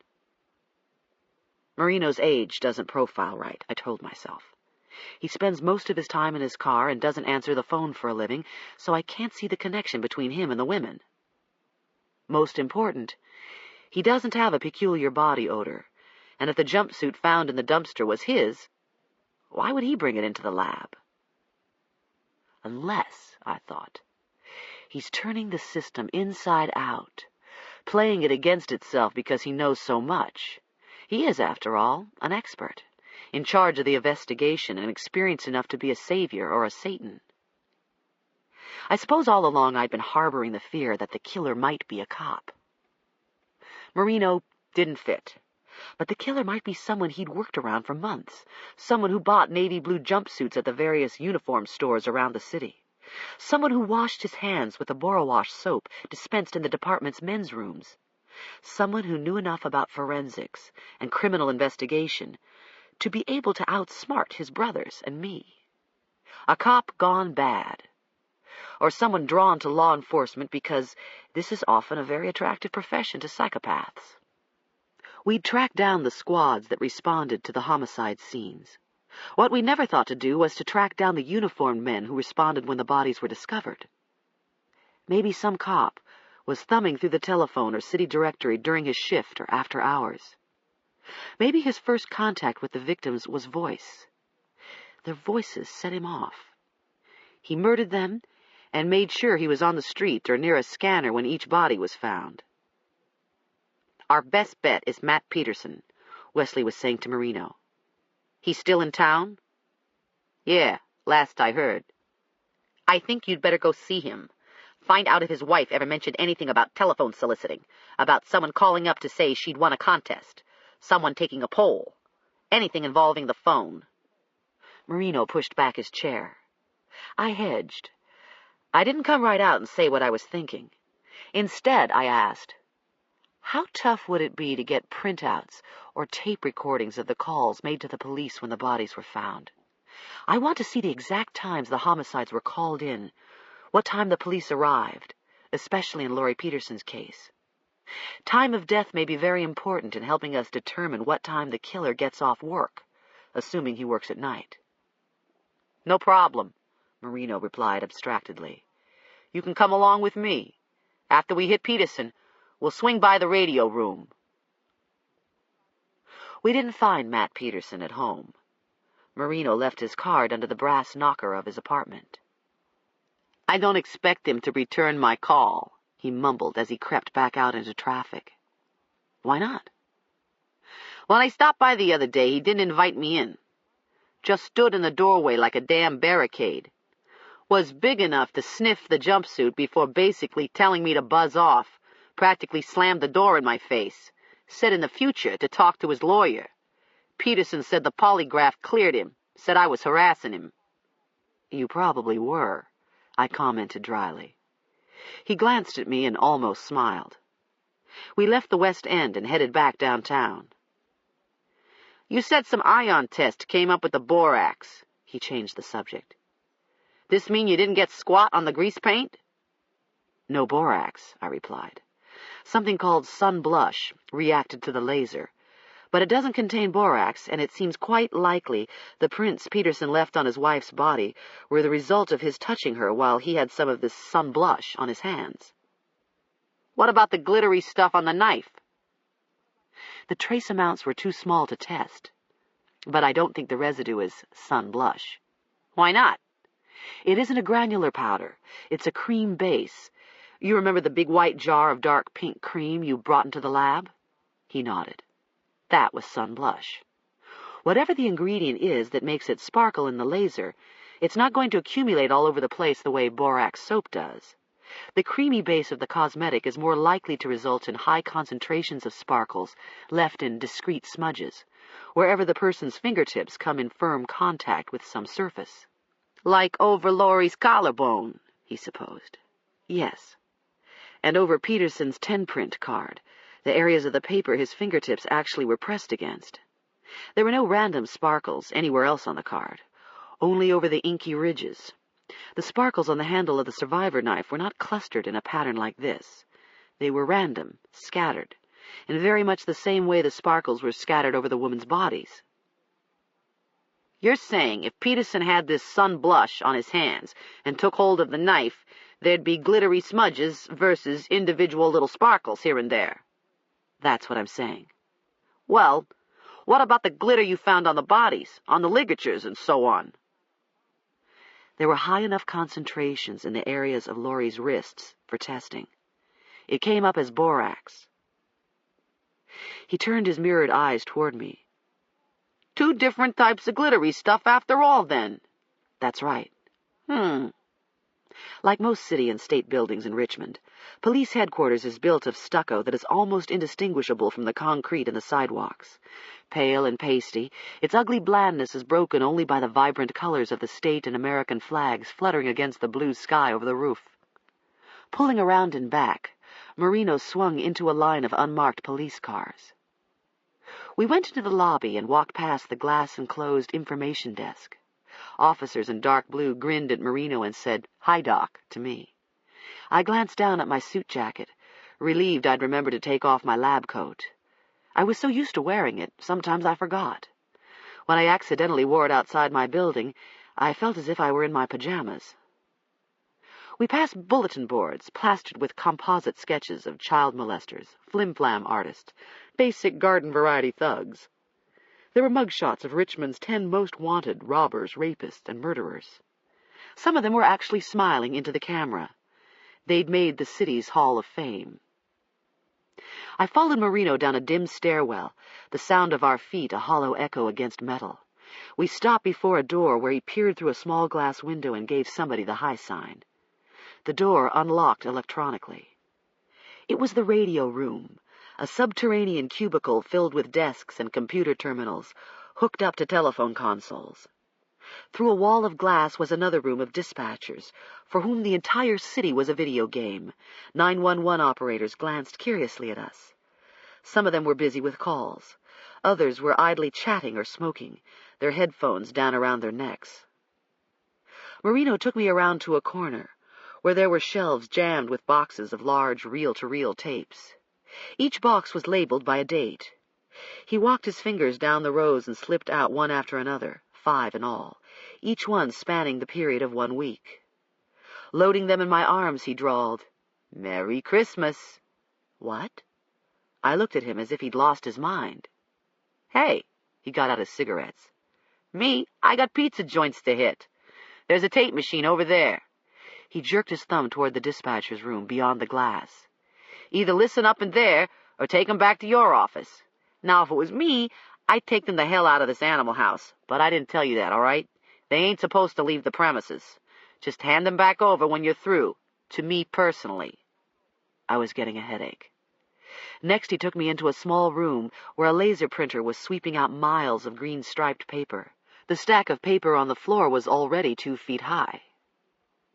"I buzzed the boys down here before we left your office," he laconically explained. "Had 'em print out everything from the computer for the last 2 months. Oh, God.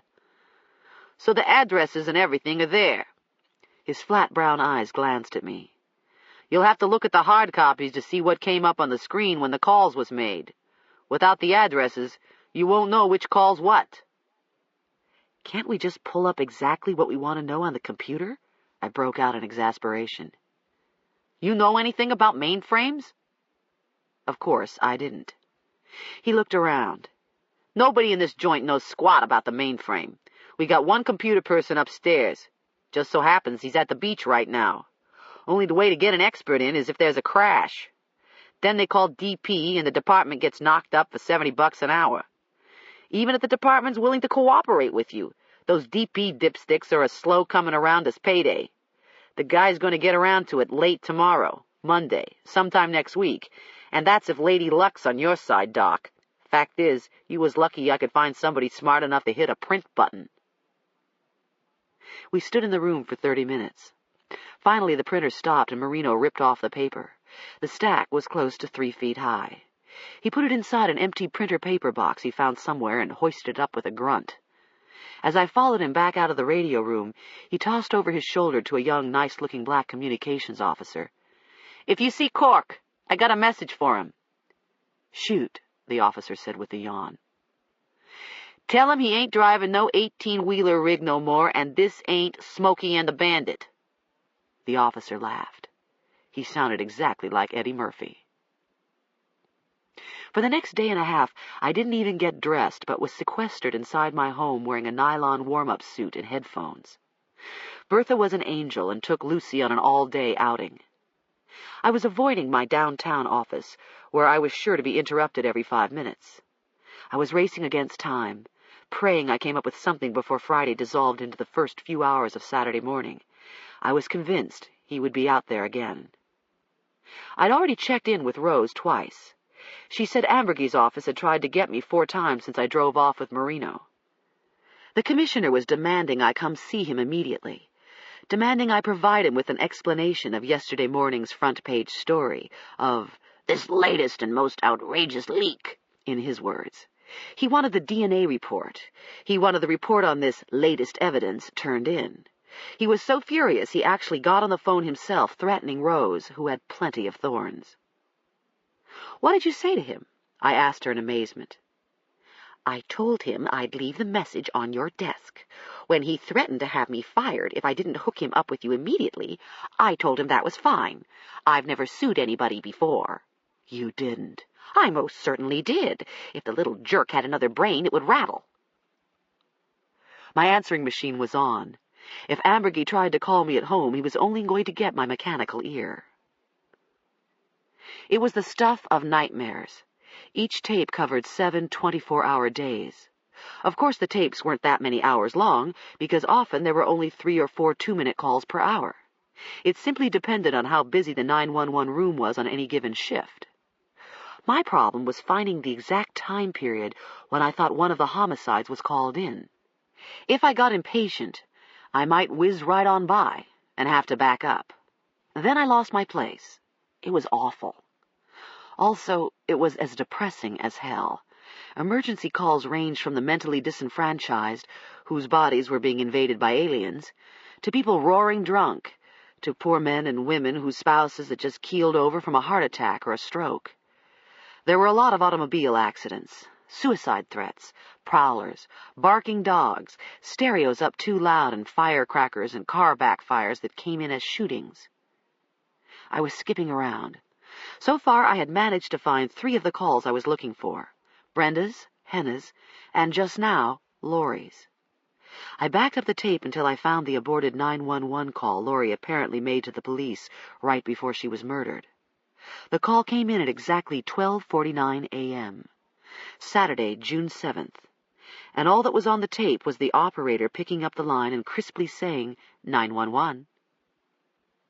I folded back sheet after sheet of continuous paper until I found the corresponding printout. Laurie's address appeared on the 911 screen, her residence listed in the name of L.A. Peterson. Giving the call a priority 4, the operator shipped it out to the dispatcher behind the wall of glass. 39 minutes later, Patrol Unit 211 finally got the call. 6 minutes after this, he cruised past her house, then sped off on a domestic call. The Peterson address came up again exactly 68 minutes after the aborted 911 call, at 1:57 a.m., when Matt Peterson found his wife's body. If only he hadn't been in dress rehearsal that night, I thought. If only he'd gotten home an hour and a half earlier. The tape clicked. 911. Heavy breathing. "My wife," in panic. "Somebody's killed my wife. Please hurry." Screaming. "Oh, God! Somebody killed her! Please hurry!" I was paralyzed by the hysterical voice. Peterson couldn't speak in coherent sentences or remember his address when the operator asked if the address on his screen was correct. I stopped the tape and did some quick calculations. Peterson arrived home 29 minutes after the first responding officer shone his light over the front of the house and reported everything looked secure. The aborted 911 call came in at 12:49 a.m. The officer finally arrived at 1:34 a.m. 45 minutes had elapsed. The killer was with Laurie no longer than that. By 1:34 a.m., the killer was gone. The bedroom light was out. Had he still been inside the bedroom, the light would have been on. I was sure of it. I couldn't believe he could see well enough to find electrical cords and tie elaborate knots in the dark. He was a sadist. He would want the victim to see his face, especially if it were masked. He would want his victim to see everything he did. He would want her to anticipate in unthinkable terror every horrendous thing he planned to do. As he looked around, as he cut the cords, as he began to bind her. When it was over, he calmly flicked off the bedroom light and climbed back out the bathroom window, probably minutes before the patrol car cruised by, and less than half an hour before Peterson walked in. The peculiar body odor lingered like the stench of garbage. So far, I'd found no common patrol unit that had responded to Brenda, Laurie, and Henna's scenes. My disappointment was robbing me of the energy to go on. I took a break when I heard the front door open. Bertha and Lucy were back. They gave me a full account, and I did my best to smile and listen. Lucy was exhausted. "My stomach hurts," she complained. "It's no wonder," Bertha started in. "I told you not to eat all that trash, cotton candy, corn dogs," shaking her head. I fixed Lucy chicken broth and put her to bed. Returning to my office, I reluctantly slipped the headphones on again. I lost track of the time as though I were in suspended animation. 911, 911. Over and over again it played in my head. Shortly after 10, I was so weary I could barely think. I dully rewound a tape, trying to find the call made when Patty Lewis's body was discovered. As I listened, my eyes drifted over pages of the computer printout unfolded in my lap. What I saw didn't make sense. Cecile Tyler's address was printed halfway down the page and dated May 12th at 21:23 hours, or 9:23 p.m. That couldn't be right. She wasn't murdered until May 31st. Her address shouldn't have been listed on this portion of the printout. It shouldn't be on this tape. I fast-forwarded, stopping every few seconds. It took me 20 minutes to find it. I played the segment 3 times, trying to figure out what it meant. At exactly 9:23, a male voice answered. 911. A soft, cultured female voice said in surprise, after a pause. "Oh, dear. I'm sorry." "Is there a problem, ma'am?" An embarrassed laugh. "I meant to dial information. I'm sorry." Another laugh. "I guess I hit a 9 instead of a 4.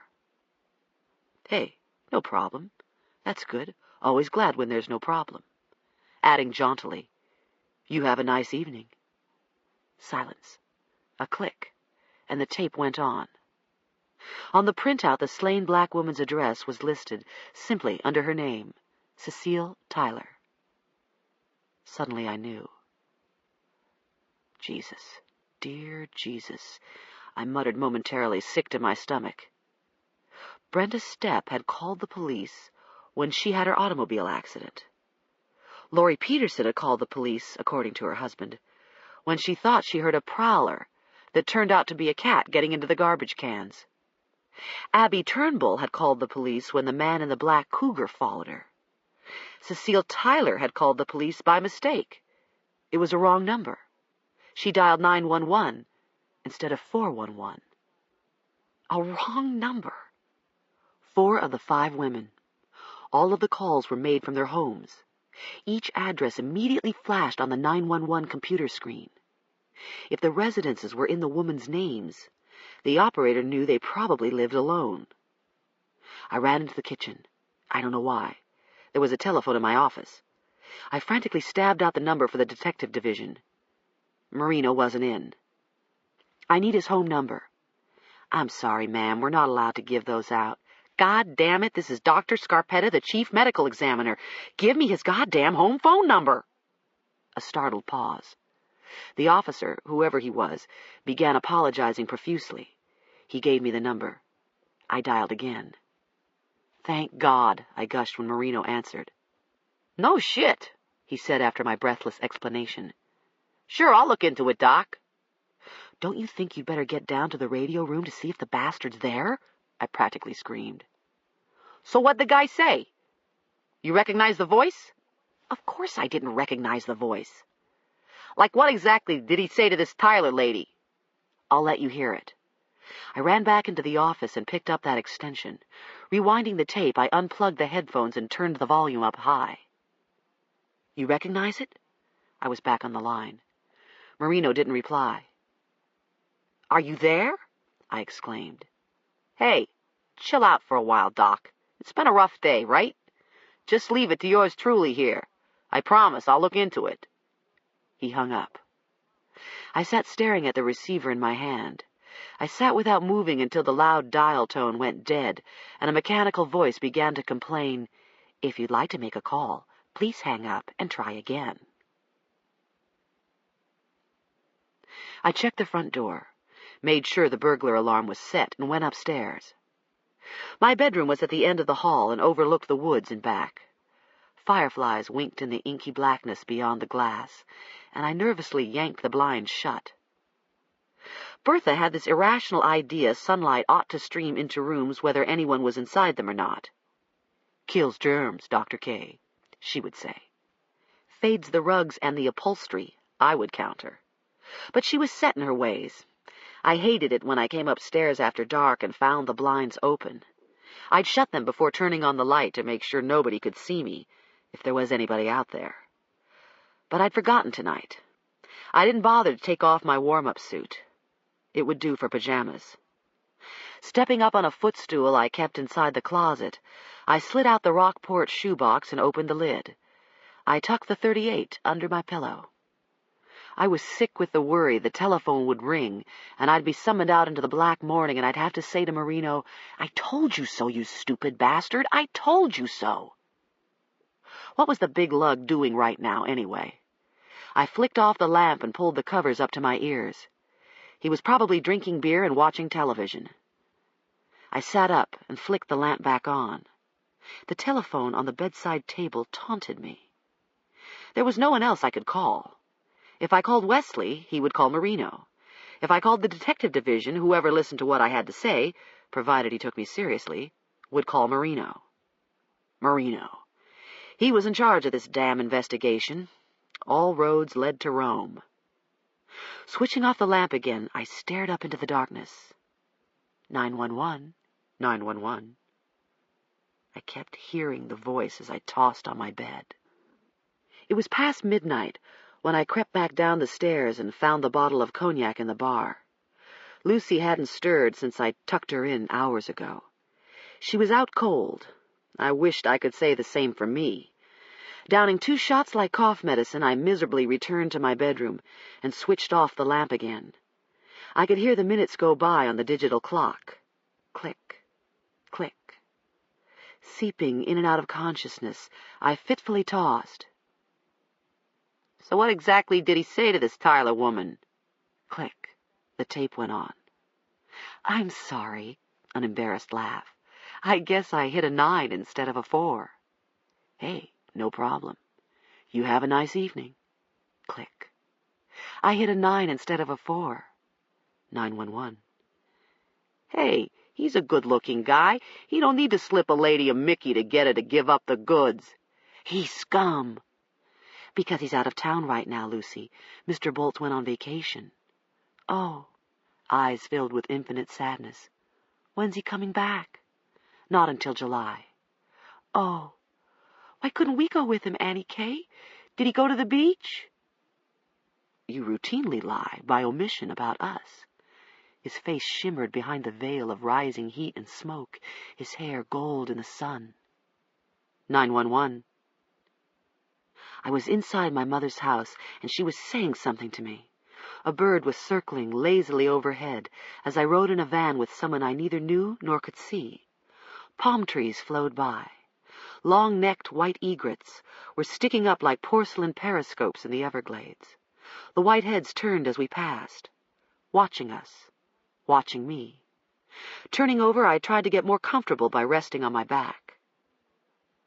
My father sat up in bed and watched me as I told him about my day at school.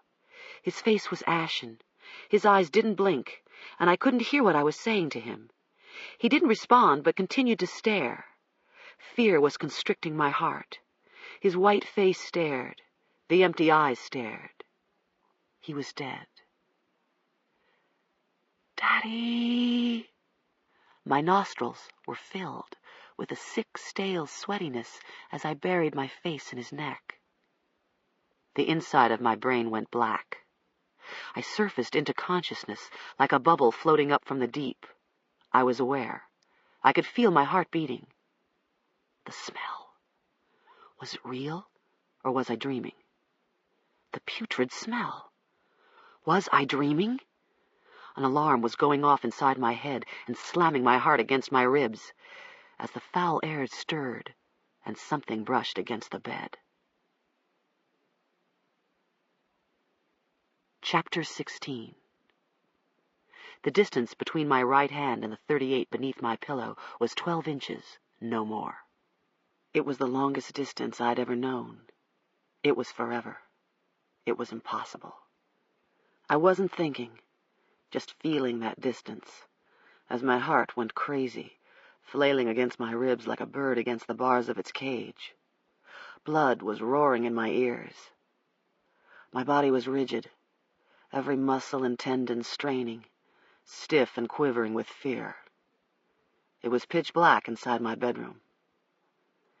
Slowly I nodded my head, the metallic words ringing, the hand crushing my lips against my teeth.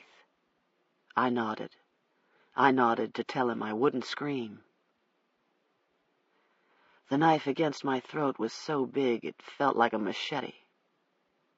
The bed tilted to the right, and with a click I went blind.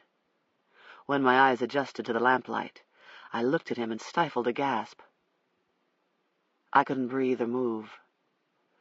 I felt the razor-thin blade biting coldly against my skin. His face was white, his features flattened beneath a white nylon stocking. Slits were cut in it for eyes. Cold hatred poured from them without seeing. The stocking sucked in and out as he breathed. The face was hideous and inhuman, just inches from mine. One sound. I'll cut your head off. Thoughts were sparks flying so fast and in so many directions. Lucy. My mouth was getting numb and I tasted the salty blood. Lucy, don't wake up. Tension ran through his arm, through his hand, like power through a high-voltage line. I'm going to die. Don't. You don't want to do this. You don't have to do this. I'm a person, like your mother, like your sister.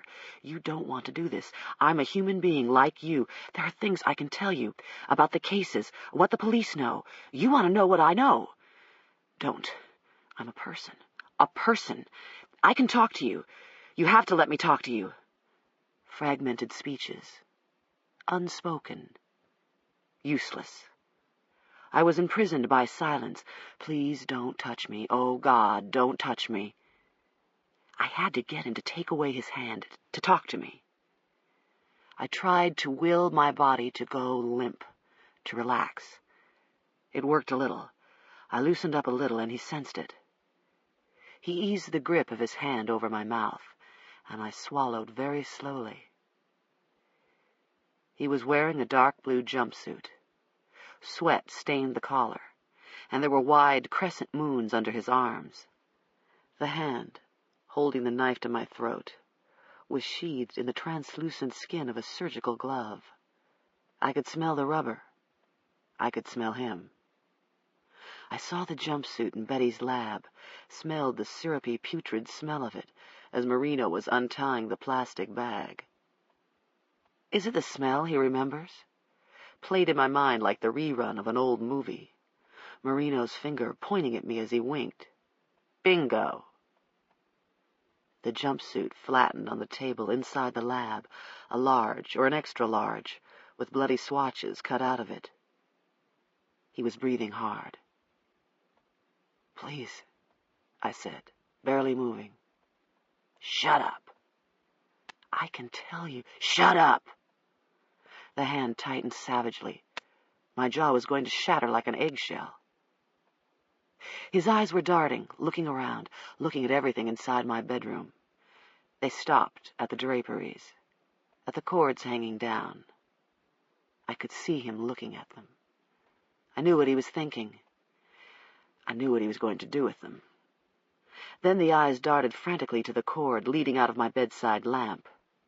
Something white flashed out of his pocket, and he stuffed it into my mouth and moved the knife away. My neck was so stiff it was on fire. My face was numb. I tried to work the dry cloth forward in my mouth, pushing it around with my tongue without him noticing. Saliva was trickling down the back of my throat. The house was absolutely silent. My ears were filled with the pounding of my blood. Lucy. Please, God. The other women did what he said. I saw their suffused faces, their dead faces. As I tried to remember what I knew about him, tried to make sense of what I knew about him, the knife was just inches from me, glinting in the lamplight. Lunge for the lamp and smash it to the floor. My arms and legs were under the covers. I couldn't kick or grab or move. If the lamp crashed to the floor, the room would go black. I wouldn't be able to see. He had the knife. I could talk him out of it.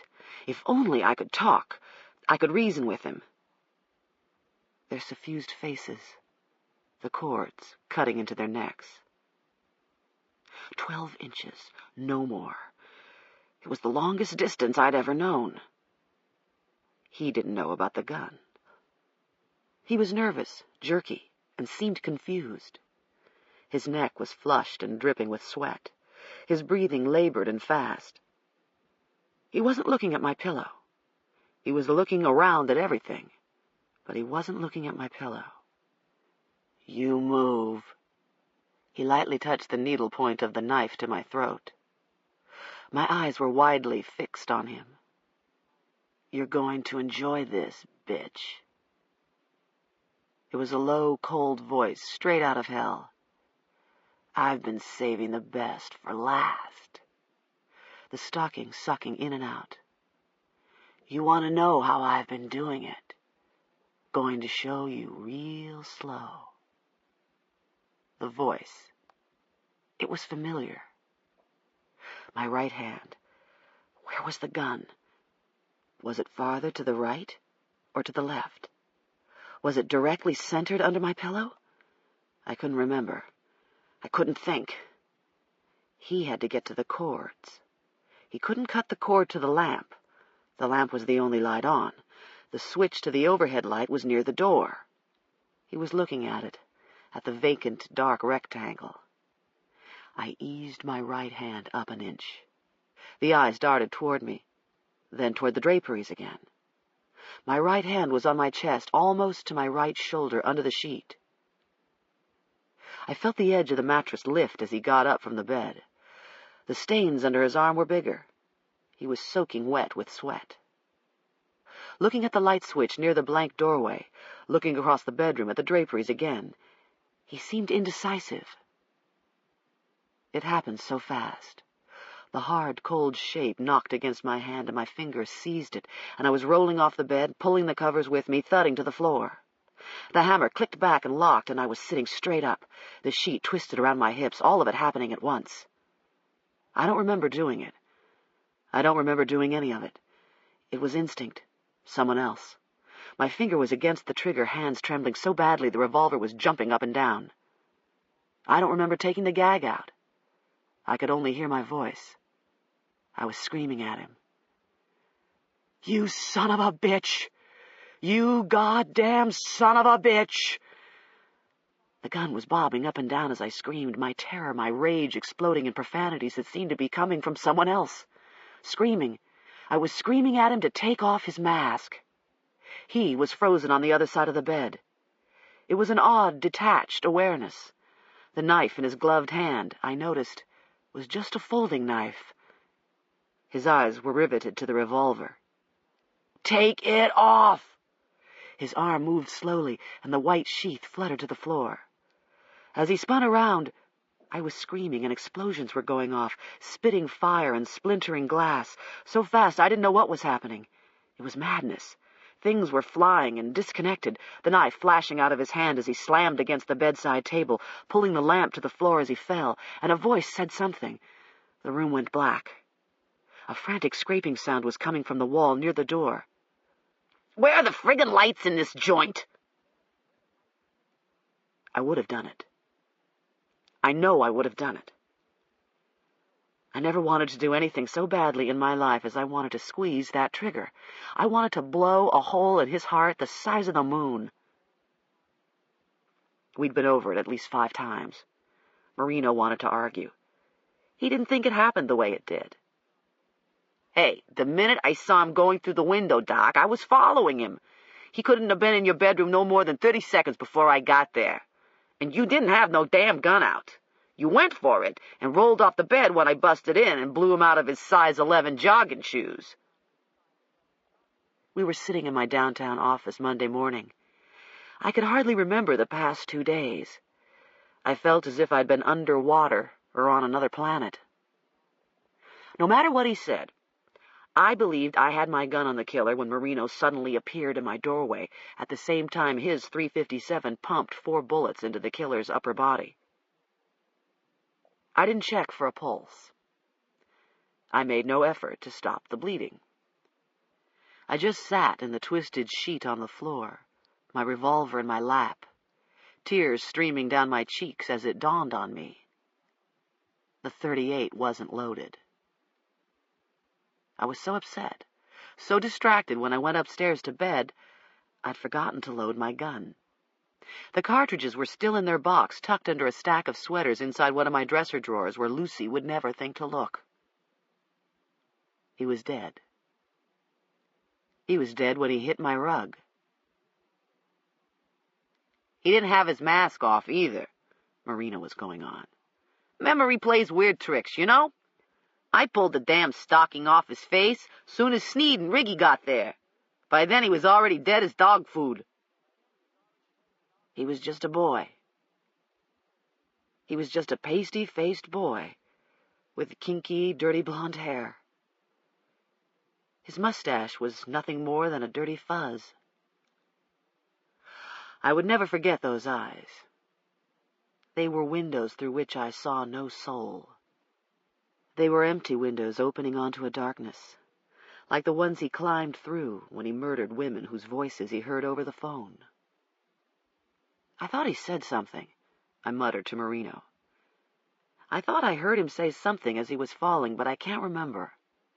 Hesitantly I asked, "Did he?" "Oh, yeah. He said one thing." "What?" I shakily retrieved my cigarette from the ashtray. Marino smiled snidely.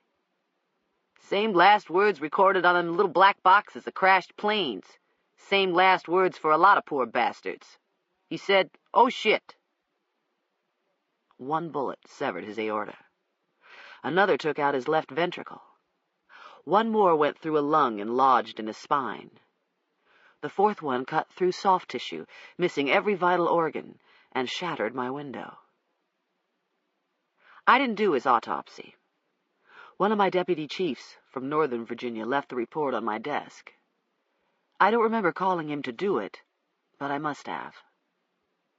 I hadn't read the papers. I couldn't stomach it. Yesterday's headline in the evening edition was enough. I caught a glimpse of it as I hastily stuffed the paper in the garbage seconds after it landed on my front stoop. "Strangler slain by detective inside chief medical examiner's bedroom." Beautiful.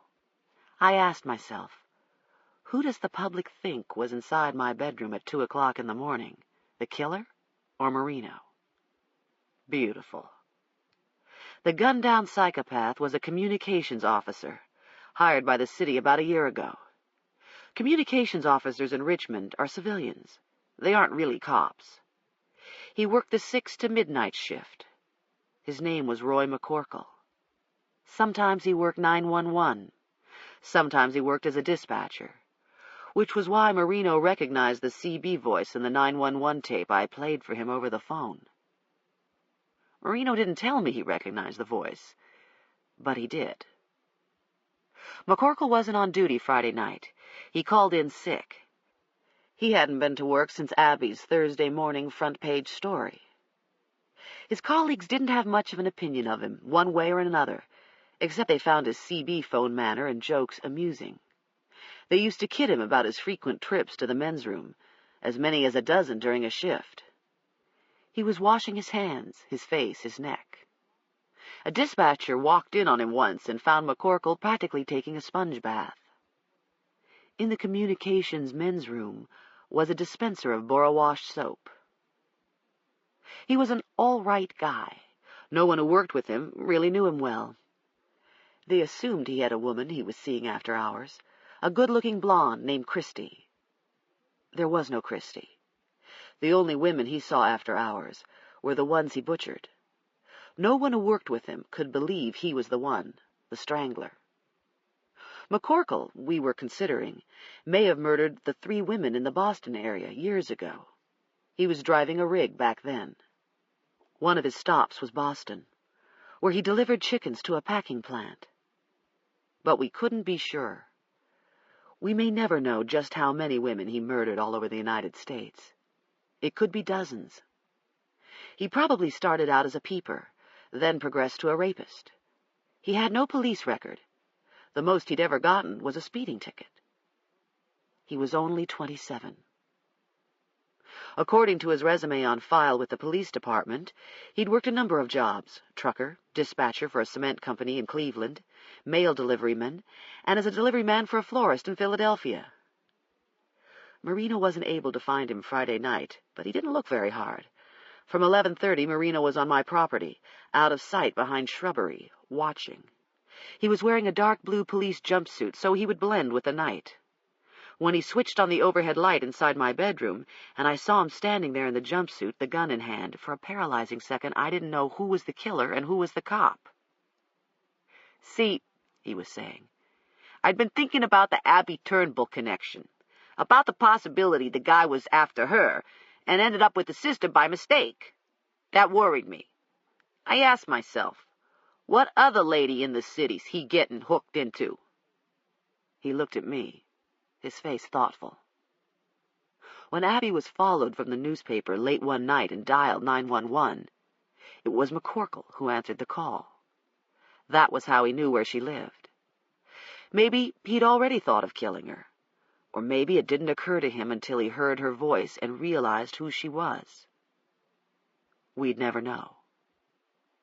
We did know all 5 women had dialed 911 in the past. Patty Lewis did less than 2 weeks before she was murdered. She called at 8:23 on a Thursday night, right after a bad rainstorm, to report a traffic light out a mile from her house. She was being a good citizen. She was trying to prevent an accident. She didn't want anybody to get hurt. Cecile Tyler hit a 9 instead of a 4. A wrong number. I never dialed 911. I didn't need to. My number and address were in the phone directory because medical examiners had to be able to reach me after business hours. Also, I talked with several dispatchers on several occasions over the past few weeks when I was trying to find Marino. One of them might have been McCorkle. I'd never know. I don't think I wanted to know. "Your picture's been in the paper and on TV," Marino went on. "You've been working all his cases. He's been wondering what you know. He's been thinking about you. Me, I was worried. Then all that shit about his metabolic disorder in your office having something on him." He paced as he talked. "Now he's going to be hot. Now it's gotten personal. The snooty lady doctor here is maybe insulting his intelligence, his masculinity." The phone calls I was getting at late hours. "This pushes his button.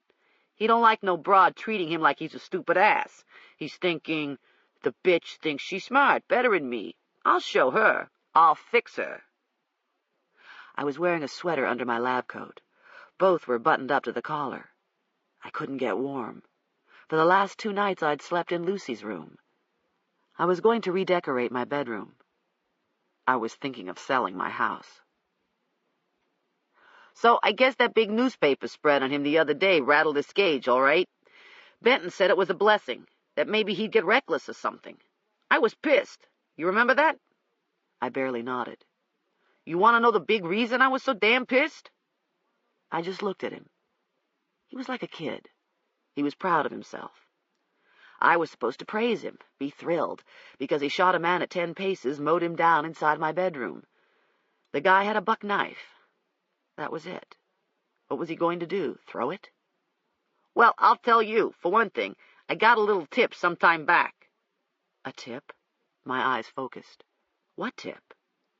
Golden Boy bolts, he replied matter-of-factly as he flicked an ash.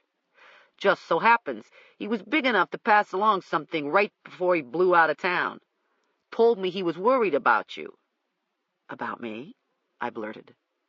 Said he dropped by your house late one night, and there was this strange car. It cruised up, cut its lights, and sped off. He was antsy you was being watched. Maybe it was the killer. That was Abby, I crazily broke out. She came to see me, to ask me questions, saw Bill's car, and panicked. Marino looked surprised, just for an instant, then shrugged. Whatever. Just as well it caught our attention, huh? I didn't say anything. I was on the verge of tears. It was enough to give me the jitters.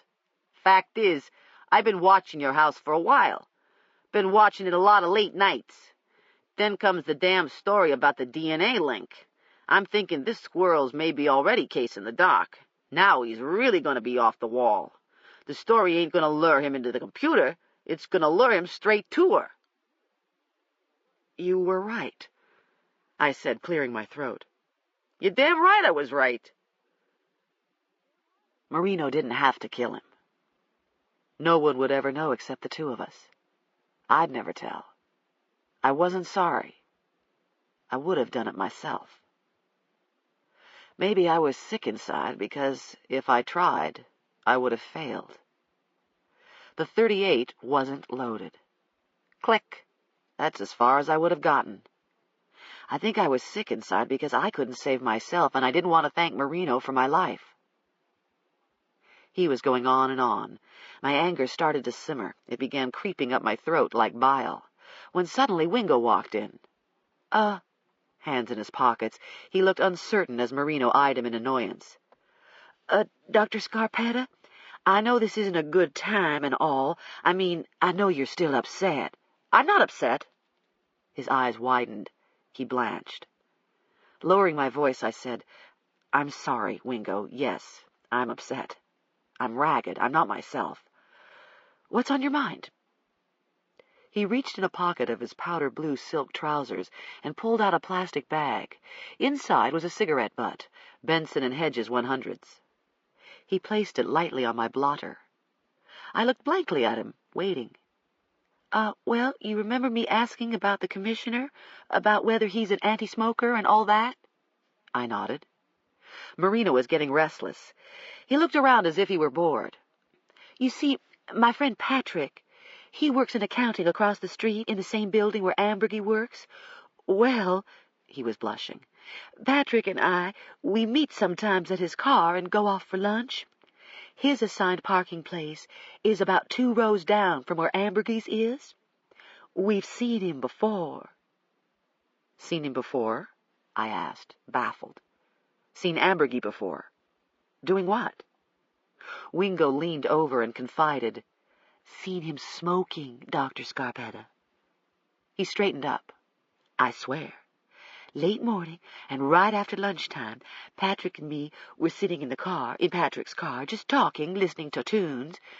We've seen Ambergy get into his black New Yorker and light up. He doesn't even use the ashtray because he doesn't want anybody to know. He's looking around the whole time, and then he flicks the butt out the window, looks around some more, and strolls back toward the building, squirting freshener in his mouth. He stared at me, bewildered. I was laughing so hard I was crying. It must have been hysteria. I couldn't stop. I was pounding the top of the desk and wiping my eyes.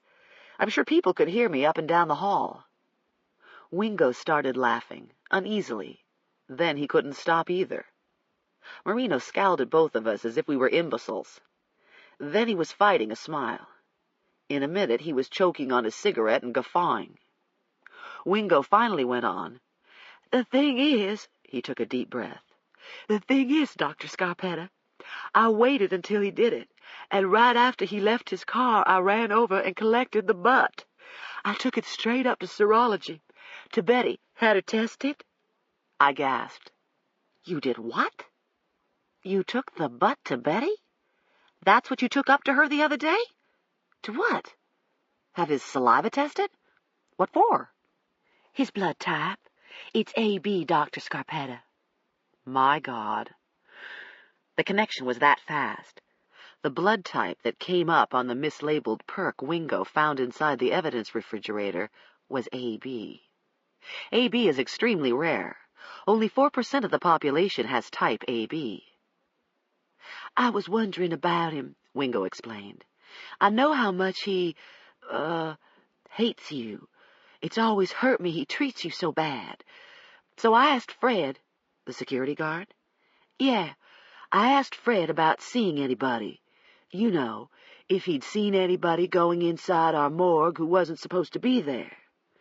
He said he saw this one dude on an early Monday evening. Fred was starting his rounds and stopped off to use the John down there. He's coming out just as this white dude's coming into the John, I'm saying.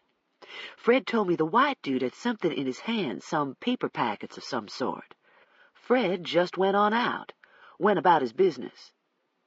"Ambergy? It was Ambergy?" "Fred didn't know. He said most white folks look alike to him. But he remembered this dude because he had on a real nice silver ring with a real big blue stone in it. An older guy, scrawny, and about bald." It was Marino who proposed. "So maybe Ambergy went into the John and swabbed himself." "They're oral," I recalled. "The cells that showed up on the slides. And no bar bodies. Y chromosome, in other words. Male."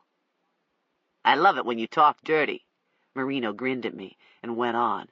"So he swabs the inside of his cheeks, the ones above his friggin' neck, I hope, smears some slides from a perk, slaps a label on it." "A label he got from Laurie Peterson's file," I interrupted him again, this time incredulously. "Then he tucks it inside the fridge to make you think you screwed up. Hell, maybe he's the one breaking into the computer, too. Unbelievable." Marino was laughing again. "Don't you love it? We'll nail his ass." The computer had been broken into over the weekend, sometime after hours on Friday, we believed. Wesley noticed the commands on the screen Saturday morning when he came in from McCorkle's autopsy. Someone had tried to pull up Hannah Yarborough's case. The call, of course, could be traced. We were waiting for Wesley to get the goods from the telephone company. I'd been assuming it was McCorkle who might have gotten in at some point Friday evening, before he came after me. "If the commissioner's the one breaking into the computer," I reminded them, "he's not in trouble. He has the right, ex officio, to my office data and anything else he cares to peruse. We'll never be able to prove he altered a record." All eyes fell to the cigarette butt inside the plastic bag. Evidence tampering. Fraud. Not even the governor could take such liberties. A felony is a felony. I doubted it could be proved. I got up and hung my lab coat on the back of the door. Slipping on my suit jacket, I collected a fat folder off a chair. I was due in court in 20 minutes to testify in yet one more homicide case. Wingo and Marino walked me out to the elevator. I left them and stepped inside. Through the closing doors, I blew them each a kiss. 3 days later, Lucy and I sat in the back of a Ford Tempo heading to the airport. She was returning to Miami, and I was going with her for 2 very good reasons. I intended to see about the situation with her mother and the illustrator she had married, and I desperately needed a vacation. I planned to take Lucy to the beach, to the Keys, to the Everglades, to the monkey jungle and the seaquarium. We'd watch the Seminoles wrestle alligators. We'd watch the sun set over Biscayne Bay and go to see the pink flamingos in Hialeah. We'd rent the movie Mutiny on the Bounty and then tour the famous ship at Bayside and imagine Marlon Brando on deck. We'd go shopping along Coconut Grove and eat grouper and red snapper and key lime pie until we were sick. We'd do everything I wished I could have done when I was her age. We'd also talk about the shock of what she'd been through. Miraculously, she had slept through everything until Marino opened fire. But Lucy knew her aunt was almost murdered. She knew the killer got in through my office window, which was closed but unlocked, because Lucy forgot to lock it after opening it several days earlier. McCorkle cut the wires to the burglar alarm system outside the house. He came in through the first-floor window, walked within feet of Lucy's room, and quietly went up the stairs. How did he know my bedroom was on the second floor? I don't think he could have, unless he'd watched my house in the past. Lucy and I had a lot of talking to do. I needed to talk to her as much as she needed for me to talk to her. I planned to hook her up with a good child psychologist. Maybe both of us should go. Our chauffeur was Abby. She was kind enough to insist on driving us to the airport. She pulled in front of the airline gate, turned around, and smiled wistfully. "I wish I were going with you." "You're welcome to," I responded with feeling. "Really? We'd love it, Abby. I'll be down there for 3 weeks. You have my mother's phone number. If you can get away, hop a plane and we'll all go to the beach together." An alert tone sounded on her scanner. She absently reached around to turn up the volume and adjust the squelch. I knew I wouldn't hear from her. Not tomorrow, or the next day, or the day after that. By the time our plane took off, she would be chasing ambulances and police cars again. It was her life. She needed reporting like other people need air. I owed her a lot. Because of what she set up behind the scenes, we discovered it was Ambergy breaking into the OCME computer. The call was traced back to his home telephone. He was a computer hack and had a PC at home with a modem.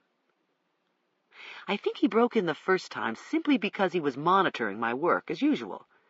I think he was rolling through the strangling cases when he noticed a detail in Brenda Stepp's record different from what Abby reported in the paper.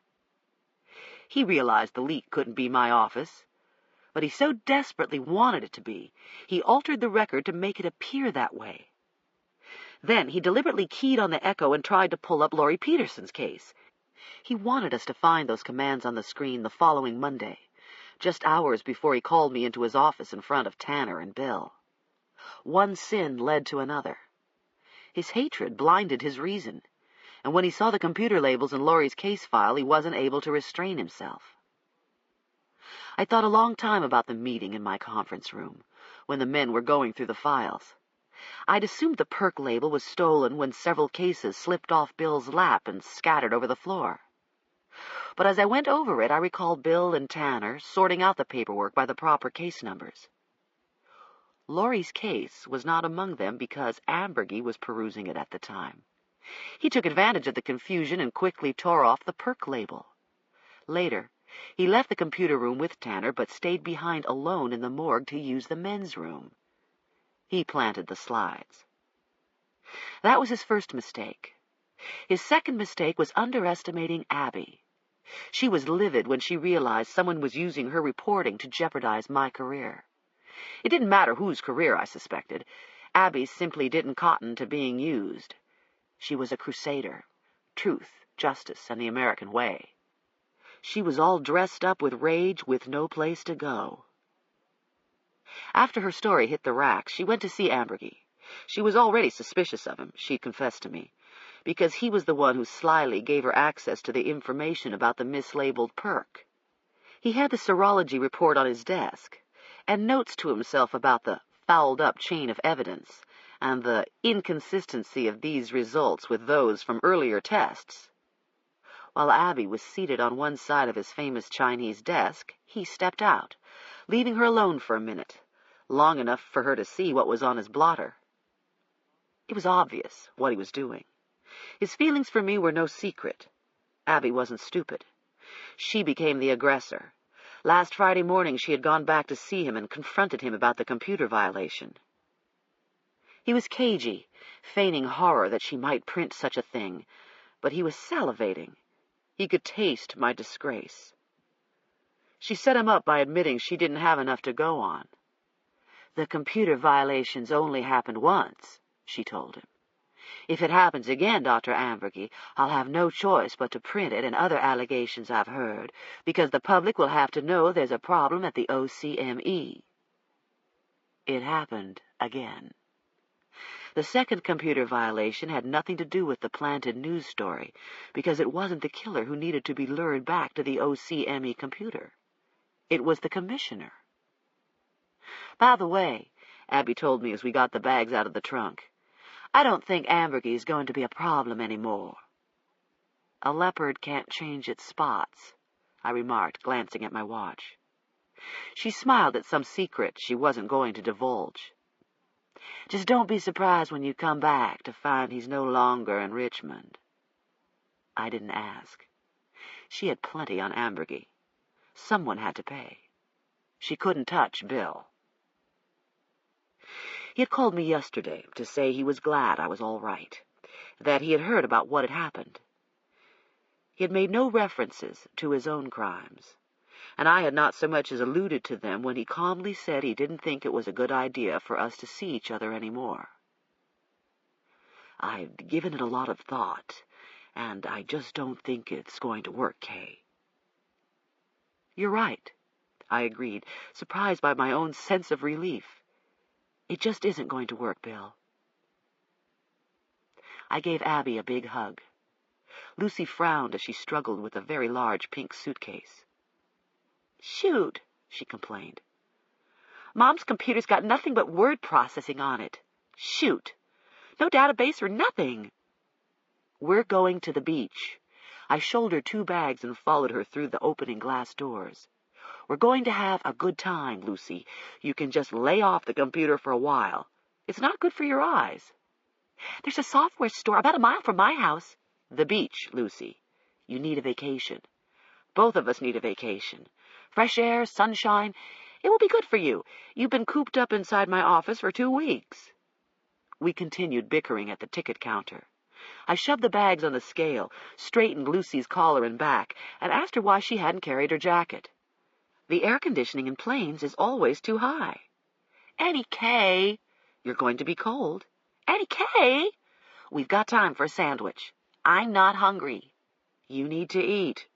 From here we're stuck in Dulles for an hour, and there's no lunch on the plane from there. You need something in your stomach. You sound just like Grands. The End. You've been listening to Post Mortem by Patricia D. Cornwell, narrated by C.J. Critt. If you've enjoyed this book, the series continues with Body of Evidence, also available unabridged from Recorded Books, narrated by C.J. Critt. You'll find a wide selection of titles in the Recorded Books catalog, including bestsellers, mysteries, classics, histories, and more. So to order another recorded book, or for a copy of our latest listing, please call us using the toll-free number found on the back of the book. You can order by phone with any major credit card, or by writing to us, or by faxing us. Don't forget to ask about easy 30-day rentals by mail. On our website, you can browse the catalog, hear about the latest releases, place orders, or tune into narrator profiles and author interviews. So visit us there at www.recordedbooks.com. And thank you for being a Recorded Books reader.